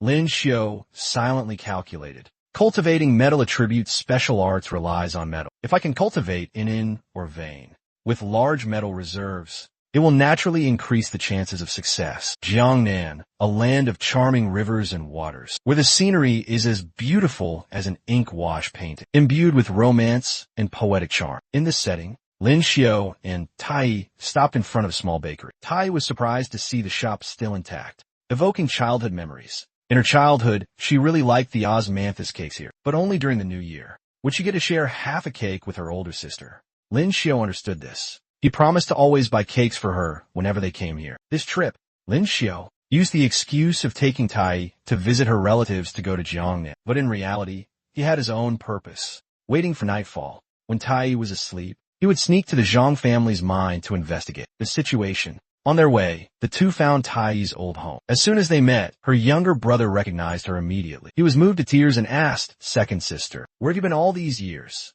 When Mom and Dad passed away, they always talked about you. Tai was startled to learn that her parents were no longer alive. All these years, she had always remembered them, hoping for a day of reunion. While the two siblings were talking, Lin Xiao took out a banknote, gave it to the two children, and told them to go buy candy. However, as soon as they turned around, the two children bumped into a man in red clothes, frightening them. But that man was tall and burly, exuding a fierce aura. Tai's younger brother also trembled, hurriedly saying, Boss Huang, we've already paid this month's protection fee. It turned out the reason he came wasn't for money, but because he was wearing yellow, clashing with him. Isn't Boss Huang wearing red today? His question made Boss Huang's lackeys burst out laughing. Even so, he still insisted he was, right, claiming that yesterday and tomorrow he would also wear yellow. Lin Xiao stepped forward and held a bank note in front of him, saying he would pay for a year in advance. Seeing the money, he immediately changed his attitude, smiled brightly, and said, this is more like it. But Lin Xiao just chuckled and asked back, do you really dare to take it? Instantly, he grabbed his hand, causing it to freeze instantly. He no longer looked aggressive, but could only beg for mercy. Lin Xiao coldly ordered, tell your underlings to call the constables. Return 10 times the amount of money you took. Otherwise, Keep it and wait for your family to burn it for you in the afterlife. After settling the matter, Lin Xiu told Tai to stay and chat with her relatives while he went for a walk. He stopped by a bakery, thinking that Imperial Consort Gui was also from Jiangnan, so he bought some cakes to bring back. Perhaps you will like them. Just then, a carriage transporting prisoners passed by, causing the crowd to buzz with discussion. What crime did these people commit to get arrested? I heard they are rebels from the Tian Daoming. They failed to assassinate the prefect's son and were caught. They're about to be taken to the execution ground for public beheading. I heard the young master of the Zhang family in the royal capital also died at their hands. In just a few months, the Zhang family has launched a large-scale manhunt for all members of the Tian Daoming. This incident was a trap aimed at them, and unexpectedly, they actually caught a few. Hearing this, Lin Xiu suddenly realized he had unintentionally implicated his comrades. Zhang Jing was actually assassinated by him, but the Zhang family couldn't find the culprit, so they blamed the Tian Daoming. Now, innocent people were being taken to the execution ground to be executed. The presiding official asked the three rebels, "Do you have any last words?" One of them loudly cursed, "Dog official, kill me alone, and there will be tens of thousands more like me. There are so many righteous men in the world. You can't eliminate all of them. Even if we die today, sooner or later, someone will avenge us. Dog official will be waiting for you in the underworld." Those words enraged the official. He drew the execution token and ordered the execution. The executioner was ready, just waiting for the order to behead. From below the execution platform, the comrades of the Tian Daoming had received the signal to act, ready to rush forward and rescue them. Although he had anticipated the trap, he could only shout, warning his comrades in desperation. However, it was too late. His comrades had fallen into a trap when a huge barrier suddenly rose from the ground, blocking all paths, cornering them. They could only stand and watch everything unfold, unable to do anything. The one who created this trap was that young man. Thanks to his Earth Attribute special art, he coldly said, "I didn't expect you to dare to raid the execution ground. Don't just stand there dumbfounded. Continue the execution. These rebels, let us handle them." The execution continued. But as the blade was about to touch the condemned prisoner's neck, it suddenly stopped. The executioner couldn't control it. The blade flew up into the air, heading straight for the county official. Immediately, the young man with the Earth Attribute special art rushed forward, shielding the county official, and used his special art to counterattack, shattering the blade into pieces. But through this exchange, he realized the one behind it was a metal system special art user, capable of manipulating metal. Body as hard as iron and steel. This brat is truly hard to deal with, he thought, then loudly challenged. What's so impressive about hiding in the shadows? If you have the guts, come out and face me openly. Just then, some guards suddenly started attacking each other, their minds muddled, completely out of control. The people of Tian Daoming looked at each other doubtfully, wondering if this was the expert their branch leader had invited. "I also don't know who is helping, but let's rescue our people first," one said. Taking the opportunity, all members of Tian Daoming were rescued and quickly fled. The soldiers tried to pursue, but a series of fire cauldrons suddenly rained down, forming a wall of fire to block them. Faced with this situation, they could only watch helplessly, their hearts filled with indignation. Metal attributes special art controlling flames, and also the ability to affect others' minds. Where did Tian Daoming get such a powerful individual? They muttered. On the other side, the people of Tian Daoming were expressing their deep gratitude to their benefactor. "I am Zheng Li, branch leader of the Jiangnan branch of Tian Daoming. Thank you, friend, for your rescue. My heart is endlessly grateful," he said. "Heroes, no need to be so polite. I also admire those who fight for justice. I happened to encounter this situation, so naturally, I couldn't stand by and watch you all be harmed. Some of my friends are not convenient to show themselves. I hope everyone understands." To repay the kindness, the branch leader of Tian Daoming promised that if he needed help in the future, even if it means going up a mountain of blades or down into a sea of fire, they would not refuse. "Actually, a coup of your esteemed league is a good friend of mine. Out of respect for her, I couldn't stand by and watch you all suffer," he explained. Hearing Ku's name, the branch leader was extremely surprised. He didn't expect the two to have such a close relationship. Speaking of this, he couldn't help but recall the image of that girl. "Not only do I know her, but every line of her body. I know by heart," he thought to himself. Then he asked everyone if they knew where Ku was. Ku's cultivation whereabouts are uncertain. We also don't know where she is.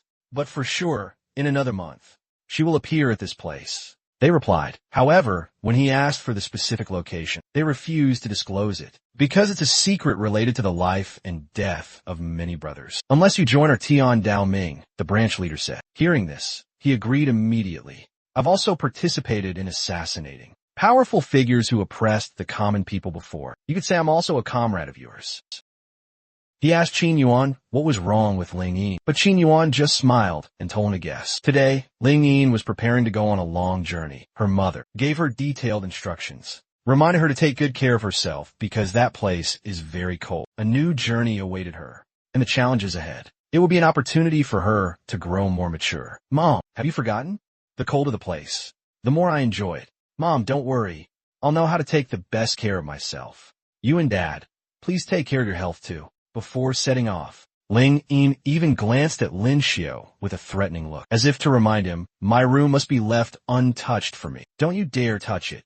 Lin Xiao could only nod in agreement, promising to clean her room regularly. It was time for Ling Yin to depart. If she delayed any longer, she would be late. Returning to the Lin residence, Lin Xiao walked in a pensive state. Ling Yin was gone. Ming He and Li Baizhong had also left the royal capital, heading to the Huashan of the Fusang Kingdom and Lidu of the Zhaohua Kingdom for cultivation. Suddenly, the familiar people around him had left one after another, making his heart feel empty. As he was lost in thought, a familiar figure suddenly glided past. It was Ling Yin. She smiled at Lin Xiao with a graceful air. The image was so real that Lin Xiao was overjoyed. He hurriedly asked, "Why haven't you left?" But when he reached out to touch her, Ling Yin vanished. Only then did Lin Xiao realize it was just an illusion, and just as he guessed, the one who created that illusion was Qin Yuan. Seeing Lin Xiao's expression, she chuckled. How is it? Feeling better now? If you pay more, I have many other services too. Even more impressively, Qin Yuan transformed herself into Ling Yin, leaving Lin Xiao astounded. She joked, touching once is 10 taels of silver, but you can only touch the face, okay? This trick of Qin Yuan's gave Lin Xiao a headache. Why don't you just go rob someone? What kind of service earns money that fast? The choice is yours. If you want to see Ling Yin, you can always find me. While talking, Qin Yuan suddenly clutched her stomach, crying out in pain. Lin Xiao immediately realized she was having her period. He suggested, go to my room. I'll help you with a massage to ease the pain. In Lin Xiao's room, he diligently massaged Qin Yuan, at the same time saying, I have a way to help you not suffer pain anymore. The effect lasts for at least 10 months. Qin Yuan heard this and immediately agreed. This arduous task. If not me, who could do it? It's decided then. Do you need me to transform into a shape you like?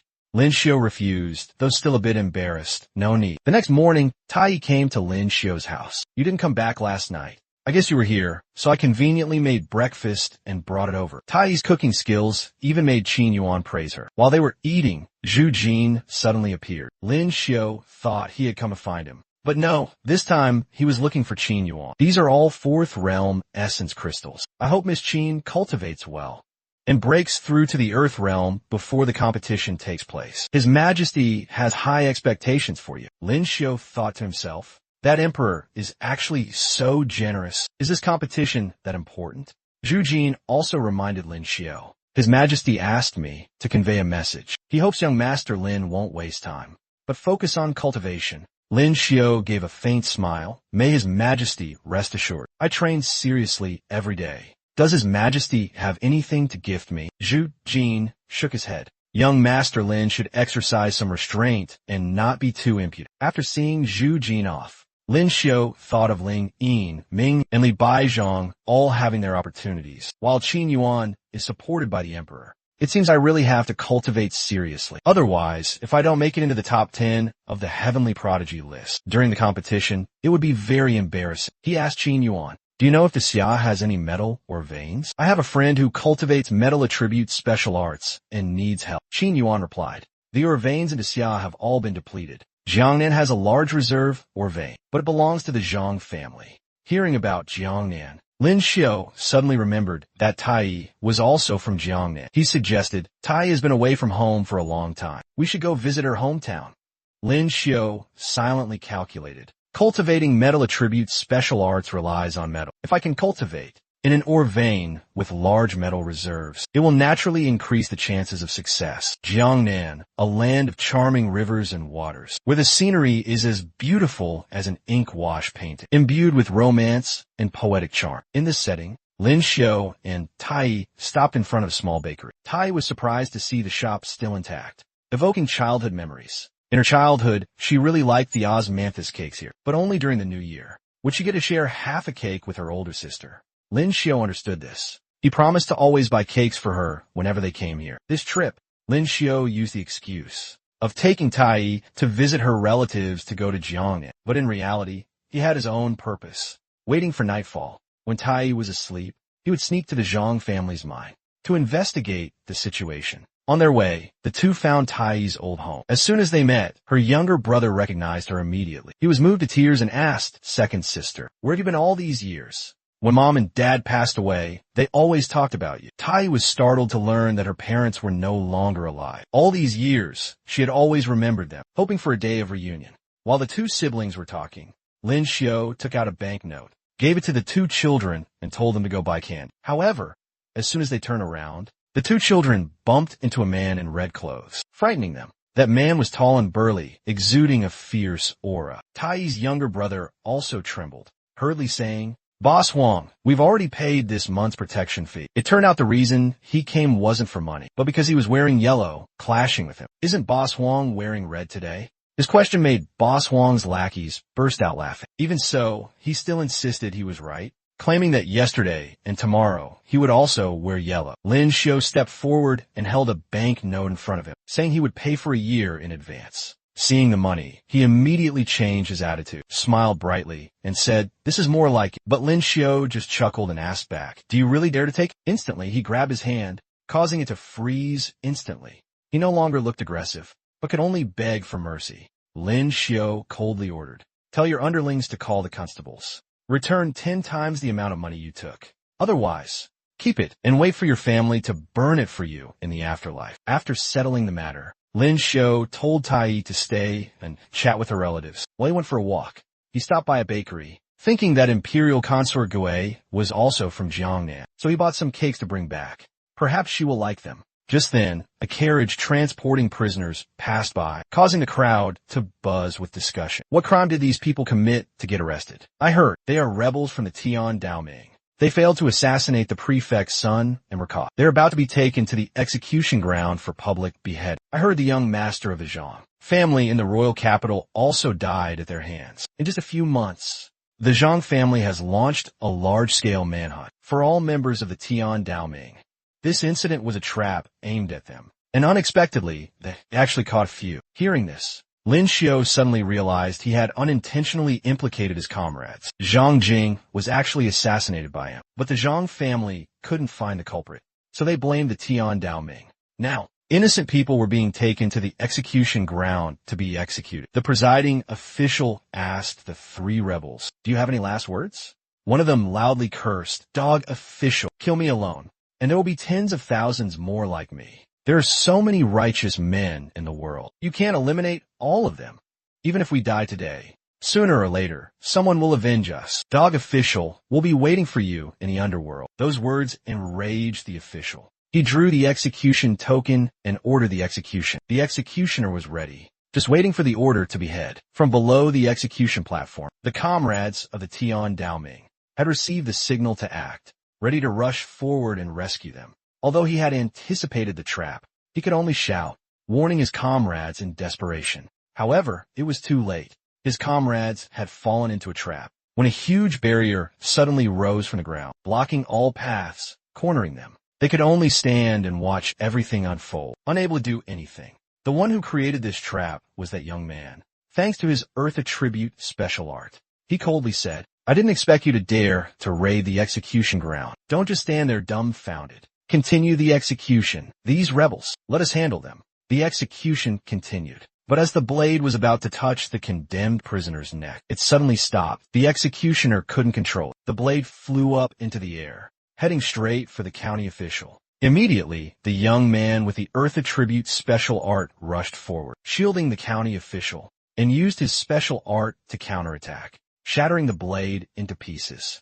Through this exchange, he realized the one behind it was a metal system special art user, capable of manipulating metal. Body as hard as iron and steel. This brat is truly hard to deal with, he thought, then loudly challenged, "What's so impressive about hiding in the shadows? If you have the guts, Come out and face me openly." Just then, some guards suddenly started attacking each other, their minds muddled, completely out of control. The people of Tian Dao Ming looked at each other doubtfully, wondering if this was the expert their branch leader had invited. "I also don't know who is helping, but let's rescue our people first," one said. Taking the opportunity, all members of Tian Dao Ming were rescued and quickly fled. The soldiers tried to pursue, but a series of fire cauldrons suddenly rained down, forming a wall of fire to block them. Faced with this situation, they could only watch helplessly, their hearts filled with indignation. Metal attributes special art controlling flames, and also the ability to affect others' minds. Where did Tian Dao Ming get such a powerful individual? They muttered.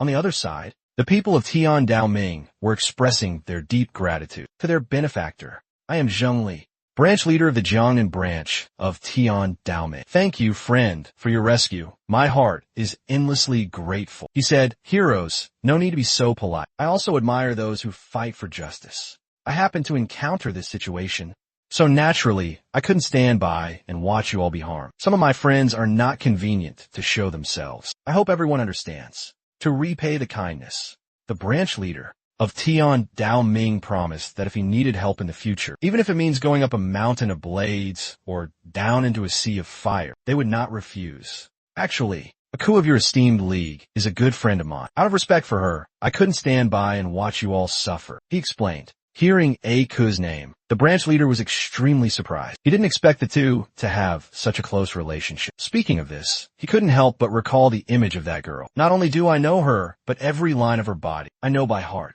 Then he asked everyone if they knew where Aku was. Aku's cultivation whereabouts are uncertain. We also don't know where she is. But for sure, in another month, she will appear at this place. They replied. However, when he asked for the specific location, they refused to disclose it, because it's a secret related to the life and death of many brothers. "But unless you join our Tian Dao Ming," the branch leader said. Hearing this, he agreed immediately. "I've also participated in assassinating powerful figures who oppressed the common people before. You could say I also once.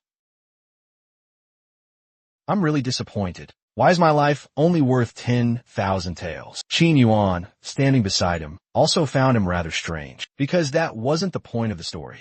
After a moment of thought, Lin Xiao turned and left. Now, he would deal with this assassin first. A moment later, Lin Xiao and Qin Yuan's room had returned to a peaceful state. Both of them were lying on the bed. Qin Yuan told Lin Xiao that he could accept defeat. That's right, Lin Xiao could admit defeat, but the word surrender did not exist in his dictionary. Even if he had to sacrifice, he was determined not to yield. But Qin Yuan hadn't given up yet. She continued to persistently persuade him. "Forgot to tell you, I know a lot of things. Xintian Fu, Wu Jianpian, Yin Tong Xian, Yuan Yang Ko. I know them all well." These words made Lin Xiao's heart waver for a moment, but he remained steadfast and refused to yield. He turned his back to her, saying that there was much to do tomorrow, and advised her to go to bed early. At the Ningxuan County office, the guide led Lin Xiao and Qin Yuan in, announcing that the other lords participating in this mission had arrived 2 days ago. This person introduced Lin Xiao and Qin Yuan to the others.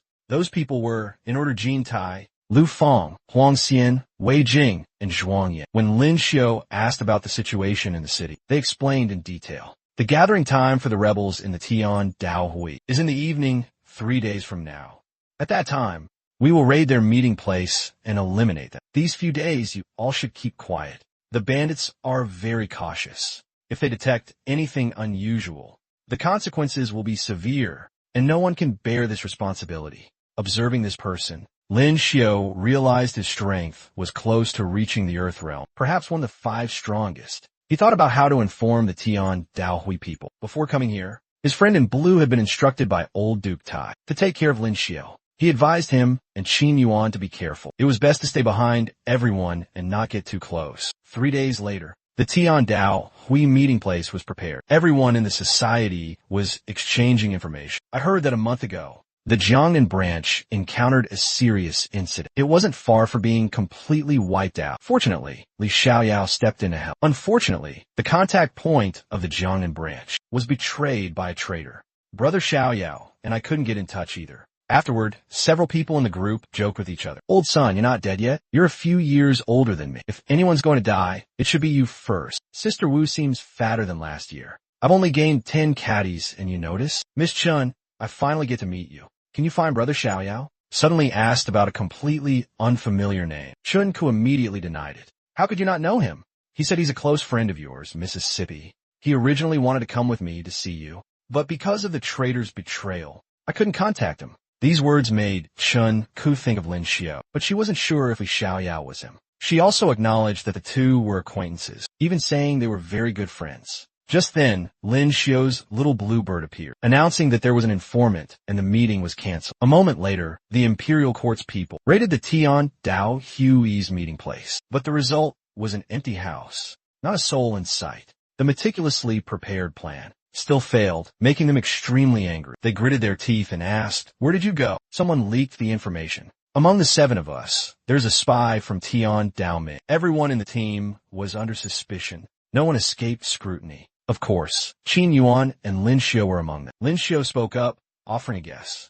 Perhaps this news wasn't leaked tonight. Before the meeting, the people of Tian Daoming dispersed. Only when the meeting began could they inform everyone of this news. His words made everyone nod in agreement. Perhaps the news had been leaked beforehand, but this made the scope of suspicion too large. All those who knew about it were put in a precarious situation. They ordered men to guard the 4 city gates. Time was running out. They told Lin Xiao and Qin Yuan to go back first. If they found any trace of the rebels, they would notify them immediately. After the Imperial Court officials left, Chun Ku reappeared, breathing a sigh of relief for finally escaping. Now, the people in the Tian Dao Hui were certain there was an informant. Everyone was angry, cursing incessantly. If I find out who the spy is, I wouldn't hesitate to crush his balls. If that bird hadn't warned us in time, we might have fallen into the hands of the Imperial Court tonight. It's unclear who saved us, but using a bird to transmit messages is truly unheard of. This little girl guessed that it knew who saved them, so she kept pestering her. Just then, a loud knock on the door made everyone panic, thinking the Imperial Court officials had returned. Only when the person outside announced themselves did everyone breathe a sigh of relief. This person immediately recognized it was Brother Xiaoyao's voice. Indeed, it was Brother Xiaoyao, who was also Lin Xiao. He asked if everyone was okay. It turns out Brother Xiaoyao saved us. This is the Brother Xiaoyao I mentioned. Now he's a member of Tian Daoming. This news surprised Chun Ku the most. She had previously invited Lin Xiao to join Tian Daoming, but he had refused. Unexpectedly, after not seeing him for a while, he had joined without her knowing. At this point, this friend had a few questions for Lin Xiao. How did you know our meeting place? And how did you know the Imperial Court also knew about this? Actually, we have a spy in the Imperial Court. He reported that there's a traitor in Tian Daoming. That person will inform the Imperial Court of the meeting place and time. The purpose is to catch us all at once. Lin Xiao's words still didn't completely convince everyone. Seeing this, Chun Ku stepped forward to assure them that he was fine. She was even willing to risk her life to protect him. This action made everyone curious about the relationship between the two. Brother Xiaoyao and Miss Chun don't seem like ordinary friends. Between a man and a woman, can they just be friends? If they were just friends, why would he risk saving us? No wonder these past few months. Sister Eiko has always been absent-minded. Realizing this place was not safe to stay long, Lin Xiao suggested taking everyone out of the city, outside the city gate. Lin Xiao and Chun Ku sat on a rooftop, talking. He asked her why she hadn't looked for him in the past few months. Chun Ku replied that she had looked for him on the day he took a concubine. Let's drop that matter. Lin Xiao wanted to know if she was injured. She replied yes, and showed him the wound. When facing an Earth Realm enemy general, I couldn't dodge one of his moves. Lin Xiao seemed all too familiar with this. Even though the wound was in a sensitive spot, his heart remained calm, focusing on treating her injury. In just a moment, the wound was healed thanks to Lin Xiao's special art. After treating the wound, he reminded her that if there were dangerous missions like this in the future, she should come to the royal capital to find him. They would go together. Hearing this, Chun Ku said instead that they shouldn't meet anymore in the future. You just enjoy your noble status. Don't worry about the affairs of Tian Daoming. If your identity is exposed, those around you will be implicated. The Tian Daoming rebel, Li Xiaoyao. What does he have to do with Lin Xiao? Saying this, he revealed his true face. At this time, Lin Xiao had returned to the inn. As soon as he opened the door,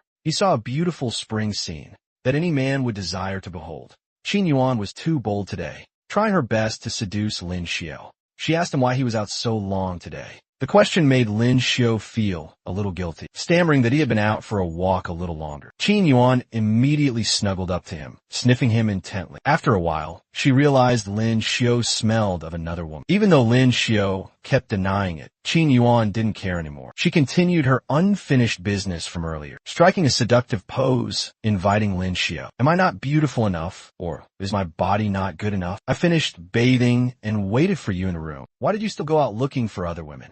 Lin Xiu really didn't dare to look her straight in the eye anymore. He quickly turned his face away, trying to say, I just want to meet a friend like you and me. Just friends? Are you uncomfortable? Do you need me to help you? Lin Xiu understood Qin Yuan's suggestive words best, but still tried to ask again. How can you help me? It's unknown how she helped. Only Lin Xiu's voice could be heard trying to tell her to wait a moment. It seems these two had already done what should have been done. The next day, in the bamboo forest south of Ningxuan, Prefecture City, the Tian Dao Ming rebel was reporting the situation to the imperial court officials. The night before the operation, a person named Li Xiaoyao secretly informed the rebel group, Tian Dao Ming. Thanks to his flying special art, all of them managed to leave the city in time. Before being caught, Lin Xiu had now identified the informant in the imperial court, one of those who had appeared at Tian Dao Ming last night.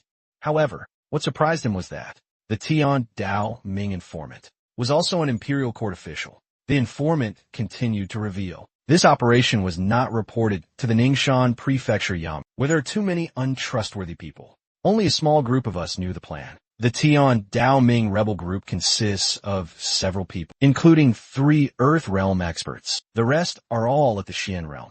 Someone suspected that our spy was among those 9 people, so caution was needed to avoid harming a comrade. This spy is about as tall as Zhuang Yin and as thin as Lu Feng. When we catch up to them, he will immediately counterattack. So everyone, don't accidentally harm him. After the discussion, Lin Xiu signaled to the nearby little blue bird to receive orders. The bird quickly flew off to deliver the message. Meanwhile, the Tian Dao Ming group was moving through a bamboo forest. The little girl with them kept asking Chen Ku about her relationship with Lin Xiu. When did you get to know him? Do you two plan to get married? When Xiaolan arrived, it immediately reported branch leader Yang is the spy. His whereabouts have been exposed. Flee quickly. Hearing this, everyone cast suspicious glances at branch leader Yang. He hurriedly refuted. We are longtime brothers. Why would you believe a bird? Don't forget it helped us escape last night. Old Yang, was it you who revealed our meeting information and reported it to the imperial court? Despite being questioned, Old Yang steadfastly denied the crime. I've worked with everyone for many years. How could it be me? This is just a one-sided statement from Li Xiaoyao. Why do you believe him? If you want to verify, wait for Li Xiaoyao to confront me. But from now on, you will not leave our sight. These words made Old Yang even more panicked. Sweat poured down his body. Knowing that if he was detained, he would have no chance to escape. He threw out several smoke bombs, creating a thick cloud of smoke. This action further confirmed everyone's suspicions. In the chaos, Old Yang tried to flee, but was immediately blocked by Chen Ku. Before he could react, he was taken down by her with a powerful, extremely painful kick. Even though he was defeated, everyone was still not satisfied. Someone said, I want to send this traitor to hell with one palm strike. But another reminded, don't be rash. We don't know if Tian Dao Ming has any other spies. This place is dangerous. We are no match for the imperial court. Let's find a safe place to hide first. A moment later, the imperial court group arrived, but found no trace of Tian Dao Ming. The signal transmission device also didn't respond, making them suspect they had gone the wrong way. Meanwhile, Lin Xiu was observing the mirror in his hand. He had just discovered a type of special art that could determine distance through a mirror. From this, he concluded that the spy had been eliminated. There must be an informant in the imperial court who tipped them off. We must find him and punish him accordingly. Perhaps we need to find another way. Continuing like this will lead nowhere. After these events, the group decided to let Lin Xiu and Qin Yuan return to the royal capital first, as they both had to prepare for the upcoming competition. Lin Xiu appeared embarrassed, admitting that he hadn't been of much help recently. But upon returning to the royal capital, Lin Xiu felt relieved, finally back in his hometown. However, his attitude annoyed Qin Yuan. She asked, what's wrong? Does being with me make you uncomfortable? After saying that, she transformed into Ling Yin, asking if he needed her help to relieve stress. After being tricked by Qin Yuan multiple times, Lin Xiu was now more clear-headed, determined not to let her manipulate his money anymore. Even though she appeared in the seductive form of Ling Yin, he remained unmoved, coldly turning his back and walking away. However, Qin Yuan didn't give up, continuing to follow him, asserting that she knew many other secrets. A few days later, in the garden of Lin Xiu's house, Zhao Lingyin suddenly appeared, carefully airing out her blanket. Suddenly, Lin Xiu appeared from somewhere, boldly patting her on the bottom. This unexpected action startled Ling Yin. She couldn't believe what had just happened. When she turned around and recognized Lin Xiu, her face turned red. She hadn't yet reacted to his action. Meanwhile, Lin Xiu was very comfortable, pinching her cheek while saying, "Change back. Ling Yin is about to return. It'll be troublesome if she sees this." Still pretending? You used this trick last time. The illusion last time felt like this too. A moment later, Lin Xiu continued to pinch Ling Yin's cheek until Qin Yuan walked in. He was startled, surprised, asking why she knew how to create a doppelganger. Qin Yuan replied that she didn't know. And just then, Lin Xiu realized danger was approaching. He couldn't utter these words. Ling Yin, who had been silent, began to speak. "What change back? What troublesome if I see it? And also, why say this trick was used last time?" Ling Yin's attitude left Lin Xiu unable to defend himself. He wanted to explain, but had no chance. Immediately after, Lin Xiu was pinned under Ling Yin's foot. She angrily scolded him. "Haven't seen you for a few days, and your guts have grown." Seeing Lin Xiu unable to explain, Qin Yuan spoke up. "She was gone for 2 months. Lin Xiu missed her a lot. I transformed into her appearance, so he could see her. He might have thought you were me, transformed." Knowing that Qin Yuan had transformed into her, Ling Yin became even angrier, loudly asking, "Who allowed you to transform into me?" Qin Yuan replied, "You were gone for so long. Someone wasn't eating or drinking, just staying in your room all day, looking at things and remembering you. I couldn't watch it anymore. I had to console him." Qin Yuan's words made Ling Yin waver a little. She looked back at Lin Xiu, pinned under her foot, wondering if he really missed her. But then she thought again. If he thought I was Qin Yuan transformed, then wasn't he patting her bottom? Ling Yin turned to ask Qin Yuan, "Are you two hiding something from me?" Qin Yuan replied, "Not at all. You're overthinking." Lin Xiu was also let go by Ling Yin at this time. He quickly stood up and asked about her situation. "Ling Yin, was your cultivation this time smooth? Have you broken through to the Earth realm yet?" Ling Yin replied, "Not yet. Although I've reached a bottleneck, I still haven't been able to break through." Lin Xiu immediately took out a box of essence crystals. These are a few 5th realm beast essence crystals. You take them and use them first. Remember not to tell anyone. Ling Yin asked, "Where did you get 5th realm essence crystals?" "I don't need them. You use them." Lin Xiu smiled. "Are you sure? After I become Earth realm and get into the top 10 of the heavenly prodigy list, won't it be as easy as flipping my hand? You'll understand then." Ling Yin's face flushed after hearing this. She quickly snatched an essence crystal and said, "If I can't break through, then I'll wait for an opportunity. You take the rest." After saying that, she left immediately. Lin Xiu was quite satisfied that she had accepted his things. After Ling Yin left, Qin Yuan continued to talk to Lin Xiu. "Now that Ling Yin is back, our affairs can only be done secretly." Lin Xiu smiled. "You can admit defeat. If you admit defeat, you won't have to be sneaky anymore." Qin Yuan replied, "Why admit defeat? What Qin Yuan likes most is being sneaky." Then she pressed herself against Lin Xiu, touching him and saying, "If you seek excitement, you must follow through to the end." In Lin Xiu's main house, he was strolling with his second wife, Tai. She said, "The troop leader is getting old.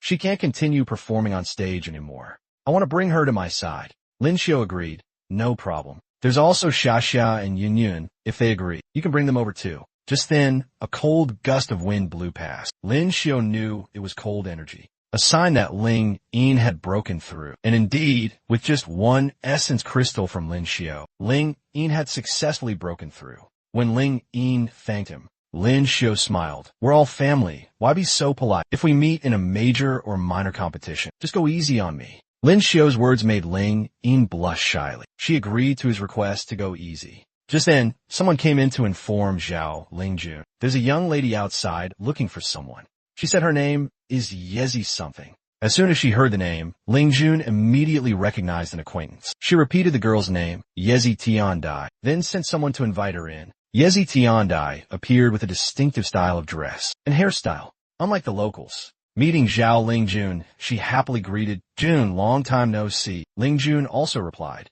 calling her by the intimate name Rin. "Your Dixia language, compared to 2 years ago, has improved considerably. Zhao Lingyin also knew this person. Her full name was Chiba Rin, ranked 9th on the heavenly prodigy list of the Fusang Kingdom. Looking at her appearance, Lin Xiao couldn't help but be surprised. That's such an adorable girl, was one of the top experts. Lingyin chuckled and said to Lin Xiao, "Look at you. When you see a beautiful woman, your eyes can't open." Lin Xiao didn't reply, only thinking to himself that he had met many Fusang women, some even without clothes, so he had become desensitized. Chiba's purpose this time was to find Ling Jun for a duel. She had traveled a long way, and Ling Jun didn't refuse, enthusiastically inviting her to strike first. Chiba didn't hesitate, striking immediately. The first move was a lightning-fast sword strike. The gleam from the sword showed its terrifying power. However, Ling Jun easily dodged, her expression unchanged. Chiba, undeterred, continued to attack relentlessly. This time, her sword carried even greater destructive power, smoke and dust rising everywhere.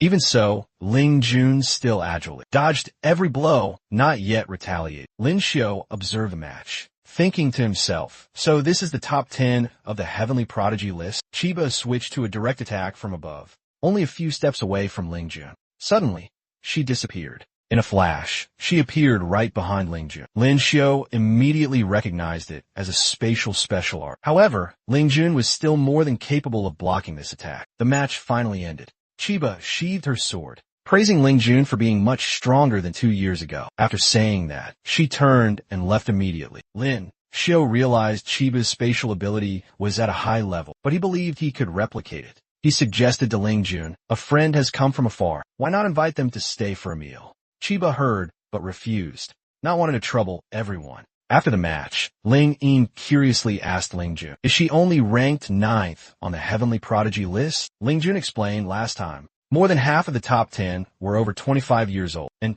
couldn't participate in the competition. Chiba has improved a lot. Perhaps this time, she will make it into the top 5. Ling Yin turned to Lin Xiao and said, "See? This is the true strength of the top 10 on the heavenly prodigy list." Lin Xiao just smiled and told her to wait and see. In his heart, Lin Xiao was still thinking about Chiba, especially her spatial special art. He was determined to grasp that ability. When Chiba left, she was noticed by a group of men. They asked all sorts of things, inviting her to a meal. Lin Xiao appeared in time, asking what they were doing. The group recognized him as Lin Xiao and immediately left. Lin Xiao spoke to Chiba in Fuzenji's Daijubu. "Chiba-chan, are you okay, Miss Chiba?" Chiba was surprised and asked, "You know Fuzenji's?" Lin Xiao smiled and said, "Just a little. Let me take you to the inn."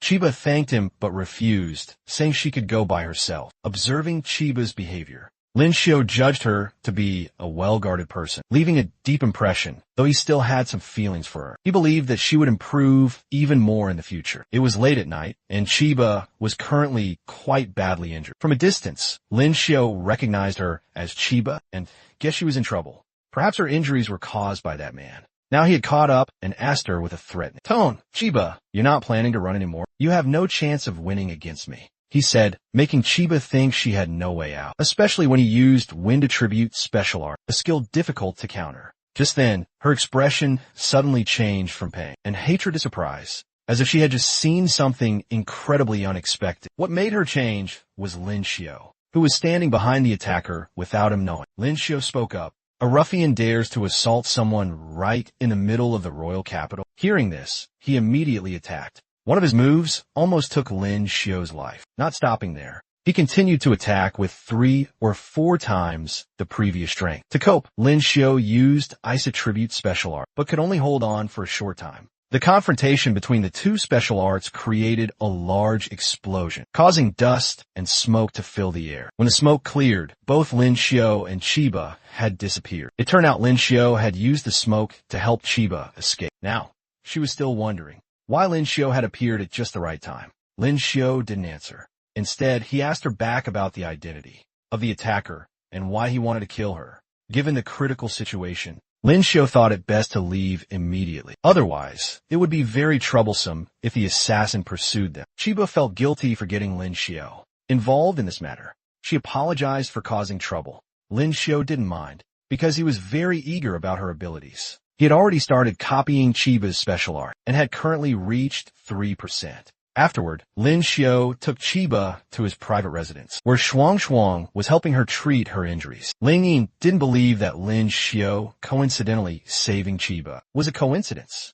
Believe it or not, it's up to you. Lin Xiao said, I couldn't sleep, so I went for a walk and happened upon this. After Shuang finished the treatment, Lin Xiao suggested they both stay and rest for a night, and promised to see them off the next morning. Lin Xiao also asked Chiba why she wasn't staying at the inn arranged by the imperial court, but was instead being pursued by an assassin. Hearing her say she wanted to stay temporarily at an inn, Lin Xiao advised her not to stay there anymore, and promised to send someone to get her luggage for her.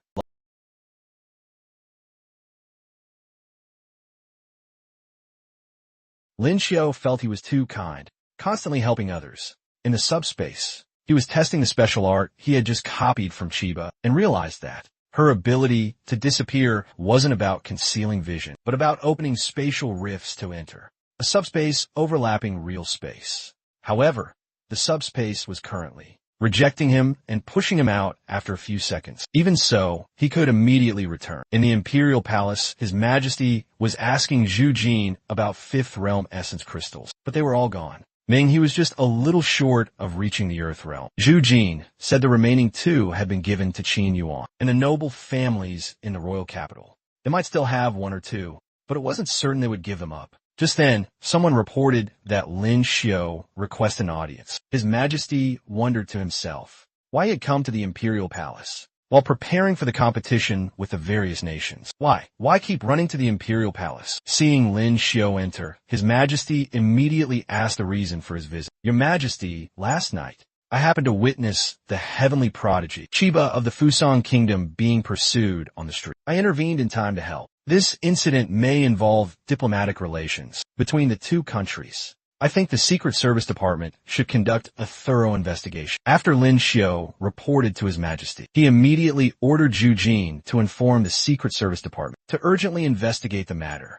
Then His Majesty turned to ask Lin Xiao, where is the heavenly prodigy of Fusang currently? Your Majesty, she refused to stay at the arranged inn, and the inns outside are not safe. I had to arrange for her to temporarily stay at my residence. Hearing Lin Xiao's report, His Majesty's eyes suddenly lit up, as if he had just come up with an idea. Suddenly, His Majesty asked, is she beautiful? This unexpected question made Lin Xiao feel a little uneasy, sparking a worry about something about to happen. Even so, he still answered truthfully, Your Majesty, she is very beautiful, just a little short. Immediately, His Majesty stood up and said, I need you to do something. These words made Lin Xiao feel a surge of fear, but he only dared to worry silently, hoping things wouldn't be too bad. He forced a smile and asked, Your Majesty, what is it? Just say, I give you half a year. Find a way to marry the heavenly prodigy of Fusang. Make her a person of the Xia.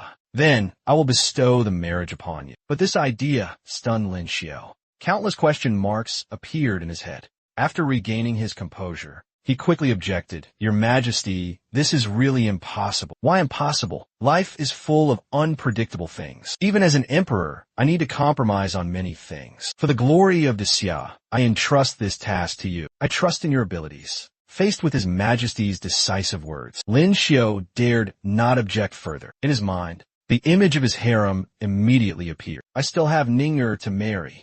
Qin Yuan is also waiting. When I have free time, marry a Fusang lady? If I agree, Ning'er won't agree. If Ning'er agrees, old Duke Tai also won't agree. After some investigation, Zhu Jin reported, Your Majesty, the assassin targeting the heavenly prodigy of Fusang is very likely a Fusang person themselves, not attacking in Fusang, but running to the Xia to harm someone. Isn't that trying to frame us? How shameless. These words made Lin Xiao a little confused. He asked again, Your Majesty, what is this about? Fusang has 4 great families. The appearance of a heavenly prodigy will break the balance. Fusang will not tolerate her, but our Xia can. I place my hopes in you. I hope you don't disappoint me. Go back and do your best. As soon as he returned to the residence, Lin Xiao met Ling Yin, who suggested a duel. He agreed immediately, wanted to test how much her abilities had improved. The match began. Lin Xiao rushed straight towards Ling Yin, but she stood calmly waiting. One of Lin Xiao's moves was easily neutralized by Ling Yin, and it even made him feel a bone-chilling cold. Lin Xiao realized this was realm suppression. After the match, he was completely convinced. Remember to go to the special arts department to register later. All participants in the competition must register 1 month in advance. After sulking at Lin Xiao, Ling Yin left. She hadn't gone far when she heard Qin Yuan telling Lin Xiao to go back to his room and rest and make ginger soup to warm up. At this moment, Ling Yin felt confused. Even though she had won the match, she felt uncomfortable, as if she was the one who had lost. At the Special Arts Institute, everyone was focused on registering for the competition. Li Baizhang ran over and asked Lin Xiao, "Brother Lin, I heard one of the 3 beauties, Chiba Rin, is at your house, right? There's this 3 beauties thing here." Lin Xiao had never heard of this. If he didn't know, Li Baizhang would explain it right away. In the last Heavenly Prodigy list, among the top 10, there were 3 young ladies, all of them the most beautiful women in the world. Among them is your wife. Not only famous for her kindness, but also Chiba Rin. When they arrived, the number of people lining up to register for the competition was increasing. Lin Xiao wondered how they could determine the rankings with so many people. Hearing this, Li Baizhang immediately answered his question. In the early rounds, the matches will use a knockout system. Losing just once means immediate elimination. However, the organizers will arrange it so that Earth Realm experts don't face each other in the early rounds. Currently, Li Baizhang's cultivation had reached the Earth Realm. Just at this moment, Ning'er appeared, running to hug Lin Xiao tightly. She looked extremely happy to see him again. She had also come here to register for the competition, and her current realm had also reached the Earth Realm. The intimate scene between the two made Li Baizhang scream internally. Damn it, is this the fate of a peach blossom popular with ladies? So envious, I want it too. Ning'er then gave Lin Xiao a 5th realm essence crystal, saying that her grandfather had told her to give it to him and wished him well, not to disappoint her. This gift was truly too unexpected and precious. Lin Xiao asked her to thank old Duke Tai on his behalf. Today, after meeting everyone, Lin Xiao realized that his abilities needed to be improved. Ling Yin Yuaner, Li Baizhang, and Ning'er had all reached the Earth Realm. At least in the first 2 rounds, they were all safe. He thought he had to quickly advance to the Earth Realm to avoid unwanted risks. Princess Ming, he also appeared.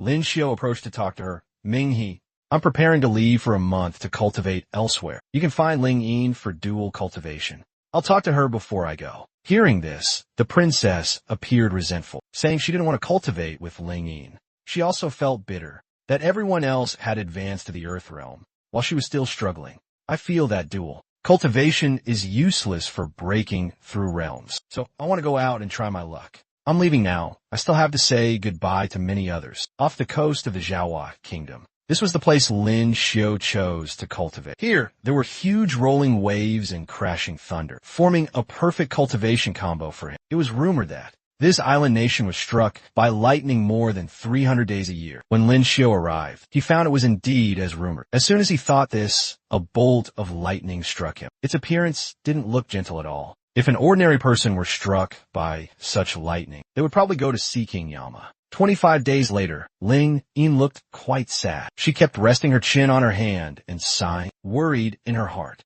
whether Lin Xiao would return in time. As if understanding her feelings, Lin Xiao suddenly appeared, asking, "What's wrong? It's only been a little over half a month, and you already miss me?" Seeing the person she had longed for, Ling Yin couldn't control her emotions. She jumped up and down with joy, calling out Lin Xiao's name loudly. But the joy didn't last long. Ling Yin realized the person in front of her was actually Qin Yuan transformed. She immediately returned to her annoyed expression, asking, "Very funny?" Qin Yuan, having been discovered, Qin Yuan also reverted to her own form, sighing and saying, "Seeing you miss him, I just wanted to help you a little. If you don't appreciate it, then fine." One would think Ling Yin would be angry at Qin Yuan for impersonating Lin Xiao, but no. She wanted Qin Yuan to transform into Lin Xiao again, even if she had to pay. Seeing a business opportunity, Qin Yuan immediately recited her service price list. Meeting is 1 tael, holding hands 5 taels, hugging 10 taels, kissing 15 taels, transforming into his appearance is over 10 taels. As soon as she finished, Lin Xiao appeared, asking, "Are you both here?" Ling Yin still thought Lin Xiao was Qin Yuan transformed, so she comfortably touched his face, saying, "I didn't let you transform. You transformed yourself. I won't pay you 10 taels of silver." Faced with Ling Yin's strange behavior, Lin Xiao asked her, "Why are you touching my face?" Qin Yuan, who understood everything, just smiled and said, "Both you and she are the same, huh? Mistaken identity." After hearing this, Ling Yin froze, while Lin Xiao embarrassedly called her name. Without letting him say more, Ling Yin gave him a punch that deformed his face. At the Changchun Palace today, the imperial consort and Tai Yi performed a duet, one playing the zither, the other the flute. The scenery was beautiful, and the people even more so, creating an absolutely perfect picture. Lin Xiao judged this song to be heavenly. Her ladyship's zither playing is truly enchanting. Even so, her ladyship only said she hadn't played for a long time, and was still a bit rusty. Lin Xiao heard her ladyship's words, and couldn't help but admire her modesty. These words of praise can only come from the heavens. I have a gift I want to present to your ladyship, but I have to wait a little longer before it can be revealed. Your ladyship will surely like it very much. After saying that, Lin Xiao took his leave as he had other matters. He only told Tai Yi to stay with her ladyship for a while, but as soon as he stepped out of the palace, he was stopped by the princess. She sincerely apologized for her previous tactless behavior. At this moment, Lin Xiao took out an essence crystal and gave it to the princess, explaining that it was a gift from old Duke Tai. He couldn't use it, so he was giving it to her. It was just what the princess needed. She immediately took the essence crystal and said, "I won't take it from you for free. This essence crystal is worth 120,000 silver. When I have the silver, I'll pay you back immediately." Saying that, the princess began to cultivate immediately. But in just a moment, the essence crystal turned dark. The result was that she had failed. The princess's failure seemed to have been anticipated by Lin Xiao. He sighed and took out another one. "If you're going to help someone, help them all the way. This is the one I bought on the black market for myself. You try again." Receiving the second essence crystal, the princess was full of determination, but the result was no better. The essence crystal also only glowed for a moment before turning dark. She failed again. Lin Xiao wasn't discouraged. He took out a third one. "I bought 2 on the black market, and this is really the last one. If it doesn't work, I have nothing left to help you with." This action moved the princess deeply. Tears welled up in her eyes as she apologized for treating him badly, but the result still didn't change. The princess failed for the third time, her mood now very dejected. Lin Xiao also didn't expect the princess to be so unlucky. He immediately consoled her. "It's okay. At most, you'll just break through a little later. With your strength, as long as you don't encounter an Earth Realm expert in the first 2 matches, you can easily qualify for the competition." However, not only did she fail to break through, the princess also wasted 3/5 realm essence crystals and owed 360,000 taels of silver. She didn't expect to fall into such a miserable situation. The next day, Lin Xiao and the princess went to the drawing lots location. A total of 800 people were participating. The higher the ranking, the stronger the strength. Lingju number 1, Chiba Rin number 2, Qin Yuan, Ling Yin, and Ninger. As long as I don't draw those few, it'll be fine. The lot the princess drew was number 9. Her opponent was Earth Realm. No, but of course not. The number 9 person the princess would fight was 5th young master Zhang Xian of the Zhang family. Someone with Zhang Xian's special art ability is still Earth Realm. Knowing the princess would have a hard time against Zhang Xian, Lin Xiao immediately made an excuse. "You drew for me. I drew for you. Have you forgotten?" The official there immediately objected, reminding them this was not allowed. But when he saw 2 others exchanging lots for 50 taels, Lin Xiao immediately pulled them out and said, "Those 2 can exchange. Why can't we?" In the end, the official had to agree to redivide the lots. Lin Xiao number 9, princess number 109. Helped by Lin Xiao, the princess blushed shyly and said thank you. 4. In the first qualifying match, the rule is not to harm the opponent's life until points are achieved. Otherwise, one will be eliminated. The match began. Number 4 Zhang Ren of the Zhang family won. Next was number 7 Chiba Rin of Fusong, who won. This match was rather bland. Chiba Rin only tattered the opponent's clothes without causing injury. Then, it was number 2's turn. Eldest young master Song Yuzhong of the Song family won. The audience below the stands cheered loudly, praising him. "Young master Song, I want to bear your monkeys, brother Yuzhong. Big brother, I love you." Song Yuzhong's nonchalant demeanor annoyed Li Baizhong. He said resentfully, holding a fan and putting on airs, "I could do that too if I go up." Finally, it was Lin Xiao of Dxia's match against Zhang Xian of Dxia. It's finally here. Lin Xiao had been waiting for this moment. The people below heard that Lin Xiao was fighting Zhang Xian and were all worried for him. "That's Miss Zhao's husband. Is his luck that bad? Why did he draw an Earth Realm expert? I'm afraid he'll be eliminated in the very first match." The 2 took their positions. As soon as Lin Xiu finished saying, "Please guide me," Zhang Xian attacked. Immediately, he drew his bow, and 3 powerful arrows shot towards Lin Xiu. Their speed and trajectory were like missiles, unmanned drones actively seeking out their target to attack. Lin Xiu had to struggle to cope. Before he was done, he was also entangled at his feet. Only then did Lin Xiu truly make his move. He used all his strength to freeze all those arrows. Not only that, Zhang Xian was also frozen. Lin Xiu saw that the opportunity was right. Without hesitation, he swung his spear straight toward Zhang Xian. Even though the enemy was covered in ice,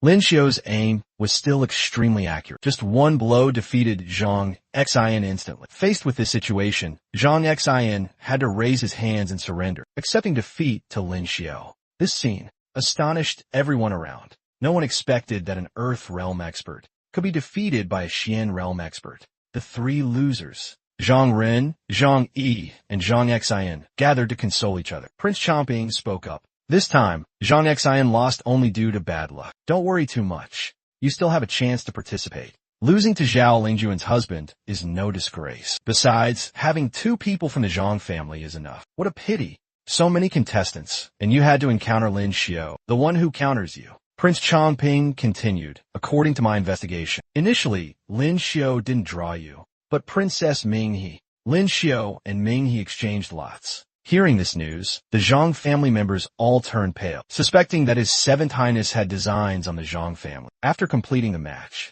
Lin Xiu and Ling Yin left the arena for the Earth Realm. Lin Xiu realized he needed to master some new skills, such as water, wood, and wind. However, he was still undecided about the final choice. Today, Lin Xiu and the princess returned to draw lots for the competition. The official consoled the princess. "Miss, rest assured, among the 18 Earth Realm experts, 14 have already been drawn." Lin Xiu hoped the princess wouldn't be unlucky this time, but the result was number 13, Prince Jiang, another Earth Realm expert. Seeing this, Lin Xiu suggested the princess wait for him to draw so they could exchange. But when drawing the lot, Lin Xiu had a strange feeling, as if something was wrong. The lot he drew was number 12, Prince Chomping, similar to the princess. At this moment, the princess realized she was in a difficult situation, unable to exchange anymore. Lin Xiu was sure his feeling was not wrong. Indeed, someone was secretly interfering. Worried about the princess, Lin Xiu gave her another essence crystal. "No matter how bad your luck is, there's a limit. I think your bad luck is over. This is my last essence crystal." She thought she had run out, but now there was another one. The princess immediately started cultivating. This time, she seemed more stable, with a higher chance of success. As a result, the princess successfully advanced to the Earth Realm. She joyfully hugged Lin Xiu, repeatedly saying, "Wonderful, I'm finally at the Earth Realm." After a while, the princess realized she was hugging Lin Xiu. Both of them were embarrassed, their faces flushed, stammering, "Sorry, I was too happy just now.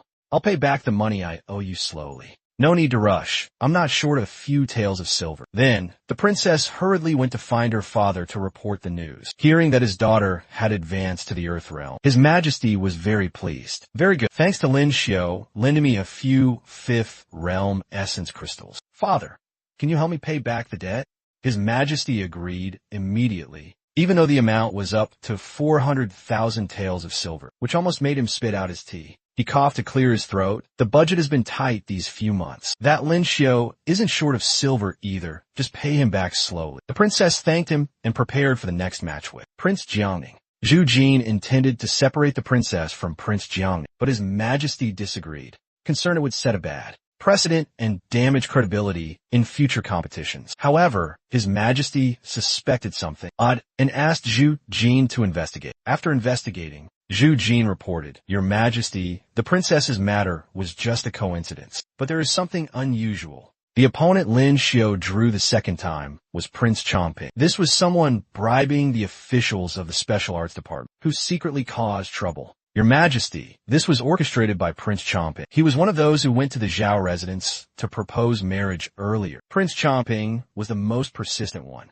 so it might be resentment from losing his intended bride, not accepting defeat. The next match began with a confrontation between Zhao Lingjun of Xia and Feng Ming of Nanzhao. As soon as Zhao Lingjun appeared, she attracted everyone's gaze, especially from the men, making it seem as if they had come just to admire her beauty. Not only that, even her opponent showed admiration. Sister Zhao Lingjun. I finally get to meet you, sister. I admire you very much, sister. Could you write a few words for me? Anything will do, Fang Ming hesitantly suggested. Sister Zhao Lingjun smiled and happily agreed, writing a few words for Fang Ming. After receiving the autograph, Fang Ming had no interest in competing anymore and proactively conceded immediately. Next, Lin Xiao de Xia faced Prince Chongping. Li Xian, also from de Xia. Before the match, the crowd below buzzed with talk about Lin Xiao. Miss Xiao's husband drew an Earth Realm expert again. This time, his abilities surely can't counter him anymore. How can he defeat an Earth Realm expert? He will be defeated miserably, especially in front of his wife. What a pitiful sight, someone in the crowd remarked. When Lin Xiao and Prince Chongping stepped onto the dueling platform, Li Xian was silently furious. Zhao Lingjun, I will show you that. Your husband will have to kneel before me, begging for forgiveness. I will prove that the man you chose is nothing, he thought. The match began. Li Xian immediately attacked with all his might, creating a giant boulder to crush Lin Xiao. He smugly thought that Lin Xiao was defeated, just a useless person. However, just when everyone thought Lin Xiao had lost, the boulder suddenly emitted a sparkling blue light, a sign of Ice Attribute Special Art. To everyone's astonishment, Lin Xiao unexpectedly flew out from the boulder, attacked Li Xian with lightning speed. Li Xian couldn't react in time and was continuously beaten by Lin Xiao. His speed is too fast, my eyes can barely keep up. This is definitely Xian realm, but how can he be so strong? Special art and martial arts dual cultivation, Earth realm. Li Xian's loss is not unjust, someone in the crowd exclaimed. Finally, Li Xian had to admit defeat, bowing his head and apologizing to Lin Xiao. This match was not only Lin Xiao's victory, but also a declaration to everyone that he was not just Zhao Lingjun's husband, but also Lin Xiao, a name worth remembering. Next, Princess Ming, he and Prince Jiangning stepped onto the dueling platform. Imperial younger sister, you should concede. I'm worried I might hurt you, Prince Jiangning said, creating a blue ice band that covered the surrounding space. However, Princess Ming, he was not daunted. She activated her Fire Attribute Special Art, transforming herself into a fire phoenix, burning everything around her. Prince Jiangning was surprised to realize that the princess had broken through to the Earth realm. Your fire could never burn my vines before, but now your abilities can suppress mine. Ming he, princess said, then unleashed flames, knocking Prince Jiangning unconscious on the spot. After the match, Ling Yin wondered about the princess's breakthrough. It was yesterday I gave her an essence crystal. You gave her all your essence crystals? Not exactly gave. Each one is counted as 120,000 taels of silver. She currently owes me 480,000 taels of silver. Hearing this number, Ling Yin couldn't help but break out in a cold sweat for the princess. She thought to herself, Qin Yuan owes him 10,000 taels, and Ming he owes over 400,000 taels. Isn't that asking for trouble? In the imperial study in the palace, Zhu Jin was reporting to His Majesty about the incident at the school grounds. Her Highness the Princess defeated Prince Jiang and won the qualification to participate in the grand competition. Ming He's talent is considered the highest among the princesses and princes. I don't know if in my remaining years I can witness her advance to the heaven realm. There's one more thing. Lin Xiao defeated Prince Chongping and also won the qualification for the grand competition. After hearing this, His Majesty immediately summoned Lin Xiao for an audience. I heard you've reached the Earth realm. Why didn't you report it sooner? If you had said so earlier, it wouldn't have led to such a conflict among de Xia's geniuses. Your Majesty, I was also just lucky to break through 2 days ago. Please don't blame me. I don't care about that. You are the one who defeated him. You have caused the imperial court great losses. I allow you to atone for your crime with meritorious service. If you can't make it into the top 10 of the heavenly prodigy list, don't come back to see me. Your Majesty, if I can enter the top 10, can you agree to bestow 2 marriages upon me? If I win second place in the grand competition, please bestow 3 marriages, Your Majesty. I think you're too confident. So confident that you think you can win second place? Lin Xiao believed that people must have dreams. Who knows? Maybe one day it will come true. After hearing Lin Xiao say this, His Majesty also agreed. If you really win second place in the grand competition, I will give you the opportunity for 3 marriages. However, Lin Xiao still didn't feel completely at ease. So he requested His Majesty to issue a written certificate immediately. At this moment, Lin Xiao seemed to have fulfilled his wish, so he happily took his leave. After this request from Lin Xiao, His Majesty came up with the idea of assigning the Ministry of Rites to establish a department specifically responsible for his marriages. At the Changchun Palace, as soon as Lin Xiu arrived, he saw the imperial consort worrying about her spirit pet, thinking it had a fever. After observing for a moment, Lin Xiu realized it was in the process of breaking through. He immediately reassured the imperial consort, "Your ladyship, please rest assured. This is normal. Feeding it some essence stones will be fine."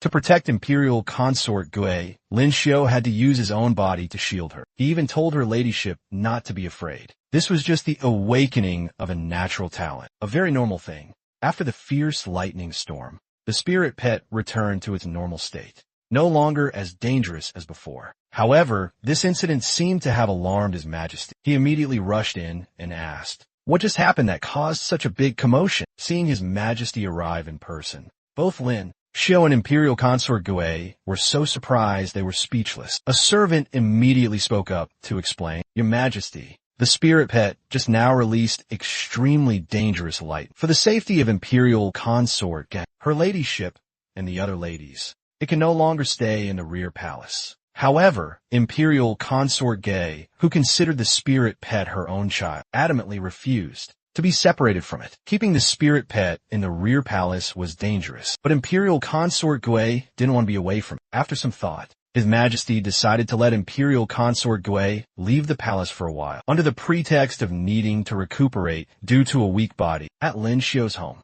Tai was quite tired today, having helped imperial consort Gui clean the detached courtyard all day. This was Lin Xiu's time to help her relieve stress. After half an hour of exchanging moves, Tai was so tired she had no strength left, begging Lin Xiu to stop. But Lin Xiu didn't stop. Instead, he helped her recover a bit, then continued fighting for a second round. Strangely, in just a moment, Tai was healthy again, feeling her strength completely restored. Lin Xiu found this very strange. He wondered why she recovered so quickly. To test his guess, Lin Xiu produced a vase and told her to crush it. "Husband, are you joking? How could I have such great strength?" But the truth was, Tai didn't need to use much strength to crush that vase. She was also amazed, not understanding when she had acquired such great power. But through this event, Lin Xiu began to deduce and ask many questions about the origin of Tai's strength. After breaking through to the Earth realm, my copying ability has also evolved. Lin Xiu thought for a moment, then turned to ask Tai, "I have a hypothesis. Do you want to try it?" However, after a while of experimenting, Tai was exhausted, no longer having enough energy to continue. Lin Xiu realized that even if he tried all night, he couldn't copy a second ability into Tai's body.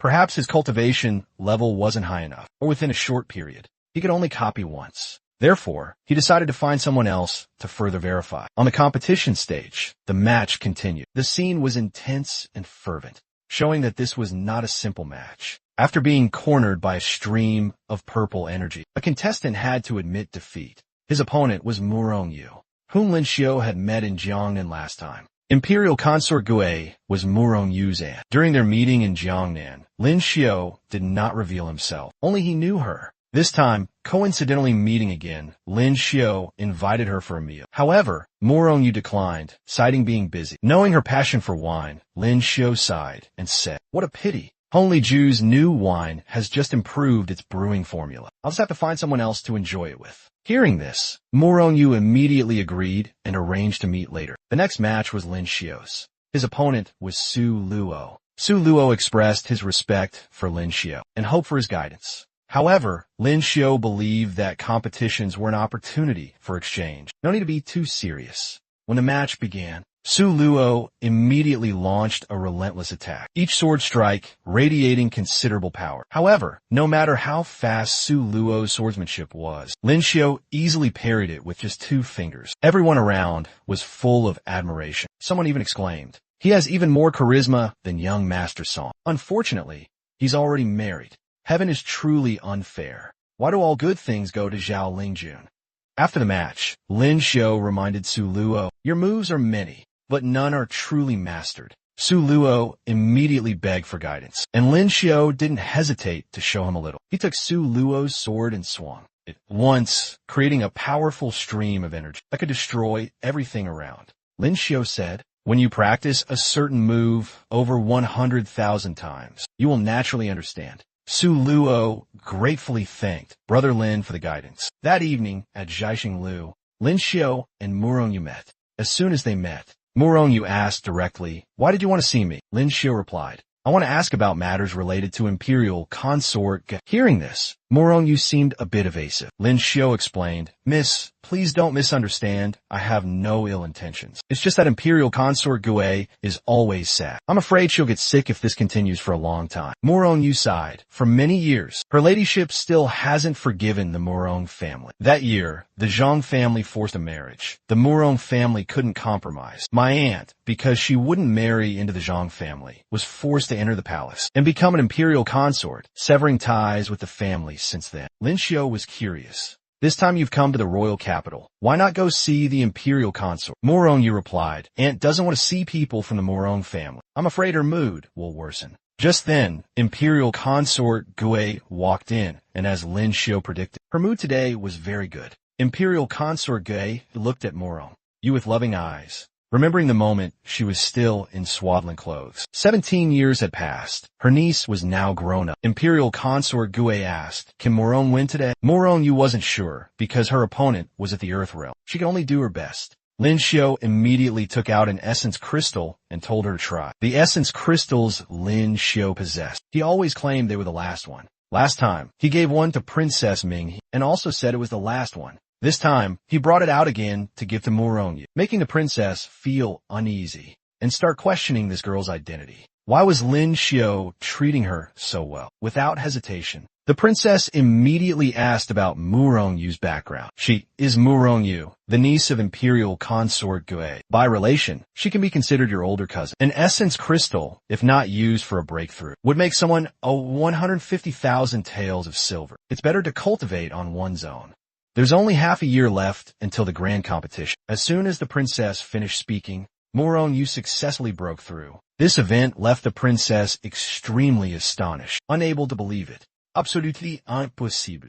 How could someone break through using just one essence crystal? That broke through. I can't accept it. Some people are lucky, some are not. This is very normal. Ling Yin also only used one at the beginning. Lin Xiu's words seemed to directly poke at the princess's sore spot. Others only needed one to break through, while she had to use four, accompanied by a huge debt. Who knows when it will be paid off? At this time, Murongyu and her opponent had begun their match. Her opponent used the fire system, able to launch multiple fireballs simultaneously. However, Murongyu only needed one sword strike to easily block them all. In the second round, the opponent launched another fireball. This time, the destructive power was much stronger. It seemed Murongyu would be engulfed, but no, she easily destroyed it, and still had enough strength to counterattack her opponent. In the third round, the opponent no longer launched individual fireballs, but unleashed a whole rain of fireballs. However, Murongyu only needed a few sword strikes to shatter them all, defeating her opponent instantly. Finally, the opponent had to admit defeat before her.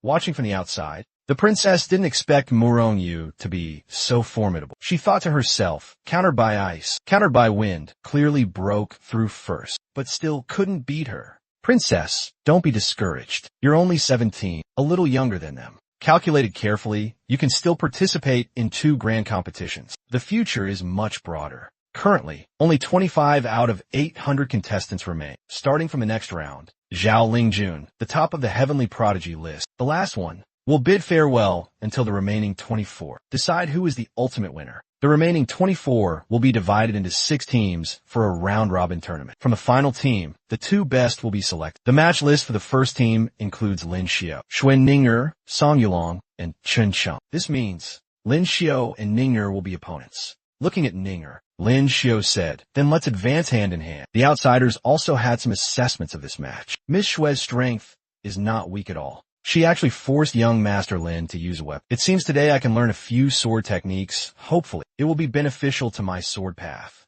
Miss Xue's ability is object control. I wonder how young Master Lin will respond. This will definitely be an exciting match. Old Duke Xue was also sweating with worry. He had a bad feeling when Lin Xiu made his move. No one knew how much power he would use, but he looked no different from children dueling with wooden swords. Xuan Ning'er wasn't much better. When the two fought, it felt as light as a feather, making it hard for people to believe. This was a real match. After Lin Xiao finished acting, it was Ning'er's turn. She tried to show she couldn't fight back. Lin Xiao continuously praised her. "You're amazing." Watching the match, the entire Shui family was speechless, feeling that the two's acting skills were too clumsy, not daring to comment. Not just the Shui family. The people below also realized the two were faking the fight, vehemently protesting, even demanding ticket refunds. Although somewhat reluctant, the officials still had to announce Lin Xiao as the winner. Next, Song Yulong fought against Qin Zheng. After a while, Song Yulong won. The next match, Xue Ning'er fought against Song Yulong, and the result was Ning'er won. Now, both Song Yulong and Qin Zheng raised their hands in surrender. In the next match, seeing his opponent surrender before fighting, Lin Xiao spoke up. "Actually, life requires a lot of effort. You have to like to risk your life to win. But if you make this choice, I won't say anything more." It was understandable that that fellow surrendered early, because Lin Xiao's previous opponents were all experts, but still lost to him. After surrendering, he avoided physical injuries. The final result, both Lin Xiao and Xue Ning'er were professionally promoted, while Song Yulong and Qin Zheng were eliminated. On other fighting stages, the matches had also concluded, and the list of promoted contestants was announced. Specifically, Song Yulong along with Tianai Lin, Zhang Ren along with Zhao Lingyin, Princess Mei, he along with Zhang, and Qin Yuan along with Li Baizhang were all promoted, excluding Zhao Lingjun. Among the top 12, as many as 10 belonged to the Xia. Zhu Jin thought that if His Majesty knew this news, he would surely be very happy. Thus, the competition also ended. At Lin Xiao's residence, after dinner, his parents mentioned the matter of having children between him and Zhao Lingjun, because the two had been married for a long time, but still had no good news. Hearing this, Zhao Lingyin immediately spoke up to rescue the two. "Tonight, I want to sleep with you, sister, because tomorrow's match is very important. I want to consult you on some cultivation matters. Tonight, I also want to cultivate. The commotion will be very big, so I will go to Qinzhe to avoid disturbing everyone." On the way back to the room, Lingyin asked Lingjun if she would go watch everyone compete tomorrow. She still hoped Lingjun wouldn't go, because Lingyin thought she wouldn't be promoted. Lingyin dejectedly asked further, "Sister, do you not value brother-in-law?" Lingjun immediately denied it, "But he feels that way about you. He has put in a lot of effort to pursue you. He cultivates all night, sleeping less than an hour each night. Sister, don't you feel you've done something wrong?" At Lin Xiao's place, he was still diligently practicing martial arts. Then Lingyin also came, saying she couldn't sleep and wanted to cultivate with him. "You should improve your martial arts. If a martial artist gets close to you, you won't even have the strength to resist." Lingyin asked Lin Xiao if he was tired. Of course, he was tired, but he still had to persevere. To him, people always have something to pursue, a determination to seek revenge. Everyone is the same age. On what basis am I weaker than others? From Lin Xiao's words, Lingyin thought it was about her sister. Such an arrogant person. How could she not care about what happened at the beginning? The scene of Lin Xiao practicing, Lingjun observed from above, wondering what he was trying to prove by training so hard. Did I really hurt him that night? The next day, at the competition arena, the competition round was divided into 3 groups. The top 2 from each small group would advance to the round of 6. Strongest. The first match was Zhao Lingyin versus Song Yuzhong. From the very beginning, Lingyin used her ice attribute special art, creating a frozen space with falling white snow. However, Song Yuzhong only needed a few fans to break this space, and then recited a poem, looking at the white snow covering everything. From afar, "I know it's not snow, it shatters the mood. Miss Zhao, why disturb another's dream?" Then he quickly waved the long fan. In his hand, the ice fragments, originally hovering in the air, seemed to receive an order, rushing straight towards Lingyin. Lingyin immediately raised her hand across her chest. A muffled sound was heard, and an ice wall instantly rose from the ground, conveniently blocking all attacks. But it wasn't over yet. Next was a giant wind blade. The originally huge ice wall, like a watermelon, was cut in half. Lingyin stomped her foot, and a pair of ice wings appeared behind her, along with a violent spiritual power filling her eyes. Only a whooshing sound was heard. She held her long spear and jumped up, stabbing straight at Song Yuzhong's face. Suddenly, a fierce wind arose. "Miss Zhao, you must be careful next." As soon as the words fell, with just one move, he cut off Lingyin's ice wings. She also fell due to losing her balance. At this moment, Song Yuzhong didn't intend to give her another chance.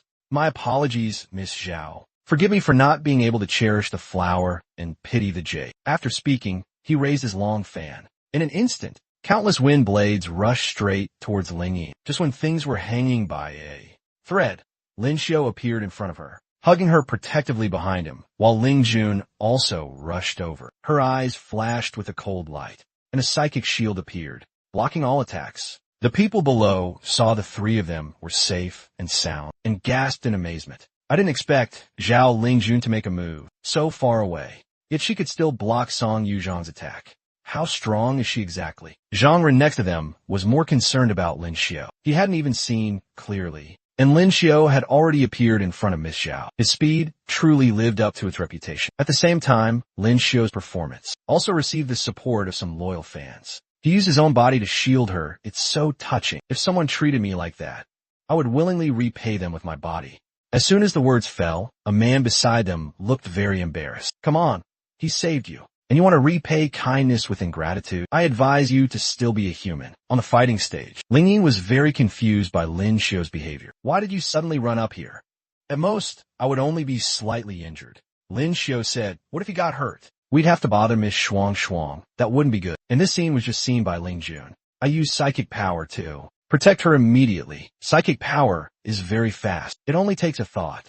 But he was even faster than me. This proves that he protected Ling Yin out of instinct, subconsciously. At the same time, the referee announced the next match. Lin Xiao versus Murongyu. Unexpectedly, as soon as he stepped onto the stage, he said, I forfeit this match, requesting the referee to quickly start the next match. This angered the men below. The next match, on the fighting stage, Murongyu was Chen Li attacking Song Yuzheng, but his strength was too great. After only a few rounds, she was defeated. And the next match was Ling Yin versus Lin Xiao. The result was exactly the same. She was seen hurriedly signaling to the referee that she forfeited because she knew Lin Xiao was different now. Zhao Ling Yin forfeits. So next is Lin Xiao versus Song Yuzhang. At this time, Imperial Consort Gui below asked Xiaoyu, between them, who is more formidable? Murongyu looked sorrowful. Actually, I don't know either, but Song Yuzhang can fly. Although Lin Xiao can also condense ice wings. It's not flexible enough. So I think Miss Zhao will lose this time. After all, Song Yuzhang in the previous grand competition almost made it to the top 10. In this minor competition, all his opponents were crushed by him. At the same time, Ling Yin was also begging Ling Jun, if Lin Xiao is in danger later, you must save him. Zhao Lingjun didn't think Lin Xiao would lose. The competition officially began. Song Yuzhang also took Lin Xiao very seriously. As soon as he came up, he raised his long fan and went. Power swirled continuously above his head. Ling Yin was very surprised to see this. When he fought me just now, he clearly didn't use his full strength. On the fighting stage, countless wind blades were swirling towards Lin Xiao, accompanied by a loud explosion. Lin Xiao actually stood still, completely unharmed. Seeing the wind blades coming again, he immediately thought of a plan. Then he clenched his long spear, accumulating power, and finally threw it out abruptly. In just an instant, the long spear flew past his side. Song Yuzhang suddenly frowned. Too fast. I couldn't react at all. If the spear had been off by an inch, it would have pierced my head. At this time, Lin Xiao asked, do you still want to continue? He was also very sensible and forfeited.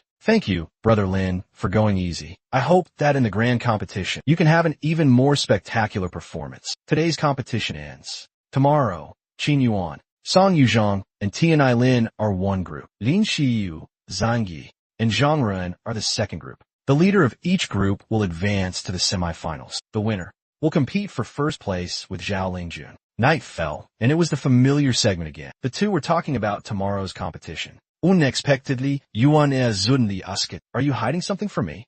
Lin Xiao said, wait until you marry me, then you'll naturally know. I haven't agreed to marry you. Too late, His Majesty has already agreed. As long as I can win second place in the grand competition, he will grant us marriage. At that time, whether you want to marry or not, you'll have to marry. Whether you want to marry or not, you'll have to marry. Unexpectedly, as soon as the words fell, Yuan kissed him and said, I forfeit. Then she also expressed her feelings. The next day, as soon as Lin Xiao pushed open the door, he found Ling Yin observing him with bright eyes. Observing him, he also felt a little guilty. Seeing his strange gesture, Ling Yin couldn't help but ask curiously, did you injure your waist during the minor competition? Do you need to find Miss Shuang to massage it for you? Hearing this, Lin Xiao hurriedly changed the subject. Maybe I got injured during cultivation. This small matter doesn't need to bother Shuang Shuang. Today's minor competition is about to start. I think we should hurry there. After the two left, Yuaner looked at her newly acquired ability, and her heart was secretly joyful. Zhao Lingjun is good at everything. It's just that her judgment of people doesn't seem to be very accurate. On the fighting stage, the minor competition was different from usual. A group of women were dancing gracefully. Lin Xiu looked at the grand scene before him and couldn't help but be amazed. The aristocratic circle of the Xia really knows how to enjoy these dancers and singers like this. I'm afraid every noble family keeps a group. Watching dances and listening to music in their free time is really enjoyable. Unexpectedly, just as he was daydreaming, Yuaner suddenly appeared behind him and said, "Is it beautiful? If you like it, I'll learn and dance for you." Over there, the referee announced, according to the results of this round's draw, T&I Lin gets a bye. The first match is Qin Yuan versus Song Yuzhong. The winner between the two will fight T&I Lin. As a result, as soon as the two got on stage, Song Yuzhong couldn't help but praise. Eternal, peerless beauty. Pleasing to the eye is a fair lady. Miss Qin truly lives up to her reputation.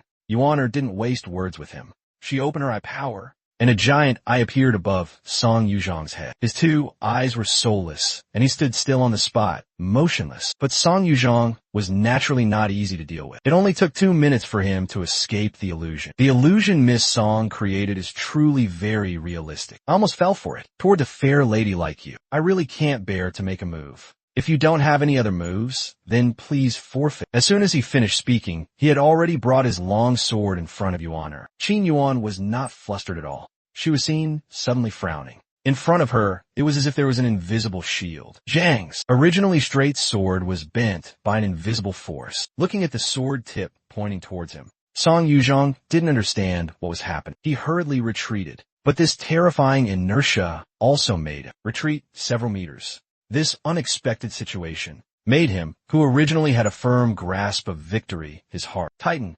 At the same time, Emperor Xia and Zhu Jing on the viewing platform also widened their eyes. What's going on?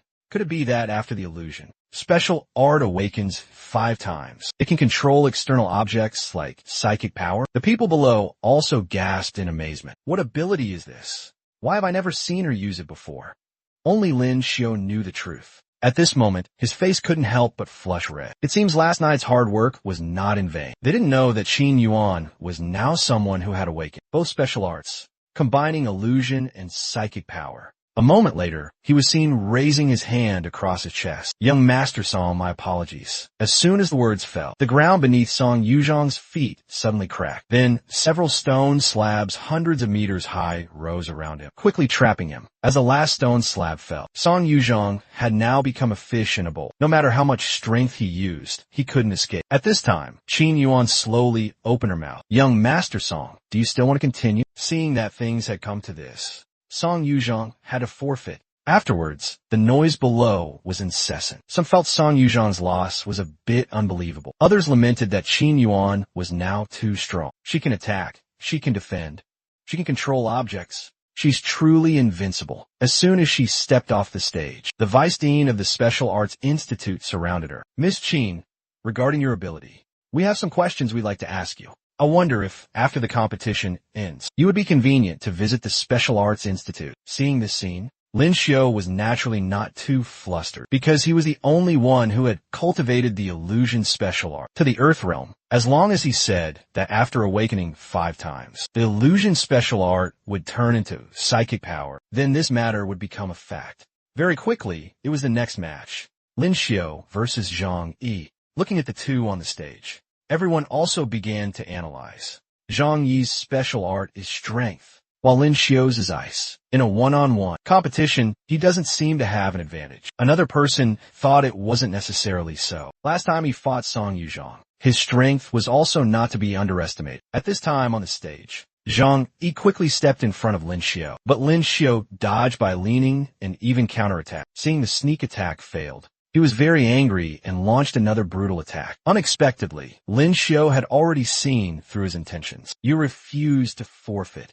Are you trying to drain my stamina for your older brother?" Seeing that he had been seen through, Zhang Yi no longer pretended, directly using his full strength, preparing to try to drain as much of Lin Xiu's stamina for Zhang Ren as possible. He didn't know that Lin Xiao had a healing special art. What he feared least was this. It must be known that he was a man who could stand until dawn. Seeing him use all his strength with every punch, Lin Xiao naturally wouldn't use other abilities, because this time he wanted to use his fist to defeat Zhang Yi. As the two fists violently collided, chaotic spiritual power ravaged the area around the stage. Countless stone fragments also flew with the wind.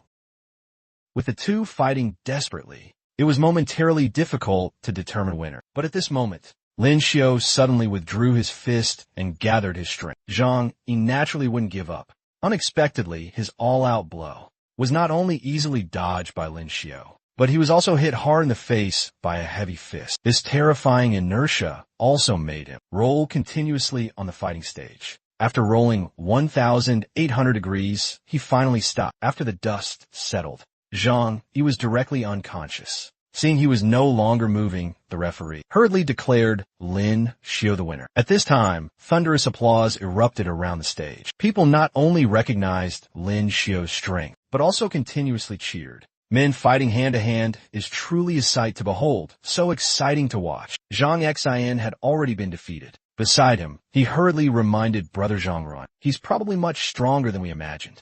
Later, you must absolutely not underestimate him. Hearing this, Zhang Ren said nothing, but stared intently at Lin Xiao. Over there, Lin Xiao had already approached Tianai Lin. General Tianai, please go easy on me later. He said he had already discussed it with Miss Qin.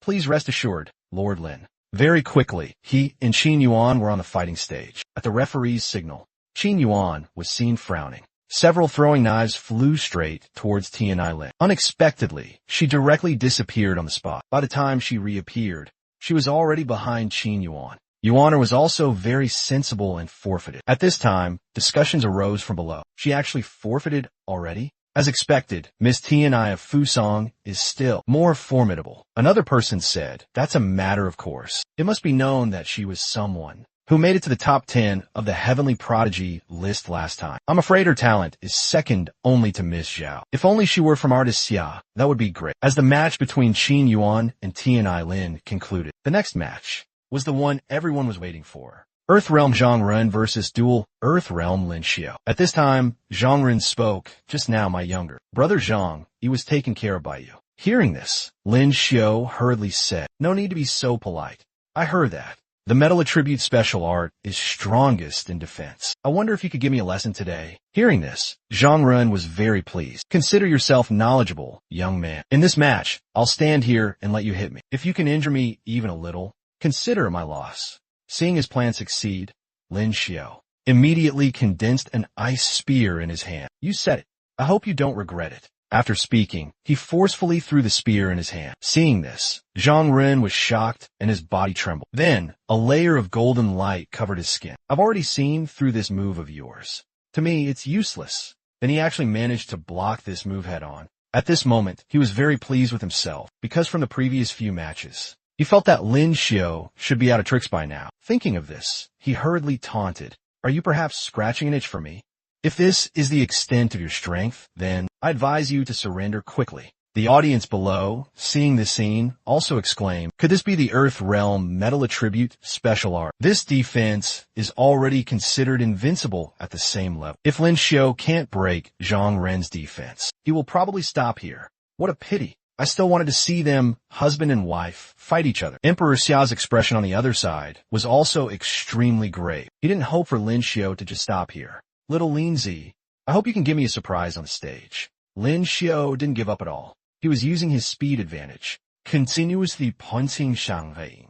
He looked at the attack, which felt like an itch to him, and laughed even more arrogantly. Today I'll stand here and let you hit me. Let's see what tricks you can pull. Unexpectedly, it was this underestimating nature of his that allowed Lin Xiao to find an opening. I admit the metal attribute special art is indeed very strong, but any defense will have a limit. As long as I keep attacking the same position, even if it's a 10,000-meter alloy steel plate, I'll break through it today. Only then did Zhang Ren realize the seriousness of the problem, but it was too late. As Lin Xiao's punching speed continuously increased, he was seen suddenly spitting out a mouthful of blood, and then fell down unconscious. seeing Zhang Ren unconscious on the stage. Li Baizhang was directly scared to the point his face changed color. Damn it, is this still the Lin Xiao I know? I didn't expect him to even deceive his own brothers. Luckily, I didn't fight him before. Otherwise, I guess I would have been beaten to death by him. As the referee declared Lin Xiao the winner, thunderous applause immediately erupted from below the stage. People not only recognized Lin Xiao's strength, but also continuously shouted, "Men fighting hand to hand is truly a sight to behold. So exciting to watch." Even Emperor Xia was astonished.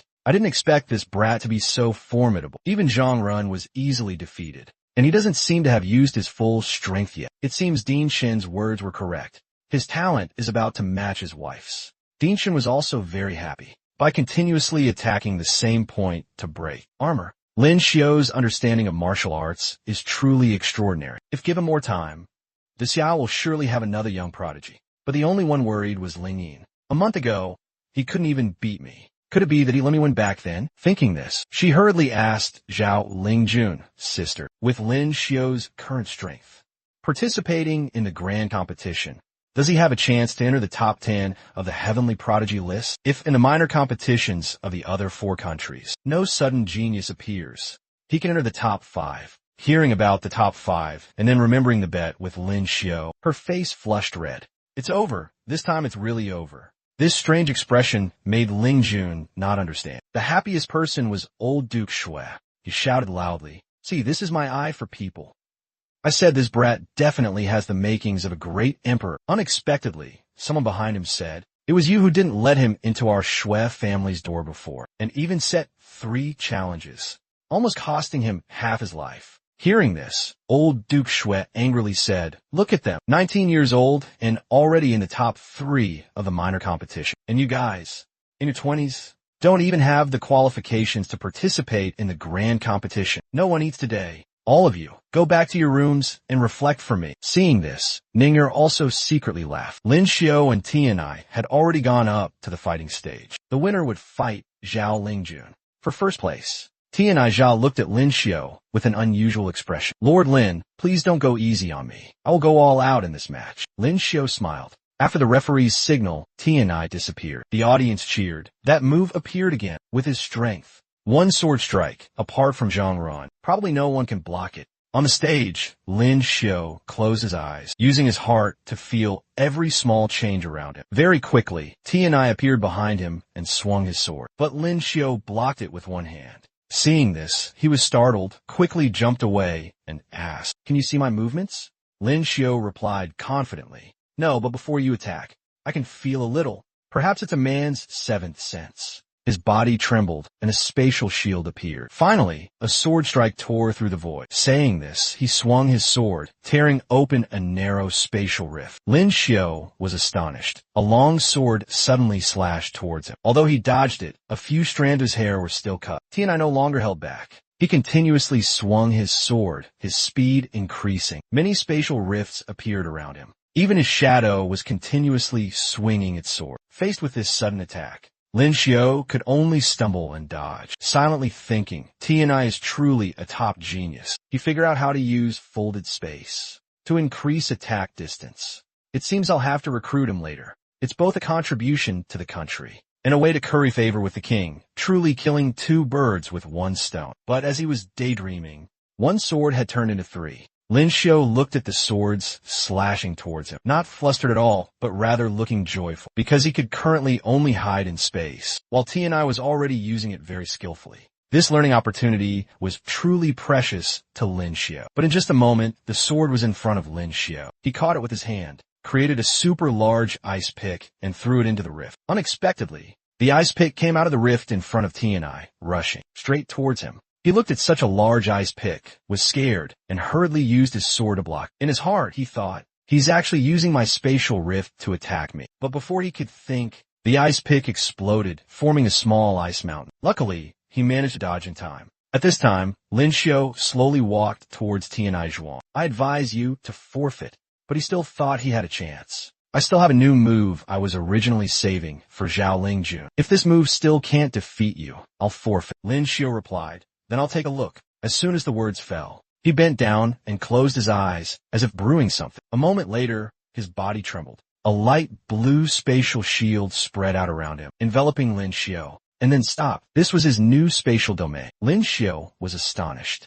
He had combined martial arts and spatial power. Inside, everything seemed to stop. Even the five senses gradually disappeared. At the same time, Tianai shouted loudly. A single sword strike had cut the domain in half. The space where Lin Xiao stood was also cut in half at the waist. Seeing this scene, whether it was Ling Yin, Ming He, or Qin Yuan, everyone was astonished, afraid something would happen to Lin Xiao. Unexpectedly, Lin Xiao's figure on the stage began to dissipate. Actually, when Tianai was gathering his strength, he had already entered the void. The one who remained was just a clone. When Tianai realized Lin Xiao was behind him, he placed the ice sword on his neck. Forfeit Tianai Zhuang. Seeing he was out of tricks, Tianai had to forfeit. The audience below was in an uproar, not expecting Tianai to lose. Didn't they say he had a chance to enter the top 5? And Lin Xiao, why didn't this bastard participate in the grand competition before? With his strength, we could have had 2 people in the top 10 of the heavenly prodigy list. An old man also chimed in.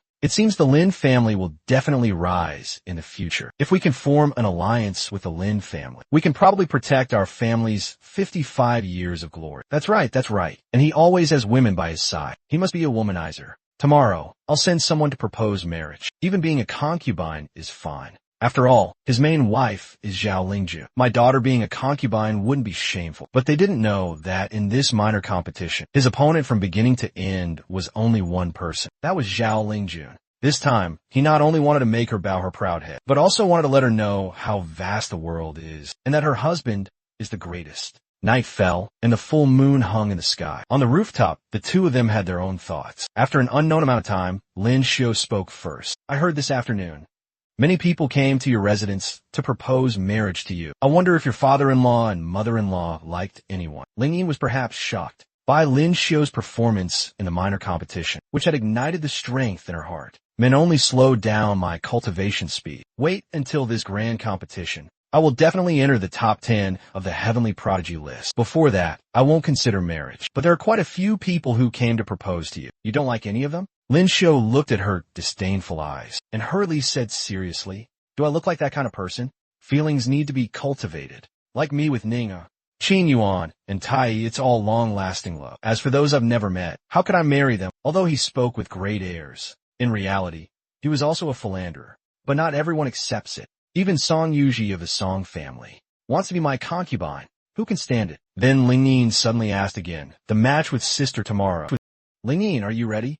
Lin Xiao just silently replied, just do your best. Who wouldn't want to be the top of the heavenly prodigy list? But Ling Yi knew he definitely wanted to defeat her sister very much. Not for fame, but to regain a man's honor. Otherwise, he wouldn't have hidden his strength. The next day, as soon as Lin Xiao and Ling Jun arrived at the training ground, they attracted everyone's envious gazes. Everyone praised their affection. Even getting off the carriage, they have to hold hands. I wonder what it will be like when they compete later. Just thinking about it is exciting. On the training ground, Tianai and Zhang Ren had already gone up to the stage. They would decide the 3rd and 4th places. However, the strongest defense was shattered by a single sword strike from Tianai. Zhuang. In less than 5 seconds, he fell unconscious when the match ended. It was time for the most anticipated match. The audience below discussed. Some thought Lin Xiao would definitely win. If he's not defeated by his wife in front of everyone, he'll probably have to walk with his head down in the future. But others thought that although face was important, if he won the match, he wouldn't have to sleep in a living room for half a month later. But on the stage, the two surprised everyone. They looked at each other, neither making the first move. After 2 minutes of pushing and shoving, Lin Xiao awkwardly said, if I make the first move, someone will definitely say I'm beating my wife and have no class. So you go first. Hearing this, Ling Jun was silent for a moment, then asked, do you really want to defeat me?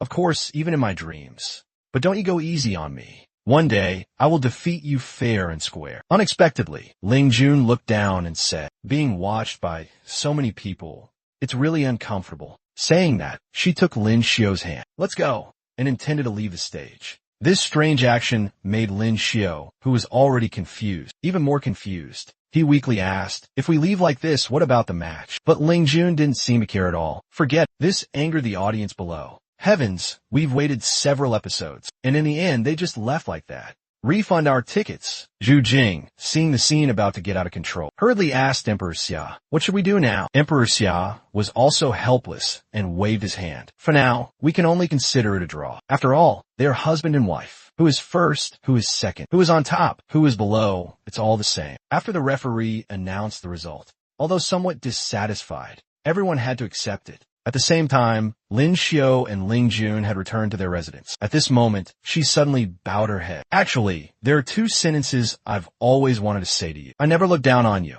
and for that night, I'm sorry. Unexpectedly, as soon as Ling Jun finished speaking, Lin Xiao looked him up and down. Are you possessed by someone? The Zhao Ling Jun I know has never said the 3 words, I'm sorry. She pouted. The Lin Xiao I know is also not like this now.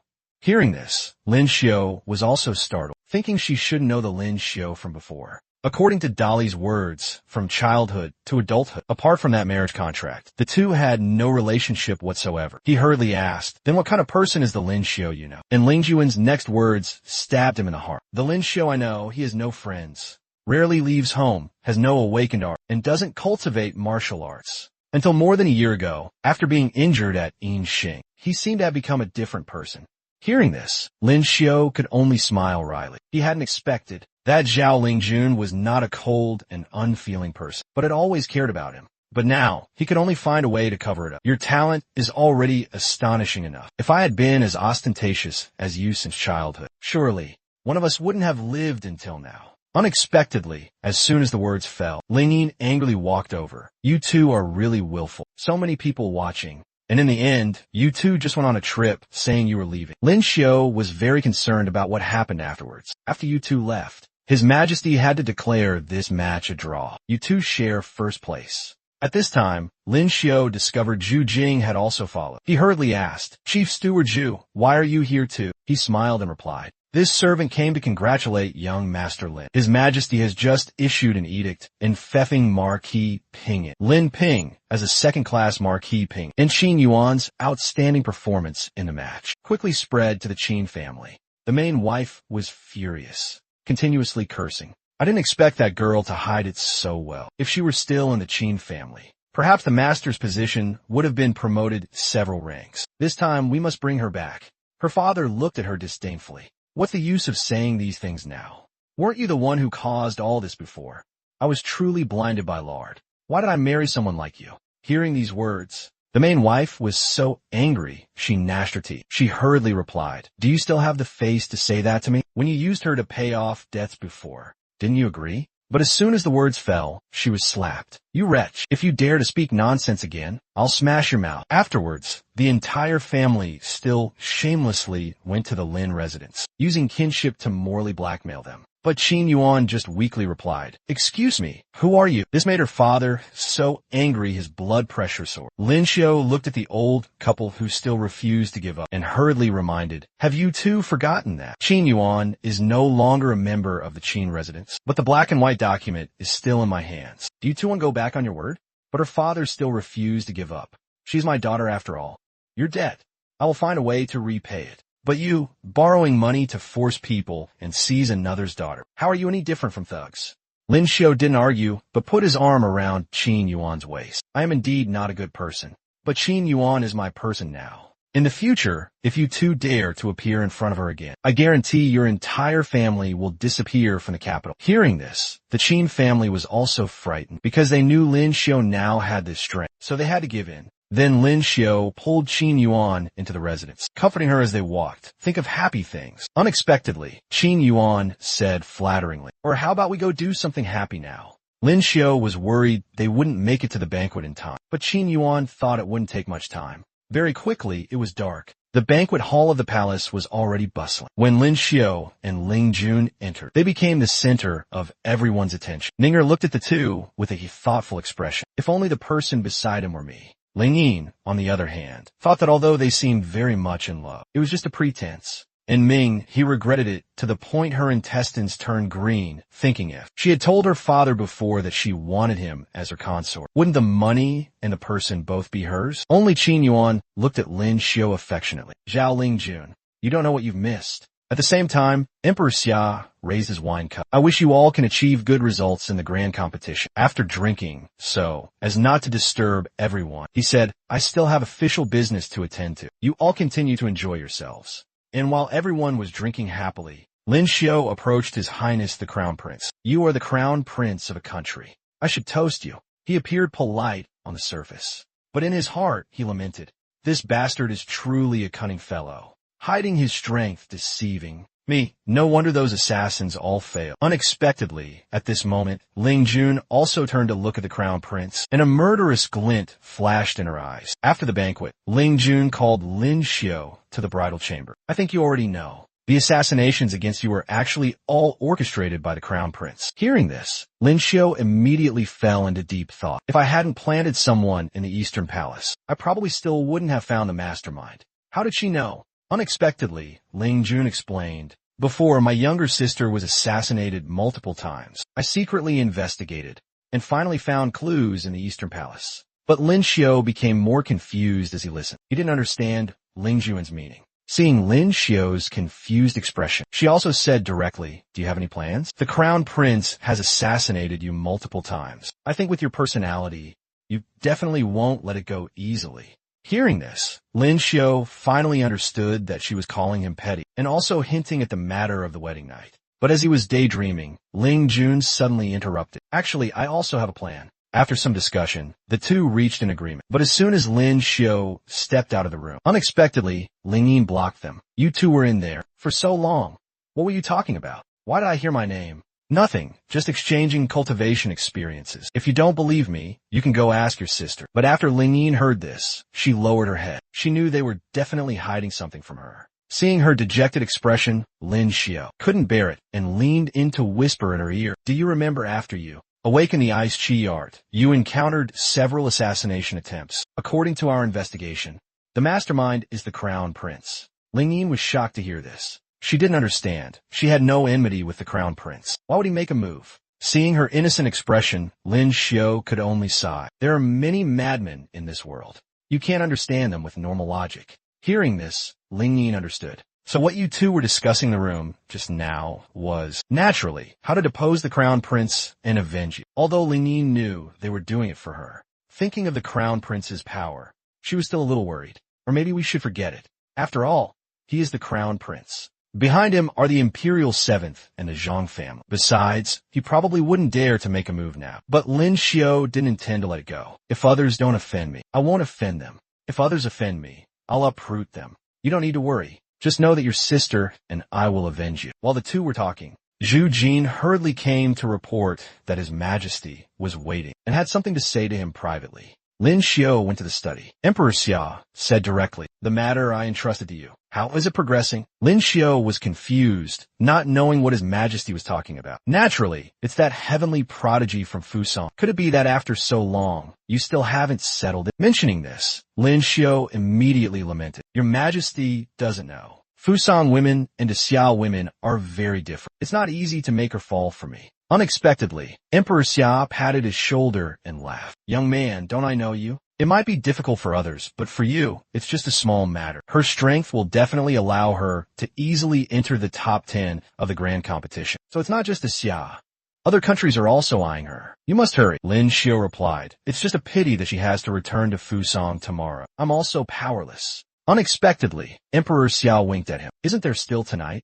You even managed to conquer the young lady of the Qin family. Could it be that Di Yiling is even more difficult? I have a good idea. Last time she was assassinated. You can take this opportunity to escort her back to her country. Later, I will issue a secret order. Hearing this, Lin Xiu could only curse silently. What does this old emperor think I am? And the matter with Qin Yuan, was it me who conquered her? Clearly, it was she who conquered me. But the imperial order was hard to disobey. The next morning, everyone came to see Tianai Ling off. At the farewell, Qin Yuan leaned in and asked, aren't you? Lin Xiu hurriedly interrupted. Nonsense. What nonsense are you talking about? Don't measure a gentleman by a petty person's standards. On the way, Tianai Ling walked behind Lin Xiu. After a long while, she finally spoke. Lord Lin, I've troubled you again this time. Lin Xiu told her not to be polite. Night fell, and the two sat by the fire. Lin Xiu asked, General Tianai, the person who assassinated you last time, did you find out anything? She replied, no, but it's definitely related to the three major families of Fusang. Tian Eiling's defeat will surely not be accepted easily. Be careful on the road. Tian Eiling suggested the two take turns keeping watch at night. But Lord Lin and Miss Zhao aren't really husband and wife, are they? You and Miss Qin look more like a couple. Just then, Lin Xiao suddenly sensed killing intent and pulled Tian Eiling down, dodging a wind blade. But unfortunately, his hand landed in the wrong place. Tian Eiling's face flushed red, her heart pounding wildly. She thought to herself, could Lord Lin be intending, even though he saved my life? But it's still not. Lin Xiao hurriedly warned, there are assassins. At this moment, a person appeared. Tian Eiling, you won't be able to return to Fusang alive. She shyly reminded Lin Xiao. Can you let go of my hand first? Only then did Lin Xiao realize, hurriedly retracting his hand and apologized. But then, three more people appeared, surrounding them. In a critical moment, Tian Eiling said, Lord Lin, we are no match for them. Later, I'll hold them off. You take the opportunity to run. Lin Xiao patted her shoulder. Sorry, I don't have the habit of leaving a girl behind to escape. Saying that, he condensed blue energy in his hand. It's they who are surrounded by us. That's right. Later, you handle the earth element one. Leave the other three to me. After a shout, countless ice lances shot out in all directions. The four were astonished. He first comforted Tian Eiling. Then his eyes flashed with a cold light. Countless ice lances shot out. Lin Xiao transformed into a whirlwind, rushing towards one of them. In a flash, he was behind him. An ice lance pierced through his body. Then he easily took down another one. Unexpectedly, this one, in his dying throes, grabbed Lin Xiao's shoulder. Even in death, I'll drag one down with me. Saying that, his eyes lit up. Countless purple lightning bolts enveloped Lin Xiao. But Lin Xiao was completely unharmed. This bit of electricity is just enough to scratch my itch. It's not even as good as the yellow-skin electric mouse I raised in my previous life. The other man looked at Lin Xiao, still healthy, his eyes full of fear. This familiar bit of strength of yours, I'll give you a piece of advice. Now you have to practice more, study hard later, and make progress every day. Saying that, he turned to the last assassin. Don't just stand there watching the show. It's your turn. I think they're down there calling for the landlord already. Don't you want to join? This man, seeing Lin Xiao's methods were too ruthless, knew he was no match and turned to flee. But how could he escape from Lin Xiao, who had countless special abilities? On the other side, Tian Eiling also swung her long sword, rushing towards the remaining assassin. This man intended to create distance. Unexpectedly, she swung out a stream of black sword chi. He hurriedly entered space. But what awaited him were thousands of violent slashes. He also couldn't escape death. When Lin Xiao arrived, he saw the last one had been dealt with, a little regretful. It seems I forgot to keep one alive for questioning. Tian Eiling said, looking at their appearance. They're probably from Yao. But this time, I have to thank Lord Lin again. Including today, you've saved me twice. Lin Xiao replied, no need to be polite. It's my responsibility. But can I ask you for a favor? Hearing this, how could Lin Xiao refuse? The beautiful lady has spoken. If I refuse, wouldn't that ruin this beautiful scene?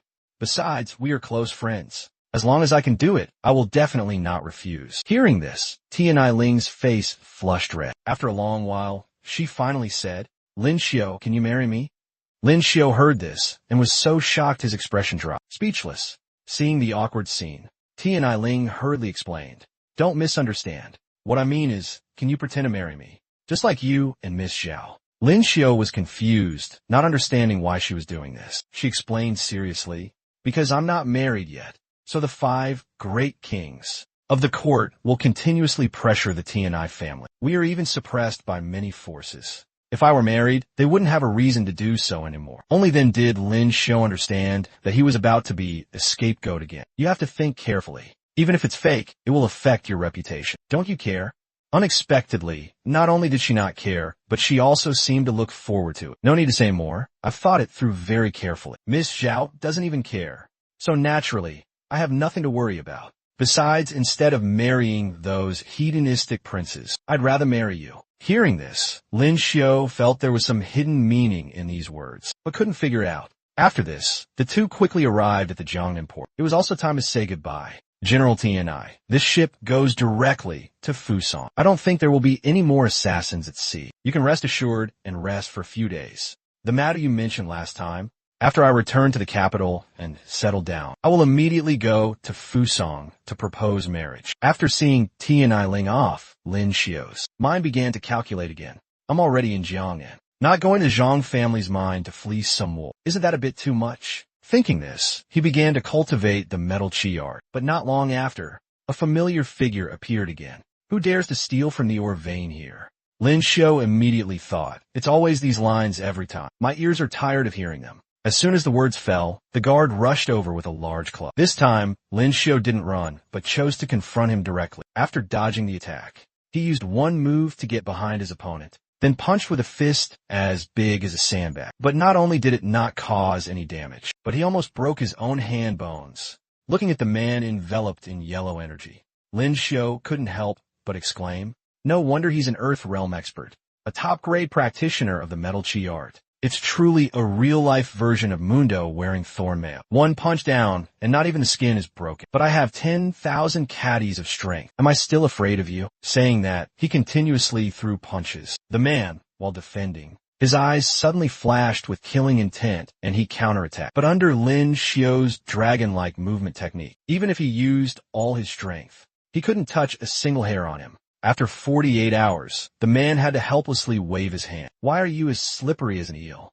Forget it. Isn't it just a few or stones? If you want to take them, just take them. Hearing this, Lin Xiu humbly said, thank you, senior, for your generosity. Actually, after the continuous punches, his fist had lost sensation. If not for the healing art, his bones would probably be shattered. But while he was thinking, the other man invited him for a drink. Lin Xiu naturally agreed happily. After 3 rounds of wine, the two began to flatter each other. The man spoke first. I didn't expect little brother to run so fast, so young, yet so strong. In the future, brother can come here often.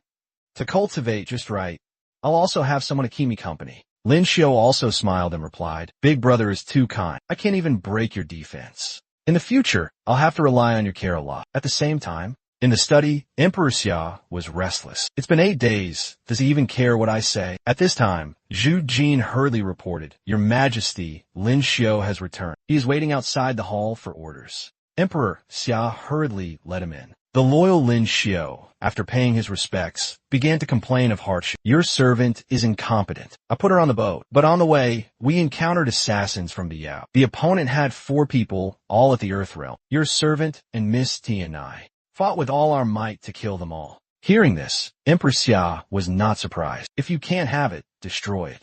That's their usual tactic. Making a move into Xia can also be blamed on us. Truly killing 2 birds with 1 stone. But has the relationship between you two progressed? You saved her twice. If she doesn't repay you with her body, it won't do. Lin Xiu embarrassedly replied. This matter was also guessed correctly by your majesty. When we left, Miss T and I said she wanted to marry your servant. Hearing this, Emperor Xia was overjoyed. Good. I knew you wouldn't disappoint me. Oh, and it seems the Luo still has an unmarried princess. Do you want to challenge yourself? Lin Xiu hurriedly refused, silently cursing. What does this old emperor think I am? And then he suggested, can we hold a wedding earlier?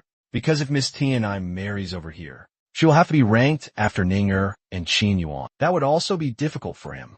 Hearing this, Emperor Xia no longer delayed. As long as the Shui family has no objections, I can grant you marriage right now. At this time, Lin Xiu asked for another house. Emperor Xia was happy. Not only did he agree, but he also granted him the entire Shangling Garden. After Lin Xiu left, Zhu Jin hurriedly reminded his majesty, do you really want to grant him Shangling Garden? That mansion is worth millions of taels of silver. Emperor Xia waved his hand. Who told him to make me so proud? Fusang has a genius once in 100 years. So many people want to marry her. Now she's been snatched by a brat from artist Xia. You quickly go and dispatch people from the Ministry of Rights to specifically handle Lin Xiu's marriage. But on the other side, Lin Xiu left the imperial palace and went to the Shui residence to meet old Duke Shui. He said directly, Old Shui, sir, can you let me and Ninger get married first? I think you also see that it's probably not difficult for me to enter the top 10 of the grand competition. It's probably not difficult. Old Duke Shui replied, not necessarily. Zhang Run, who was second in the previous minor competition, didn't even make it to the top 10 of the grand competition. Unexpectedly, Lin Xiu was already prepared. But His Majesty wants me and Miss T and I of Fusang to have a marriage alliance. This will definitely happen before the grand competition. I don't want Ninger to be ranked after her. These words scared old Shui, and he finally agreed. But there was one condition. Ninger must be married off in a grand manner. Lin Xiao naturally agreed. Heavens, this time it's truly a big win. Then he returned to his residence. Seeing everyone was present, he said, this time, there's good news and bad news. Which one do you want to hear first? Ling Yin replied, let's hear the bad news first. His Majesty wants me and Tianai of the Tian family to have a marriage alliance. She will probably marry over here soon, at the latest before the grand competition. These words made Qin Yuan and Ling Yin simultaneously angry. Didn't you go to see her off? How did seeing her off turn into becoming family? Faced with the questioning, Lin Xiao pretended to be aggrieved. This is actually just a fake marriage.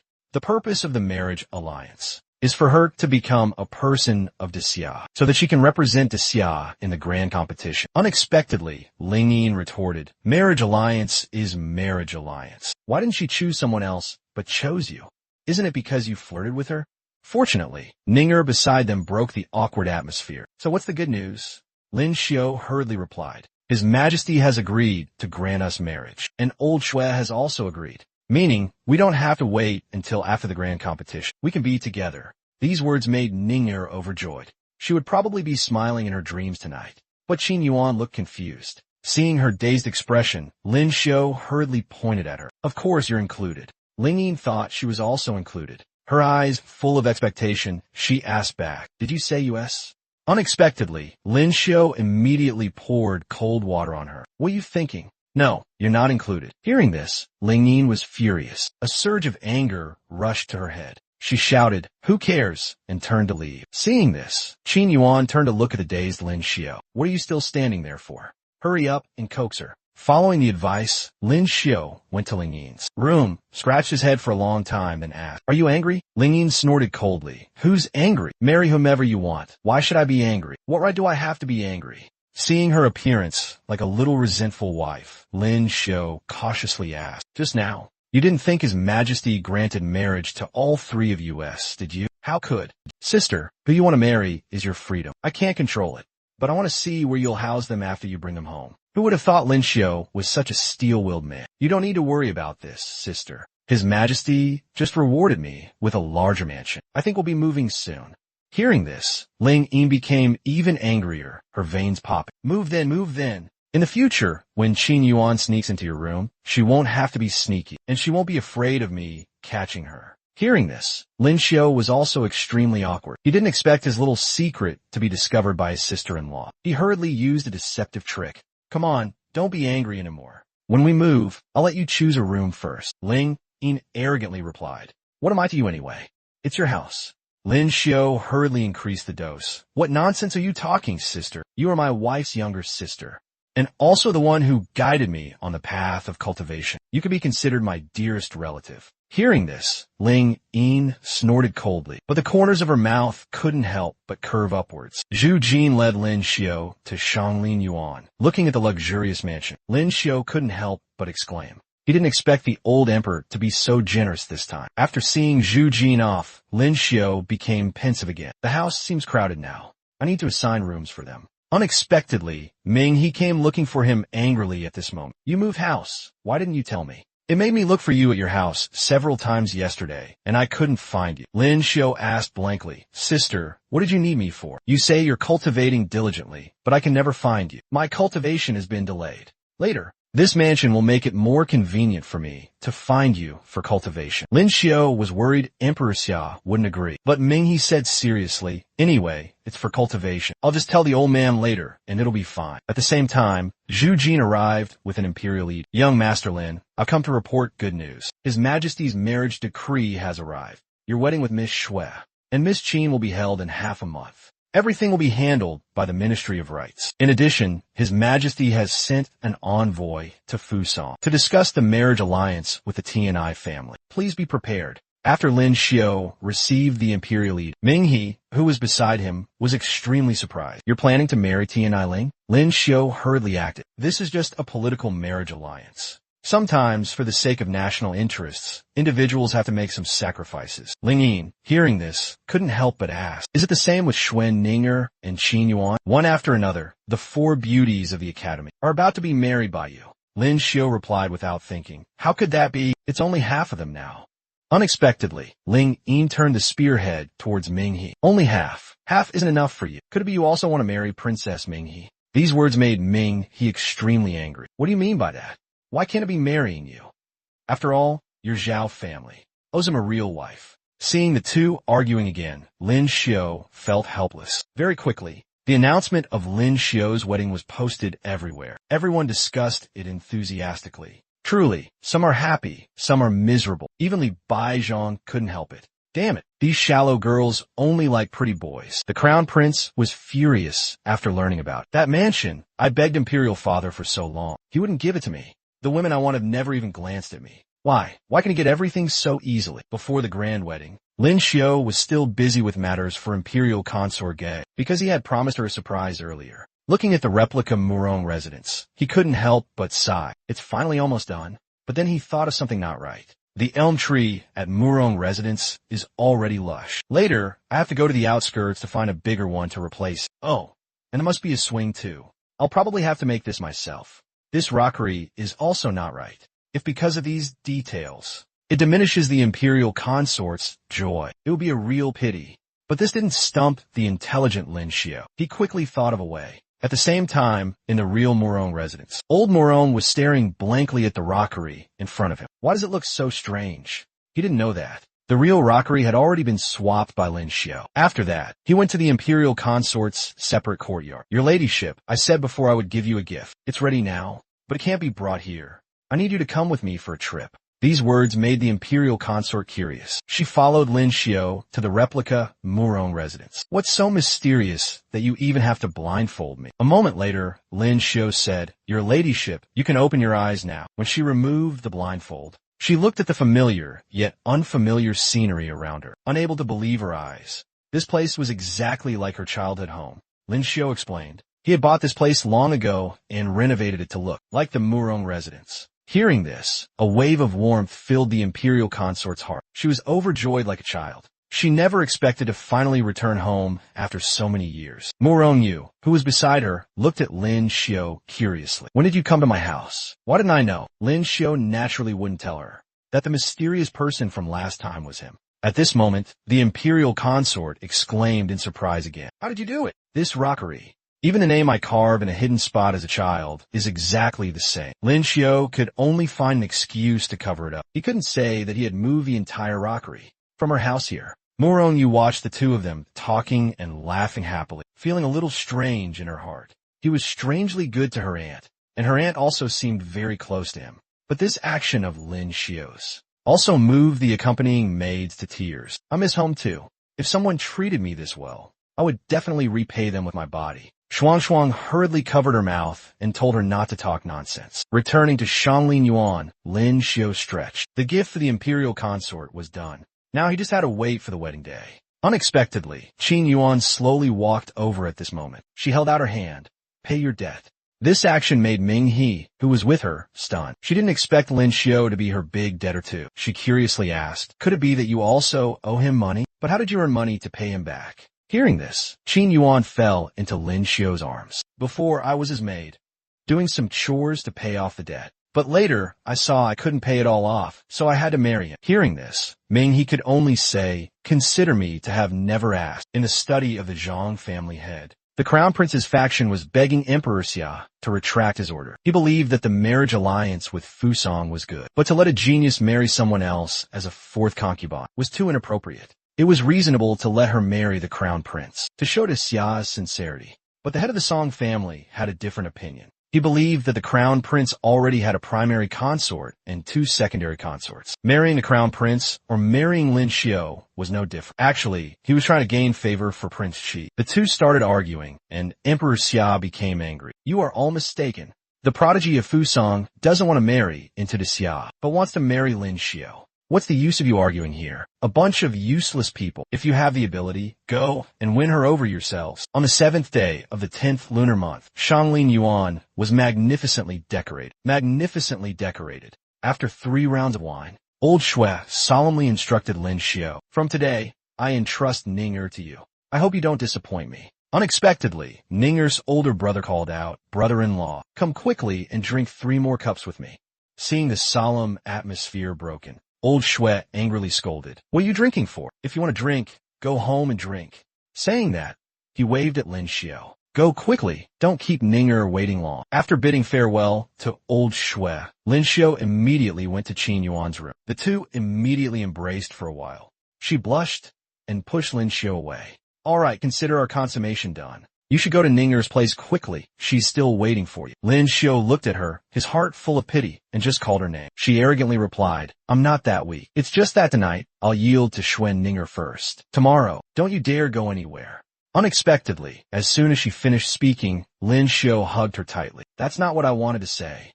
If I had met you sooner, you wouldn't have had to suffer so much. Hearing this, Qin Yuan trembled slightly. Her heart became even more certain that her choice was right. She gently patted Lin Xiu's back. I know. You should go quickly. If you go late, Ninger will overthink things. Seeing Lin Xiu unwilling to let go, she had no choice but to push him out. Ninger happily leaned against Lin Xiu's chest, unable to believe that her dream had come true. Lin Xiu teased her. Silly girl. Do you want me to pinch you to see if it hurts? Unexpectedly, Ninger had other thoughts. The person she was waiting for said, Pinch me. Lin Xiu naturally wouldn't miss the opportunity and immediately attacked. On the other side, Ling Yin was lost in her own fantasy. She and Lin Xiu, hand in hand, shyly looked at him. Lin Xiu, I've been waiting for you for a long time. Just as the two were about to kiss, Ling Jun, seeing her appearance, was frightened and hurriedly woke her up. Ling Yin, wake up quickly. What were you dreaming about? Awakened from her dream, she was extremely embarrassed and stammered. No, nothing. Just dreaming about when I was little. I remember I really liked to cling to sister back then. Hearing this, Qin Yuan couldn't help but laugh. Hearing this, Ling Jun couldn't help but laugh. Your face was covered in my drool. Ling Yin probed again. Did I say anything in my sleep just now? Seeing Qin Yuan say no, she was relieved. A moment later, Qin Yuan took out a wooden box and gave it to Ling Yin. Take this and wear it.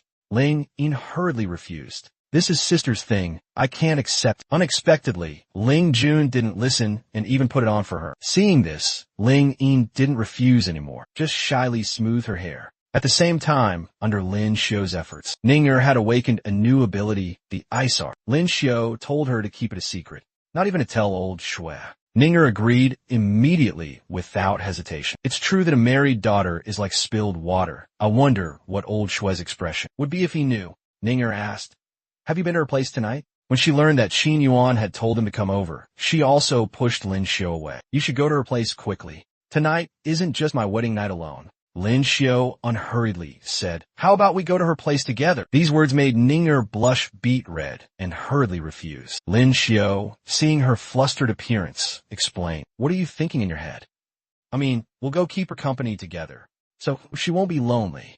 Hearing this, Qin Yuan was awakened by a knock on the door. Opening the door, she saw the two smiling brightly. She asked in surprise, Could it be you really convinced her? But immediately after, Lin Xiu flicked her forehead. What are you thinking? We were afraid you'd be sad, so we came to keep you company. Unexpectedly, as soon as the two met, they started fighting for seniority. Ninger spoke first, even though we didn't get along before. But from now on, we're all family. How about we make peace? Qin Yuan, however, looked ready for a fight. All right then. From now on, we're all sisters. Naturally, I won't bicker with my younger sister.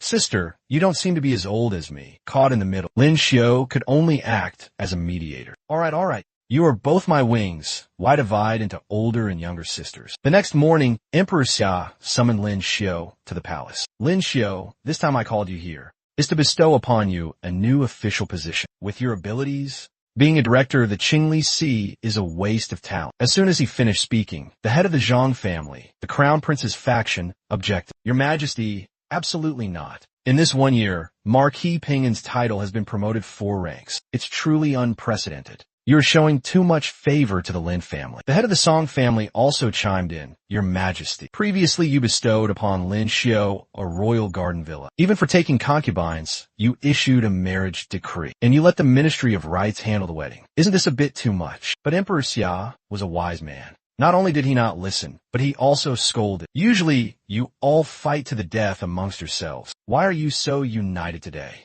The two felt a bit ashamed hearing this, but still said that everything they did was for the sake of the country's stability. Just then, a spy hurriedly reported, Your Majesty, it's not good.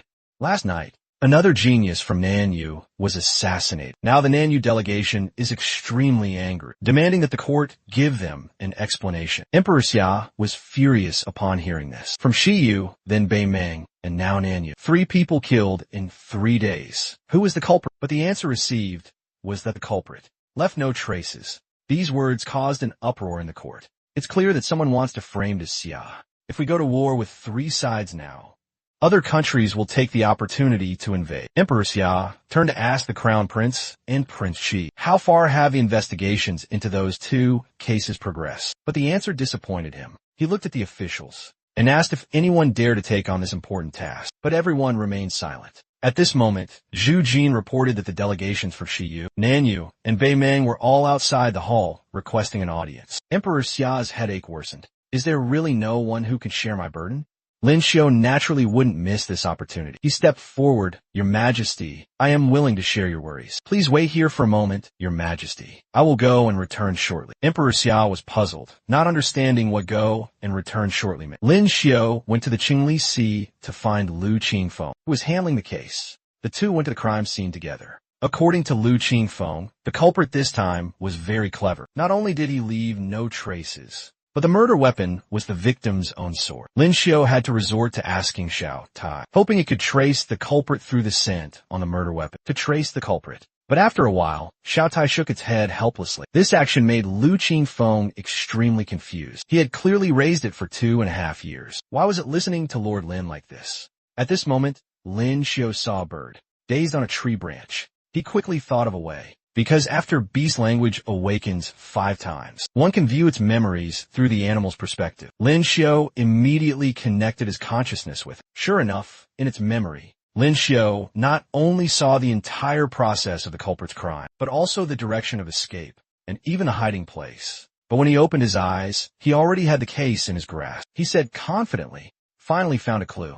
But Lu Qingfeng beside him was extremely confused, since entering the door, he saw Lin Xiu either teasing Xiao Tai or staring blankly at the bird on the tree. How could there be a clue? He and Lu Qingfeng arrived at the place. But when they knocked on the door, the person who opened it was an honest-looking man. This made Lin Xiu ponder. He remembered meeting this person during the minor competition. It seemed he was also a contestant from Nanyu. The man thought Lin Xiu had come to recruit him and waved his hand in apology. Even if Brother Lin comes to persuade me, I'm determined not to join the Xia.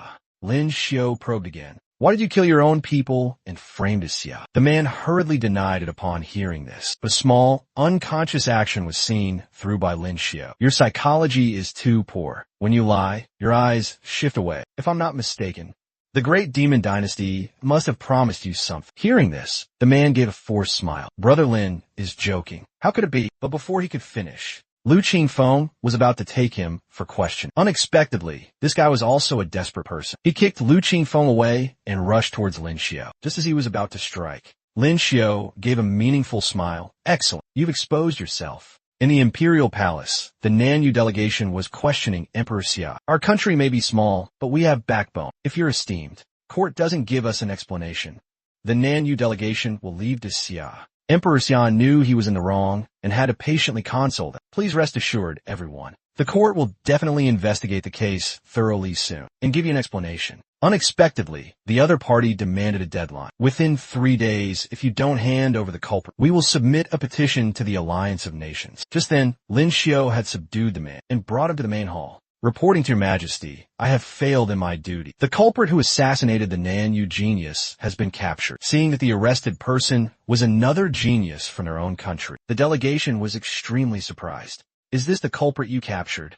I think your eyes have been blinded by lard. Killing one person wasn't enough. Do you want to kill another? Lin Xiu said unhurriedly. Whether it's him or not, we'll know after a little interrogation. I just questioned him, and he even tried to attack me. If he wasn't guilty, why would he do that?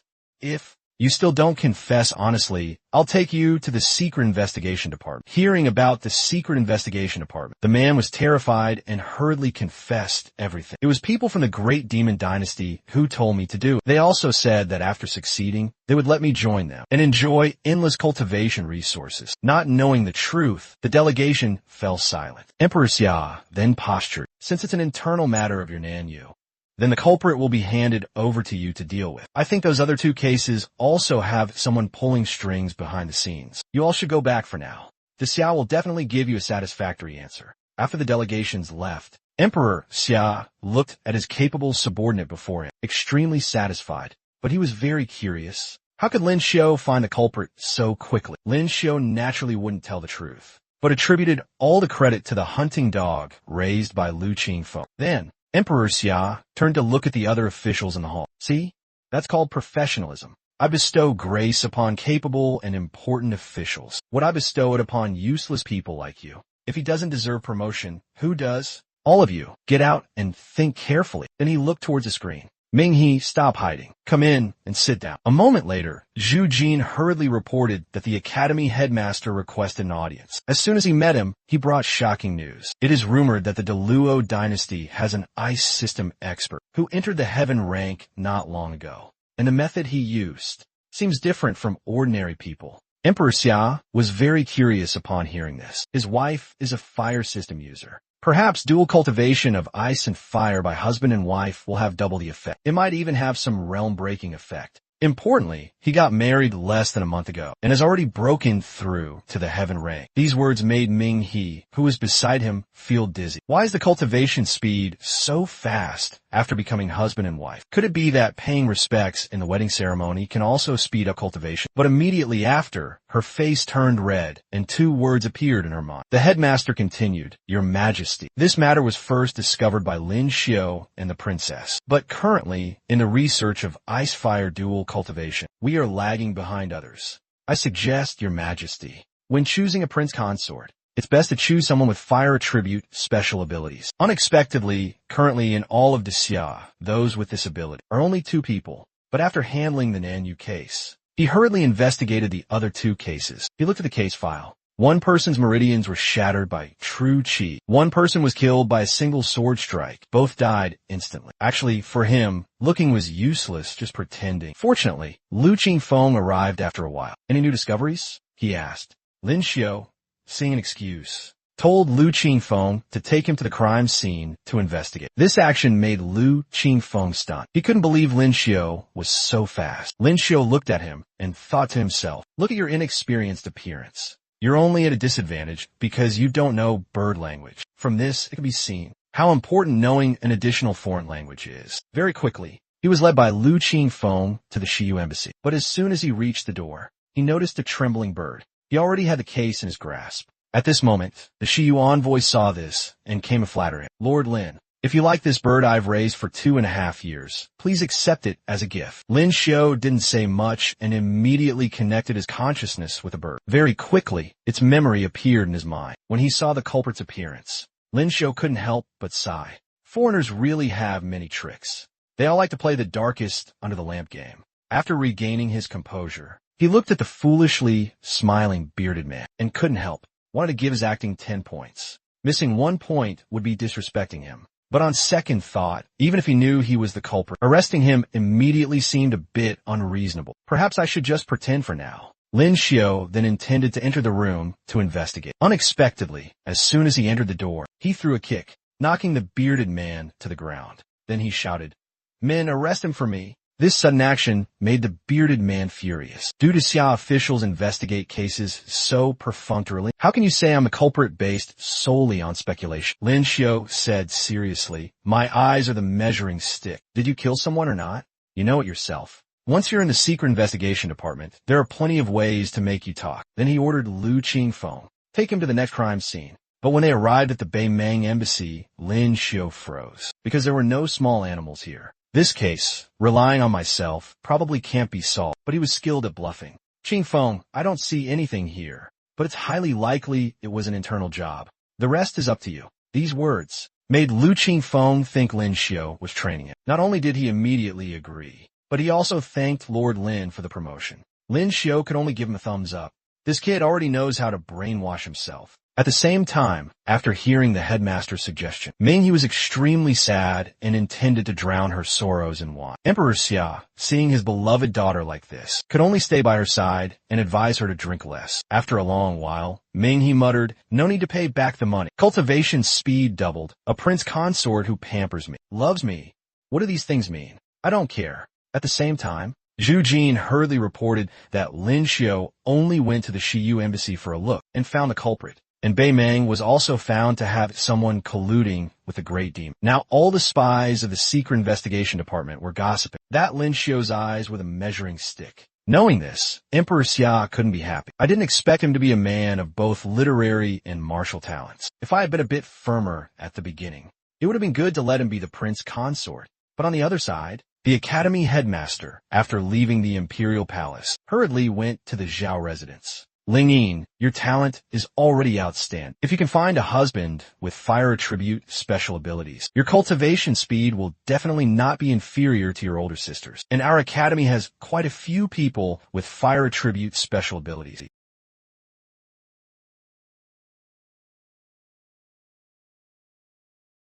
30 days a month, Ling Yin and I haven't even finished talking. What's there to talk about? You're not her parents. I advise you not to meddle in other people's business. Then her father said, the Wei family has come several times these past few days. It seems they are very sincere. At your age, you should be thinking about these things. Her mother also chimed in. The headmaster also said just now, getting married early is also good for your cultivation. But no matter how they advised, Ling Yin remained unmoved because she didn't want to marry someone she didn't like. Fortunately, Ling Jun stepped in to smooth things over in time. Parents, let my younger sister decide her own matters. Hearing this, her parents finally relented. Who would have thought that Lin Xiu, that rascal, was eavesdropping outside the door? The headmaster, seeing that he hadn't said anything for a long time, asked, what exactly do you want to ask me?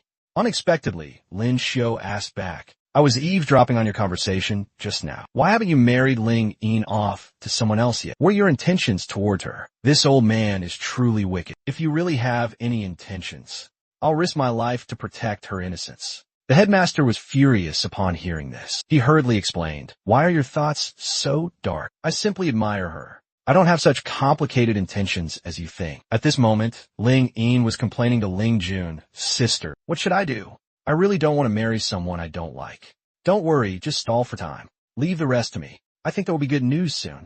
She also suggested divorcing Lin Xiu, and he accepted. After all, they had no feelings for each other. At this moment, Ling Yin originally intended to continue persuading, but even with 1,000 words in her mind, she couldn't form a complete sentence. She could only lower her eyelids slightly, secretly heartbroken. Even lunch immediately felt unappetizing. Faced with Ling Jun's question, she only spoke after a long while. Sister, I want to move back home tomorrow. Ling Jun seemed a little surprised upon hearing this. Are you not used to living here? Actually, Ling Yin understood clearly in her heart. If her sister and he divorced, she would no longer have the right to stay here. Nor would she have any reason to continue staying by his side. But on the surface, she said, sooner or later, I have to move out. Better sooner than later. What if I stay too long and can't get used to it when I go back? The ancient said, see through but don't speak bluntly. But Lin Xiu bluntly asked back, why do you have to move out sooner or later? Unexpectedly, before he finished speaking, Ling Yin shot up. She shouted loudly, sister and brother-in-law are divorcing, and I continue to stay at my former brother-in-law's house. What kind of propriety is that? After speaking, she could no longer suppress the grievance in her heart. Large teardrops like beans rolled incessantly in her eye sockets. Her thin lips, painted with red lipstick, were bitten tightly. Seeing this scene, Ling Jun hurriedly changed her mind. Well, I thought about it again. How about we don't divorce? Otherwise, Mom and Dad will definitely be sad. Moreover, the common people will also gossip. Lin Xiu, who was beside her, constantly echoed Ling Jun's words. That's right. The scene changes. Lin Xiu has been summoned to the Emperor's study. As soon as they met, Emperor Xia unleashed a torrent of rainbow fart flattery and praise. The previous assassination was done very well. Now those 3 small countries have signed treaties with us. In the future, their geniuses will all be sent to the Xia for training and will represent the Xia in the grand martial competition. After the age of 25, they can freely choose to stay or leave. However, the matter of the marriage alliance with the Tianai family still requires you to personally make a trip to Fusang. But Lin Xiu was extremely puzzled. Didn't we already send an envoy to Fusang before? It turned out that the situation in Fusang was a bit special. The noble clans within the country were divided, and there was no legitimate central government. Behind, the large and small clans, there were shadows of the 5 great dynasties. Among them, the largest noble clan was supported by the Yu. After learning that the Xia wanted to form a marriage alliance with the Tianai family, they also successively proposed marriage alliances, and at the same time arranged for the noble clans under their control to put pressure on the Tianai family. And the Tianai family naturally didn't dare to offend anyone, so they decided to hold a martial arts competition to recruit a son-in-law. The 5 great dynasties would rely on their own abilities. Lin Xiu seemed lost in thought after hearing this. The Tianai family really knows how to shift responsibility. It's just hard on Tianai. Although she possesses extraordinary talent and beauty, she ended up becoming a sacrificial pawn for a government. At this moment, Emperor Xia patted Lin Xiu's shoulder. Mighty Xia has always valued talent. Moreover, this grand martial competition is extremely important. And besides, as long as you win, won't you be freed? However, the age limit for participating in this martial arts competition is under 30. Each of the 5 great dynasties has 3 slots. I guess the other dynasties might send geniuses from the previous Heavenly Prodigy list, or even the one before that. But I will choose 2 helpers for you.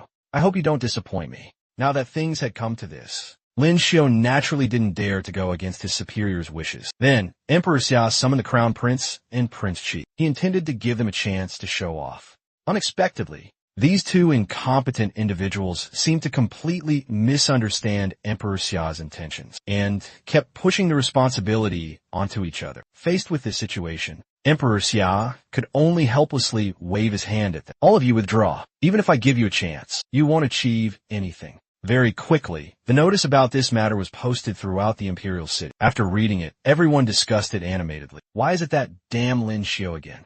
Didn't he just marry 2 people? Can he give us a chance? A man beside them hurriedly interjected. Look at your sycophantic appearance. Talk after you make it into the top 10 of the minor martial competition. Don't you see? The 3 people chosen this time were all chosen according to the minor martial competition rankings. Do you think just anyone can represent a Xia? At this moment, Lin Xiu had also returned to his parents' residence. As soon as they met, he hurriedly explained, Parents, don't misunderstand. It's not that I want to marry more. It's entirely because His Majesty hopes that prodigy from Fusang can stay into Xia. That way, we will have another slot on the Heavenly Prodigy list, and Xia can also gain some more resources. Mother Lin was also someone who saw through things but didn't speak bluntly. I hope you don't favor the new and neglect the old, and be cold to Ling Jun. Hearing these words, Lin Xiu hurriedly showed concern. Wife, try this grape. This is a tribute from Shiyu, rewarded by His Majesty. It's both big and sweet. Faced with this unexpected scene, Ling Jun was a little surprised, but then accepted this concern. Unexpectedly, Ninger was unhappy and hugged Lin Xiu, acting cute. Husband, seeing her pulling tricks again, Yuaner, who was behind, also said something not very pleasant. It's come to this point.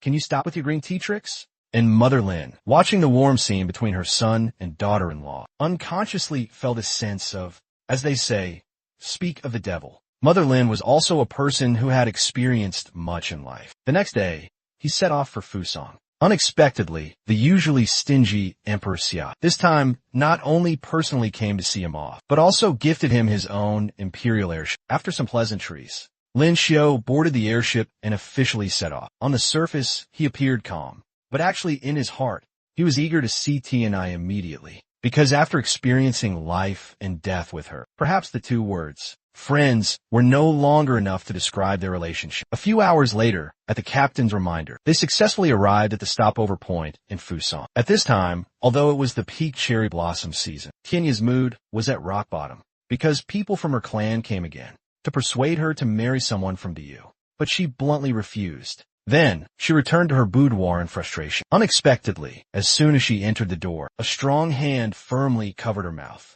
The person who came was Lin Xiu. He hurriedly gestured for Tianai to speak softly. Seeing this, she felt both happy and worried in her heart. Happy because Lin Xiu had come personally. Worried about why he had appeared in her house. Lin Xiu then explained, I just arrived in Fusang today and immediately thought of visiting you first. But it's only been a short time since we last met. Why have you become so much thinner? After hearing this, she just lowered her head silently, her sparkling eyes filled with helplessness. After a long while, she finally spoke, I'm sorry, I probably can't marry you anymore, because the clan has reached some agreement with the Yu. The result of the martial arts competition is already decided, but Lin Xiu confidently puffed out his chest. Please have some faith in your future husband. No matter what tricks they use, I will take you away. Unexpectedly, before he finished speaking, urgent knocking sounded from outside the door. Seeing this, T&I hurriedly pushed Lin Xiu to hide for a bit. After opening the room door, she was surprised to see her parents standing at the door with dejected faces. I'm sorry, child. Your mother and I also have no way to change the clan's decision. Actually, T&I understood clearly in her heart. They must have gone to plead with the clan, but failed. So they came to find her. She then muttered in reply, "This is not your fault, parents." Her mother naturally didn't want to see her daughter marry someone she didn't like. She then suggested that T&I quickly run away forever and never return to Fusang. But how could she not know that once she ran away, what consequences her parents would have to bear? Therefore, she refused the suggestion. After Tianya's parents left, Lin Xiu stepped out from behind the screen. It's getting late, I'll go back first. But don't worry, I will definitely take you back. His Majesty has bestowed a large house. I've already reserved your courtyard for you. After hearing this, ripples suddenly stirred in her heart. Ling Jun saved me twice before. Now I'm troubling you to marry me. I really don't know how to repay you. Lin Xiu then waved his hand. We've been through life and death together. Saying these words, isn't it a bit too polite? Besides, I don't have many friends. For our friendship, what is this little matter? She was extremely surprised after hearing this. Ling Jun has many friends. And aren't General Ling and General Yuan both your friends? At this moment, Lin Xiu awkwardly scratched his face. Well, they're no longer friends now. Next time you meet, you might have to call them sister. The scene changes. Lin Xiu has returned to the guest house. Seeing Zhang Ren still diligently practicing, he asked curiously, "Why don't you guys go out for a stroll?" There are quite a few shops selling fireworks outside. The styles are also very beautiful. Zhang Ren replied, "I don't know Fusang language. What if I get sold by someone and don't even know?" As soon as Lin Xiu left, Song Yuzhong looked toward the air. Then he couldn't help but sigh. Why is there Tinya's aura on Lin Xiu? Moreover, it's very strong. But according to my many years of experience, for this level of scent to appear on someone, there's only one possibility. That is, he is rolled around in Tinya's bed. As soon as these words were spoken, Zhang Ren was furious. There are so many women in the royal capital, not to mention. As a result, even in Fusang, he doesn't give me a day off. What the hell am I still practicing for? Song Yuzhong looked up at the sky and sighed. Only wishing for mandarin ducks, not immortals, admiring Lin Xiu every day. Little did they know that after Lin Xiu bid farewell to the two, he didn't return to his room to rest, but went to the Fusang volcanic area. But when he arrived at the large volcanic crater, he found that the positions were already occupied. He had to choose a smaller volcano. Meaning he must have cultivated here before, right? Since coming here, the fire power in his body surged continuously. There are still 3 days until the martial arts competition to recruit a son-in-law. It seems I can come here to cultivate a bit every night. Great demon, is it? Prepare to endure your master's wrath. 3 days later, the martial art competition took place as scheduled, but the location was chosen in an extinct volcano. The reason given by the T&I clan was that there was no martial arts arena in the city. To avoid affecting others and buildings, the competition venue was chosen here. Unexpectedly, Lin Xiu had seen through their intentions. Although this volcanic area was no longer active, but there are still many active volcanic areas around. Ice power will be suppressed here, so they chose this location. Indeed, they have other intentions. At this moment, people from the 3 great dynasties, the Luo, the Yu, and the Lu strode in. Zhang Ren, after clearly seeing the appearance of the newcomers, unconsciously felt a sense of worry rise in his heart, because among them, Victor and Mario were both people who had been in the top 10 of the Heavenly Prodigy list. 6 years ago, Song Yuzhong also reminded from the side, I heard the rule for this competition is team battle, not one-on-one, so we can only try our best to help you hold on, but we can't guarantee to help you defeat them. Lin Xiu didn't worry much after hearing this, just indifferently said, thank you. At this moment, with a thump, the 4th prince of the Yu, leading 2 subordinates, arrived leisurely late. Zhang Ren was extremely surprised to see this, exclaiming, why are they here too? Lin Xiu appeared very curious, hurriedly asking, it's rare to see you with this expression. Could it be you know them? Zhang Ren, with a dejected face, explained, among the 3, the youngest is the 4th prince of the Yu, ranked 4th on the previous Heavenly Prodigy list. The 2 beside him were ranked 2nd and 3rd, respectively. Any one of them, the three of US combined would have a hard time winning against, let alone all three. The geniuses of the Yu and Delu, seeing the fourth prince arrive, hurriedly stepped forward and bowed respectfully. Only the leader of Delu silently cursed. Truly a den of snakes and rats. This strange action was also clearly seen by Lin Xiao. But what made him curious was that, although this person appeared to be male on the outside, he was actually a woman. Her disguise technique, though not as good as mine, is already very advanced. But before he could speculate much, the referee had arrived in front of them, signaling for the representatives of Xia and Luo to draw lots. A moment later, he announced the result of the first round of drawing lots. You get to buy. Xia fights Luo fights Yu. At this moment, Lin Xiao looked at the wooden lot in his hand and couldn't help but sigh in his heart. As expected, the drawing of lots has also been tampered with. But I want to see just how shameless this competition can be. Very quickly, the people from Luo and Yu arrived at the arena. At this moment, the blue-haired woman had taken off the cloak from her shoulders, instructing her subordinate beside her.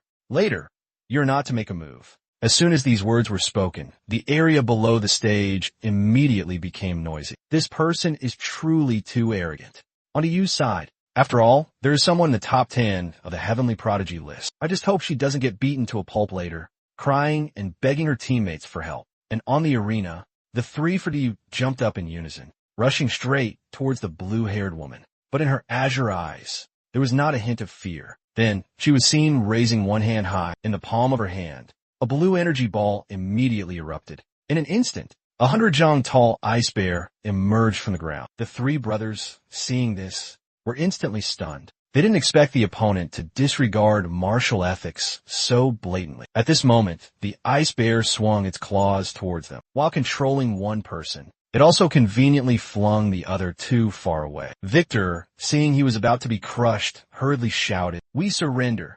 This scene also made the audience below the stage immediately change their tune. Heavens, this is truly a Luo monster. Since when did such a prodigy appear? In the previous minor martial competition organized by Luo, it seems her name wasn't there. Could it be she's already so strong that she doesn't need to participate in the minor martial competition anymore? With the end of the first match, the second match also began smoothly. This match was Xia against Lu's Luo man. After seeing Lin Xiao's frail physique, he also contemptuously curled his lip. "You are Zhao Lingjuan's husband?" At this moment, Zhang Ren reminded, "The person talking to you is named Luo Man. His ability is Earth. This person is for you. We will try our best to hold off the other two." At this moment, the red-haired man below the stage weakly asked, "Can Luo Man defeat him?" The white-haired man replied, "Even if he wins this match, there's still the Luo hurdle in the next match." And their master, the fourth prince, seemed to be looking forward to this match very much. I want to see this person. On what basis did he become Zhao Lingjuan's husband? With the official start of the match, Luo Man was seen leaping high first, then clenching his fist. In just a moment, a giant rock fist formed and quickly rushed towards Lin Xiao, Zhao Lingjuan's husband, prepare to die. But he didn't panic at all, replying first, "I am not Zhao Lingjuan's husband. Second, remember my name well.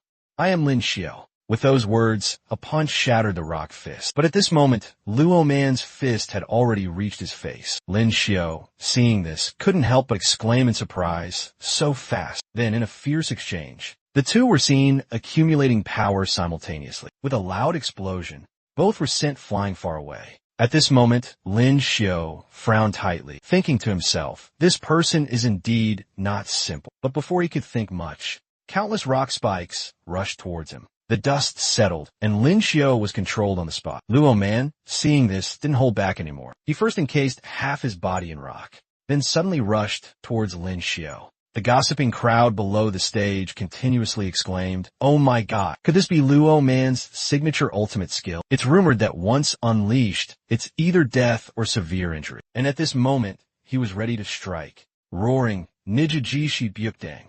Unstoppable counterattack. Then he rushed straight towards Lin Xiao. His tightly closed eyes suddenly opened at this moment, with a cloud of thick dust rising. Luo Man was knocked to the ground by Lin Xiao's punch. This unbelievable scene also made the gossiping crowd gasp in amazement. For 2.5 seconds, even Delu beside the fourth prince had his jaw drop. Heavens, Xia actually has two people under the age of 20 who have reached the upper stage of the Earth Ring. Could this be the true strength of Zhao Lingjuan's husband? And on the arena, Lin Xiao was seriously looking at the two remaining small fries. Then, with a swift movement, he arrived in front of the two. Before they could react, they were knocked unconscious by 2 punches. At this moment, Fei Lila reminded from outside the arena, this kid's strength is probably not inferior to mine and Endelu's. His strength and speed require utmost caution. Even for the fourth prince, you absolutely cannot be careless.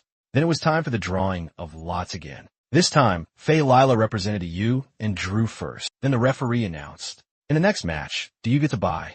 Xia fights the Luo. Lin Xiao already knew this result in his heart, thinking to himself, the Tianai family and Yu are indeed a den of snakes and rats. At this moment, the Deluo representative disagreed, hurriedly stepping forward to question, why does you get by twice?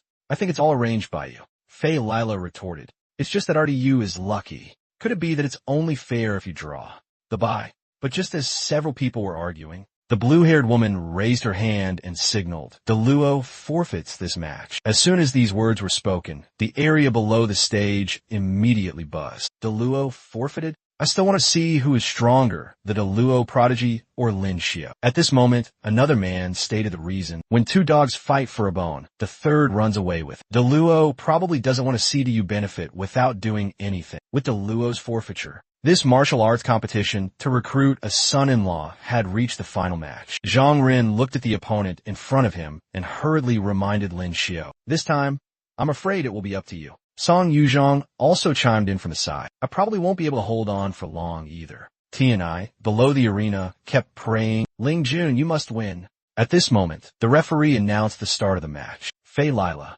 faced Song Yuzhong, and Delu began to fight with Zhang Ren. You are very good. It's just a pity that you are still not my opponent now. I think you must have realized the huge gap between you and me. Are you sure you still want to be stubborn? Zhang Ren, after hearing this, wiped the blood from the corner of his mouth. As long as I can still stand, don't even think about getting past me to provide support, because I am from the Zhang family.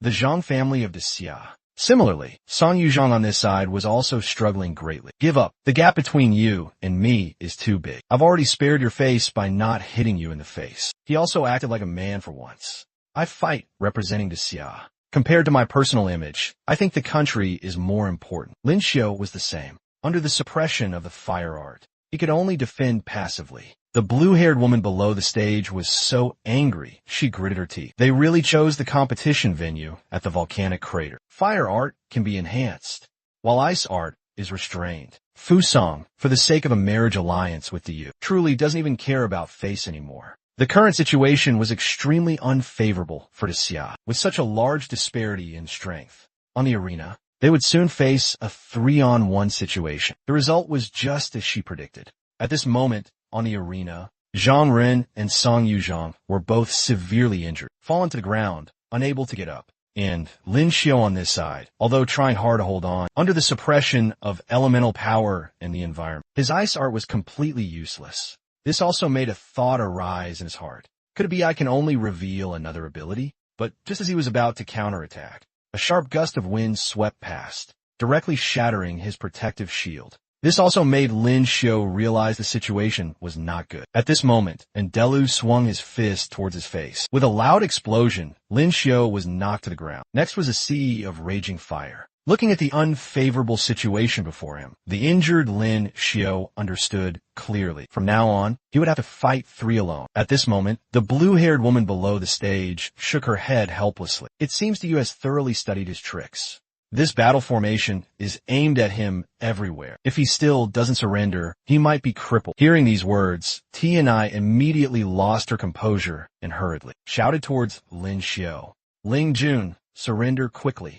At this moment, Lin Xiao knew clearly, if he only used ice art, he probably had no chance of winning. But this decisive battle, whether for Tianai or Xia, he absolutely could not lose. Therefore, he straightened his back and shouted towards the 3. I'm not pretending anymore. I'm showing my cards. All of you, come at me together. As soon as these words were spoken, a look of contempt appeared in the fourth prince's eyes. Looking at Endelu beside him, he thought he had been beaten silly and provocatively replied, just by yourself? I'm afraid you can't even break my defense. Unexpectedly, before he finished speaking, Lin Xiao suddenly disappeared from his spot. In an instant, he arrived in front of Ndelu, then threw a heavy punch at his abdomen. Even though he had the metal art protecting his body, he was still sent flying far away, and also directly fainted. Fei Lila, seeing this, was furious. He directly condensed qi in his palm, preparing to sneak attack Lin Xiao. Little did he know that Lin Xiao was waiting for this very moment. Then, he conveniently let him marry the ground. Everyone, seeing the situation on the arena reverse again, was so shocked they broke out in a cold sweat. This Lin Xiao is too strong. Could it be that he was using a self-created martial arts skill just now? It seems Yu is in danger this time. And on the arena, the fourth prince from head to toe,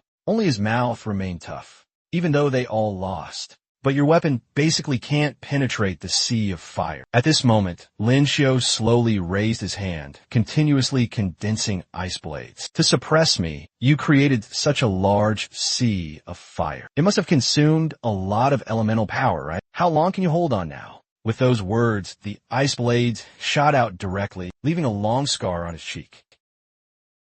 The fourth prince's heart pounded with fear, exclaiming, "How can this be?" At this moment, his elemental power was also nearly depleted. He hurriedly knelt on one knee. "Stop fighting. I surrender." The Deluo representative, seeing this, couldn't help but sigh. "I didn't expect the genius ranked fourth on the previous Heavenly Prodigy list to lose to an unknown person." And Tianai felt as if a heavy burden had been lifted. A blush on her beautiful face made her even more charming. The gossiping crowd below the stage, after recovering their senses, were all astonished. That's a prodigy of the Yu. 3 against 1, and they still lost so miserably. But importantly, it was in a situation where he was suppressed both by the environment and abilities truly worthy of being Zhao Lingjuan's husband. But Lin Xiao, after hearing everyone's praise, couldn't feel happy in his heart. No matter how well I perform. 1 against 2, 1 against 3, why can't I still have my own name? Could it be that only after defeating Zhao Lingjun will people call me by my name? However, just as he was lost in thought, the referee approached Lin Xiao. "Congratulations to Xia. We will arrange for the best medical practitioners to treat you all." Although he appeared very polite on the surface, he was actually gritting his teeth in anger. This match completely followed the Yu's requirements, and they still lost. Then you can't blame the Tianai family. If you want to blame someone, blame yourselves for being useless. Early the next morning, at an inn in Fusong, Lin Xiao had just carefully hidden his 8-pack abs when urgent knocking sounded at his ear. When he opened the room door, he saw Tianai standing blankly at the door. After a long while, she finally muttered, "I'm sorry. If it weren't for me." Lin Xiao, seeing her flustered appearance, hurriedly stepped forward to console her. "It's okay. They are all superficial wounds. They will heal quickly. Besides, I promised before to take you back to the Xia. I will definitely do it." Unexpectedly, just as the two were being intimate, a dry cough suddenly sounded. The person who came was the Deluo representative. "You already have Ling Jun. Could it be you still want Tianai?" Lin Xiao, seeing that the newcomer had no good intentions, directly exposed her false facade. "Doesn't Deluo also want Tianai to become one of you? Otherwise, Her Highness the Ice Queen wouldn't have personally come to Fusong. Am I right, Princess Natasha?" Seeing that Lin Xiao had seen through her, she decisively shed her disguise. But she was still a little curious how Lin Xiao recognized her. Little did she know that he was the patriarch of disguise techniques. Even changing from male to female was not a problem. At this moment, Tianai seemed extremely surprised, hurriedly asking, "Why are you here?" Natasha held her chin. "Long time no see, little General Ling. Naturally, I came to save you.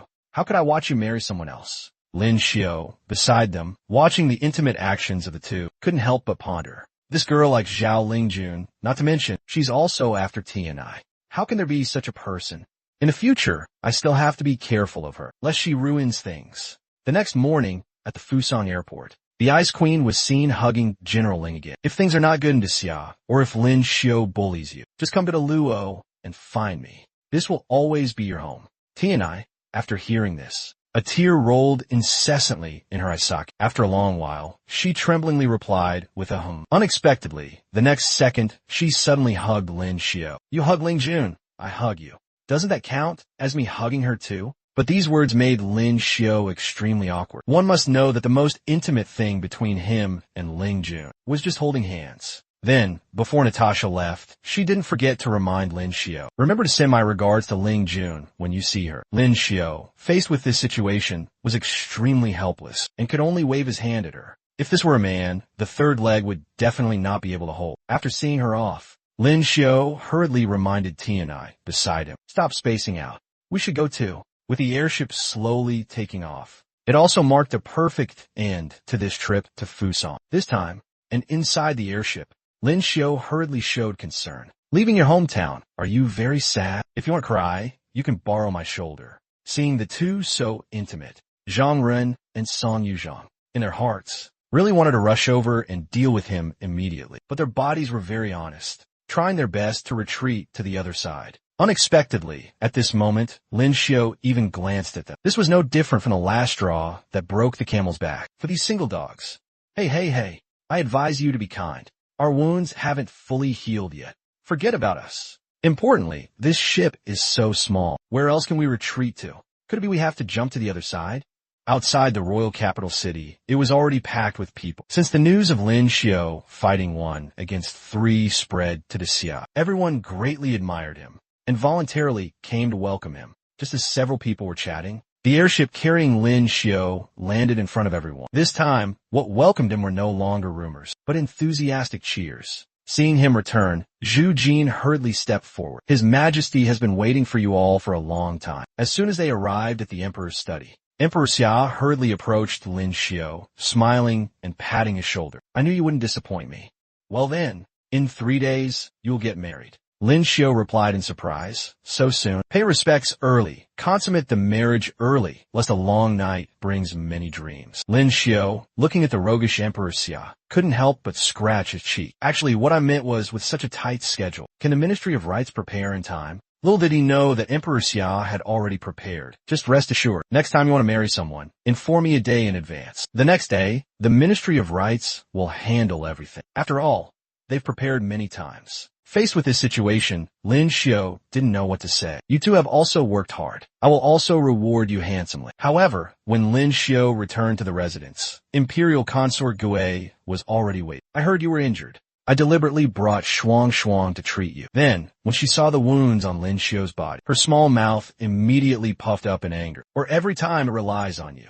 Could it be that the Xia has no one else besides you?" Under Shuang's treatment, the originally numerous scars had almost disappeared. Before leaving, Imperial Consort Gay didn't forget to deliberately instruct, "Tonight, I will have someone bring medicine. Remember to drink." Unexpectedly, as soon as he saw off Imperial Consort Gay, Lin Xiao hurriedly went to Yuaner's room. But as soon as he pushed open the door, he found Ninger was also there. This scene, even a sea king like Lin Xiao couldn't bear. However, just as he was stunned, Yuaner had come before him. "People say absence makes the heart grow fonder than a new marriage. I wonder if my husband missed me?" Ninger beside her was already blushing beet red. Lin Xiao, after recovering his senses, hurriedly hugged both of them. "Miss, of course I missed you." At the same time, outside the main hall of the Dayu dynasty, the old man in gray, after learning the result of the martial arts competition, hurriedly asked, "You mean Lin Xiao's strength has far surpassed the 3 of you combined?" Fei Lila replied, "That kid tricked us. He hid his true strength beforehand." And Delu chimed in from the side,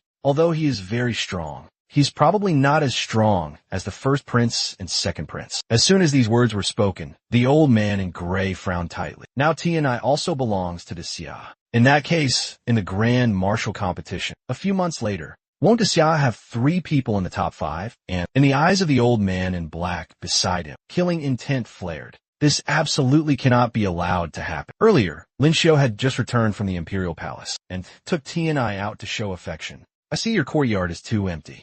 Now, I'll take you to buy some cherry blossom seeds. Then I'll ask His Majesty for a wood system master to help promote their growth a bit. That way, you can admire cherry blossoms in the courtyard in the afternoon." Unexpectedly, when the two arrived in front of a small shop, the owner was extremely enthusiastic. "Young master is a hero of Artesia. How can I accept your silver? Whatever flowers and plants you like here, just say the word. I'll immediately have someone deliver them to your residence." After half a day of bustling, the entire courtyard was covered in blooming cherry blossoms. Tianai looked at the scene before her, as if she had returned to her hometown. A wave of warmth immediately filled her mind. She hurriedly said, "Ling, thank you." At this moment, Lin Xiu pointed to the empty space beside them. "We're about to become family. Why are you still so polite?" It's not easy for people from the Ministry of Works to make a trip. After the tiles in the room are laid, I'll have them dig a bathing pool here. Seeing Lin Xiu so concerned for her originally fair cheeks immediately blushed. That way, everyone can come and bathe then. Just then, a complaint echoed in Lin Xiu's ear. It turned out he was complaining to Ling Yin. "Have you noticed? Since Qin Yuan and Ning got married these past few days, they've improved very quickly. I even feel that their cultivation speed is now faster than ours." However, Lin Xiu was not surprised at all. One must know that they now both had dual cultivation abilities. How could not be fast? Therefore, he led Tianai to the two. But as soon as they met, Ling Yin asked, "When you were in Fusong, you must have met that Deluo prodigy, right? Is she very powerful?" Lin Xiu naturally knew the gap between them clearly. So as not to discourage Ling Yin, he replied, "If you cultivate diligently for a while longer, you can surpass her." Hearing these words, Ling Yin's small mouth puffed up in anger. "I knew you would say that." 2 days later, Tianai was seen sitting alone in the bridal chamber, waiting for her husband to arrive. Her small hands were clasped tightly in nervousness. Very quickly, Lin Xiu arrived in front of her and lifted the red veil. Lin Xiu, seeing her extremely frightened, hurriedly consoled her. "The wedding ceremony is over. No need to be so nervous. From today onwards, this is your home. If you need anything, just tell me." "Oh right, this is 10,000 taels. Just take it and spend it. Buy whatever you want. If it's not enough, just tell me." Unexpectedly, Tianai repeatedly waved her hands and refused. "No, I can't accept this silver. I have a lot of silver. When I left, my mother secretly gave me several tens of taels." Lin Xiu, after hearing this, took her small hand in one of his. "Have you forgotten what I just said? Don't treat yourself as a guest. You must know that you are now the mistress here. Tomorrow, I will take you to choose 2 Fusong maids. That way, you'll have someone to talk to normally." Tianai replied understandingly, "Ling has already treated me very well. It's fine if we live alone." Lin Xiu, seeing that everything that needed to be said had been said, prepared to stand up and leave. Unexpectedly, Tianai held him back, her face shy as she said, "Can you stay here tonight?" Lin Xiu was a little surprised after hearing this. "Didn't we say it was a fake marriage? In our Fusong, if a husband and wife don't sleep in the same bed on their wedding night, their life together will not be happy. I don't want that to happen to you." So Lin Xiu, looking at her innocent and adorable appearance, could only sigh helplessly. It's okay. After all, it's not the first time. If it were unlucky, it probably would have been unlucky long ago. A moment later, Tianai was seen bringing a basin of foot-washing water. In our place, on the wedding night, the wife must wash the husband's feet. It means washing away all bad luck and stepping into a new life. Faced with this treatment, Lin Xiu appeared uncomfortable. He originally intended to refuse, but Tianai insisted, so he could only accept this concern. Faced with this situation, Lin Xiu couldn't help but sigh in his heart. Although she is small, adorable, obedient, and understanding, but when she's stubborn, she's also very stubborn. As long as it's something she has decided, no matter what others say, it cannot be changed. Then Lin Xiu suddenly asked, "Why is it the wife who washes the husband's feet?" Logically, since both are stepping into a new life, both should wash, right? Tianai explained, "Originally, there was, but I noticed Xiao men can't do this for their wives, so I didn't." Unexpectedly, as soon as she finished speaking, Lin Xiu put his arm around her shoulder. "Since it's a Fusong custom, let's do it completely. Otherwise, wouldn't your washing be in vain?" Then he hurriedly carried her to the bed. "Since we are husband and wife, we should share everything together, not one person always sacrificing. So, I also want to wash your feet." With those words, he took off her red shoes and carefully washed her feet. Tianai silently watched Lin Xiu without saying anything. Then Lin Xiu suggested, "It's getting late. We should rest." She shyly replied with a after hearing this. With the candle blown out, Lin Xiu quickly fell asleep. But Tianai couldn't sleep for a long time. Her small heart kept pounding. A month later, Emperor Xia, after learning about Diyu's shameless behavior, was so angry he kept slamming the table and cursing. He hurriedly ordered Zhu Jin beside him. "Quickly, go call the headmaster of the Academy of Arts, the headmaster of the Martial Arts Academy, and Lin Xiu here for me." Very quickly, the three arrived before the main hall. Looking at the worried Emperor Xia, Lin Xiu curiously asked what had happened. Zhu Jin explained to you.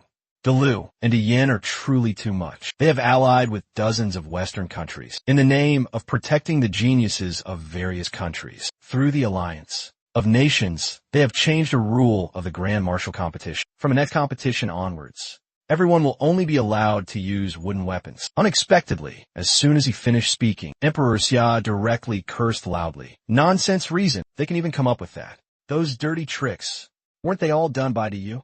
The geniuses of small countries crippled by them in the Grand Martial competition are there few. The headmaster of the Martial Arts Academy believed that if wooden weapons were used, the strength of martial artists would be greatly reduced. In the future, I'm afraid no one will want to cultivate martial arts anymore. But Lin Xiu saw through everything. He believed that this rule was definitely intentionally aimed at Tianai, because Ling's strength was half spellcraft and half martial arts. If she couldn't use the Tai Dao, that could contain all her true qi, her strength would probably be halved. The headmaster of the Martial Arts Academy was also extremely helpless after hearing this. One must know that they were numerous and powerful. Even if we know this is aimed at the Xia, we can only accept it now. Lin Xiu, seeing everyone extremely dejected, hurriedly injected a dose of morale into Emperor Xia. Please rest assured, Your Majesty, no matter what tricks they play, I will definitely win the top 2 positions in the Grand Martial competition. Hearing these words, Emperor Xia was overjoyed and promised that if Lin Xiu could do it, even if he wanted to marry 10 people in the future, not only would he bestow marriage on the spot,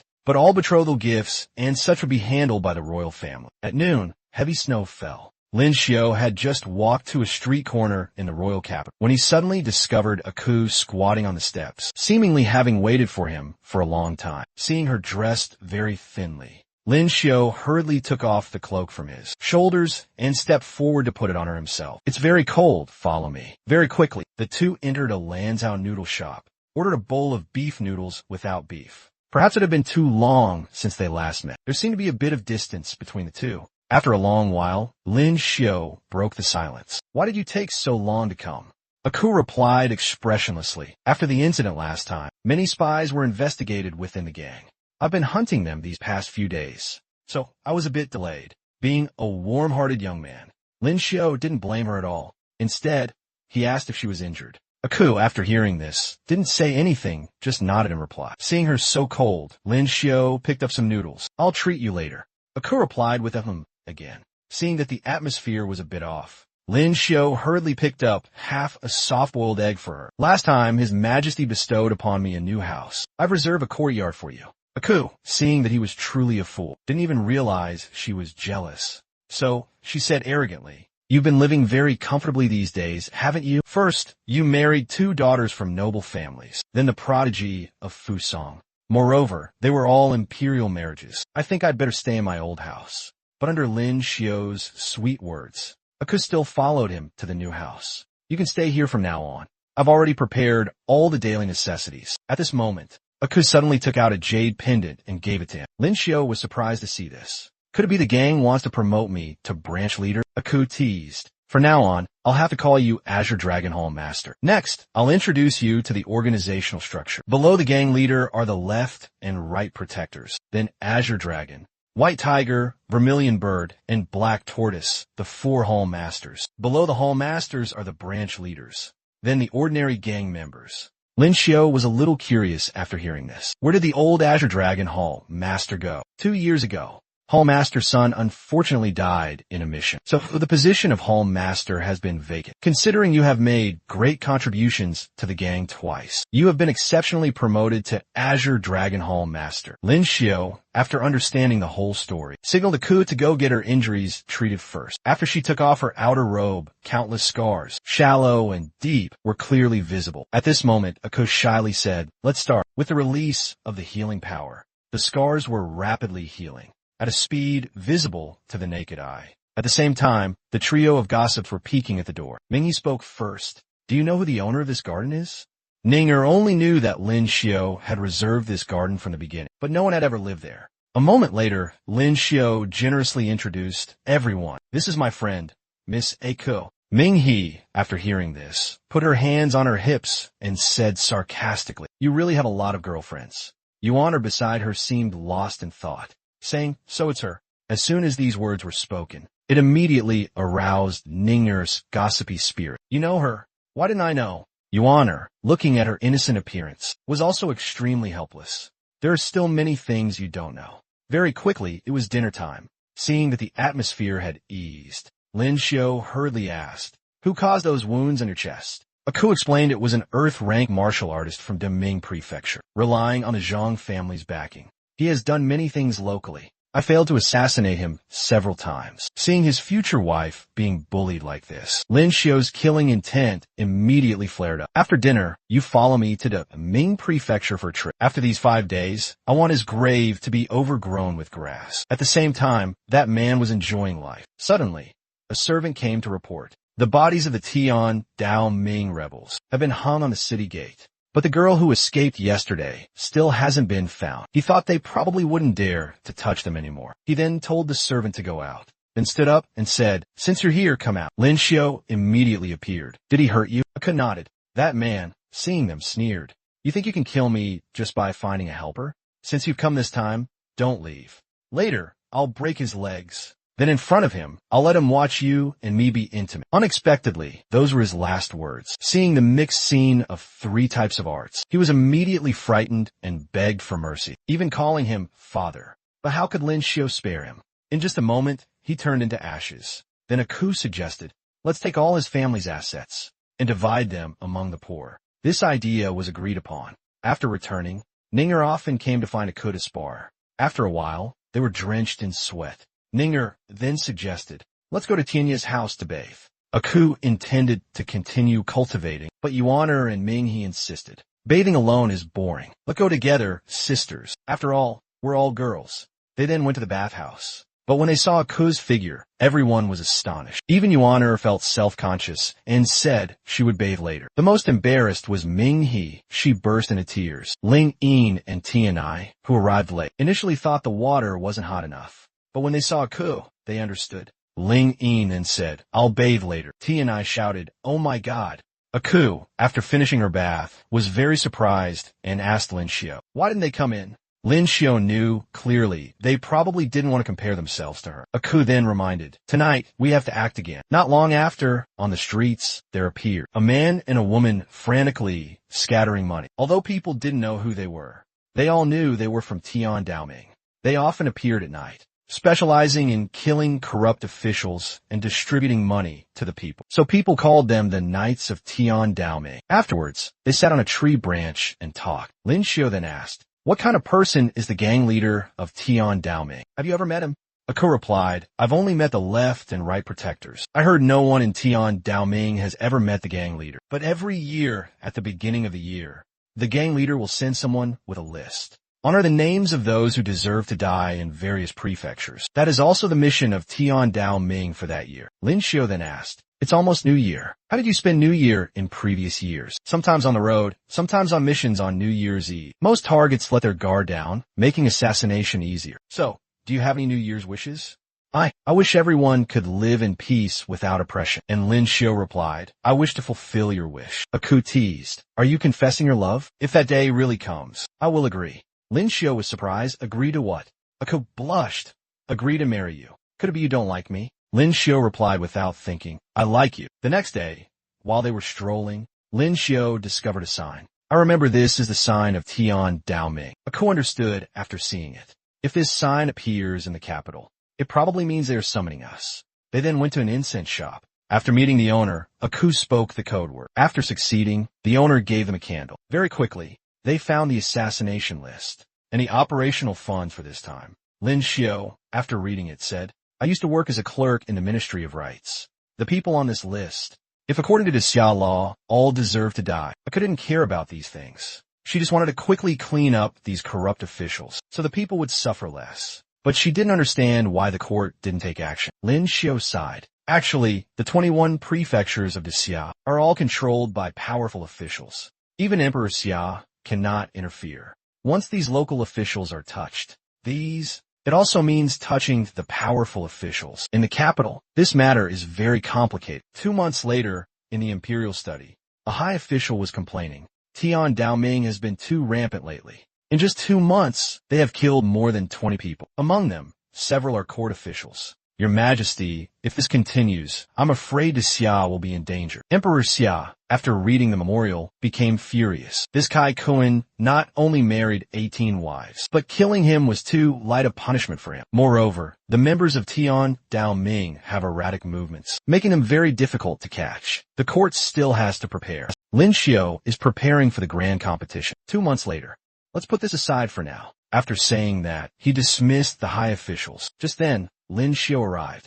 He wanted to borrow someone who could control plants to take care of the cherry blossoms in Tianye's courtyard. The Xia Emperor, seeing this was the second time, gave him a token. From now on, you are Si Cheng of the Secret Investigation Department. You do not belong to any department of the Imperial Court. You are only responsible to me. In the future, you don't need to come to me for these trivial matters anymore. Just go to the Imperial Supply Department. Unexpectedly, as soon as Lin Xiu left the main hall, a young eunuch carrying memorials arrived. Lin Xiu bumped into him, and he immediately panicked and apologized. Lin Xiu didn't pay much attention, but when he helped him pick up the memorials, he discovered a very familiar name. He immediately thought, isn't this the assassination list of the Tian Dao Ming? Why would it appear here? After some thought, a bold idea emerged in Lin Xiu's mind. Could it be that the leader of the Tian Dao Ming is the Xia Emperor? If so, many things would have an explanation. Why does the Tian Dao Ming have an intelligence network covering the 21 prefectures of the Xia, and is also very wealthy and more familiar with the Xia's laws than even him? The more Lin Xiu thought about it, the more certain he became about the intelligence capability. No one can compare with the Secret Investigation Department. In terms of money, 100 people like me are not equal to the Xia Emperor. The reason he does this is also very clear. As the emperor, he cannot touch the powerful officials. But as a rebel organization, he can kill whoever he wants. People killed by the Tian Dao Ming. What does it have to do with the emperor of the Xia?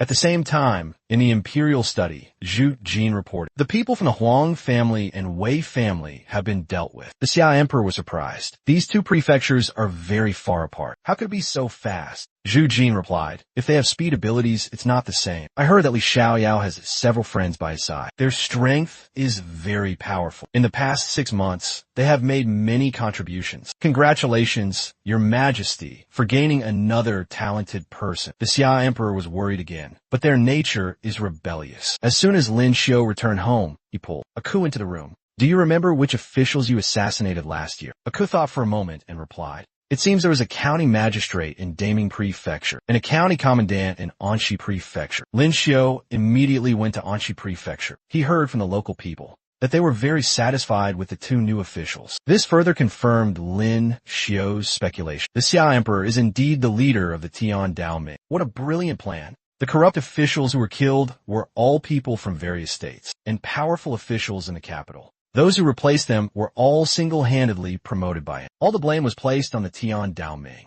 Afterward, Lin Xiu went to Tianye's courtyard. There are still 2 months until the grand competition. Tomorrow, Ming He will go to Fusang to cultivate. Do you want to go with her? Wait for her to finish her cultivation and then come back together. Tianyi was surprised, but she still really wanted to visit her parents. She immediately reconfirmed with Lin Xiu. After getting his agreement, a warm feeling welled up in her heart. Just then, Ling Yin arrived and invited him to cultivate into Luo together. Lin Xiu immediately waved his hand. No matter how I cultivate, I won't improve much. You go cultivate for a month. Besides, I've promised to take them on a trip to Jiangnan. Next time, I will definitely go with you. Now you think about it. If I make it into the top 10 in the grand competition, will you keep your promise? As soon as these words were spoken, Ling Yin's face turned red. Go if you want, don't go if you don't. Before leaving, she also said, do you think you're guaranteed to get into the top 10? After I finish cultivating, I can defeat 100 people like you. Lin Xiu just waved his hand. Then I wish you success. Ling Jun immediately asked curiously, what promise? Ling Yin blushed and took Ling Jun's hand. It's not important, sister. Let's go look at the cherry blossoms. At the same time, in the Imperial Palace, Imperial Consort Gui was intently painting, but she looked very sad. But when she saw Lin Xiu arrive, her mood immediately improved. You've come at just the right time. Quick, look at this painting. What do you think? Lin Xiu immediately praised. Your Highness's painting skills are becoming more and more exquisite. The Xia Emperor also said, Mingzhu's painting of scenery seems to be even better than before. Then Lin Xiu said, tomorrow, your subject will go to Jiangnan with Tai. For these few days, I won't be able to visit your Highness and Nannan. Unexpectedly, the Xia Emperor said, Mingzhu, why don't you also go back to Jiangnan and stay for a few days? I will have someone escort you. It will only take half a day to get there. Imperial Consort Gui was about to refuse, but Lin Xiu said, Your Highness has not been in a good mood these past few days. The environment in Jiangnan is different from the capital. Perhaps after some time, there will be an improvement. Hearing this, Imperial Consort Gui immediately agreed. Early the next morning, the Xia Emperor lent them an airship again. Lin Xiu couldn't help but think to himself, this is really convenient. Not only is the speed fast, but there's also no need to stay in an inn. When we return to the capital, I must ask the Xia Emperor for one. He then said to Murongyu, Miss Murong, I have something to discuss with you. Very quickly, they arrived in Jiangnan. Wanner exclaimed in amazement, Jiangnan truly lives up to its name as the land of waters. It's so beautiful. Murongyu came before Imperial Consort Gui. Aunt, do you want to go home? Imperial Consort Gui replied, This place is no longer my home. Ah, Lin Xiu, where are we staying tonight? Murongyu looked somewhat troubled. Lin Xiu immediately gestured. Last time I came to Jiangnan, I bought a house, but it's very small. Only 3 rooms. Night fell, the moon hung high in the sky, and everyone was asleep. Only Lin Xiu was worried. Murongyu, don't disappoint me tomorrow. Early the next morning, someone came knocking on the door. Imperial Consort Gui opened the door. Young miss, I never thought I'd see you again before I die. Old memories flooded back, and her eyes trembled. It was the wet nurse who had raised her. Old memories flooded back. Just then, a white-haired old man came. Mingzhu, father has wronged you. Come home. Hearing this, Imperial Consort Gui broke down. The knot in her heart for many years was resolved. But when they returned to the residence, Imperial Consort Gui was astonished. This tree, this cauldron, this pond, why are they exactly the same as in the capital? But when she passed by a rockery, she was surprised again. This rockery, why is it different from before? Lin Xiu immediately explained, Your Highness has been away from the residence for over 15 years. It's normal for the rockery to change a bit due to wind and rain. Unexpectedly, Imperial Consort Gui had seen through it. That's right, I've been away from home for so long. It's normal for there to be some changes in the house. Don't you think so, Xiaoyu? Murongyu immediately nodded. Just then, the wet nurse complained again. Young miss, that's not it. A few days ago, I don't know which thief secretly stole our rockery. He must not be normal. Stealing such a large rockery, I wonder if it's heavy. After hearing this, Imperial Consort Gui didn't expose it because she knew Lin. Lin Xiu did it for her. Later, when they were alone, Imperial Consort Gui immediately asked, Such a large rockery, how did you bring it back? Lin Xiu immediately confessed honestly, I was planning to build one myself, but no matter how I did it, it didn't look right, so I had to do this. Imperial Consort Gui asked again, Today's events were also arranged by you and Xiaoyu. Lin Xiu immediately scratched his head. This matter cannot be hidden from your highness. Unexpectedly, Imperial Consort Gui didn't blame him, but was moved and said thank you. Your highness, don't say that. If it weren't for your protection back then, I wouldn't be where I am today. The things I do are all very trivial. As long as your highness is happy, that's enough. Night fell, and the room was brightly lit. Ninger immediately said, Husband, you must sleep with me tonight. Tai immediately asked, Have you asked Guanjuan's opinion? Just then, Wanner suggested, Let's play rock, paper, scissors. As a result, Wanner won. She immediately looked smug. It seems husband can't sleep with you ladies tonight. Unexpectedly, a moment later, Wanner came to Ninger's room again. I was kind enough to help you, and you still misunderstand me. Forget it then. Ninger looked suspicious. Wanner immediately said, I know you bought 2 new sets of pajamas. If you wait 2 days to wear them, it won't be interesting anymore. Don't you want to wear them for him to see tonight? Ninger knew she had other intentions. Are you really that kind? Wanner immediately said some inappropriate words. Ninger's face immediately turned red. No, you're a bad woman. Don't even think about corrupting me. Wanner immediately sighed. Actually, I was just kidding. I'll trade with you. You go to my room now. Ninger didn't believe it. Why would you give it to me? Isn't it obvious that I, as the older sister, should yield to you, the younger sister? Ninger immediately hugged her new pajamas and left. At this moment, Wanner immediately frowned. It seems conquering Shiweninger is very difficult. Now, to win the bet, I probably have to change my target. She immediately went to Tai's room. Tai was surprised. Why are you here? Isn't Guanjuan in your room? Tonight, I let Ninger accompany husband. She bought a bunch of new clothes and must be very eager. I don't want to sleep alone, so I came to find you. Tai naively said, Okay, I'll go get another quilt. Unexpectedly, Wanner said, No need for such trouble. We could just sleep under one quilt. In another place. Lin Xiu was surprised to see only Ninger arrive. Seeing her holding many new clothes, His face immediately broke out in a sweat. It seems Qin Yuan's plan has failed. Previously, Wanner had made a bet with Lin Xiao. If she could persuade Ninger or Tai, then Lin Xiao would have to agree to one thing for her. But Ninger was too smart, so she targeted the naive Tai. Now, Ninger had changed into new clothes. "Husband, am I beautiful?" This gorgeous attire left Lin Xiao stunned. After a long while, he said, "Ninger, you are so beautiful." Then, Ninger looked at the purple electric ball in her hand, both happy and surprised. Lin Xiao explained, "I have temporarily changed your ability to lightning, because this is the fastest cultivating ability. But importantly, it can also enhance martial arts." Ninger didn't care about those words. She was only attracted by this purple electric ball. Lin Xiao looked at her, and an idea came to his mind. "When we return to the capital, I must invite some designers from Jiangnan to design some clothes for them."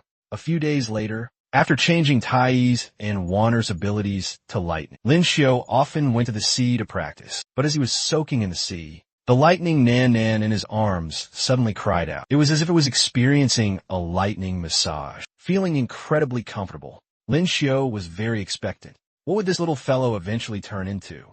Afterward, they returned to their residence. As soon as they arrived, Wanner hugged the little cat, exclaiming how this little fellow seemed to have grown quite a bit. Its fur had also become glossier. Then, seeing the three of them still immersed in cultivation, Lin Xiao prepared to go out for a stroll. Before leaving, he specifically instructed, "Wait until everyone has completely refined the power in their bodies and converted the lightning power into elemental force. I will take everyone out to sea to find thunderclouds. You all cultivate first. I'll go out for a walk." Scene change. Jiangnan, known as the land of rivers and lakes, also attracted many tourists. At this moment, Lin Xiao was leisurely strolling while eating grilled skewers. Unexpectedly, there was a sudden shout from behind. "Move aside! Move aside!" A brother next to him saw that Lin Xiao paid no attention and hurriedly stepped forward to whisper a reminder, "Brother, I see you're not from around here, are you?" Dared to block his way. "Be careful. You might get beaten up later." This made Lin Xiao bewildered. It should be known that up until now, no dandy young master who had caused trouble with him had survived past 3 days. At the same time, a wealthy young master was leisurely walking with two beauties in his arms. Seeing someone daring to block his way, he stepped forward and greeted with, "Yo, yo, yo, which blind fool is this? Where are your eyes? Didn't you see this young master coming?" When a prancing clown appeared, he immediately became interested and retorted, "Did you just crawl out of a latrine? Why does your mouth stink so much?" How could the wealthy young master endure this humiliation? He immediately signaled to his lackeys behind him, "You guys, throw him into the river to sober him up for me. Whoever throws him gets a chicken drumstick tonight as a reward." Hearing this, the lackeys immediately rushed forward. But unexpectedly, this time they had messed with the wrong person. Lin Xiao hadn't even used any strength yet, and as a result, those guys had to kneel and kowtow to him. Then they fled helter-skelter. The wealthy young master was also furious. But when he realized Lin Xiao was gradually approaching, he was so scared that he jumped. "What do you want to do?" Lin Xiao just raised his hand and threw him straight into the lake. However, he still wasn't convinced. "If you're so good, don't run. If I don't put you in prison for the rest of your life, then my surname isn't Pang." Hearing this, Lin Xiao burst out laughing on the spot. He was bored with nothing to do, and unexpectedly, some fun came looking for him. "All right, I'll wait." At this moment, a kind old man from behind reminded him, "Young master, you should run quickly. Later, when the people from Yamen arrive, you won't be able to escape." Lin Xiao replied. It was clearly his people who attacked first. Is self-defense also a crime? The brother next to him, Guman, explained, "That's true in principle, but his uncle is the county magistrate. He's from a prominent family in the capital. Last year, someone spat at his feet and was arrested and thrown into the main prison and still hasn't been released. Now that you've thrown him into the river, he might imprison you for 10 or 15 years. Hearing these words, Lin Xiao's expression gradually darkened. It seems these officials and dandies in Jiangnan need someone to teach them a lesson.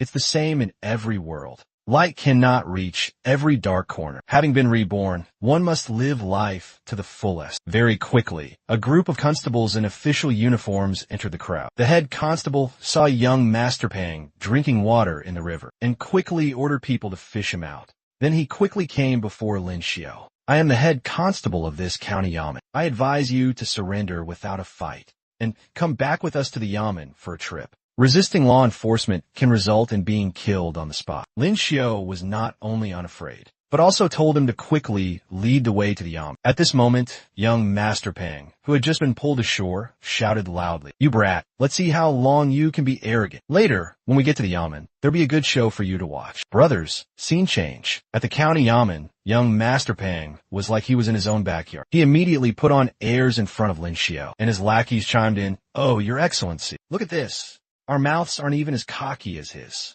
He immediately took the opportunity to falsely accuse, "Your Excellency, you must uphold justice for me. Just now I was walking peacefully on the road, and this villain suddenly ran up and threw me into the river. He even beat my bodyguards. He must be imprisoned for 10 or 20 years. The county magistrate saw young Master Pang being bullied. Without asking the reason, he slammed the table and shouted, "Bold villain, how dare you commit assault in broad daylight? Men, drag this fellow out and give him 30 strokes of the cane. Then throw him into the main prison for a month and we'll talk later." Lin Xiao then asked back, "Are you the county magistrate of this prefecture?" After receiving an affirmative answer, his face darkened and he said, "Well then, from now on, you are no longer the county magistrate." As soon as these words were spoken, the county magistrate was so scared he jumped, but he still spoke toughly. "You're about to die, and you still dare to speak so arrogantly. What are you all standing there for? Why haven't you enforced the law yet?" Lin Xiao saw that the other party still hadn't given up, so he held up the token given by the Xia Emperor.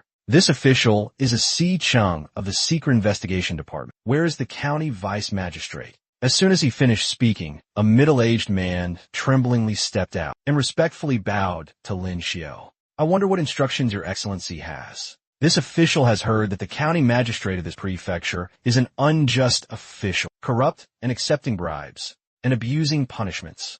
Have someone remove his official hat first. Wait until this official has investigated thoroughly, then deal with. In addition, arrest all of them. I heard that the Pang family here rules with an iron fist, and even the yamen has to show them deference. This official wants to see today just how lawless they are, seeing the county magistrate's official hat being removed in front of everyone. The crowd whispered in disgust. Heavens, first the county magistrate, then the Pang family. It seems this prefecture is about to change hands, but some also believe that the Pang family had strong back and was not easy to mess with. And it was true. At this moment, the county vice magistrate whispered a reminder to Lin Xiao, "Your Excellency, Your Excellency, the Pang family has some connections with the Huang Guogong residents in the capital. Do you want to reconsider?" Young Master Pang, seeing the constables about to arrest him, shouted loudly, "I'm telling you, my aunt married into the Huang Guogong residence as a concubine. If you dare to touch us, the Huang family will not let you go." Seeing Lin Xiao seemed to hesitate, his tense face suddenly broke into a smile. "Scared now, are you? Let me go now, and we'll pretend nothing happened." But this time, he had made the wrong bet. Lin Xiao, who was inherently righteous and hated evil, how could he bow his head? Today, never mind the Huang family. Even if the heavenly king, Laozi himself, came here, he would have to give this official an explanation. The county vice magistrate, seeing that Lin Xiao was not afraid of the Huang family at all, realized that his identity was not simple. He waved his hand and ordered his subordinates, "Quickly take these people to prison." Afterward, Lin Xiao ordered, "Within 1 hour, I must have evidence of the Pang family bullying the common people." Very quickly, a thick pile of account books was placed in front of Lin Xiao. Looking at the clear evidence inside, he couldn't contain his anger. He immediately ordered the arrest of everyone in the Pang family. Their assets were confiscated and put into the public treasury. Unexpectedly, at this moment, a middle-aged man walked in, shouting loudly, "Let me see who dares to oppose the Pang family." But when he clearly saw the person sitting up high, he stammered, Lin. Lin Xiao was also a little surprised. "Who are you, and how do you know me?" At this moment, the middle-aged man was already trembling with fear. "In the capital, who doesn't know Lord Lin? I am from the Huang family, ordered to come here to protect the Pang family." Lin Xiao immediately questioned. "The Pang family has committed heinous crimes. I now want to search his house. You don't have any objections, do you?" The man hurriedly said, No, not at all." He thought to himself, "That brat Pang Yu, who did he mess with? He didn't mess with anyone else, but he messed with him. Isn't this inviting a living king of hell to the Pang family? Pang family. This time, the Huang family's business here is finished. The county magistrate they worked so hard to get has also lost his position." Very quickly, the news from Jiangnan reached the imperial palace. At this moment, the Xia Emperor was a little confused and asked Zhu Jin, "What happened in Jiangnan?" Zhu Jin quickly explained, "Your Majesty, didn't Lin Xiao go to Jiangnan for a tour? When he passed through the county seat, he had a conflict with the dandies of the Pang family. As a result, in a fit of anger, he not only removed the county magistrate's official hat, but also searched the Pang family. Unexpectedly, he confiscated nearly 1 million taels of assets. Your subject has already notified the National Treasury to receive. After hearing this, the Xia Emperor was overjoyed. Quickly go to the Ministry of Personnel and arrange for our people to replace the county magistrate. County magistrate, quickly seize control and restore order. I have waited for this day for a long time. A long time. When Zhu Jin left, the corners of the Xia Emperor's mouth couldn't help but curve into a smile. This matter cannot be blamed on me. Who told that dandy to go and mess with him? The matter of Lin Xiu's searching. The Pang family quickly spread throughout the capital. When the head of the Pang family heard the news, he was so angry he gritted his teeth. What a useless fool. Messing with anyone else would have been fine, but he had to mess with that jinx. As a result, 10 years of planning went down the drain. Meanwhile, the heads of the Song family and Zhang family and the Lin family hurriedly ordered their subordinates to instruct all local forces to absolutely not mess with the people of the Lin family. In another development, Lin Xiu and his wives had arrived in Pingyi County. Looking at the shops on the street, most of which sold silk, Lin Xiu was a little puzzled. Why are there so many silk shops in this Pingyi County? At this moment, Warner explained, "Husband, this place is the hometown of silk, famous throughout Xia." Tai also added, "The silk here not only supplies the imperial palace, but is also exported abroad, and is very popular in neighboring countries." Unexpectedly, while they were strolling, a blonde-haired dandy's eyes suddenly lit up when he saw Warner's stunning beauty. He immediately exclaimed in amazement, "I never thought Pingyi County would have such a peerless beauty." But while he was still dazed, Lin Xiu had already come before him and questioned, "What are you looking at, Brad?" The blonde-haired man, seeing his view obstructed, angrily shouted, "So what if I'm looking?" Seeing his arrogant attitude, Lin Xiu looked displeased. "Try looking again." However, the blonde-haired man didn't take him seriously at all and was about to make a move. "I'm not just looking, I want to touch too. What can you do to me?" Lin Xiu was not one to be afraid of trouble. He immediately gave him a punch, straight to the face, causing him to be unable to speak clearly from then on. The lackeys, seeing their young master beaten into a pig's head, though scared, still spoke toughly. "How dare you hit our young master? Do you know who he is? You're dead for sure." Lin Xiu just replied calmly, "Really? I don't believe it." Very quickly, several constables arrived in front of Lin Xiu, threatening to take him back to the yamen. Seeing this, Lin Xiu couldn't help but sigh. "It seems I have to make a comeback in Jianghu again." An hour later, at the imperial palace, Zhu Jin came to report again. "Your Majesty, the county magistrate of Pingyi has been deposed by Lin Xiu. His assets in Pingyi have also been completely confiscated." After hearing this, the Xia Emperor was first surprised, then asked doubtfully, "How did the county magistrate of Pingyi also offend him? But I also have some impression of him. I heard that county magistrate really likes other people's wives. I was even planning to send the Tian Dao Ming to assassinate him." Zhu Jin then explained the reason clearly. "I heard his son harass Xuening, the county magistrate of Pingyi again, covered it up. As a result, both father and son were dealt with by Lin Xiu. All their crimes have been thoroughly investigated. They are currently imprisoned, awaiting the imperial court's judgment." After hearing this, the Xia Emperor was once again overjoyed. "Quickly send our people there. Oh, don't forget to inform the Shui family of this news." At this moment, at the Jin Guogong residence, after reading the report, the head of the Jin family couldn't stop cursing, "Damn bastards, daring to harass the granddaughter of the Shui Guogong. They truly brought glory to the Jin family.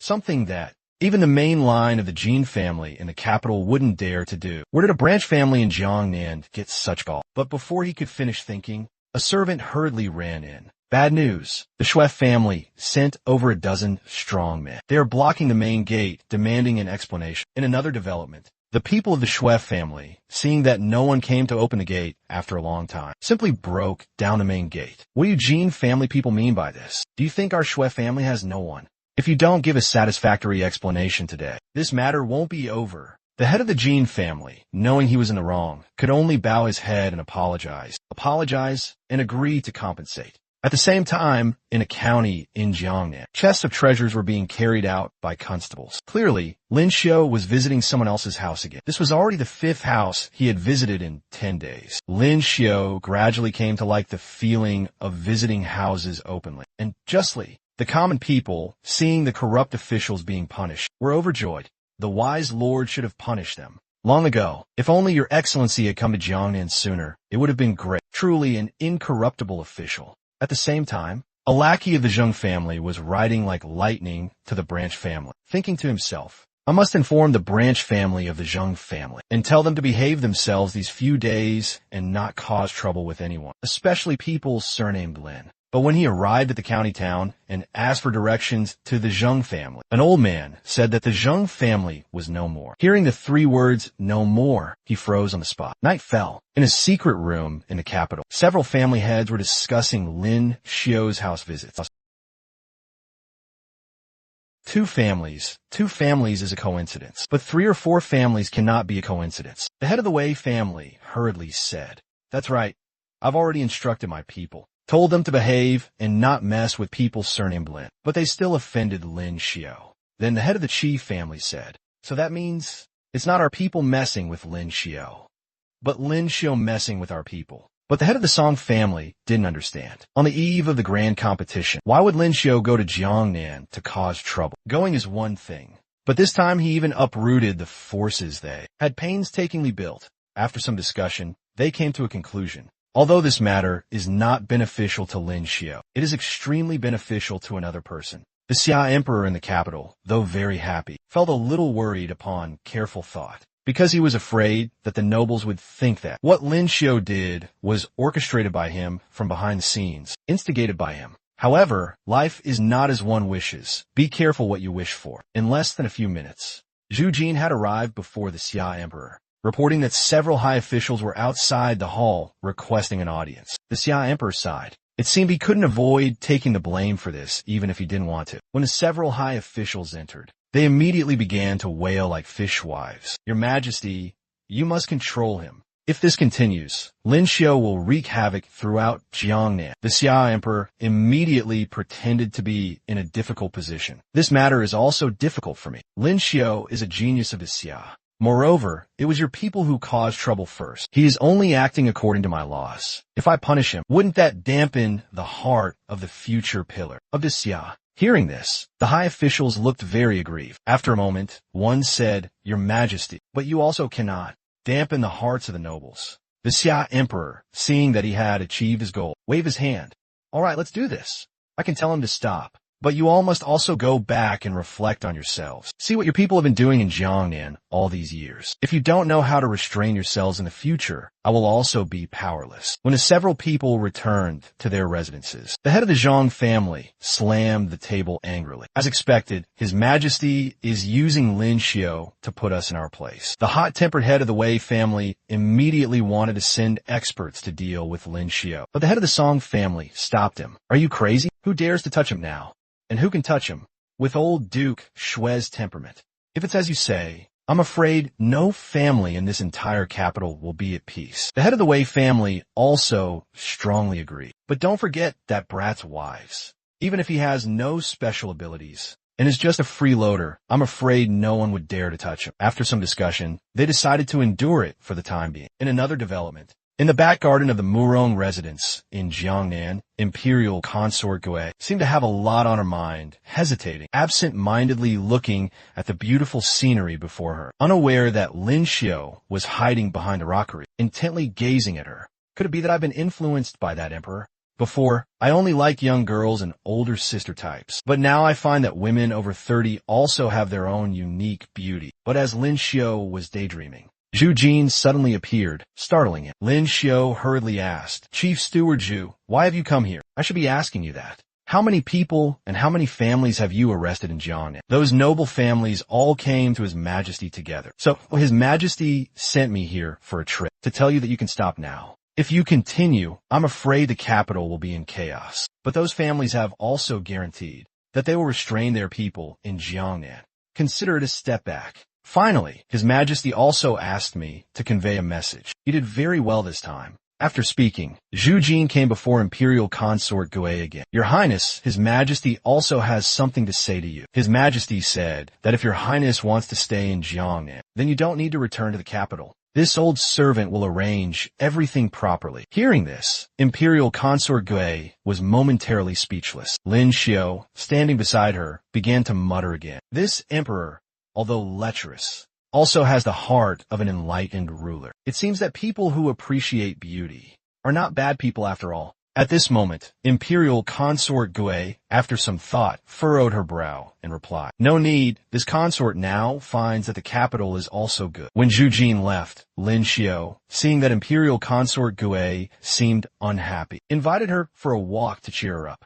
But as the two were walking on the street, a dandy young master, after recognizing Lin Xiao, suddenly remembered something. It turned out that a few days ago, someone from above had brought a portrait and instructed, "When you meet this person in the future, you should avoid him. If you can't avoid him, then you must not look at him, and definitely do not look at the women beside him." After confirming that the person who came was indeed Lin Xiao, the dandy was so scared he broke out in a cold sweat, because the head of the house had instructed, "If you offend him, you must commit suicide to atone for your crime." The dandy had also heard that this man really liked to meddle in other people's business. Even a small mistake could be picked on by him, and then his house would be searched. Fortunately, at this moment, he noticed an old woman with a cane beside him, and so a heartwarming scene followed. "Grandma, let me carry you across the bridge." The surrounding commoners, seeing this unbelievable scene, were astonished. Is this the local tyrant, who usually only knows how to bully people with his power? When he walks on the street, even dogs get kicked by him a few times. Did the sun rise in the west today? A person like him actually has the kindness to carry an old woman across the bridge? Even Imperial Consort Gui exclaimed. It seems this consort has been away from Jiangnan for too long. The customs here seem to have become much more simple and honest. Unexpectedly, at this moment, another ruffian was beating his wife in the street, even saying that since marrying her, he had never won. Imperial Consort Gui, seeing this, was about to intervene when she saw a dandy young master leading a group of bodyguard arrive. He shouted loudly, "You there, let go of that girl." The ruffian, seeing it was his creditor, was so scared he broke out in a sweat. He was just about to explain,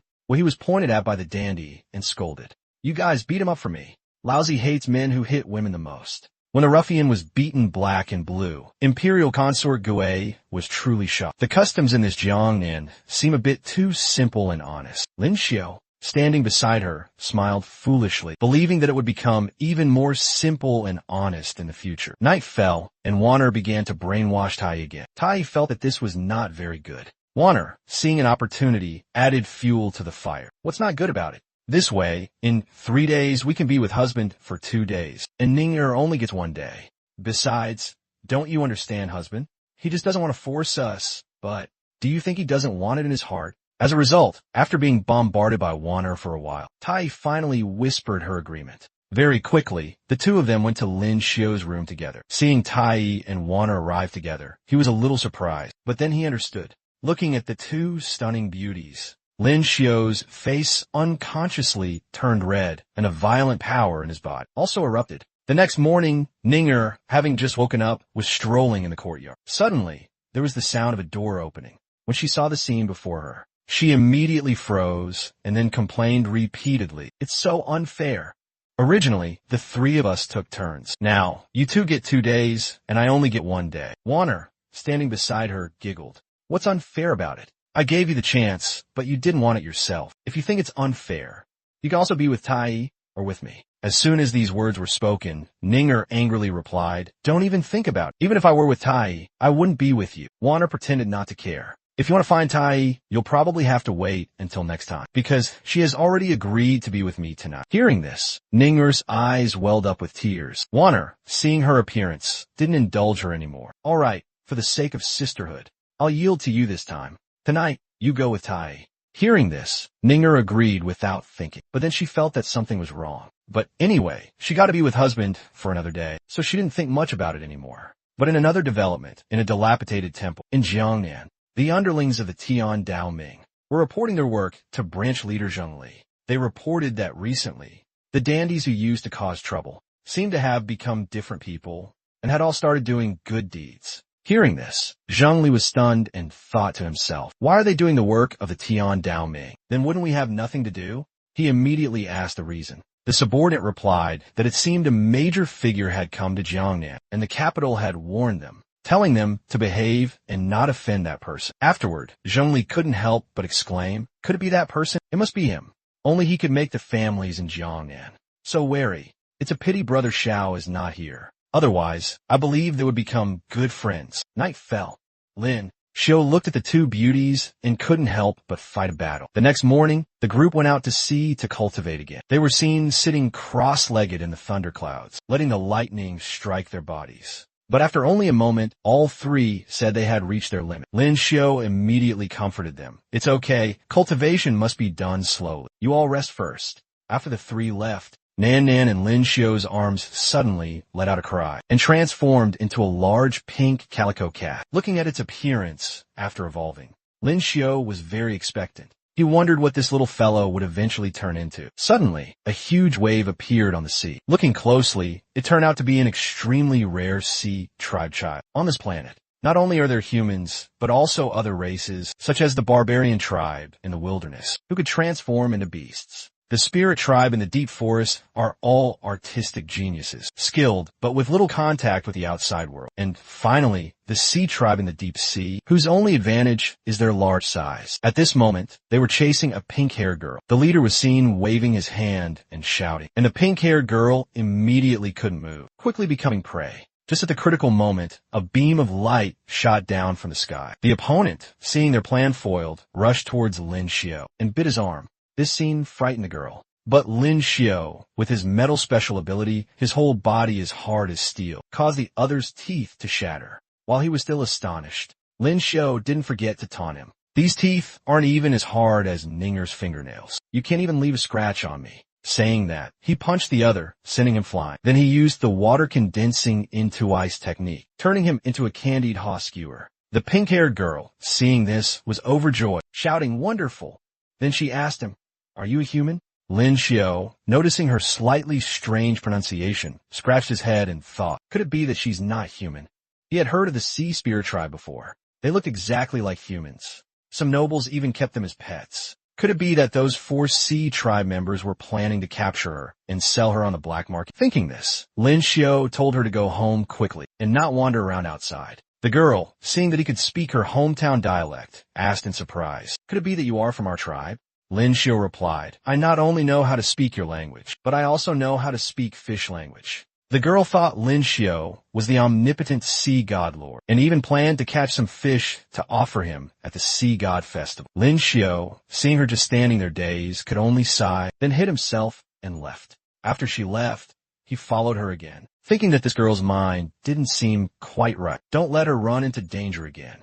He saw the girl walk for a long time, then crawl into a large water crevice and go home. She even boasted to her mother that she had met the sea god lord. Lin Xiu, seeing that there was nothing else wrong, quickly left. Returning to his residence, he pulled all 3 girls into the room, preparing to spend the whole night changing their special abilities again, because they had to return to the capital the next day.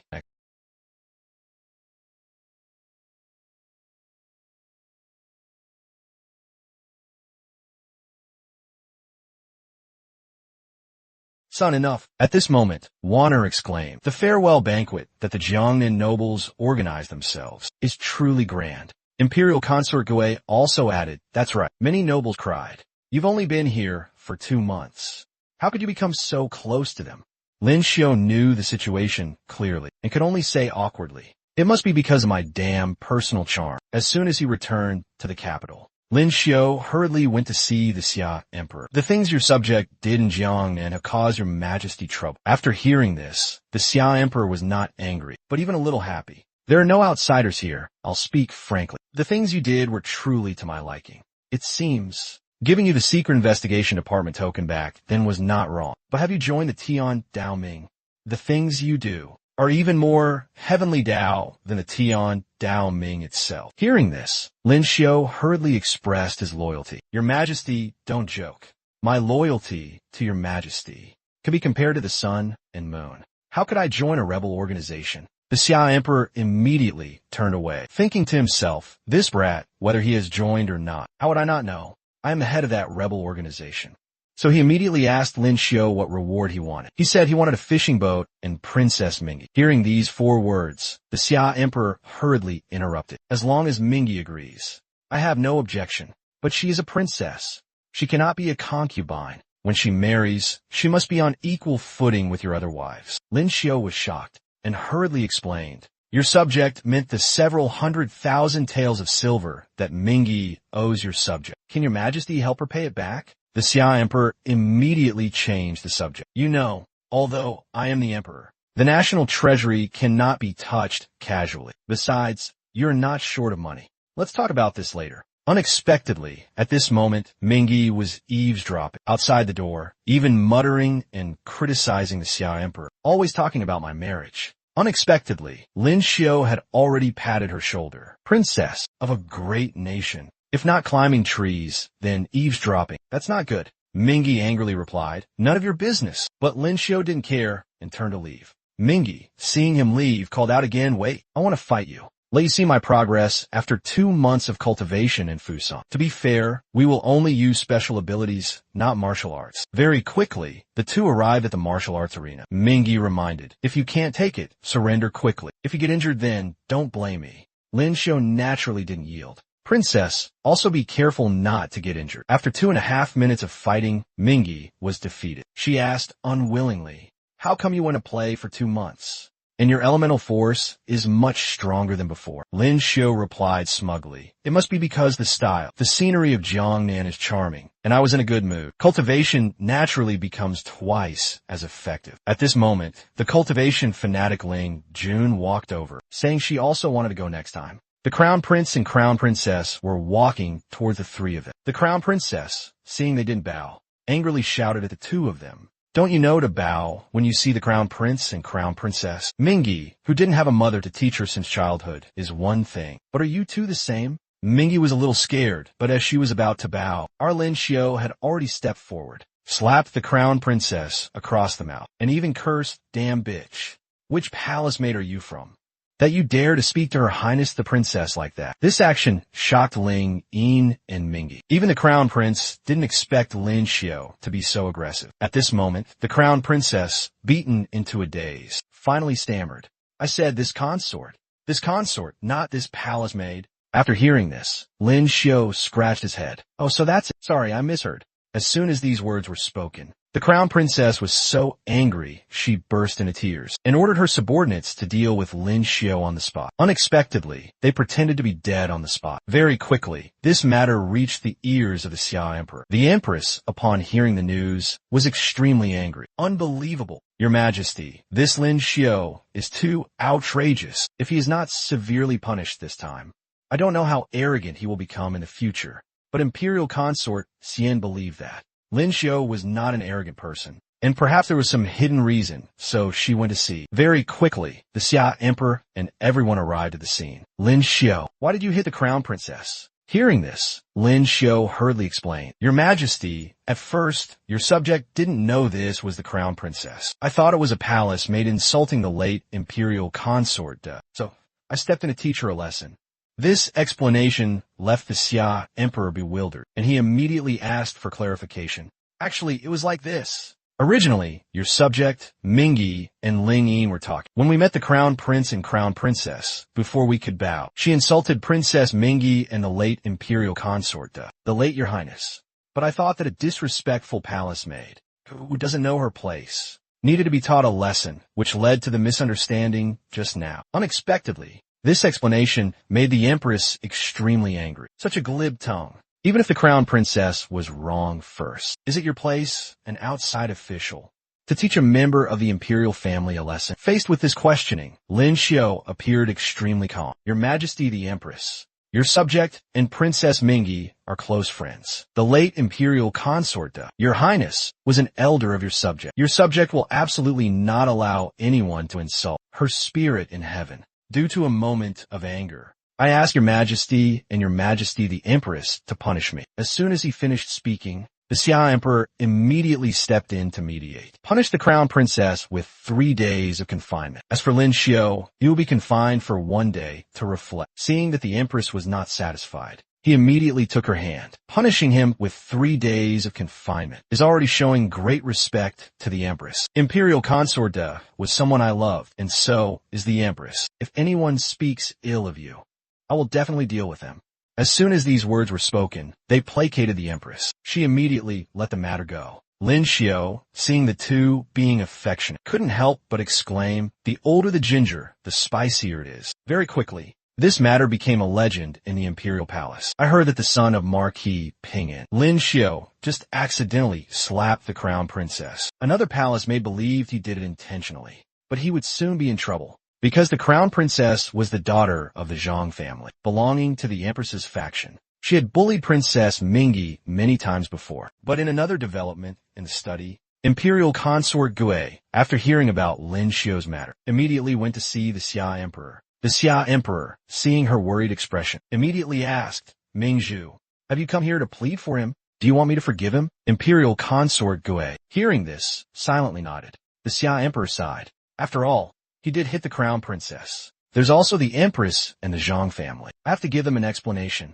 Do you know, just to get the Empress to stop pursuing the matter, I had a promise to stay in her palace for the next 3 days. Imperial Consort Gui knew that pleading was useless, so she turned away and said, then your subject will go visit him. At this moment, in the Sigua Hall, Lin Xiu was startled. Just as he was thinking it would be nice to have something to eat, the door of the room suddenly opened. Seeing that the person who came was Imperial Consort Gui, Lin Xiu curiously asked, Your Highness, why have you come here? This consort heard that you hit the crown princess and were imprisoned by His Majesty, so I came to see. Saying that, she secretly took out a package of food and gave it to Lin Xiu. I know you can't eat or drink when you're in prison. These are some pastries you like. Hide them and eat them when you're hungry. Unexpectedly, this matter was quickly reported to the Xia Emperor by Zhu Jin. After hearing it, he didn't punish her at all, but even felt a little nostalgic. Because in the past, when he was confined by the late emperor, Imperial Consort Gui had also secretly brought him food. Unexpectedly, while the Xia Emperor was still lost in thought, Mingyi had already rushed in. At this moment, she came aggressively before the Xia Emperor, demanding to be punished together with Lin Xiu. The Xia Emperor sighed and waved his hand. I'm already troubled enough. Do you know how much of a headache I have? You're not at fault. Why should I punish you? Mingyi, seeing that it wasn't working, angrily puffed out her cheeks. Unexpectedly, an hour later, the door of the Sigua Hall opened again. The person who came was Mingyi. Lin Xiu, seeing this, quickly hid the food. After some inquiry, he found out that after pleading with the Xia Emperor to no avail, she had gone to find the crown princess. The other party thought she had come to apologize. Unexpectedly, Mingyi, without saying a word, slapped her again. Afterward, she came before the Xia Emperor again, waving her hands and shouting, Imperial Father, now you can punish me. I just slapped the crown princess. And so, she was also punished and sent to the Sigua Hall. Lin Xiu knew the situation clearly, so he gave her a piece of pastry. Mingyi, seeing this, was a little surprised. You dare to eat in the Sigua Hall? Give me that red piece. It looks more delicious. Afterward, she ate and asked, Did you really not know she was the crown princess? Lin Xiu replied, Even if she is the crown princess, she shouldn't scold people casually. Could it be that she has a grudge against you? As soon as these words were spoken, Mingyi's expression became sad. Not exactly a grudge. My mother died early, when I was young, in the palace school. She always bullied me. The Zhang family is powerful, and I didn't want to trouble Imperial Father. Besides, she wasn't the only one who bullied me. I couldn't fight all of them back either. Hearing this, Lin Xiu patted her shoulder. Do you want to have a drink? Mingyi reminded, This is the Sigua Hall. Lin Xiu immediately waved his hands. They don't let us eat pastries. But aren't we still eating? Come, I'll take you to the imperial kitchen to find some snacks. And so, the scene that followed occurred.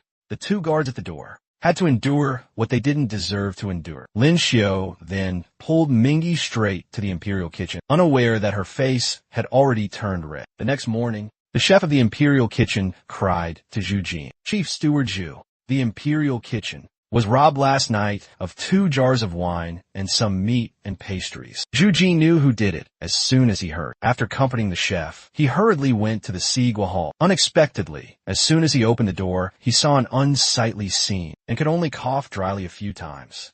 At this moment, Mingyi gradually woke up. Rubbing her eyes, she realized Lin Xiu was sleeping soundly beside her. Memories of last night flooded back, and her mind went blank. Who am I? Where am I? And why did I sleep hugging him last night? Thinking of this, her face turned red, and she began to fidget, unaware that Lin Xiu had woken up long ago. The reason he hadn't gotten up yet was because he was afraid that if he saw Mingyi's appearance, she might burn down the entire room. A few minutes later, he pretended to have just woken up. At this moment, Zhu Jin reminded, His Majesty said you too can leave now. Outside, Lin Xiu immediately complained. How can the floor of the Sigua Hall be as hard as the bed at home? Being hugged by Princess Mingyi is also not as comfortable as being hugged by Ning. Next time, If I have the chance to come here, I must suggest to the Xia Emperor, at least put a bed here. Mingy held her head, remembering what happened last night, but then she broke out in a cold sweat, because she suddenly remembered that after getting drunk, she had cursed Lin Xiao.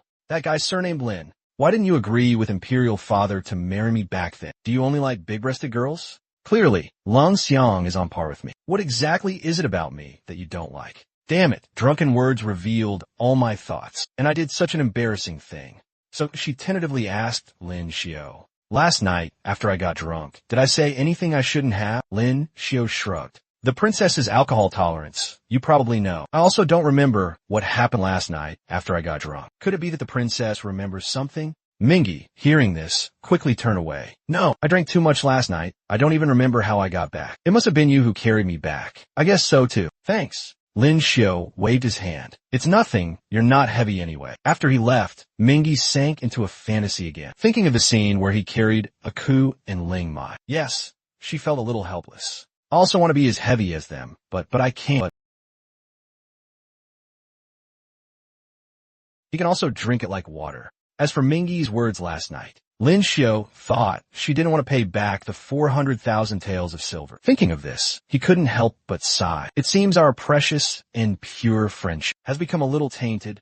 For all the sea kings in the world, I must prove that there can be pure friendship between men and women. Miss Shuang, don't get too involved in this, okay? When he returned home, Mother Lin immediately ran over. After hearing that you hit the crown princess, everyone was very worried. This time His Majesty protected you.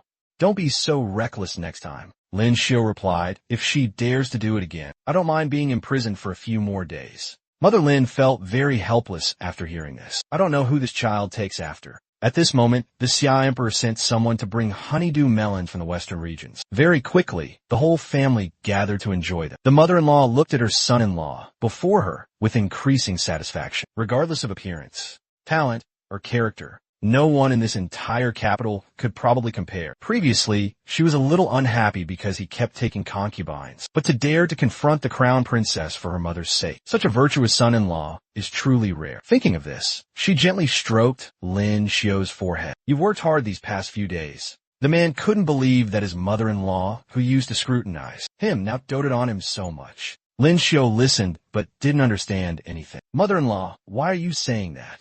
She immediately covered her face and cried. Ling Jun has a solitary personality and doesn't know how to interact with people. She certainly doesn't know how to be a good wife. Ling Yin is mischievous and doesn't know etiquette, and also likes to ask for too much. These words made the two sisters, who were eavesdropping nearby, just want to find a hole to crawl into. Lin Xiao didn't forget to add fuel to the fire, listening to mother-in-law. It seems I've really had a hard time. At the same time, at the Zhang residence, a servant hurriedly came to report, Old Master, Lin Xiao has returned to the residence. His Majesty even sent someone to bring them some honeydew melons from the western regions. Hearing this, the crown princess's mother immediately became angry. If it were someone else, they would surely have been executed, but His Majesty only imprisoned him for 1 day. As soon as he returned, he was rewarded. On the surface, it's a favor, but in reality, it's a warning to our Zhang family. The crown princess also added, previously, Lin Xiao has embarrassed the Zhang family many times. If we don't act this time, what will others think of the Zhang family? The head of the Zhang family, after hearing this, tentatively asked, then what do you want to do? The crown princess's face was full of killing intent. If I can't take his life, I must at least take the hand that hit me. The head of the Zhang family, hearing this, felt very helpless. Who do you think he is? Who is his wife? Zhao Lingjun. Never mind hitting you, even if he hit the crown prince. No one would dare to touch a hair on his head now. I will make him apologize to you in front of all the civil and military officials. The reason he had to endure was because he knew very well that the Xia had achieved its current status, entirely thanks to Zhao Lingjun, the top contender in the grand competition. In this situation, wanting to take one of Lin Xiao's hands was truly preposterous. But the crown princess still refused to give up. He slapped me. Is one apology enough? As soon as these words were spoken, the head of the Zhang family trembled with anger. If you had his wife's abilities, if the crown prince had his abilities, you could also be so arrogant. If not, then shut up for me. There's no place for you to speak here. The next morning, at the imperial court, the head of the Zhang family proposed that Lin Xiao apologize to his daughter. This proposal was also supported by other families, faced with pressure from the officials. The Xia Emperor appeared very helpless. Because of Lin Xiu's previous trip to Jiangnan, he had offended most of the noble families in the capital. Thinking of this, he waved his hand. I will send someone to persuade Lin Xiu. If there is nothing else, court is dismissed. Very quickly, Zhu Jin arrived at the Lin residence to report the events at court. Lin Xiu immediately asked back, Chief Steward Zhu, tell me, what exactly am I cultivating so desperately for? It's to be able to stand tall and not be bullied by others. If someone scolds my mother and bullies my friends, do I still have to turn around and apologize to them? Then what's the use of all my years of cultivation? Zhu Jin felt very awkward hearing this. It's just an apology. It's nothing serious. Hearing this, Lin Xiu's expression gradually darkened. The crown princess keeps pestering me. Then don't blame me, Lin Xiu, for turning hostile. Chief Steward Zhu, please inform His Majesty. My whole family is going on a trip to Jiangnan. We can't come to court, and we can't apologize to the crown princess. A few days later, the head of the Zhang family came to see the Xia Emperor again, saying that Lin Xiu still hadn't apologized to the crown princess. The Xia Emperor appeared very helpless and was about to summon Lin Xiu, when Zhu Jin hurriedly came to remind him, Your Majesty, have you forgotten? Lin Xiu has taken his whole family on a trip to Jiangnan. Only then did the Xia Emperor remember. Oh right, the grand competition is approaching. This brat ran off to Jiangnan again.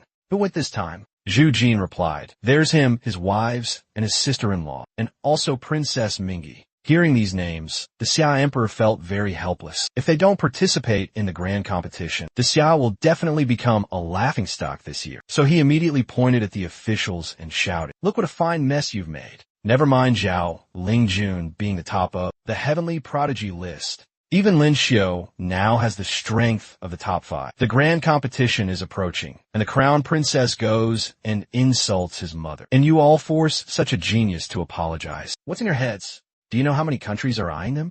Now it's great. They've all gone to Jiangnan.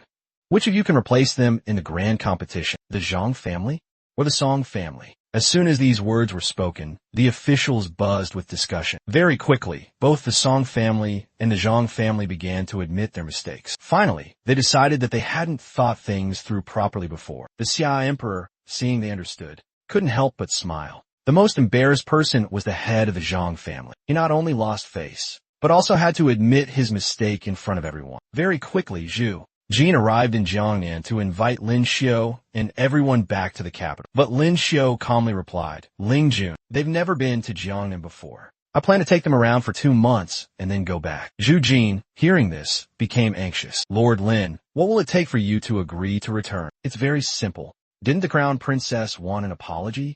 Then let her come to Jiangnan and apologize to the princess. This matter will be considered as if it never happened. If you do that, there will be no way back with the Zhang family. Lin Xiu didn't care at all. If I don't do that, can it be salvaged? If that's the case, why can't I let her come to Jiangnan and apologize? If she doesn't come, we won't go back to participate in the grand competition. Afterward, Zhu Jin reported this matter to the Xia Emperor. As a result, he scolded the officials again at court. At this moment, an old official spoke up. The diplomatic mission is about to depart. The most important thing now is to invite them back. The Xia Emperor immediately waved his hand. The mess you all caused, you resolve it yourselves. Lin Xiu and Zhao Lingjun have said the crown princess must personally come to Jiangnan to apologize. Otherwise, they will not participate in this grand competition. You all figured out. The head of the Zhang family, hearing this, was extremely angry. But it's the same in every world. Only strength gives you a voice. The high officials immediately turned to demand that his daughter go and apologize. Even his good brother, the head of the Song family, was beside him, trying to persuade him. In the end, the head of the Zhang family could only helplessly agree. Very quickly, the crown princess learned of the matter. She was very surprised. Why should I, the one who was hit, have to go and apologize to them? If I do that, what face will I have left in the capital in the future? The head of the Zhang family, looking at his daughter's uncomprehending appearance, felt the anger in his heart flare up. Do you think the entire Zhang family in the capital still has any face left? If you don't go, the entire Xia will lose all face. Besides, don't be too arrogant. The Zhang family doesn't only have you as a daughter. Anyone can be the crown princess. As soon as these words were spoken, a feeling of coldness and despair rushed into the crown princess's heart. She was seen slumping to the ground, crying and saying, I'll go, all right. Very quickly, she arrived before Lin Xiu. After a while, she finally spoke. I'm sorry, it was his consort's fault. But Lin Xiu showed no mercy. Huh, what did you just say? Your voice is too soft.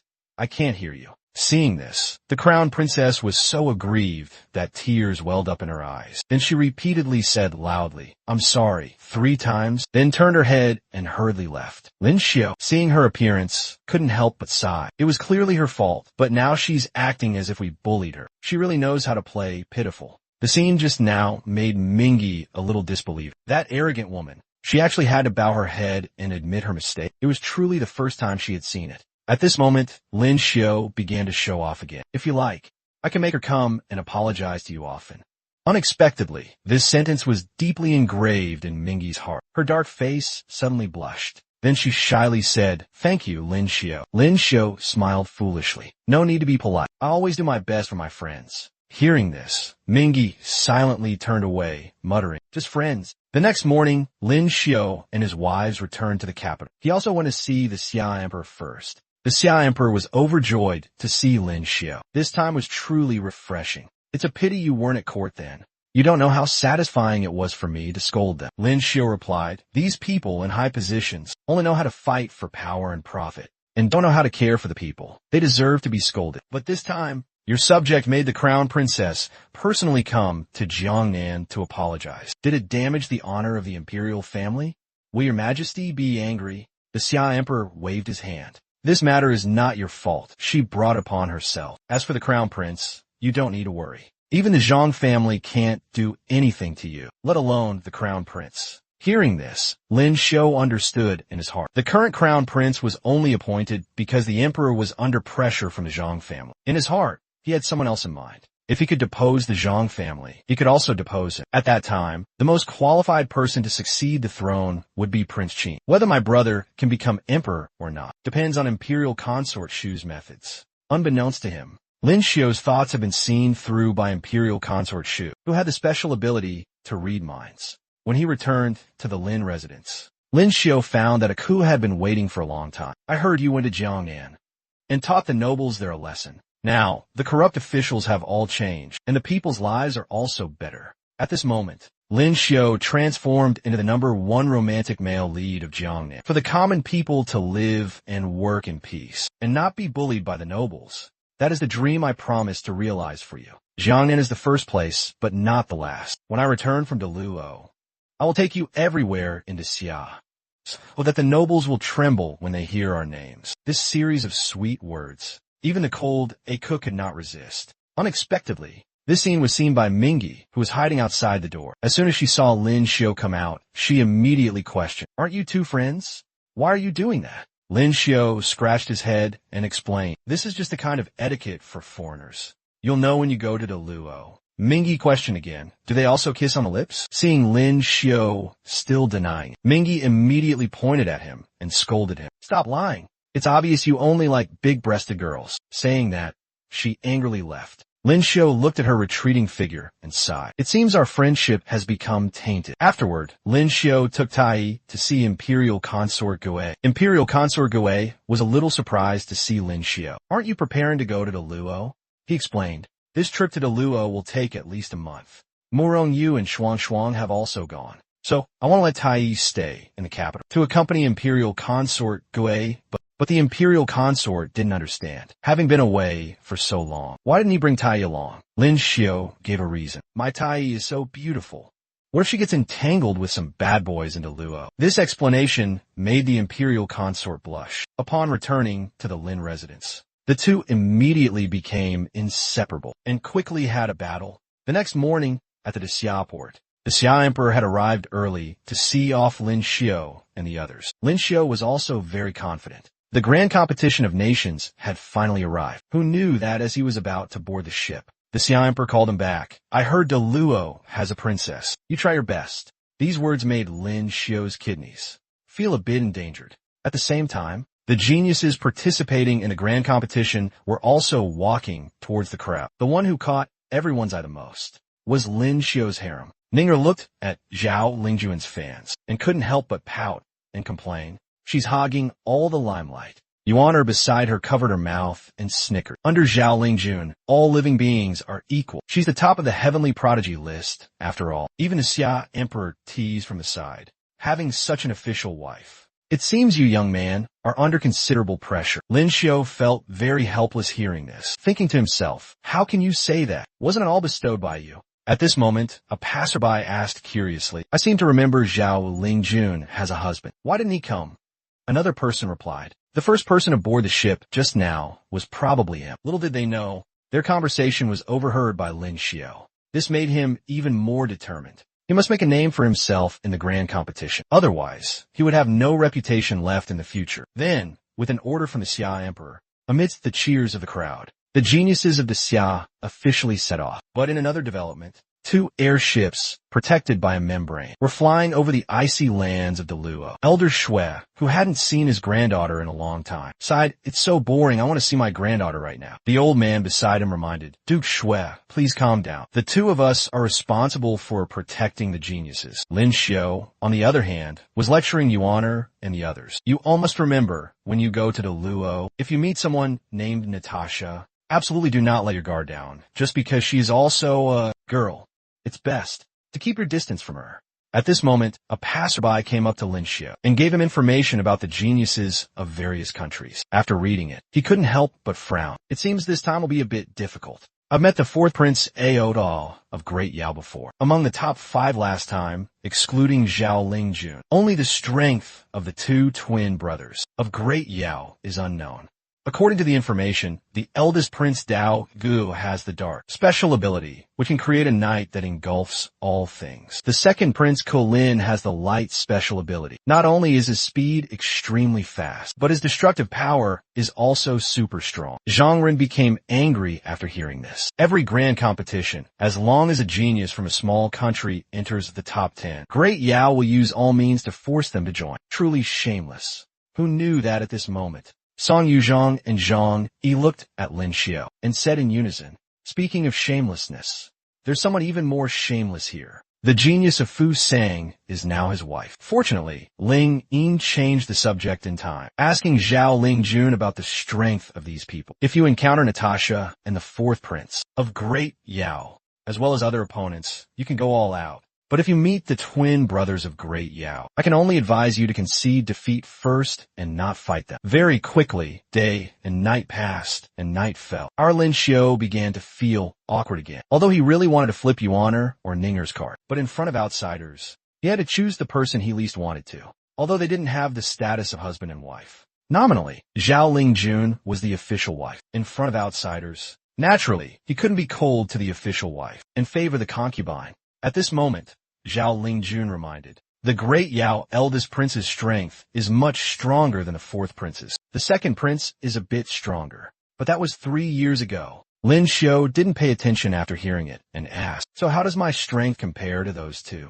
You should know this question better than I do. Your strength is definitely not just what you showed in the minor competition. Lin Xiu teased, aren't you also hiding your talent? With that, the 2 fell silent again. Time passed, and 2 days went by. Everyone had also arrived at the capital of Deluo. Lin Xiu looked at the magnificent architectural structures and couldn't help but sigh. Indeed, the grand competition is valued by the whole world. As soon as they disembarked the airship, Natasha hurriedly greeted them. Her eyes were bright, and she was extremely excited. So many beautiful young ladies. With that, she came before Ninger. Just as she was about to get acquainted, Lin Xiu came over and interrupted. Sorry, this is my wife. At this moment, she was a little surprised. I didn't expect that besides Ling Jun and Xiaolong, you have other wives too? So what about this young lady? Sorry, this is also my wife. So are the other 3. That's not it. As the 2 were talking, the blue sky was suddenly covered by a dark shadow. An airship with the symbol of Great Yao rushed over. Natasha's expression was extremely unpleasant when she saw this. Those annoying pests are here again.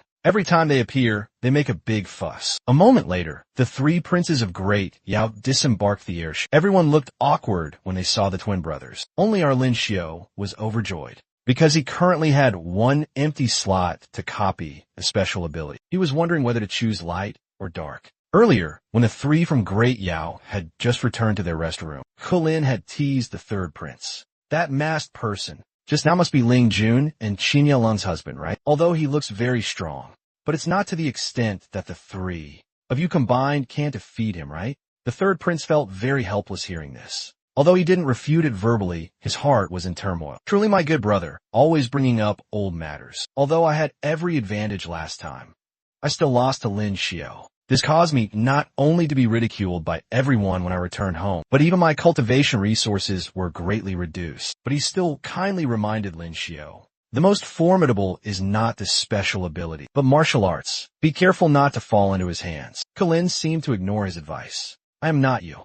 The face you lost for Great Yao, I will personally take it back. The third prince looked at his detestable appearance, and the anger in his heart flared up. If it weren't for that failure, how could I be suppressed by you? So, he secretly swore in his heart, Lin Xiao, this time I will defeat you in front of everyone, to wash away the shame of these past days. At this moment, Dao Gu reminded, third brother, this time in the grand competition, if you could defeat Lin Xiao, I will ask the Elder Council to give you better cultivation resources. Seeing his eldest brother's support, the third prince was overjoyed. Eldest brother, rest assured, I have prepared very thoroughly this time. The three of us will definitely make Lin Xiao famous. In another development, cold snowflakes fell on the majestic statue. Natasha couldn't help but recall the glorious days of the Luo. They were once the three great emperors in the history of the Luo. Not every emperor of the Luo had the qualification to be called a great emperor. The great emperors of the Luo were all heavenly realm powerhouses who made great contributions to the country. The Luo was once the most powerful nation in the world. The entire West had to bow before them.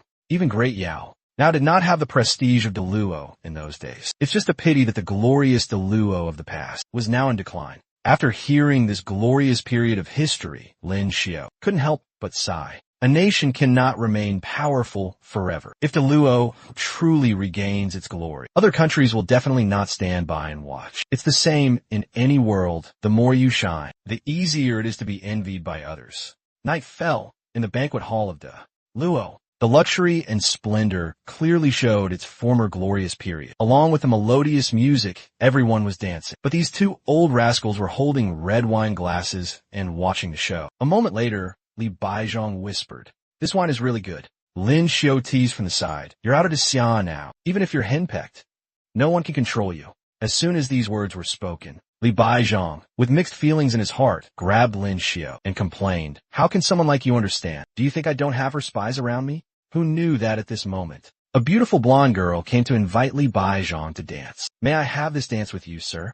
This unexpected happiness made the innocent Li Baizhong a little flustered. No, I can't. I'm already married. Lin Xiao sighed from the side. It seems my brother has the luck of a sea king, but not the fate of a sea king. With that, he stepped forward to add fuel to the fire. She just wants to dance with you. Even if your wife knows, she probably won't mind. Who knew that Li Baizhong grabbed Lin Xiao's shoulder? You know what a hammer my wife is. She's not as magnanimous as Zhao Lingjun. Do you know how I get dealt with by that shrew at home just for glancing at another girl on the street? How that shrew deals with me? Hearing this, the blonde girl smiled charmingly. Men of the Xia are truly faithful. With that, she invited Lin Xiao again, then this young master. You surely won't refuse, will you? Lin Xiao naturally didn't refuse. But behind him, Ninger and Ling Yin were ready to deal with him. The blonde girl had already enthusiastically greeted Lin Xiao. My name is Emily. My room is in the castle on the right, 7th floor. Young master can come find me later. It will be just the two of us then. Hearing such a clear invitation, Lin Xiao, a genuine sea king, bluntly refused this time. Sorry, I also have a wife, and she's right over there. Emily looked over and said with some disappointment, so that's how it is. Young master's wife is very beautiful. No wonder young master doesn't like me. It was my impoliteness. With that, she tripped and fell into Lin Xiao's arms. Then she secretly rejoiced, as if she had achieved some goal. After saying thank you, she hurriedly left. But who knew that as soon as she left Lin Xiao, the third prince came over and asked, is it done? Hearing this, Emily looked arrogant. How could I fail when I make a move? But the information seems a bit off. Who said his weakness is lechery? I seduced him like that, and he wasn't moved at all. Perhaps you're not his type. But now that he has lost his special ability and his martial arts are suppressed, let's see what you do this time, Lin Xiao. But while the third prince was still gloating, Emily clutched her head and reminded, his strength is much stronger than we thought. He might recover sooner than expected. Besides, my essence power is depleted. I have to go rest now. Otherwise, I won't be able to compete tomorrow. The third prince, however, didn't care. He even looked disdainful. He still has to get through the first few rounds. Little did he know, Their conversation had been overheard by Lin Xiao, who was hiding in the shadows. To ensure safety, he reported this matter to the two elders, Shui and Song, telling them to remind the other contestants to absolutely stay away from a girl named Emily. Returning to his residence, Lin Xiao, combined with what he had heard, his heart had already guessed some of it. This girl's ability is only essence seizure, not power seizure. She probably wanted to seize my ice special ability, but unexpectedly, she only seized the telekinesis special ability among my more than 20 special abilities. And with telekinesis gone, I can get it back just by holding Zhao Lingjuan's hand. Moreover, through this contact, I have also obtained the essence seizure ability. This way, I can eliminate those slow cultivating abilities to make room for more powerful heavenly realm special abilities. Great Yao has truly given me a great gift. This time, light and dark will come to my hand at the same time. Only children make choices. I, your old man, will take them all. Just then there was a rapid knocking on the door. When Lin Xiao opened the door, he saw that the visitor was Ling Yin. He immediately asked, "It's so late. What are you doing here?" Who would have thought Ling Yin would say something astonishing? "I'm sleeping here tonight." Hearing this, Lin Xiao pinched her cheek. "Wan Air, stop messing around." But he didn't expect that the person in front of him was indeed Ling Yin. It turned out that after learning Lin Xiao had lost his esoteric abilities, she had rushed over, intending to use cold qi to stimulate him, to help him recover faster. Seeing Ling Yin caring for him like this, Lin Xiao hesitated, unsure whether to tell the truth. But thinking that Ling Yin would stay tonight, he immediately dismissed that thought. So, the two of them stayed together for one night. The reason they had to hold the red string was because Ling Yin forced it. She believed that this way, cold qi could be transferred to Lin Xiao, helping him recover his esoteric abilities faster. One night passed. The next morning, after learning Lin Xiao still hadn't recovered, she disappointedly muttered, "Could it be that it had no effect at all? Who would have thought?" While she was still thinking, Lin Xiao took her hand like this. "It seems to be recovering a little faster.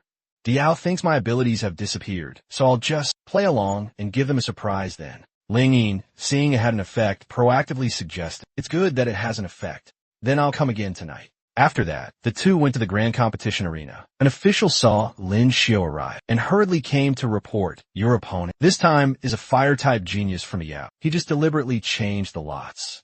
It's clear Yao wants to target you." Hearing this, Ling Yin beside him worriedly asked, "Are you confident?" Lin Xiao teased, "Why are you afraid I'll lose?" While the two were talking, the third prince and Emily walked over. "See, beautiful women are all sources of trouble. If you had stayed away from her a bit yesterday, your abilities wouldn't have disappeared." Hearing Ling Yin's reproaches, Lin Xiao felt very exasperated. She clearly came on her own initiative. Moreover, her target was me from the beginning. No matter where I hit, she would have found me. At the same time, the third prince had arrived in front of Lin Xiao. "I hope you don't get eliminated in the first round. I really look forward to meeting you again, and then defeating you fair and square." Looking at his pretentious demeanor, Lin Xiao couldn't help but mutter, "Do you people from Yao misunderstand? Something about fair and square." The third prince paid no attention. "Let's talk about everything after you in the first round." Very quickly, Lin Xiao entered his first match. His opponent was the D-Realm fire-type expert, Lu Za. When the two went up to the arena, the stands were extremely lively. Emily appeared shy. Is Lu Za his opponent? Hearing this, the third prince was very smug. Although the disparity between Lu Za and Lin Xiao is not small, his strength among the people of Yao is not weak either. Winning against Lin Xiao is difficult, but we can test Lin Xiao's current strength. After the referee's command, Lu Za, who knew Lin Xiao had lost his esoteric abilities, struck first. Only a roar was heard, and raging flames enveloped his body. Lin Xiao, however, appeared extremely calm. It seems this guy is planning to feign weakness to eat a tiger again. He watched the approaching flames and quickly channeled his true qi into the wooden sword in his hand. Lu Za, seeing this, was contemptuous. "Even if you make the wooden sword harder, it still ultimately wood. It will burn when it meets fire." At this moment, Lin Xiao's killing intent flared. "Since you people from Yao don't adhere to martial ethics, then don't blame me for being ruthless." Along with the whistling sound of the sword, the entire arena seemed to be split in two. In the blink of an eye, the sword was in front of Lu Za. He hadn't even had time to react when his right arm was severed by the sword. When Lu Za realized it, the bone-piercing pain made him scream. Then he hurriedly shouted, "I surrender! I surrender!" Everyone looked at Lin Xiao's ferocious eyes, all endlessly astonished. He defeated a D-Realm expert with just one sword strike. Could this be the strength of the top contender in Xia's minor competition? The third prince, watching the match, couldn't help but shudder. Martial Dao D-Realm, upper stage. Impossible. Absolutely impossible. Esoteric abilities can take shortcuts, but martial Dao cannot. A martial Dao D-Realm upper stage expert is even rarer than a Tian Realm esoteric ability user. At this moment, the white-haired man beside him reminded, currently, he is not yet D-Realm upper stage, but he is at least lower stage peak. No wonder the three of you combined your strength before, and were still no match for him. Feeling humiliated, the third prince retorted, "You're talking nonsense. He wasn't that strong back then." Clearly, he has become much more formidable in this half year. At the same time, on the arena, medical staff were preparing to take Lu Zhao. Who would have thought Lin Xiu would come before him and say, "Sorry about that. Actually, I didn't mean it. The sword chi was too fast just now. I couldn't control it. It would have been fine if my esoteric abilities hadn't disappeared." Lu Zhao, hearing this, wanted to refute but was speechless. Finally, he fainted from anger. But when he just returned to the Xia stands, Ling Yin immediately ran over, excitedly asking, "Have you reached Martial Dao D Realm upper stage? How could it be that easy?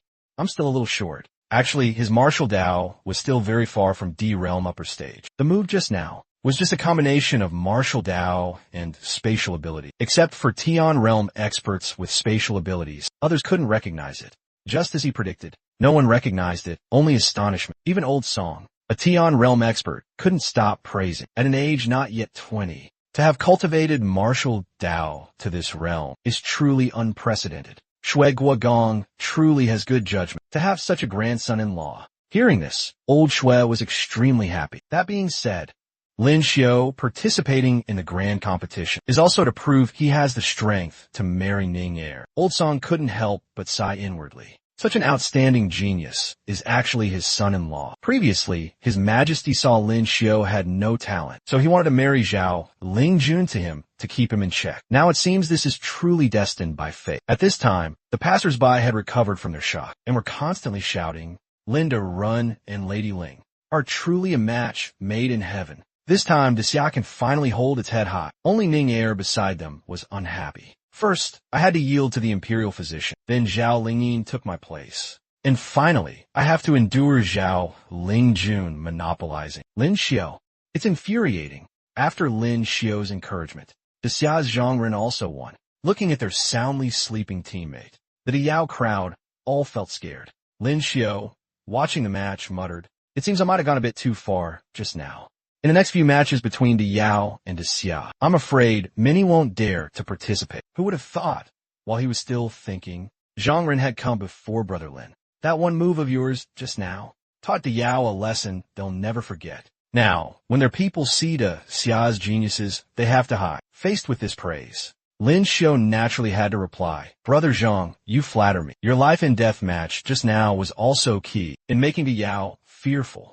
Yao is too outrageous. They must be taught a lesson. Otherwise, they'll think Xia is easy to bully." But not everyone can suppress the Yao crowd. Just as he said, on the arena, Colin was glaring menacingly at Ning Er. She recalled her grandfather's advice before the match. If you can't win, surrender. In a grand competition, surrendering is not shameful. Zhao Lingjun's opponents, Zhao Lingyin's, and Qin Wan's all surrendered. What face would I have left? At this time, the bald-headed Ka Lun provoked, "Little beauty, I advise you to surrender quickly. I don't want to hurt you." As soon as these words were spoken, Ning Er's eyes filled with killing intent. "I'm angry with nowhere to vent, and you come looking for trouble. You look very resilient to beatings." Having said that, along with deploying her telekinesis esoteric ability, Ka Lun was pinned in place, unable to move. Then Ning Er waved her hand, creating a deep pit on the ground. At this moment, Colin suddenly realized, "I'm doomed. This is not some weakling who just broke through to D-Realm. Her strength is much greater than mine." But while Kowloon was still stunned, he was thrown into the sky by Ning Er. Kowloon's first thought was to open his mouth and surrender. But he couldn't open his mouth. He could only struggle with all his might, hoping to make a sound. Seeing his state, Ning Er gave a sinister smile. "Want to surrender already? My anger isn't fully vented yet." Zhongren and everyone watching the match, upon seeing Ning Er's telekinesis esoteric ability, were endlessly astonished. At the same time, Kowloon in midair performed a series of difficult diving maneuvers. Finally, with a perfect posture, he fell to the ground and fainted on the spot. The referee decisively declared Xuan Ning Air the winner. Lin Xiao, seeing Ka Luan's miserable state, couldn't help but reflect. It seems I've made Ning Air wait too long. Just now, Ning Air defeated Ka Luan without expending any effort. Who would have thought it would cause the audience below to be endlessly astonished? Heavens, this Xia girl is too strong. I heard she's already married. I wonder which man is so fortunate. Hearing these discussions, Ning Air's face turned beet red. Everyone, don't misunderstand. Actually, I'm usually very gentle. At this time, outside the arena, someone commented on Colin, facing such devastation without making a sound. This Diao genius is truly a brave man. But when Ka Luan woke up, he seemed to still be in shock. He looked at his bandaged body, feeling endlessly aggrieved. Which bastard gathered the intel, saying she only broke through to derail me a year ago. A year my ass.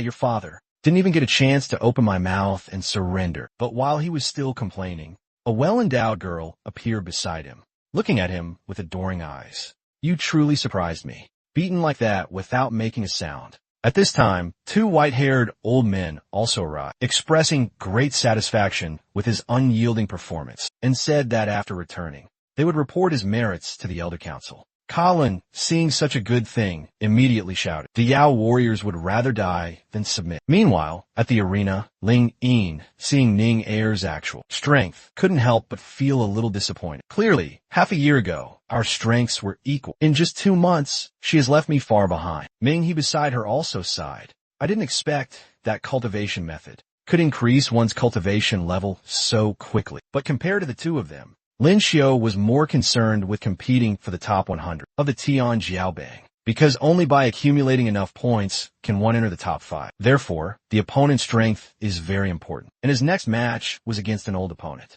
Looking at that familiar name, Lin Xiao gave a sinister smile. Enemies truly have narrow paths. The next morning, Ling Yin hurriedly asked, how are you feeling now, brother? Have your esoteric abilities recovered? As soon as she finished speaking, Lin Xiao clenched his right fist, and surging cold qi emanated. Ling Yin, seeing this, was overjoyed. Your abilities have finally recovered. Lin Xiao teased, I have to thank you a lot for this. Ling Yin, hearing this, blushed. Is a thank you enough? If you win, you have to agree to 5 conditions from me. Lin Xiao agreed without thinking. After that, Lin Xiao instructed, absolutely do not tell anyone else about this. We'll give them a surprise then. As the matches proceeded livelily, it was very quickly Lin Xiao's turn. The audience all had great faith into Yao's third prince. Meanwhile, on the arena, he was arrogantly shouting, I didn't expect you wouldn't surrender. Killing someone without esoteric abilities like you is easier than killing an ant. This time, I must wash away the humiliation from Fu San. Having said that, he suddenly raised his hand, and raging flames, as if hearing a command.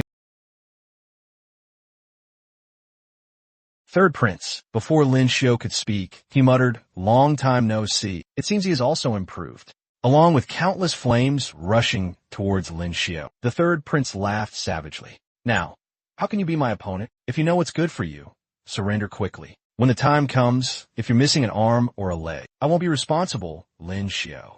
You only used martial arts to defend yourself. Appearing extremely hard-pressed, he saw that he couldn't win relying on martial arts alone, so he discarded the burnt wooden sword in his hand. Then, with one step, he rushed towards the third prince. Since you're seeking death, then don't blame me. Although the third prince was lucky enough to dodge this attack, he was immediately grabbed by the throat by Lin Xiao. Next was a heaven-sent punch. Finally, he even gently buried him in the ground. After winning, Lin Xiao returned to the stands to analyze. Currently, the groups have all been divided. The top geniuses of various countries also don't need to worry too much about other groups. They can't cross-match into the top 50 positions. Now it seems, the ones who can threaten me are only the Huangzi and the 2 princes of the Yao. I wonder if the 2 of them will make a move in the group stage this time. At this time, on the arena, the Huangzi faced Zhao Lingjun. Without any hesitation, he chose to surrender. In Lin Xiao's eyes, both of them were clearly hiding their true strength. He originally intended to test the abilities of the 2 princes, but all 8 of his opponents chose to surrender. Currently, only Zhang Run was hesitating. Who would have thought at this moment? Zhang Run suddenly stood up and looked at Lin Xiao. I'll go test his strength. When you encounter him later, you can also be prepared. The two princes, seeing someone being so imprudent, spread their wings and flew onto the arena. I didn't expect someone would dare to challenge me. But if you want to die, you know what to do. As soon as he finished speaking, with a light point of his hand, a golden light shot out. In the blink of an eye, it struck Zhang's chest. When the smoke cleared, Zhang Ren was unable to move. I couldn't even withstand one of his moves. Lin Xiu looked at the scene before him. His heart couldn't help but stir. The light esoteric ability is truly rare. Not only that, the blow just now was not the full strength of the two princes. Perhaps his Yuan power is even stronger than mine. At the same time, it was finally Ming He's turn. Although relying on esoteric abilities couldn't harm the opponent. Fortunately, these past few days, she had trained hard with Lin Xiu. In martial arts, since esoteric abilities can't win, then let's try martial arts. Thinking this, in a flash, she was in front of her opponent, along with a heaven-sent punch. Who would have thought the opponent had two types of esoteric abilities? Ming He was endlessly astonished. But by this time, it was already too late. At the same time, the man was also accumulating power, preparing to deliver the final blow to Ming He. Looking at the opponent's approaching attack, even though her heart was filled with unwillingness, she could only open her mouth and surrender. The audience, seeing Xiao and had two types of esoteric abilities, were all stunned. Heavens, this the Yao has hidden it too well. Usually, each person can only awaken one type of esoteric ability, but he has two. Even Lin Xiu beside them was a little surprised. After all, this was the first time he had seen someone else with two types of esoteric abilities, although he didn't know how Xiaoan did it. But since someone had taken the lead, then it wasn't strange for there to be a second. This also means that I can finally reveal my hand. But in another development, the referee, not understanding the situation, thought Diyu was cheating, or that someone was secretly helping Xiaoan. Otherwise, how could he have two types of esoteric abilities? Who would have thought?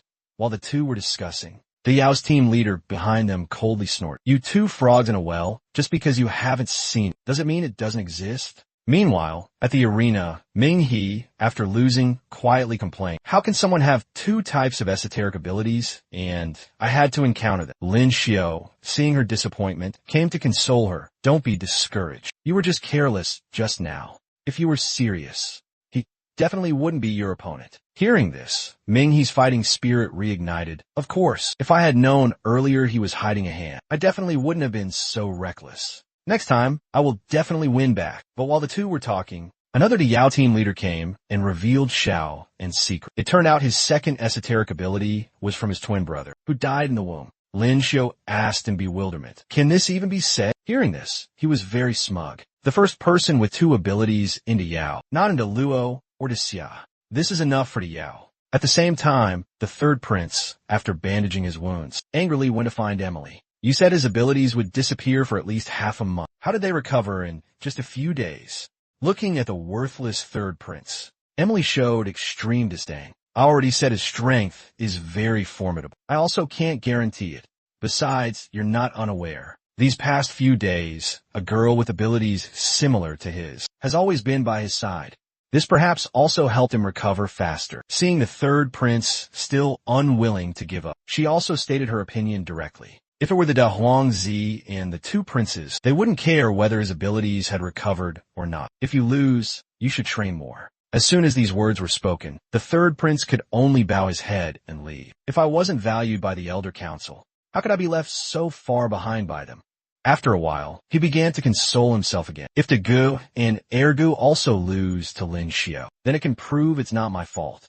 The person Dao Gu couldn't beat. What's so strange about me losing to him? 3 days later, the third prince faced Qinhuan. He originally thought he could finally wash away his shame. Continuously using powerful esoteric abilities forced him to defend with great difficulty. When he finally managed to raise his head, he saw countless sharp blades waiting for him. He could only open his mouth and surrender. Now he knew the mood of the third prince. Along with the referee announcing the result, Wan Er, with the second place achievement in the group, successfully advanced to the next round. In another match, Ling Jiang, after a long absence, her form was still stable. She won almost every match in the blink of an eye. Finally, with 9 consecutive wins, she topped the group to advance to the next round. After that, the audience below buzzed with discussion. Qin Wan, Xuan Ning'er, Tian Yi plus Zhao Lingjun. To marry one of these geniuses is already a blessing of 3 lifetimes. But Lin Xiao married all 4. Truly, some have too much, while others can't even get a bite. At this time, Minghe looked at Wan Er and Ning Er, not understand. Clearly, half a year ago, the two of them were among the weakest. How are they so formidable now? Could there be some special cultivation secret?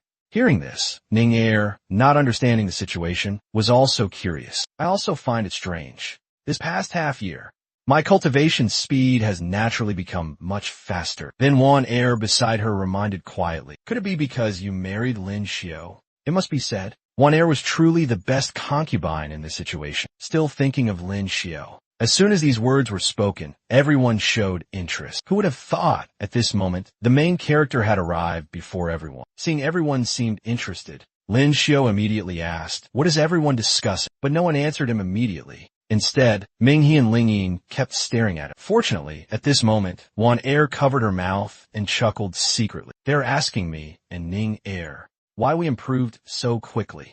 Then I said, perhaps it's because I married you. Who would have thought? As soon as Wan Er finished speaking, the intelligent Minghe suddenly thought, I know, Lin Xiao must have bought a lot of high-grade yuan crystals. That's why the two of them broke through so quickly. But Lingyin didn't agree with Minghe. If that's the case, why doesn't Ling Jiang know? Could it be something only married couples can do? Hearing Minghe say this, Lingyin said again, don't let your imagination run wild. If that's really the case, why doesn't Ling Jiang feel? Her cultivation speed is faster. Hearing the two talking, Ling Jiang hurriedly explained, actually, Ling Jun and I still haven't. As soon as these words were spoken, the two gossips reacted. Could it really be like that? Could it be that Lin Xiao's body contains a strange power? Just by doing that with him, one can enhance their esoteric ability talent. Lin Xiao, listening to them talk from the side, looked completely helpless. Ultimately, is this the reason or not? I also don't know, but I still hope everyone can keep it a secret. Not knowing the truth, Minghe shouted, I heard Lin Xiao say before. They seem to have a special cultivation method. I didn't expect it to be this kind. Lin Xiao, you're a liar. Meanwhile, Lingyin's heart suddenly filled with a sense of loss. Could it be that now that you have Ning Er and Wan Er, you won't share secrets with me anymore? At this time, Tian Yi tugged on Lin Xiao's sleeve, about to open her mouth to say something, but seeing Lin Xiao turn back, she shyly swallowed her words. The scheming Wan Er, seeing this, couldn't help but smile. At the same time, in Yao City, the high-level officials were meeting about this grand competition. The purple-haired old man said, after these few days of competition, everyone probably already knows.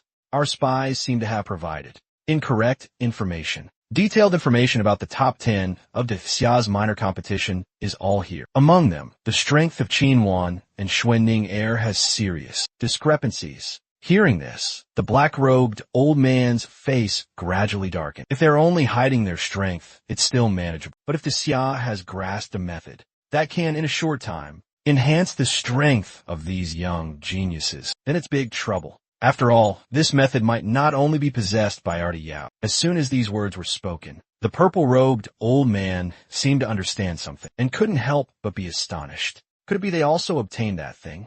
At this time, the bald-headed elder spoke up. Due to Lin Xiao's performance in Fusang half a year ago, it made the elder council feel threatened. Therefore, they lifted the seal on that thing and began to study him carefully. The Dahuangzi and the two princes having such strength is all thanks to that thing. It's just a pity that the time is too short. They have not yet broken through to D realm upper stage. Conversely, the situation of the two De Xia girls seems to be not much different from theirs. As soon as he finished speaking, another white-haired elder suddenly stood up. It seems that more than a year ago, a meteor shower also occurred in the capital of Xia. Otherwise, the possibility that they also obtained that thing cannot be ruled out. Moreover, Zhao Lingjun was precisely during this time that she broke through to D realm upper stage. As soon as these words were spoken, the elders gave their opinions. They seemed to think that Qin Wan and Xueling Er were both, after marrying Lin Xiao, that their strength began to increase rapidly. Therefore,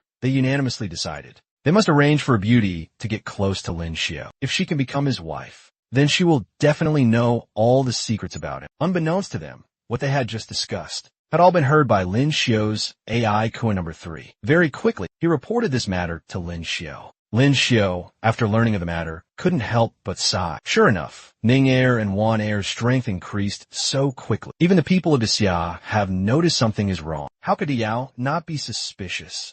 It seems they have become suspicious of me. But what exactly is that thing they mentioned?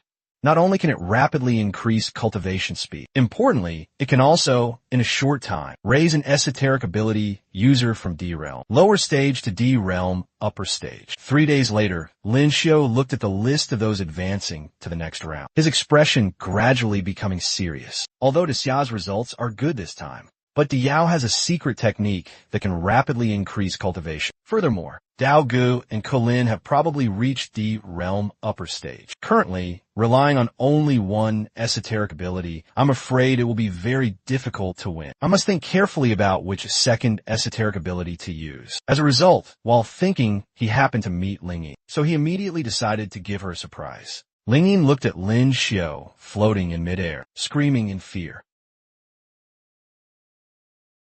which made her even more dumbfounded. It took Ling Yin a long time to react. He can actually use my sister's telekinetic ability. At this point, Lin Xiu didn't pretend anymore. He held Ling Yin's small hand with one hand, his face full of affection, and said, "I have some secrets to tell you." Half an hour later, he happily went to the martial arts arena. Big Sister Ning'er, Qin Yuan, and Xin Yi had all successfully entered the top 20. Ling Yin had also agreed to my pact. It's truly a double happiness. But where there is joy, there is also sorrow. Those in Lin Xiu's group were very disappointed because they believed that with him, the top spot was impossible. They could only compete for second place. But while Lin Xiu was still daydreaming, unexpectedly, Emily came before him and said gently, "Young master, please go easy on me later." Lin Xiu immediately asked her, "Aren't you going to concede?" Unexpectedly, she said, "Conceding immediately would be too embarrassing. How about we pretend to fight a match later, and then I'll concede, okay?" After saying that, she turned away, her expression turning cold. Actually, she really wanted to concede. But her superiors had specifically instructed that even if she couldn't win, she had to eliminate Lin Xiu's abilities. Little did she know that Lin Xiu already knew her purpose, and his heart was overjoyed because he could finally get revenge for the groping incident last time. Very quickly, the two were on the martial arts stage. As the referee announced the start of the match, Emily, holding a wooden sword, quickly rushed towards Lin Xiu. Lin Xiu, however, was not flustered at all, as the ice mist behind him spread out. After a while, the entire martial arts stage was completely covered. Seeing this scene, the audience couldn't stop complaining. "It's all covered. Were we supposed to watch Lin Xiu's matches? Either he wins in an instant or he concedes. There is nothing good to see in the first place. And now, great, we can't even watch." At the same time, Emily, after several failed attacks, resorted to taunting. "Coward, do you dare to fight me openly in martial arts?" But the response was a series of continuous blows to her. But after hitting the right side, he then whipped the left, making her eyes dazed. What kind of absurd situation is this, brothers? Her, but was swollen from the beating. She hurriedly shouted to concede. But Lin Xiu's ice mist could absorb sound. Even if she screamed her lungs out, people outside couldn't hear. Fortunately, the Yao team leader noticed and immediately raised his hand, shouting to concede. Only then did Lin Xiu step out from the ice mist. But Emily was already in a miserable state, too pitiful to look at. After Lin Xiu left the martial arts stage, the referee hurriedly came over to warn him. "You can't intentionally torture their contestants just because you have a grudge against the Yao. This time it's just a warning. If it happens again, both of you will be disqualified." Returning to their residence, Ning'er saw that Lin Xiu seemed uneasy. She asked, "Brother, is something on your mind?" After hearing this, Lin Xiu tentatively asked Ning'er, if I were to take another wife, would you be angry?" Hearing this, Ning'er's cheeks puffed up with anger. "Then in the future, won't the time you spend with me be even less?" "Of course I'll be angry. Tell me, who do you like this time? Could it be that you really like that Yao girl? Who's what you spanked?" Unexpectedly, at this moment, Zhao Lingjun had come before the two of them, questioning Lin Xiu. "What did you do to Ling Yin?" "Ever since you met Ling Yin privately, she's been like a lost soul, and she's also very tense towards me." Hearing this, Lin Xiu didn't intend to pretend anymore. "Actually, I just made a bet with Ling Yin. If I win the top spot in the grand competition, she will agree to marry me." Hearing this, Ling Juan's heart was filled with mixed emotions. Not long ago, Lin Xiu had told Ling Yin all his secrets. After learning about it, she was first a little surprised, then her face flushed red as she asked, "Does anyone else know about this?" Unexpectedly, this old fox Lin Xiu not only took advantage of Ling Yin, but also said seriously, "Currently, the ones who know are Tai, Ning'er, and Yuan Er, and Misako, but she found out on her own. Then what about Imperial Consort Gay? Why doesn't she know? Don't you like her very much? Not only did you build her a residence, but you also move the rockery in her house from Jiangnan to the capital. These words naturally didn't faze Lin Xiao. You're too used to these situations.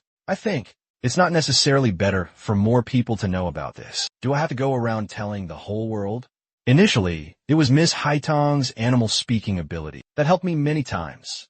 Later, thanks to your ice ability, I had the opportunity to enter the palace and serve the emperor and get to know Imperial Consort Gui and Miss Shuang. Only then, by cultivating multiple abilities at the same time, was I able to shine in this grand competition. But women always care about very tricky things. So, does that mean your previous extramarital affairs were actually all to acquire abilities? Hearing this, Lin Xiao hurriedly replied, actually, it's not entirely like that. Then, besides the ones you mentioned, are there any other abilities? To satisfy Ling Yin's curiosity, our Lin Xiao also tried his best. Not only did he transform into Ling Yin's appearance, but his left hand controlled water, and his right hand controlled wind. There was even a golden light protecting his chest, leaving Ling Yin dumbfounded. She immediately became Lin Xiao's diehard fan. So this time, the light and dark abilities of the Yao twin brothers. Can't you also get them? Of course. I've already reserved them. Then what about Xuanning Er and Qin Yuan? Why do they improve so quickly? Could it really be because of that? Actually, after my ability awakens 5 times, I can, through that thing you mentioned, grant them a new ability. Cultivating 2 abilities at the same time, the speed will naturally be faster. Hearing this, Ling Yin couldn't help but sigh. What a pity. I was thinking it would be great if I had a fire ability. Then my cultivation speed would be tripled. By then, I would definitely be able to catch up to them. Seeing Ling Yin disappointed, the quick-witted Lin Xiao immediately thought of a solution. I thought of a way that benefits both sides. Our agreement will be that if I win the top spot in the grand competition, you will marry me. Faced with such a direct confession, Ling Yin immediately panicked. What nonsense are you saying? Even if you have many abilities, and your cultivation speed is fast, but my sister is still a realm higher than you. You can't win against her now. She wouldn't joke like that. It's not funny. Seeing an opportunity, Lin Xiao immediately puffed out his chest and guaranteed, just you watch. It's only a matter of time before I catch up to your sister. If not this grand competition, then the next. Even if I have to beg, I will ask your sister to give me the top spot. The next morning, the grand competition arena was already packed with people. Old Song, after learning that Xia had 5 people in the top 10 this time, was as happy as a 3-year-old child. Not to mention the top 10 of the heavenly prodigy list. This time, the number of Xia people entering the top 20 surpassed the Yao for the first time. It's just a pity that among the members of the royal family, only Princess Ming, he made it into the top 20. If she could marry someone in the top 10 of the heavenly prodigy list, Lin Xiao, the only man from Xia, then the prestige of the royal family among the nobles would be even greater. At the same time, Ming He, for some reason, sneezed. Seeing this, Lin Xiao teased. A fire ability user can catch a cold too? Ming He wiped her nose. How is that possible? Some scoundrel must be bad-mouthing me. Just as the two were chatting, Ning Er suddenly appeared and asked Lin Xiao, quickly tell me, who was the girl you wanted to marry before? First, she is the second person you know. Ma Er also participated in this grand competition. As for who exactly it is, I can only tell you after I win first place in the grand competition. Only then can I tell you. Unexpectedly, this remark hit Ming He's sore spot. Elsewhere, the elders of the Yao sighed repeatedly. Just change the rules. In the grand competition, let Miss Mealy reveal her abilities early. None of it could stop Lin Xiao's footsteps. Not only were all previous efforts wasted, but also caused dissatisfaction among other geniuses in Xia. Everyone seemed to be drugged, acting ruthlessly towards the geniuses of Artiao. At the same time, the referee announced the rule for the next competition. As per tradition, it is the challenge round for the top 10 of the heavenly prodigy list. The results of the group stage will directly determine the top 10 of the grand competition.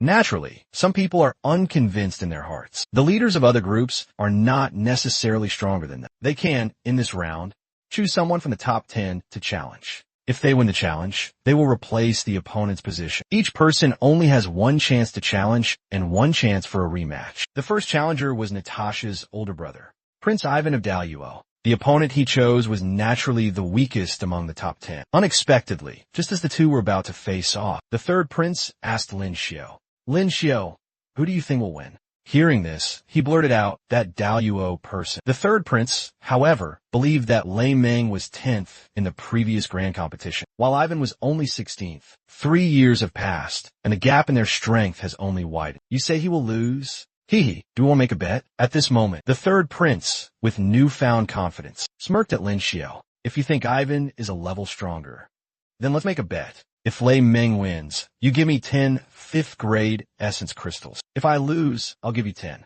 How about it? Hearing this, Lin Xiao naturally wouldn't let such a plump prey get away. He immediately agreed. The reason he was so sure was entirely because the ice layer condensed by the extremely pure art happened to have an insulating effect, thereby countering the lightning ability. Actually, Lei Meng was indeed stronger than Ivan, but not strong enough to completely nullify the counter. Ning Er, standing beside him, didn't understand and couldn't help but complain. It seems that no matter the country, boys always like meaningless bets. At the same time, on the martial arts stage, following the referee's announcement to begin, Lei Meng took the lead, condensing lightning into a whip, lashing it straight at Ivan. At the same time, he didn't forget to taunt. My ranking was higher than yours last time. It's been 3 years. I've only gotten stronger. Ivan watched the attack approach. He immediately condensed countless giant ice layers, and in a flash, his body was completely covered. Then he easily blocked the attack. You are indeed not wrong, but you are the weakest among those 10. There's no doubt about that.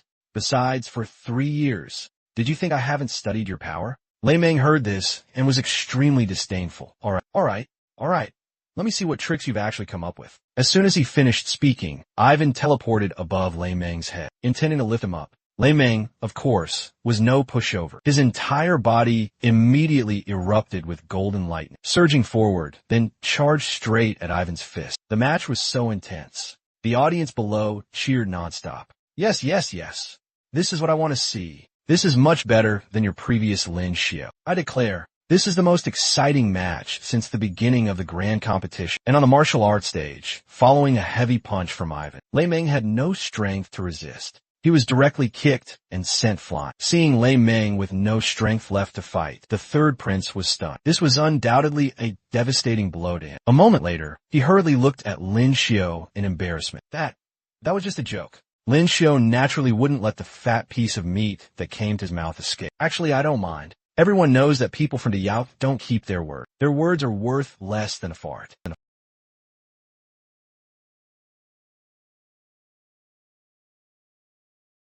I'll give it to you. But then he froze on the spot. 5th grade essence crystals. With my status, I can ask for 1 or 2, but the Council of Elders will absolutely not give me 10. At worst, I'll just go kill another beast. Outside the arena, the people of Daluo, seeing their prince enter the top 10, couldn't help but start chanting his name. Meanwhile, Lei Meng, who had lost the match, was being consoled by his team captain. It's okay. As long as you can defeat one of those 10, you still have a chance to reclaim that position. But you only have one chance. Whether you can get the favor of the Council of Elders depends on you. After speaking, Lei Meng looked up at the people in the top 10 and began to analyze. Zhao Lingjun, the first prince, the second prince of Daluo, the Ice Empress, and also Fusong Qinya. I already knew their strength from the last grand competition, so the only ones I can choose are Lin Xiao and his 2 wives, along with the third prince. Lin Xiao and his wives cannot be provoked. The Yao only provides opportunities to heal the injuries of those who continue to participate in the competition. I don't want to lose an arm, or end up like Miss Mealy, only able to lie in bed. After careful consideration, he tremblingly raised his hand. I choose His Highness Otto. As soon as these words were spoken, the third prince was immediately stunned. Well done, Lei Meng. Not only did you make me lose 10 essence crystals, but you also want to steal my position. I will absolutely not forgive you. After speaking, he burst into flames and quickly landed on the martial arts stage. As the referee announced the start of the competition, the third prince was seen smirking. What's wrong, Lei Meng? Kill me, and won't you be able to sit in the top 10? Why haven't you made your move yet? The third prince unleashed his ultimate move as soon as the match began. Lei Meng looked at the terrifying scene before him, his whole body involuntarily trembling. Damn it, I'm so unlucky. I just wanted a top 10 position, but he wants my life. But just as he was in a daze, the third prince, his face dark, had already come before him. I really don't know where you get your courage. Did Liang Jingru give it to you? Hurry up and concede. Do you really want to reincarnate early? Facing the difference in realms, Lei Ming was completely unable to move at this moment. Finally, he had to raise his hand and surrender. But even so, the third prince had no intention of letting him go. Don't think I've calmed down. Grand competition. When it's over, you'll know my wrath. And the following matches were also extremely exciting. Zhang Ren chose to challenge Ivan. But due to excessive consumption of vital energy, he lost the match. Song Yuzhong then chose the third prince and ended up losing in one move. Very quickly, it was Ling Yin and Ming He's turn. After they entered the martial arts stage, without any hesitation, they chose the first Prince Dao Gu and the second Prince Colin. Seeing this, Lin Xiu understood their intentions. It's clear they could have won by choosing Ivan and the fourth prince, but they chose the Yao twins, with a large disparity in strength. It seems Ling Yin wants me to watch the battle between light and ice, while Ming he wants Dao Gu. You still haven't shown your dark attribute special ability. To not disappoint them, let me see how the Yao twins fight. Just as Dao Gu and Colin were about to step down from the arena, a solemn voice sounded in their ears. You two, your aim is to stop. Don't hurt them. As soon as these words were spoken, a drop of cold sweat couldn't help but trickle down their foreheads, because they understood in their hearts. This was not a request, but a threat. If they accidentally injured them, Zhao Lingjun would not spare them. A moment later, the competition between Ling Yin and Colin officially began. With an ice shield in her left hand, her right hand quickly attacked, but the difference in strength was too great. Ling Yin's attack had no effect. On the contrary, Colin only needed to raise his hand and wave it lightly to easily shatter Ling Yin's ice shield. Afterwards, he was still worried, afraid that he had used too much force. At this moment, Ling Yin also realized the gap between herself and Colin, and finally chose to concede. And next, it was the turn of little Princess Ming He's competition. Dao Gu looked at the little imp before him and couldn't help but sigh. Giving up the opportunity to use your fire attribute special ability to challenge Ivan. Why did you make such a foolish move? Do you perhaps think that Lin Xiu, after knowing my abilities, will have a way to defeat me? Hearing this, Ming he replied without hesitation, I believe in him. Then, she very seriously entered a fighting stance, because she knew that if she didn't go all out, she wouldn't be able to let Lin Xiu see the abilities of the dark attribute art. As soon as the match began, she rushed towards Dao Gu with all her might. Dao Gu also no longer concealed his abilities. Following the activation of the dark attribute art, countless streams of black water continuously converged. Very quickly, it covered the entire martial arts stage. Seeing this scene, the crowd of onlookers exclaimed repeatedly, "This thing doesn't seem to be ordinary darkness. It's as if inside that mass, some terrifying monsters are hidden. It looks like staring into an abyss." At the same time, after Ming, he was enveloped by the black water. The flames around her were quickly devoured and replaced. Although she was a little surprised, she didn't give up. She immediately teleported in front of Dao Gu, preparing to probe with martial arts. But unexpectedly, as soon as the long sword touched the black water, it was devoured, leaving only the tip of the sword. Seeing this, Ming he hurriedly pulled back, creating distance. The previous scene made her shiver. If my hand had touched him just now, would it also have been devoured? Thinking of this, she couldn't help but worry. How on earth will Lin Xiu defeat him? With Ming He's defeat, Lin Xiu and the audience also began to feel trouble. These two are very strong. The attack speed of the light attribute art is fundamentally impossible to dodge. Fortunately, Colin's reaction and hand-raising speed are enough for me to have time to predict. But the truly difficult thing is the devouring ability of the dark attribute. It seems he could devour all things, including vital energy and true qi, as well as various tangible and intangible objects. Long-range attacks are useless, and close-range combat is even less feasible, completely invincible. Thinking of this, he immediately changed his mind and began to ask Ling Jun beside him, "May I ask how you defeated Dao Gu back then?" She replied, "Dao Ji's cultivation was not as good as mine. His vital energy was depleted, so he conceded." As soon as these words were spoken, Lin Xiu was immediately stunned. It's that simple. But just as the two were chatting, the last challenger from Basha Kingdom, Witat, slowly walked onto the martial arts stage. After thinking for a moment, she once again chose to challenge the third prince. The third prince, seeing an unknown nobody from a small country dare to challenge him, decided to teach her a lesson. On the contrary, Lin Xiu felt a sense of pity, because in the delegations of the Xia and the Yao, there were people with healing abilities, or the ability to transfer injuries. But for most geniuses from small countries, Every injury in the competition would accumulate. For her to fight her way into the top 20 of the grand competition was extremely difficult. But what happened next was completely beyond everyone's expectations. As soon as the match began, Wutat directly knelt down in front of the third prince. After kowtowing several times, her eyes were already filled with tears. Yuan Air cried and begged, hoping the Yao could lend a helping hand to Basha Kingdom. Yuan Air didn't understand foreign languages and hurriedly asked, "What did she just say?" Lin Xiu explained, "This genius from a small country speaks the language of the Yao. She said her country is in turmoil, and countless people are displaced and homeless, begging other countries for help. But no matter how much she begged, all she got in return were cold, indifferent looks from the other 3 countries besides the Xia." The Dai Yao representative even stood up hurriedly, urging that this competition should declare the third prince the winner. This person is disrupting order. The grand competition should disqualify her from continuing to compete. After speaking, he coldly left the martial arts stage. At the same time, the audience outside the arena jeered. This person came to be a comedian. The grand competition is not a place to beg for help. I thought it was some dark horse that could create a miracle. Turns out it's just this. At this moment, Wutat, sobbing, tried her best to plead. "My country is in turmoil. Countless people are living in dire straits. I beg all countries to lend a helping hand." Lin Xiu, seeing this from outside the arena, fell into deep thought. That genius from a small country must have fought her way to the top 20 of the grand competition, just to stand on the biggest martial arts stage. Unfortunately, everyone only cares about the grand competition and pays no attention to a small country, whose name they've never even heard of.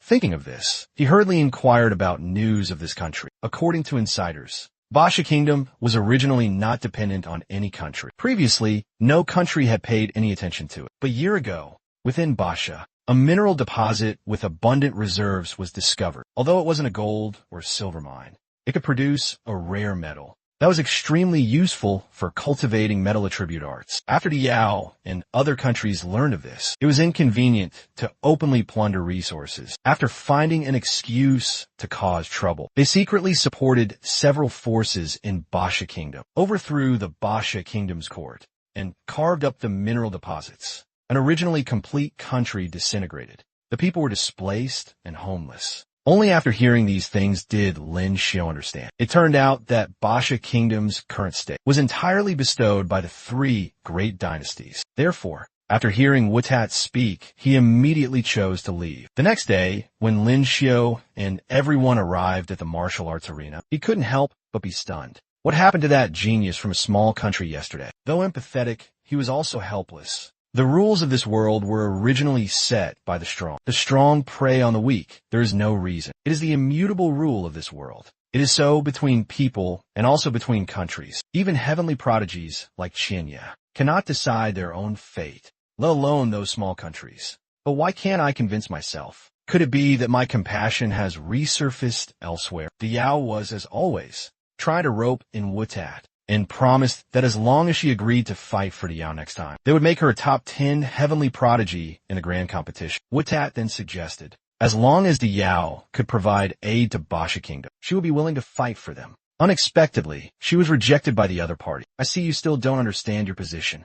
Currently, you are not yet worthy to negotiate terms with the Yao. If you don't join, others will. It's not that we lose a genius, but that you lose the qualification to step into a higher realm." After speaking, he led his people and angrily left the room. Seeing this, Lin Xiu couldn't help but sigh. It seems, being ruthless towards the people of the Yao was the right choice. In the room, her companions were advising Wutat, "Your sacrifice is too great." They also said they could bring your relatives to the Yao. Staying in Basha will indeed waste your talent. Unexpectedly, Wutat smiled after hearing this and said, "It's okay. I participated in the grand competition to save my country. I didn't participate in the grand competition to cultivate special abilities. Later, I will go find the people from Xiaolong. Daluo, let's talk." At this moment, a knock sounded at the door. A moment later, Lin Xiu walked in and greeted them friendly. Lin Wutat was overjoyed to see him. "Greetings, sir, esteemed guest from Xia. Did you come here because the Xia agreed to help Basha?" Lin Xiu scratched his head after hearing this. "I'm just a small heavenly prodigy. I can't decide national affairs.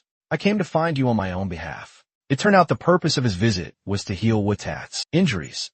When she took off her coat, seeing the other party's shyness, Lin Xiu hurriedly covered his eyes with a white cloth. Sorry, I mistook your gender, miss. I apologize for my previous rudeness. It's not your fault, young master. Actually, I deliberately conceal my gender. Lin Xiu was a little confused after hearing this. Why deliberately conceal it? If others knew you were a woman, perhaps they would have gone easy on you, and you wouldn't have been injured so much. Ow! Witat's face immediately flushed red upon hearing this. Young master can see how much vital energy I consumed during treatment. I roughly guessed your injuries. Afterwards, Witat told Lin Xiu a little secret. If I didn't disguise myself as a man, I wouldn't be able to represent my country in the grand competition. Besides my brother and uncle, no one knows this secret of mine. And yet you told me this secret because young master is the only one who makes me feel that my efforts are not in vain. I don't want to refuse your kindness. Moreover, for someone who knows the art of body healing, gender will be revealed sooner or later. It's better to be frank. I will help young master conceal the secret of your special ability. I also asked young master to help me keep this secret. After Lin Xiu agreed to her request, he slowly walked out of the room, looking at the two people who had been waiting outside the door. An invisible pressure inexplicably arose in his heart. These two must be Witat's brother and uncle. It's no wonder they are so wary of me. They must have misunderstood that I would use this to threaten Witat and force her to join Xia. Elsewhere, today's martial arts arena seemed very harmonious. Passers-by in the audience complained repeatedly. Are they putting on a stage play?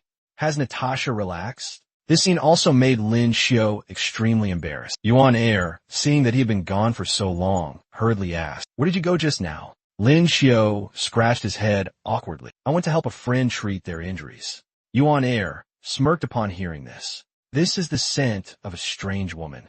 There are quite a few talented female prodigies in the grand competition. This romantic husband of mine can't possibly be so well behaved. Perhaps I'm about to get new sister. Seeing her expression, Lin Xiu decided to change the subject. Let's not talk about this anymore. Did I miss any exciting matches?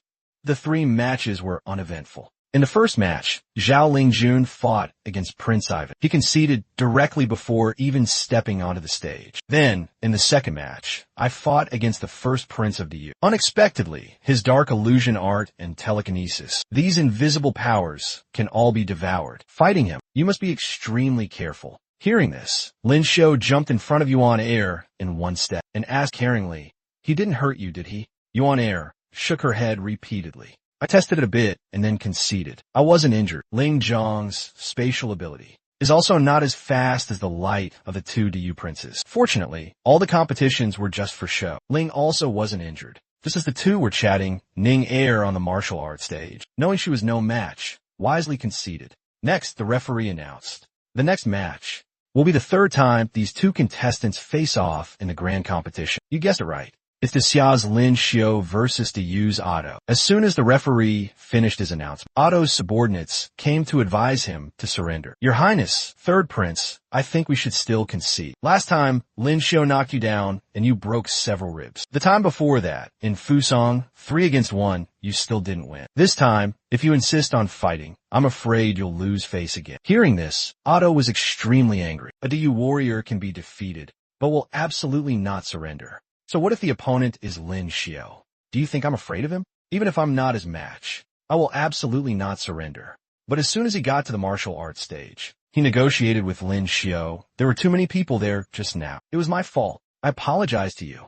Later, go easy on me a bit. I'll give you another 5th grade essence crystal. Unexpectedly, this old fox Lin Xiu said, I really did underestimate the 3rd prince. But you're trying to bribe me with 1 essence crystal. Aren't you looking down on people a bit too much? The audience of Artisia are all waiting for me to beat you up. You doing this makes it very difficult for me. Then there's nothing more to say. You have to add more money. 2 5th grade essence crystals. Hearing this, Otto was sweating profusely. Adding these 2, he would owe Lin Xiu 12. But this is a competition for the top 10 of the grand competition. Tens of thousands of people in the audience are watching. I'm the 3rd prince of the Yu.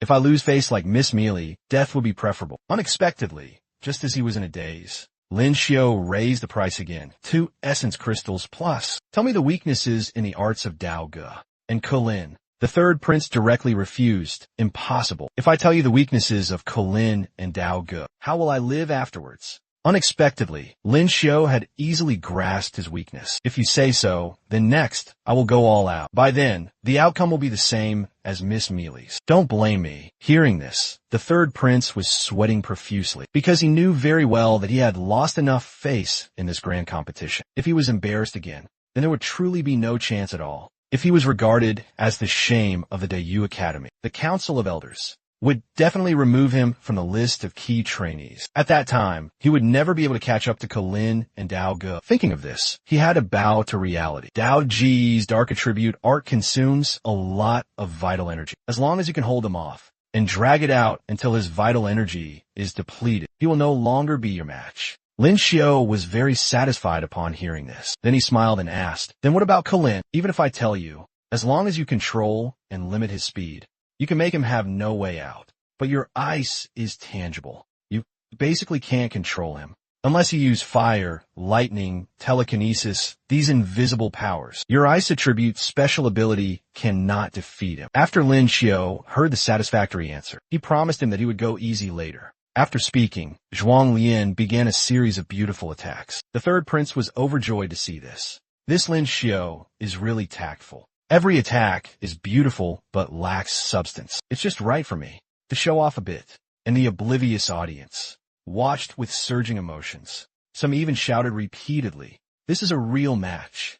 2.5 minutes later, Lin Xiao realized it was time to end. He immediately condensed an ice sword in his hand, then charged straight at the third prince. Before he could react, the ice sword was already at his neck. Faced with this situation, the third prince had no choice but to concede. The Dayu people sighed at his defeat. The clash between ice and fire is truly too beautiful. The third prince is indeed a man of character. But Lei Meng had a different view of Lin Xiao's strength. Defeating the third prince definitely wouldn't take that long. Is he trying to hide his strength to deal with the next strong opponent? These fools basically don't understand anything. A real competition is usually decided very quickly.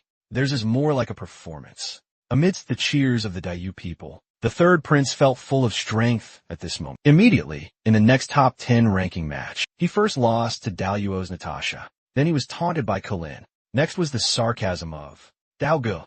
But even so, the third prince, who had lost repeatedly when facing Zhao Lingjun, who had crushed his opponents all the way, did not choose to concede directly. This action indeed surprised many people, but reality is very cruel. Just a brief confrontation, and he was locked in place by telekinesis, unable to move. Under Zhao Lingjuan's contemptuous gaze, the war god third prince finally failed. Seeing this scene, Lin Xiao outside the arena couldn't help but feel ashamed. This guy is indeed braver than me.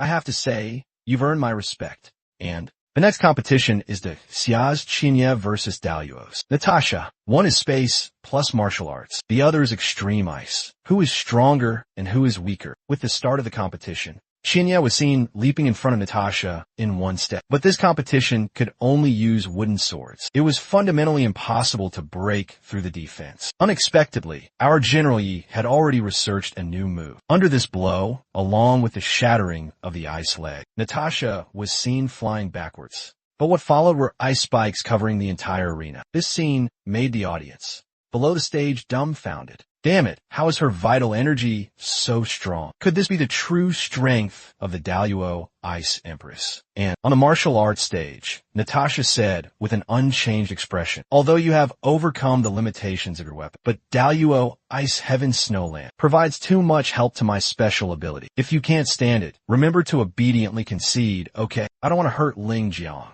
Just as the two were fighting fiercely, Lin Xiao outside the arena couldn't help but sigh. If it's just a competition of ice attribute special abilities, I can't beat her. If I can't resolve the match in a short time, Natasha will definitely win this match. As he predicted, after a long period of fighting, Qinya was clearly somewhat exhausted. Her vital energy was also about to be depleted. She had to concede. As expected of the Daluo Ice Empress, "Your vital energy is much more than mine." Faced with such praise, Natasha immediately blushed. "Ling Jiang, don't call me by that embarrassing name anymore." With the end of this competition, next will be Qinya, Qin Yuan, Xuan Ning'er, Otto, and Prince Ivan, competing for the 6th to 10th places in the grand competition. Very quickly, it was already dark. Regarding the subsequent competitions, everyone also complained. When it's Lin Xiao's family's turn to compete, it's boring. They must have secretly arranged the rankings already. Coming to the scene is just going through the motions. And in tomorrow's top 5 competition, I think the most worth watching is the competition between the Ice Empress and Lin Xiao. But I still believe in Lin Xiao more, because half a year ago, he could already fight 3 alone. In this grand competition, he has never been defeated. But that night, she came to Lin Xiao alone and said with a shy expression, "Tomorrow, can I use the results of the competition to make a bet with you?" Hearing this, Lin Xiao immediately refused, because he knew very well in his heart the other party was definitely a weasel paying a New Year's call to a chicken, not with good intentions. At this moment, Natasha appeared very unhappy. "It's okay for you to bet with a third prince. Why not with me? You are clearly discriminating. Besides, I haven't even said what the price of losing is." Unexpectedly, her little thoughts had long been seen through by Lin Xiao. "You must be targeting Ning, Air, and the others, right?" As soon as these words were spoken, being exposed, Natasha hurriedly turned her head and said, "I didn't expect you to see through me. So petty. You clearly have so many wives." Lin Xiao said with a serious face, "They're not my objects. How can I use them as bets? Besides, tomorrow, the winner of the competition will be me. Whether we bet or not, the result will be the same. Why are you doing this?" After speaking, Natasha's expression immediately became serious, saying such confident words before the match. "Be careful you don't get slapped in the face." The next day, at the grand competition venue, looking at the ice spikes standing upright on the martial arts stage, the crowd of onlookers was extremely excited. But it seemed everyone was cheering for the Ice Empress. And on the martial arts stage, the Ice Empress, in a new outfit, looked extremely gorgeous. At this moment, she kindly reminded Lin Xiao, "Next, young master, you must be careful." After speaking, an ice spike suddenly rushed towards Lin Xiao. While dodging, he couldn't help but sigh. It seems that relying solely on the vital energy of the ice attribute special ability, I'm no match for Natasha. But at this level, there's still no need to use a second special ability. Immediately, under the enhancement of martial arts power, he quickly broke free from the restraints. Then he jumped up, clenched his fist tightly, and gathered a little strength, finally unleashing it suddenly. The incoming ice spikes were all shattered. Natasha's heart pounded upon seeing this. Why is his martial arts so mysterious and unpredictable unless it's some special ability? Otherwise, it's fundamentally impossible to defeat it. But just as she was dazed, Lin Xiao's fist was already in front of her. Seeing this, she had no choice but to concede. The audience outside the arena was completely stunned. Damn it, Her Highness Natasha lost again. This Lin Xiao's martial arts are just too formidable. It's like he simultaneously possesses abilities of speed and strength. Meanwhile, on the stage, Natasha approached Lin Xiao. "In my first participation in the grand tournament, I won 4th place on the prodigy list. It seems this time, I'll only end up at 5th on the prodigy list." But Lin Xiao thought otherwise. "Who said I'm stopping at 4th place? 1st place is my goal. I haven't even shown my true strength yet." Hearing this, Natasha, as she left the stage, remarked, "I was originally planning to surrender in my next match against Kalin. But after hearing you say that, I've changed my mind." Very soon, Natasha was facing Kalin. As soon as they got on the stage, he said, "In the last grand tournament, you should have realized the difference between us. This time, you should be smarter and just admit defeat right away." Natasha retorted, "My strength is much greater than it was during the last grand tournament. If you're still stagnating and I just give up like that, wouldn't I be at a disadvantage?" Hearing this, Kalin's eyes filled with contempt. "Then go ahead and try." Actually, Natasha was doing this entirely because last time Ling Yin was defeated too quickly, offering no reference value. She wanted through this match to show Lin Xiao a battle between ice and light. At this moment, Lin Xiao, watching the intense fight on the stage, couldn't help but mutter to himself, "This level of elemental power is indeed significantly stronger than Ling Yin's." With the referee's signal, Natasha attacked first, but Kulin's speed was indeed too fast. Not only did a single teleport neutralize her attack, he also took the chance to counterattack. She saw that dragging this on wasn't the way, so she decisively channeled all her spiritual energy, preparing to go all out. With a wave of her hand, countless ice walls sprang up around Kulin. Seeing this, he dismissively said, "You think this is enough to trap me?" But the next second, he was tightly encased in an ice sphere. Unexpectedly, Kulin, inside the sphere, couldn't help but feel pleased. "It seems you've truly improved a lot, but you've overlooked one thing, And that is in my eyes, this freezing ice is as flimsy as paper. As he finished speaking, countless rays of light shot out from the ice sphere. With a loud bang, the ice sphere instantly shattered into powder. Now, Colin, freed from the restraint, floated in midair, his entire body enveloped in golden light energy, like a majestic angel. Now do you see the clear difference between us? Do you still think it's necessary to fight on? Lin Xiao, watching from the sidelines, gained a new appreciation for Colin's abilities. Just as the third prince said, ice truly couldn't control Colin. His light elemental ability contains immense energy. Any tangible thing it touches shatters. Though it looks tough, for me, it's a minor issue. At that moment, Natasha on the stage couldn't help but turn a look at Lin Xiao. Indeed, there's no need to continue. I can see. Then she let out a hearty laugh.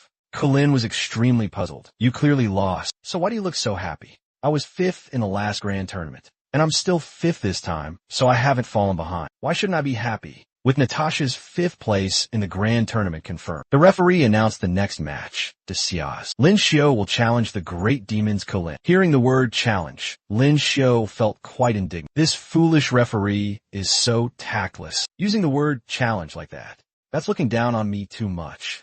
But troubles never come singly. Just then, the Desya representative approached to remind Lord Lin. The light art of the great demon's second prince, Colin, is not something your ice art can easily deal with, sir. His ability is very unique. Even if it's not a life and death struggle, you're very likely to get injured. If anything unexpected happens during the match, Lin Xiao listened to his firm words, and though he felt quite displeased, he still said confidently, "Don't worry. Watch me take care of this match easily." Meanwhile, the audience outside the arena seemed incredibly tense. Although they had eagerly awaited this match, they couldn't help but worry for Lin Xiao. Very quickly, the two were on the stage. With the sound of the drum signaling the start, the two immediately launched into a contest of speed while dodging each other's attacks. Both launched counterattacks, but their speed was so immense that the spectators couldn't clearly see their exchange of blows. After a short exchange of blows, Colin couldn't help but exclaim, "I never expected someone in this world to be as fast as me. If that's the case, I'll just have to be a bit faster than you." Unexpectedly, even when his speed reached its peak, Lin Xiao still dodged him with ease.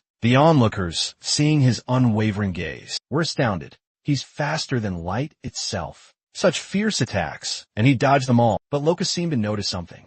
He's not faster than light. He's faster than Colin. As long as he's faster than Colin's movements, he can dodge his attacks. Little did Loken know, what he saw was only a fraction of it, and Lin Xiao on the stage was already completely confident of victory. It seems my art combined with martial arts is sufficient. Besides, I still have my space art as backup. Now, I just need to wait for the right moment. Just now, while Lin Xiao was dodging, he deliberately directed Colin's attacks towards the great demons. Spectators stand, with Colin being none the wiser. Colin could only roar helplessly in frustration. Damn it. This guy is just like a mouse. Seeing the attacks continuously heading towards their section, the head elder of the Elders' Pavilion hastily reprimanded the Deluo. Organizers, is this how you ensure the audience's safety? I demand you activate the protective shield immediately. Unexpectedly, the heaven-tier expert from Deluo paid no mind, saying, "No one is injured yet. At the opportune moment, I will naturally act. Or perhaps, you great demons don't trust my capabilities?" As soon as this was said, the head of the Elders' Pavilion was instantly rendered speechless. Meanwhile, the third prince, Otuo, watching the match nearby, had a satisfied smirk playing on his lips. "Colin, oh Colin, aren't you supposed to be so formidable? How come you can't even touch Lin Xiao? If you get defeated by him, let's see you try to swagger then." Meanwhile, on the stage, after a barrage of attacks, Colin suddenly realized Lin Xiao was trying to see who would exhaust their stamina first. So, he quickly flew into the air and started gathering his power. "If you won't fight honorably, then don't blame me for being ruthless." Then, he unleashed the kinetic light wave.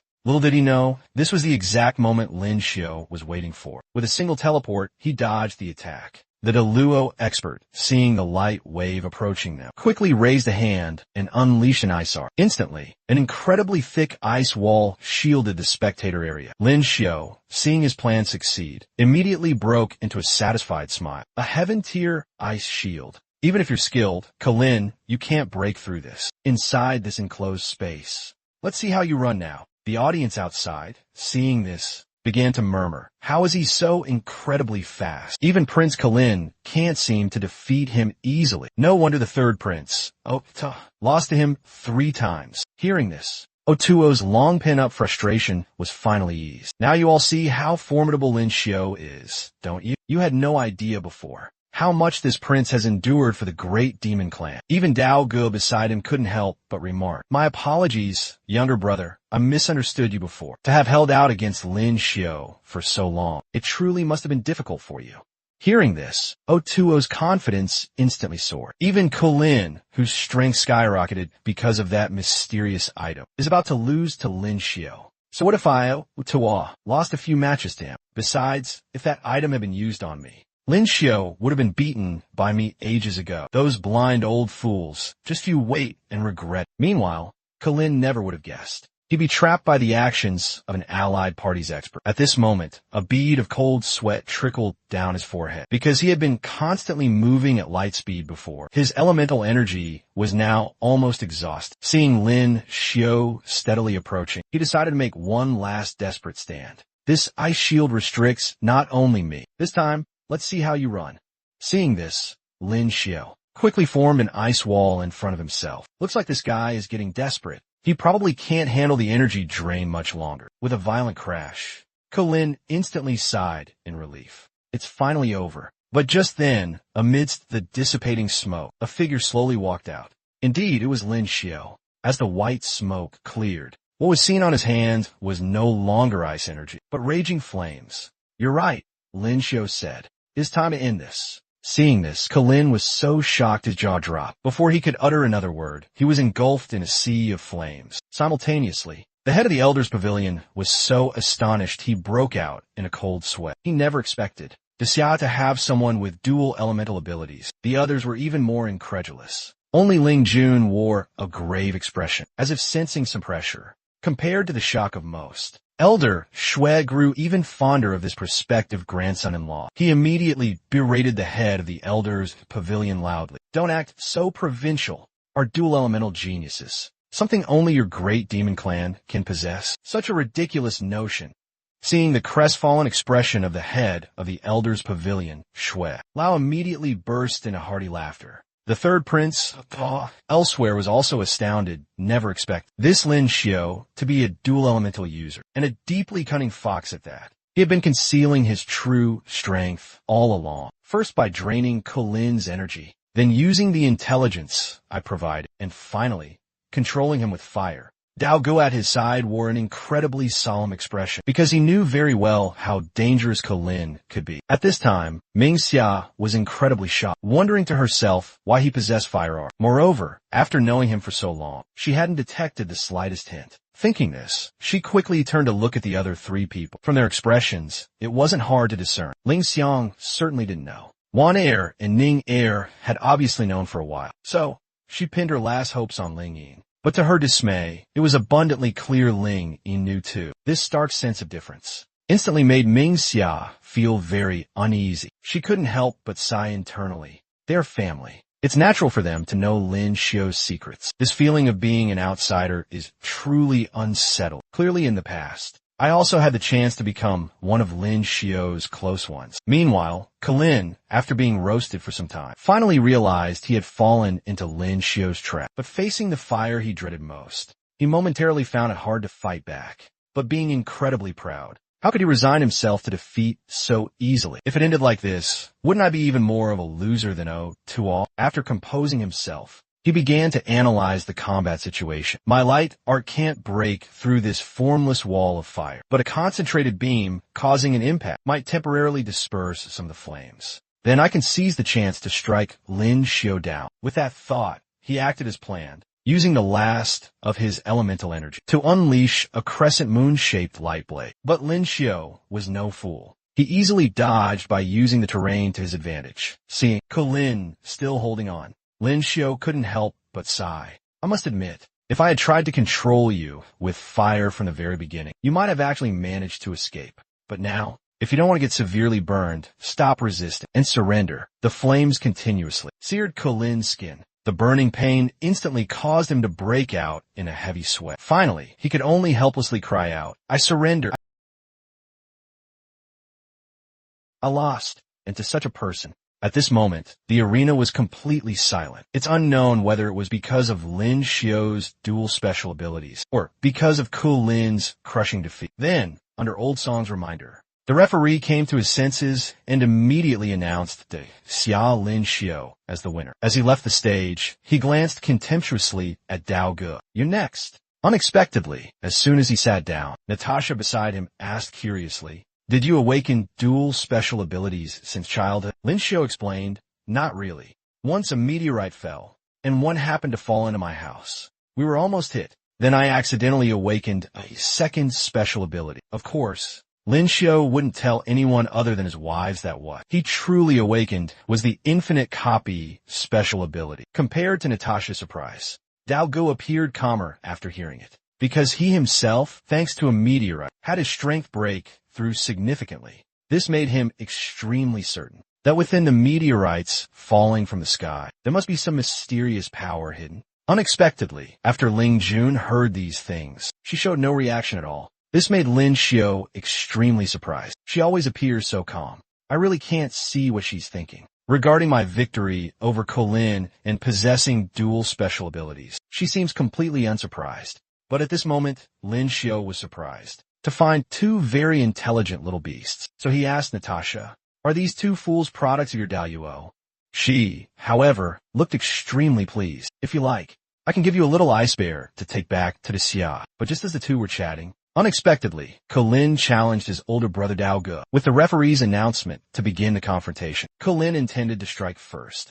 Although he knew he was certainly no match, he still wanted to see the difference with his older brother. Therefore, he quickly condensed several rays of extreme light in his palm and launched them towards Dao Ge. But the dark attribute special ability can absorb all tangible and intangible powers. After this blow, Lin looked at Dao Ge, who was completely unharmed, and couldn't help but sigh in his heart. This scene has been experienced too many times into you, unless he can immediately break through to the Earth Realm upper stage. Otherwise, he basically can't do anything to him. Therefore, he raised his hand to signal the referee that he conceded. And next, facing Zhao Lingjun with no chance of winning, Lin did not choose to surrender. Otto, seeing this, couldn't help but sigh. "Wow, he's imitating my courage again." Dao Ge, seeing his younger brother like this, could only shake his head helplessly. Since childhood, neither of these two would yield to the other. At the same time, on the martial arts stage, Lin went all out. Take this. A 20-meter radius of light-speed firepower covered the area. Facing the lightning-fast attack,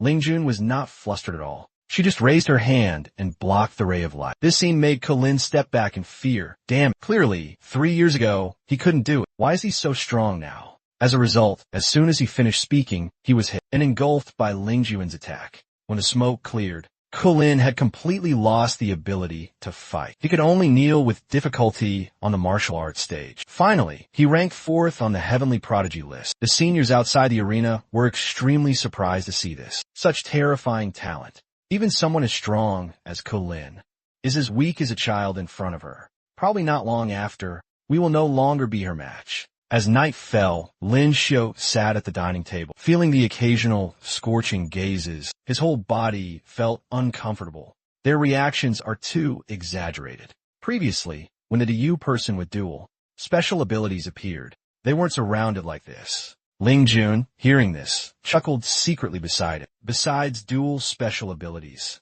you also defeated Lin, one of the purple crystal lineage of the Yu. To fulfill your promise to your younger sister, next time you face Dao Ge, how do you plan to win? Hearing this, Lin Xiao was indeed surprised. Are you worried about me? I naturally have my ways. Unexpectedly, Ling Jun just replied with an "oh," then teased him again. Then have you figured out a way to defeat me yet? Why not learn from the previous minor competition and tie for first place? But Ling Jun made things difficult for him. I've changed my mind now. Hearing the two talk, Ling Yin, standing behind, immediately felt a bit awkward, not knowing whose side to take. Early the next morning, Lin went to the Council of Elders. He said he personally heard Lin Xiao say that his dual special abilities were due to a meteorite. Hearing this, the Council of Elders was somewhat surprised, because ever since that thing was discovered 2.5 years ago, they had never stopped researching it. They even deliberately collected meteorites that fell into Yu and cut them open one by one. But most meteorites were ordinary rocks. Only a few could be forged into weapons. and a very small number possessed a terrifying power. Those who touched it would die in a short time. It's unknown if the Xia has discovered anything, but it seems that after this grand competition, they need to exchange some information with them. Find out more information. Very quickly, the final match was about to begin. But Lin Xiu ran to Colin's side and extended his right hand. Colin, seeing this, said angrily, "What are you doing? Come and show off or provoke." Unexpectedly, Lin Xiu praised him in the language of the Yu. "Prince Colin, you are very strong. I was lucky to win against you this time. I hope we have a chance to interact again next time." Colin, seeing him speak the Yu language so well, and that he didn't mock his opponent after winning the competition, but instead used Yu etiquette to show respect for his opponent, gritted his teeth and returned the courtesy. "You are very strong. Next time we meet, I will be more careful than this time." Although Lin Xiu easily obtained the light attribute art, because of this, he was not satisfied. Next, he greeted Dao Go beside him. "I have long admired the first prince's reputation. I have long wanted to experience the power of the dark attribute art. In a competition, I will go all out later." Dao Go was completely unguarded, and thus easily handed over the dark attribute art. Lin Xiu, seeing his goal achieved, was overjoyed in his heart. Unexpectedly, at this moment, Otto greeted Lin Xiu with an expectant look. "What about mine?" Unexpectedly, Lin Xiu hurriedly turned around, his heart full of contempt. If it weren't to obtain the light and dark special abilities, who would bother shaking hands with you two, let alone you? Unexpectedly, Otto not only didn't give up, but also secretly approached Lin Xiu's ear. At another 5th grade essence crystal. Hearing this, Lin Xiu immediately extended his right hand. "Prince Otto, you are also a respectable opponent. Your spirit of never admitting defeat is worthy of all of us to learn from."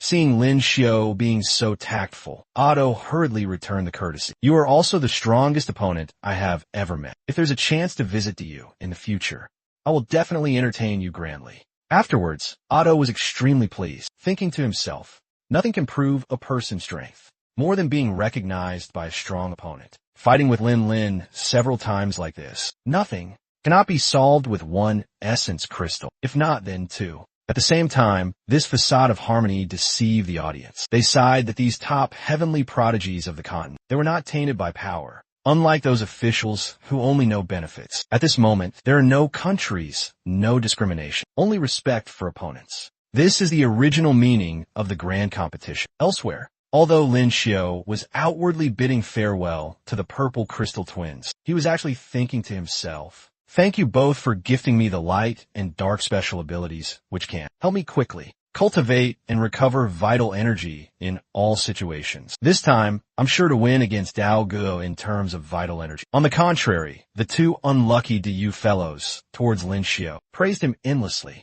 Colin believed he was a very polite person, not angered by unfair rules, knowing how to respect opponents. His words and actions also made others feel like a spring breeze, warm. Dao Go felt sorry for him. Having a wife like Zhao Lingjun is really unfair to him. Ming He, hearing the two talk, was momentarily a little confused. "What did you get?" Lin Xiu replied with a silly smile. "Secret." Ming He was furious after hearing this, but could only helplessly complain, "You have so many secrets." Unexpectedly, as the two were chatting, an old man with white hair and a crown calmly walked towards the crowd, and he was the current emperor of the Daoyuo dynasty, and also the man known as the Ice Emperor. Unlike other powerful experts, this title of his was earned by his own hands. A long time ago, ice and snow beasts always threatened Daoyuo. He single-handedly ventured into the polar regions and killed several beast kings, causing the beast hordes to not dare invade to this day. One battle laid the foundation for his illustrious reputation in the hearts of all who possess ice attribute arts. He is a godlike existence. Although his strength is formidable, his political maneuvering is also extremely skillful. Previously, the nobles of Daoyuo were even more arrogant than those of the Xia. They even declared that, as long as they wanted, they could make an ice bear the emperor of Daoyuo. Then, under the iron-fisted methods of this great emperor, those nobles were killed until they cried out miserably, no longer possessing their former majestic air. But compared to the two kings of the other two dynasties, only the Xia emperor lacked ability. This is also why the nobles of the Xia are arrogant and disregard imperial power. Therefore, he had to secretly support the Tian Daoming to use it to suppress the nobles of the Xia. If he were also a powerful expert, then even if you gave the Zhang family head 10 guts, previously he wouldn't have dared to bring Zhang Jing with him in front of him, with the Ice Emperor seated. The match between Lin Xiao and Dao Ge finally began. With a single drumbeat signaling the start, Lin Xiao took the lead, condensing an ice spike in his hand, then quickly rushed toward Dao Ge. The immense power contained within directly stunned the audience outside the arena. Even the Ice Emperor couldn't help but praise this junior named Lin Xiao. This blow has the style I had back then. Ivan learned from him. In an instant, he was in front of Dao Ge. Unexpectedly, he just needed to raise his hand, and the black chi emanating from it devoured the long spear. Feeling the aftershock of the attack, Dao Ge also didn't spare his praise. This spear, I'm afraid no one besides Zhao Lingjun and I could have blocked it. I have to say,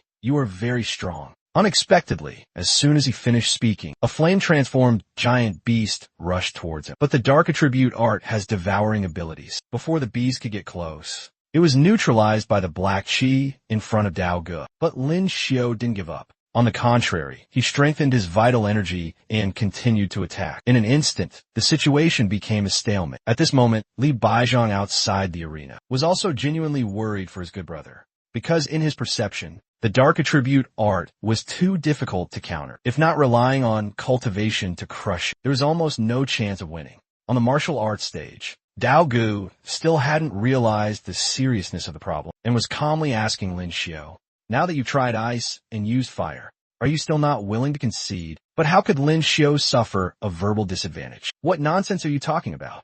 Right now, it seems your special art can't do anything to me either. So why should I concede?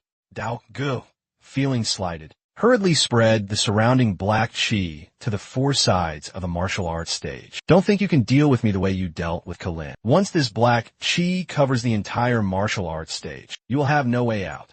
Lin Xiao clearly knew this. Therefore, not only did he not flee, but on the contrary, he used fire to condense a shield in front of him to resist that black chi. Although the flames were continuously being devoured, but within Lin Xiao's body, flames would also be continuously released to supplement. For a time, the situation became evenly matched again. Dao Ge, although he didn't know why Lin Xiao was so calm, his realm was, after all, a level higher than his. Therefore, he was not flustered at all.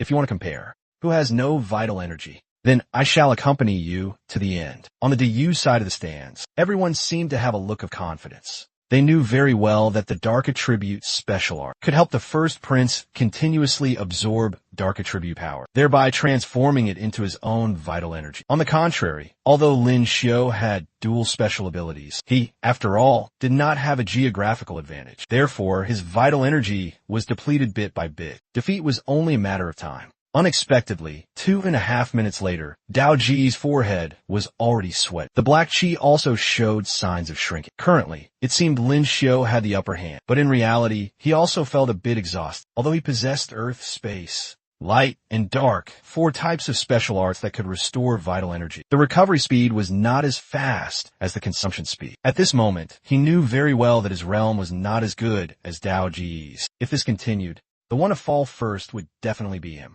But during the competition, he couldn't use essence crystals to recover. This made it really difficult for him. Compared to Lin Xiao, Dao Ge, who was completely suppressed, was naturally not much better off. He couldn't understand why Lin Xiao's vital energy wasn't depleted. He even thought at times that he had also broken through to the Earth realm. Upper stage, seeing the scales of victory gradually tilting towards Lin Xiao, Kalin was so nervous that he directly jumped up from his seat. How could this be? Is Big Brother's vital energy not as good as Lin Xiao's? Compared to Kalin, Otto was a little excited. He was secretly calculating, if even Dao Ge loses to Lin Xiao, won't I be able to directly wash away my shame? Everyone saw that Lin Xiao was about to win. Those who disliked you cheered for Lin Xiao. The leader was naturally Natasha. Go for it. Zhao Lingjun, Qin Yuan, Ning Heir's husband, teach to you a lesson they'll never forget. Of course, the harem group also couldn't help but start cheering. Just as Lin Xiao's spiritual power was about to be depleted, Tai's attribute special art worked wonders. All the previous cheers turned into vital energy, continuously pouring into Lin Xiao's body. In an instant, his vital energy was full again. At this moment, he couldn't help but mutter, Tai, this time, thanks to your special art, I'll definitely try it when I get back. With Lin Xiao once again putting his all into winning or losing, it was clearly decided. Just as the referee was surprised, Lin Xiao had calmly come before Dao Ge. and symbolically cupped his fists in greeting.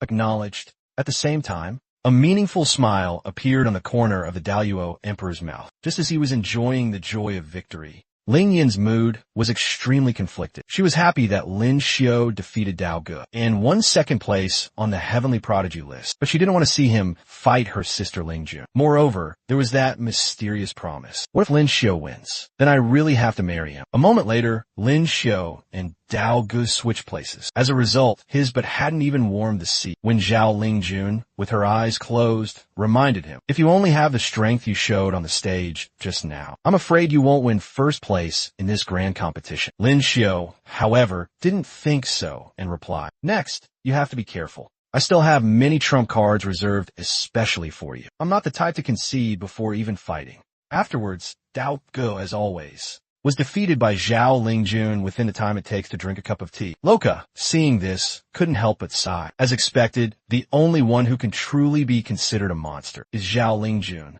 but the head elder of the Council of Elders beside him was very much looking forward to the next husband and wife battle. He believed that no matter who won, the one to lose face in the end would be the Ling family. The Xia could also be considered to have indirectly vented its anger. On the contrary, on the Xia side of the stands, everyone looked worried, because in the previous minor competition, the two of them had already caused trouble with the referee's announcement. The final decisive battle was about to begin. Li Baizhang glanced at the Daluo Ice Emperor outside the arena, and only then did he breathe a sigh of relief. No matter how unruly they were, they couldn't disrespect the Daluo Great Emperor. Unexpectedly, as soon as the match began, Zhao Lingjun raised her hand and asked, "Are you confident you can beat me?" Lin Xiao was surprised at first upon hearing this, then said, "Not here." Unexpectedly, as soon as he finished speaking, the familiar scene reappeared. Zhao Lingjun was seen grabbing Lin Xiao with one hand. "Then let's change places." After speaking, she led him and rushed into the distance, leaving only the bewildered crowd of onlookers. This is the grand competition, and moreover, it's the final decisive battle. So they just left like that?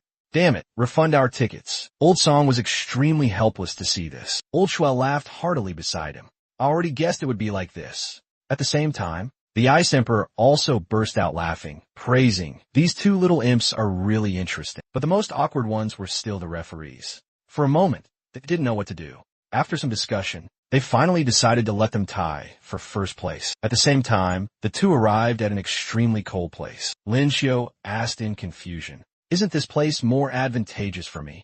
But Zhao Lingjun didn't care at all. "It doesn't matter to me. There's no one else here. You don't need to hide anymore. To be honest, you are too promiscuous. Although Ling Yin also likes you, I don't completely agree to you two becoming husband and wife. Therefore, I will not yield." After speaking, she used telekinesis to cover the entire area. Fortunately, Lin Xiao managed to teleport out in time. Looking at the scene before him, he was also a little scared. Damn it, this power is too terrifying. If I hadn't escaped in time, I would definitely have been defeated instantly. After the shield dissipated, Lin Xiao finally found an opportunity to counterattack. But just as he got close, Zhao Lingjun was discovered by her. She just raised her hand and blocked the ice spike. Seeing this, Lin Xiao hurriedly used the Dark Attribute special art, intending to use Black Qi to devour the telekinesis. After some testing, he discovered that an attack of this level basically couldn't break Zhao Lingjun's defense, but as long as she revealed a slight opening. At that time,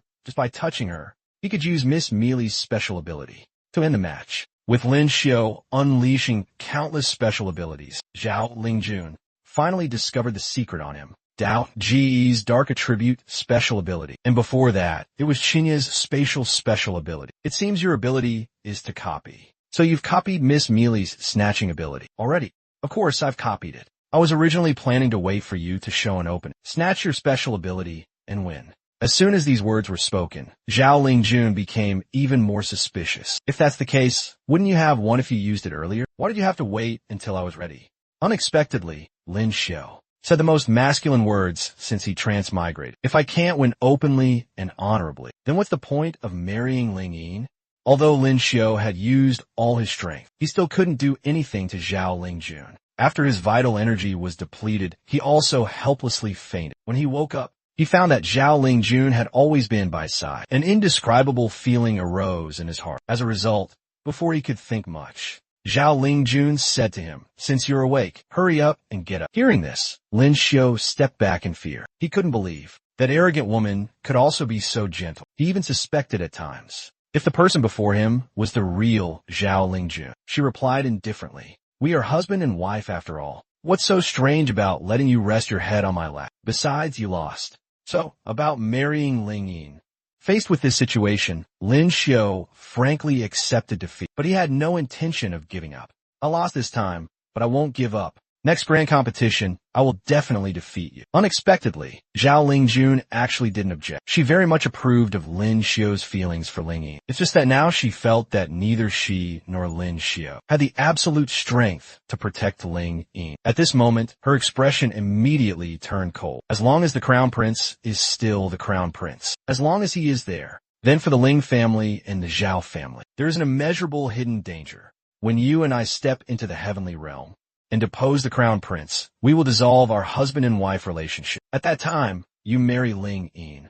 She won't refuse you because her biological sister is your wife. Lin Xiu very much agreed with Zhao Lingjun's thoughts, but still curiously asked, "According to your cultivation speed, how long will it take to break through to the heavenly realm?" She picked up the broken ice shards and replied, "Probably about 5 years." Seeing her strange actions, Lin Xiu was very confused. Unexpectedly, she said indifferently, "Consider this our private competition. No winner, no loser." At the same time, Ming He looked at Ling Yin, who was extremely happy, and couldn't help but mutter, "Their relationship is really good." Before, when he said he wanted to marry another one, he must have been talking about Ling Yin. At this moment, Ling Yin, who was immersed in joy, finally came to her senses. Wait a minute, although it's a tie for first place, it's still first place in the grand competition. So, does that mean I really have to marry Lin Xiu? Then, what about my sister? Just as she was thinking, the crowd of onlookers shouted repeatedly, "Look, Lin Xiu and Zhao Lingjun are back." There are still traces of fighting on them. Could it be that they changed places and had a match? Compared to the calmness of the crowd,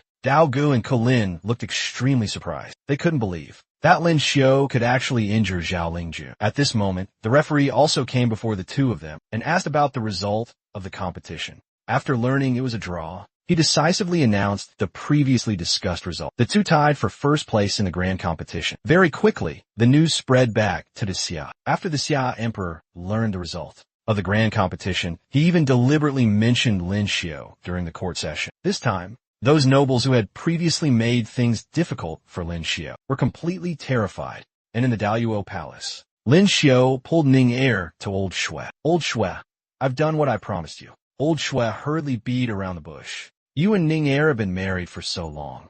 Why do you still address this old man like that?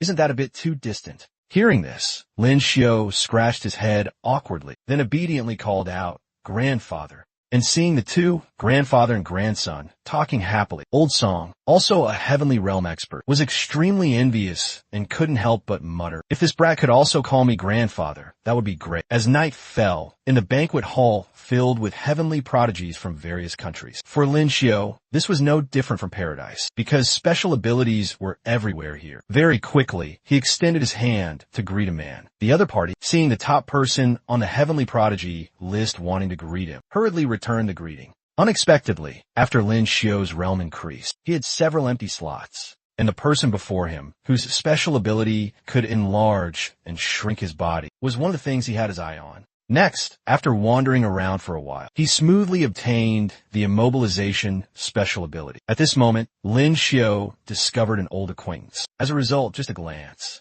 made Miss Mealy recall the previous tragic scene. "Don't be nervous. I didn't come looking for you."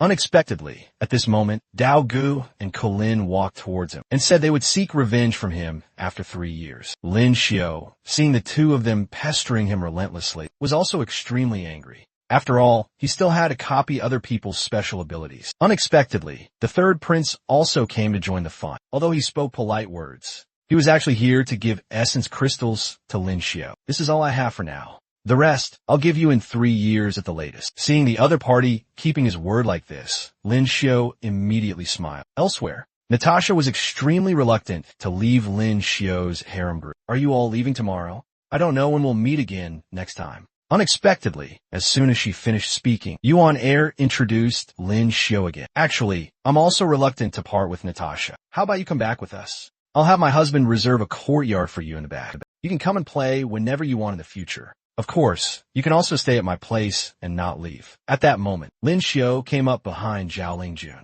Seeing her all alone, he couldn't help but sigh. You're truly lonely, Zhao Lingjun said. I'm not used to such crowded places. Apart from people I know, no one else wants to talk to me. On the contrary, why aren't you looking for your wives? Why did you deliberately come looking for me?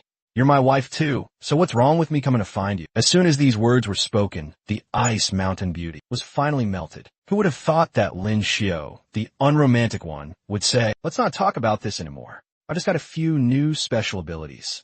Let's find another place to spar a bit. After hearing this, Ling Jun thought to herself, do you really not see me as a woman? Then she quickly scolded, I'm not going. When did you become so annoying? Lin Xiao said, actual combat can also enhance strength. Consider it as cultivation. Ling Jun sighed helplessly. Can you please consider the situation? With that, she soared into the sky. As she left, she didn't forget to tease. Since you have so much free time, why don't you go with others? The girls are like you are lining up, waiting for you. As a result, as soon as Ling Jun left, Ling Yin came up behind him and asked curiously, was older sister here just now? I think I heard her talking. After hearing this, Lin Xiao pouted, your older sister is really hard to understand. Who knew that as soon as he finished speaking, Ling Yin invited him to go out and play. Then she muttered, so, what was the result of your private match with older sister? Who knew that before he could finish speaking, Lin Xiao interrupted. What private match result? I don't quite understand. This infuriated Ling Yin. She immediately punched his chest lightly a few times. Didn't we already make a promise? If I beat older sister and become the number one, Dabai will marry me. Tying for first place with older sister Dabai doesn't count. Who knew that their conversation was overheard by Ming He outside the wall? At this moment, her heart was pounding. What? Lin Xiao wants to marry Ling Yi. Who knew she was the next official one? The next day, a large crowd gathered at the martial arts arena. Everyone was saying goodbye to each other. Naturally, the old acquaintance, the third prince, couldn't be missing. This time, he not only returned the few 5th grade essence crystals, but also said very confidently, it won't be long before I break through to the upper earth realm. At that time, I will personally challenge you. Looking at his confident expression, Lin Xiao disdainfully replied with 3 words, we'll see. At the same time, Natasha had come before Yuan, her face full of anticipation, saying, this is my first time out. Everything is unfamiliar. Yuan replied meaningfully, I believe you will definitely like this Xia. Li Baizhong watched the two talking happily and suddenly understood something. This guy moves really fast. Long Taosong couldn't help but sigh after hearing it. Lin Xiao must have already gotten together with the Deluo Ice Empress. This time when he returns, perhaps he'll want the Xia Emperor to decree a marriage, along with the takeoff of the airship. Lin Xiao looked at the deep blue sky and couldn't help but mutter. Today, the grand competition has ended. I have fulfilled my promise to Elder Shui and the Xia Emperor. The current stage requires me to quickly raise my cultivation to the upper earth realm. 2 hours later, the people of the Xia saw the meritorious officials return. They shouted, they're back. The heavenly prodigies who brought glory to the Xia are back. Lin Xiao saw everyone's enthusiasm and hurriedly cupped his fists in greeting. Then, after participating in the award ceremony, Zhuang Lian hurried to Tai's small courtyard and eagerly pushed open the door. Seeing her in the room, he directly launched a surprise attack and hugged her. Feeling the size was wrong, he then realized he had mistaken the person and immediately apologized repeatedly. Sorry, Imperial Consort, I didn't know it was you. At this moment, the Imperial Consort's heart was racing, her face flushed. Tai went out to look for you. She should be back soon. As a result, as soon as she finished speaking, Tai pushed open the door and entered. Then she rushed into Lin Xiao's arms, muttering incessantly, husband, you're finally back. Tai missed you so much.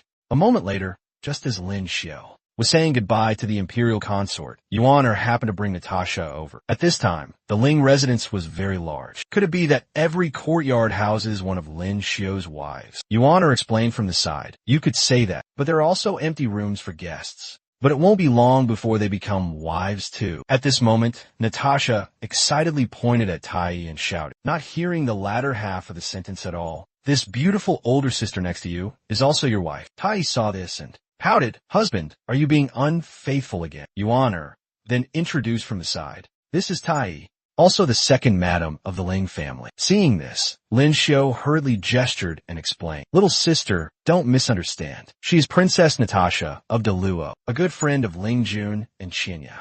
Just as the few of them were chatting, The imperial consort said with some surprise. I didn't expect the princess of the Luo to come to the Xia. I hope you have a pleasant stay here. Seeing another beautiful woman, Natasha's eyes immediately lit up. This beautiful older sister isn't also your wife, is she? Lin Xiao was rendered speechless and hurriedly explained. What nonsense are you talking? This is the imperial consort. Imperial consort, do you understand?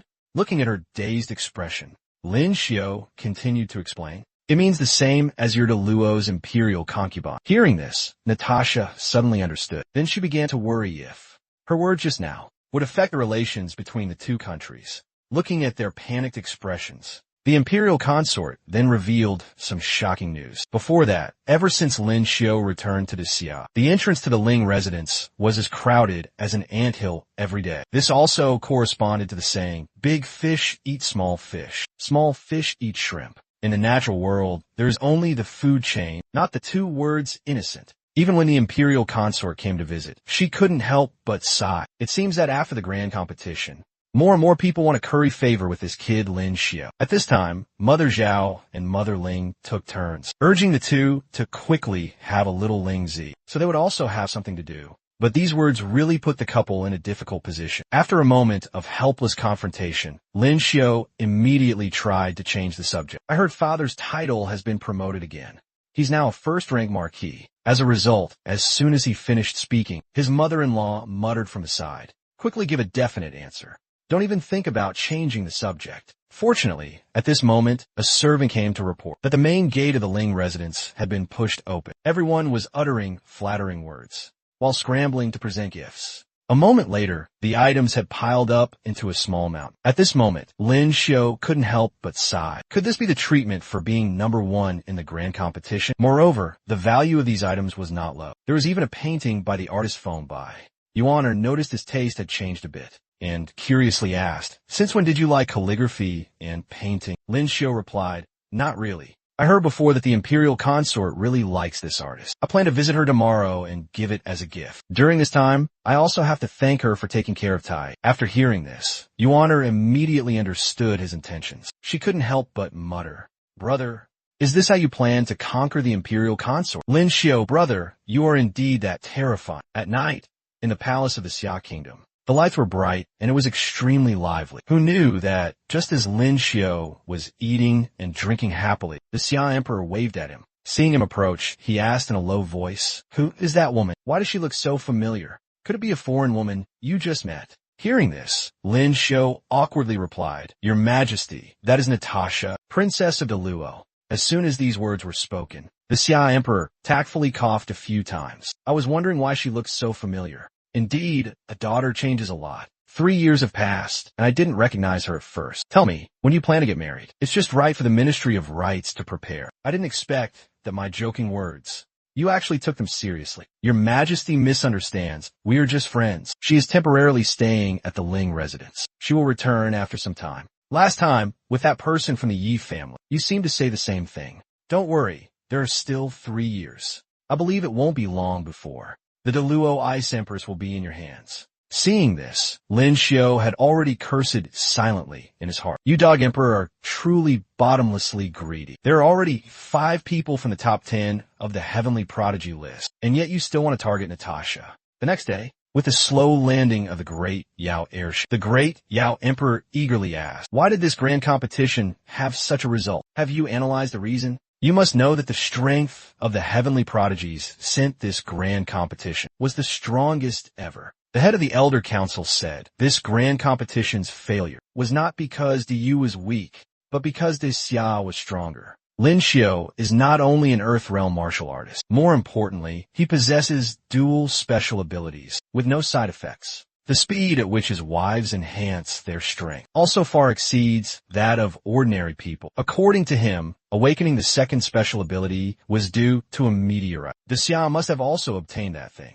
Hearing this, the Great Yao Emperor couldn't help but frown and mutter. It seems we need to probe the Xia a bit to see if they have discovered the secret within the meteorite. Who knew that Lin Xiao on this side? He was also very interested in what the Great Yao Heavenly Prodigies were talking about. He immediately prepared to investigate thoroughly. According to them, it was because during that time, they had obtained a magical item that could accelerate a person's cultivation speed. Perhaps the meteorite that fell into Xia also has. Thinking of this, he immediately went to the Sea Tianjian without stop, because when meteorites fall, they are usually managed and collected by this place. Then, under the guidance of a Yamen runner, he quickly arrived in front of a pile of meteorites and carefully studied them. One day, in the sky above the imperial capital of Xia, two extremely magnificent airships were heading towards the imperial palace. Lin Xiu immediately recognized the origin of the other part. They were the envoys of Great Yao and Luo, because every grand competition, the nation that occupies more positions in the top 10 will have the right to allocate resources for the next 3 years. As soon as the airships of Great Yao and Luo arrived, Chief Steward Zhu of Xia came to inform Lin Xiu. His Majesty wants you to enter the palace immediately to discuss the allocation of resources. When he arrived at the imperial study, he found a room was already packed with people. Moreover, everyone was fighting for their original share of resources, no one willing to yield an inch. A moment later, the Great Yao envoy spoke first. Respected Emperor, we have come this time with another request. His Majesty of the Wu Kingdom enjoys collecting meteorites from outer space. We heard that Xia often has meteorite showers. We specially request a few from Xia, hoping your esteemed country will agree. As soon as these words were spoken, Lin Xiu's face immediately darkened. It turned out they were targeting the meteorites. It was feared that discussing resource allocation was just incidental. Just as he was dazed, the Great Yao envoy suddenly grinned broadly to show our sincerity. His Majesty of the Wu Kingdom has specially gifted you a few beauties. They are waiting outside. Hearing this, the Xia Emperor's face immediately flushed. He repeatedly waved for them to enter the hall. With the appearance of these women, each with her own unique beauty, Lin Xiu immediately became extremely embarrassed. This dog emperor has his reputation for lechery spread all the way to the youth. The other party is truly prescribing the right medicine for the illness. The Xia Emperor was already drooling all over the floor. Then he said calmly, actually, beauties are not important. I'm not a lecherous person. It's just a few stones. If the Great Yao Emperor likes them. The end.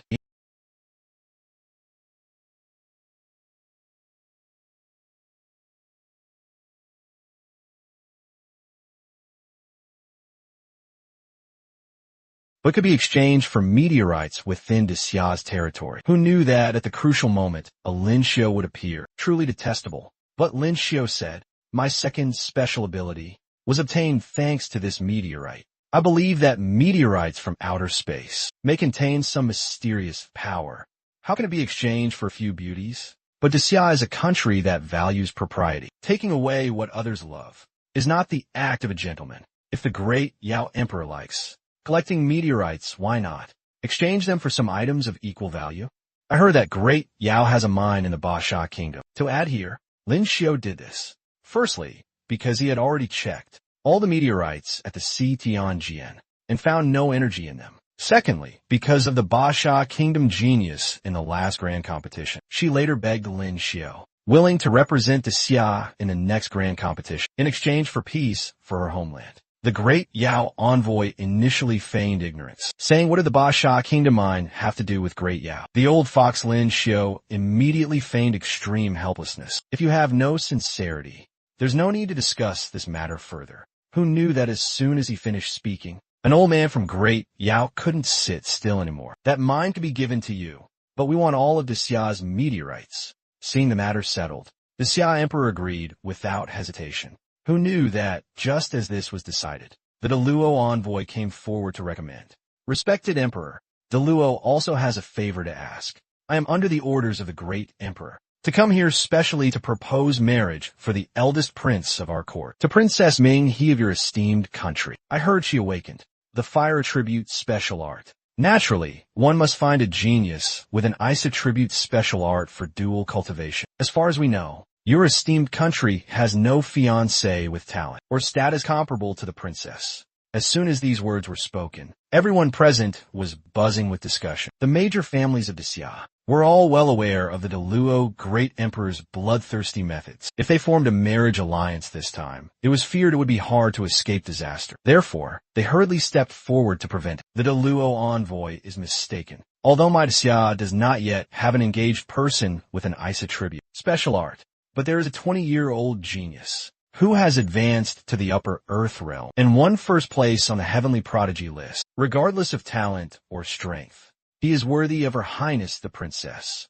Although he didn't mention this person's name, everyone present turned their gazes towards Lin Xiao, who knew that at this moment, the Xia Emperor also went with the flow. What a pity! Just as Minister Zhang said, I had already decided to marry Ming He to Lin Xiao. The Deluo envoy has come too late. With that, some of those present were happy, some were sad. But doesn't he already have many wives? His Majesty still wants to marry the princess to him. But the Xia Emperor waved his hand. A true man stands tall. Having many wives and concubines is very normal. With his talent and strength, his future is definitely limitless. He is worthy of my daughter. If I remember correctly, Princess Natasha of your esteemed country is also not engaged. Deluo doesn't seem to have a fire tribute special art heavenly prodigy. Why not form a marriage alliance with the Xia? Help her cultivate and at the same time strengthen the diplomatic relations between our two countries. 3 years later, Princess Natasha can also represent Deluo in the grand competition. The Deluo envoy originally intended to propose marriage to Princess Minghe on behalf of the eldest prince, who knew that this old fox, the Xia Emperor, not only refused him, but even counterattacked, targeting the Deluo Ice Empress. Seeing this, the envoy could only give a perfunctory reply. Then, after some discussion, everyone dispersed. Then, just as Lin Xiao was about to say something, the Xia Emperor immediately interrupted him. You heard it just now. Deluo's sincerity this time is very great. If I directly refuse, I'm afraid it will cause friction with them. Now that the continental situation is tense, we can only temporarily aggrieve you and Minghe. Besides, I can't really marry her off. Minghe is still young now and devoted to cultivation. If she has someone she likes in the future, it's not too late for you to divorce. Seeing Lin Xiao's disdainful expression, he hurriedly changed the subject, asking about the meteorite mentioned by Great Yao. Your Majesty doesn't know this. They seem to be looking for something in the meteorites. But rest assured, I have already gone to the CT on Jian to check. Those meteorites of ours are just ordinary stones. They have no use. Now exchanging them for a mine is indeed a big profit. Hearing this, the Xia Emperor immediately grinned broadly, who knew that at this moment, Lin Xiao brought up Minghe's matter. The Xia Emperor's face immediately changed. This matter is settled then.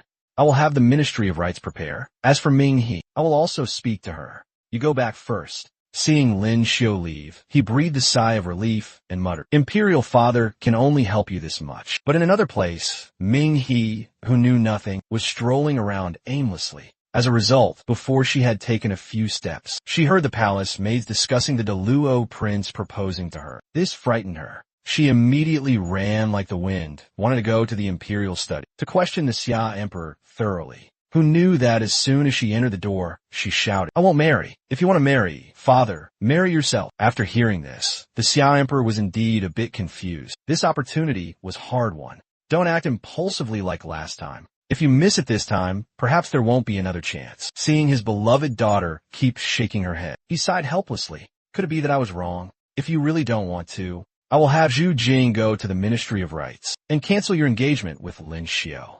His family is so large. It's indeed a bit unfair to you. Hearing this, Minghe's face immediately flushed. Only after a few seconds did she whisper, Your daughter is a princess of the Xia. It is only right to make some sacrifices for the imperial family. This little grievance is nothing. At the same time, Lin Xiao was just about to leave the palace when he met the third prince who had been waiting for a long time. He was seen quickly approaching and stuffing a brocade box into Lin Xiao's hand. Take it.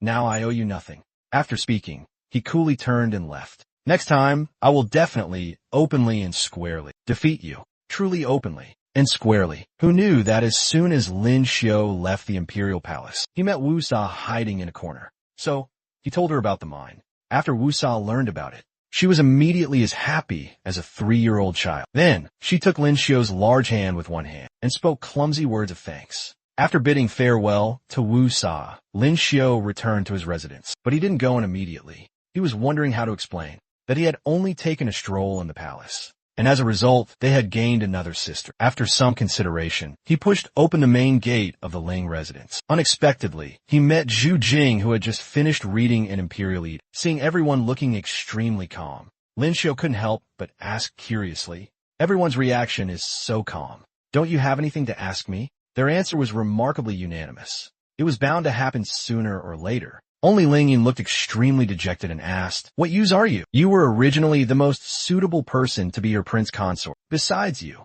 who else can she marry?" One day, the palace was brightly lit and extremely lively. The Song family head complained resentfully, "Why doesn't my young lady have the same discerning eye as the Shuef family?" But Ling Yin looked at Lin Xiu wearing red again, and the person beside him was not her. Her heart was immediately filled with disappointment. Clearly, the person standing next to him next should be me. At night, as Lin Xiu pushed open the door of the bridal chamber, he couldn't help but sigh. The feelings I've always carefully guarded, are they truly meaningful? As a result, as soon as he lifted the red veil, Ming he shyly asked, "What should we do next?" Hearing this, Lin Xiu couldn't help but fall into deep thought. She is officially married in accordance with proper etiquette. We should drink the nuptial wine first. Who knew that as soon as he finished speaking, Ming he gulped it down. Then she asked again, and then? This action truly left Lin Xiu dumbfounded. He was stunned for a few seconds before telling her, "Next, we should tie our hair." Ming he, however, appeared very nimble. "I know what tying hair is. Take the hair of the husband and wife.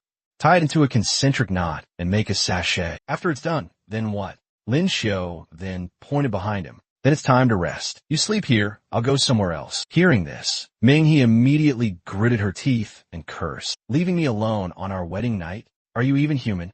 Lin Xiu, however, asked back in great surprise, "Aren't we just having a fake marriage? Is it necessary to go this far?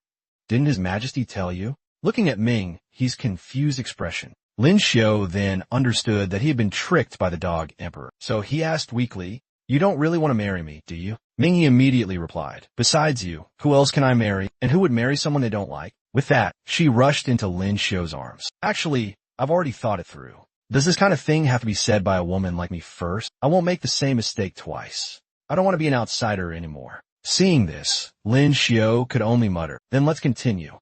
Hearing this, Ming he quietly nodded. 2.5 minutes later, Lin Xiu was seen lying on the bed with lifeless eyes. Ming he snuggled into his arms, her heart filled with immense joy.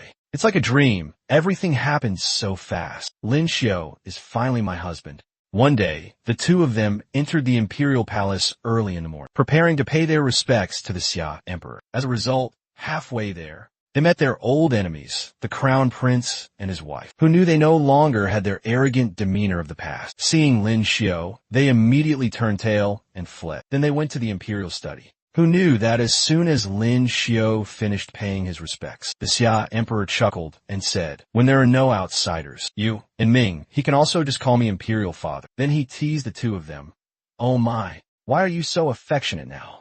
If it weren't for me going with the flow, how long were you two planning to play dumb?" After bidding farewell to the Xia emperor, Lin Xiu then led Ming he to the Changchun palace. Seeing them so affectionate, the imperial consort immediately decided to paint a picture as a gift for the two of them. After Ming, he saw herself in the painting. She then muttered doubtfully, "Why does it feel like it doesn't quite look like me?" One day, Lin Xiu planned to take his harem group out for a honeymoon. He originally didn't want to take Zhao Lingjun, but his mother-in-law had already helped him pack his clothes. In this situation, Lin Xiu couldn't very well refuse, so he had to agree. Who knew that at this moment, Ling Yin suddenly appeared and insisted on going along. As a result, as soon as she finished speaking, she was scolded by her own mother. "What are you joining in the fun for? Going out will only cause more trouble for others. Just stay home with me." Seeing this, Lin Xiu had to step in and mediate. "It's okay, we're all family. What's there to say about trouble or not? I will take good care of the two sisters." With the slow takeoff of the airship, Lin Xiu looked extremely distressed, because he had originally planned to only take Tai Ning, Yuan, Ming He, and a Ke. As a result, now everyone was going, not taking Zhao Lingjun. He wouldn't know how to explain it to his father-in-law. His mother-in-law took Zhao Lingjun, so Ling Yin also insisted on going. They all went. Then there was no reason for General Ling to stay home alone. Natasha was a guest. Everyone else was going, so there was no reason not to take her. Now this is great. A perfectly good honeymoon has turned into a group tour.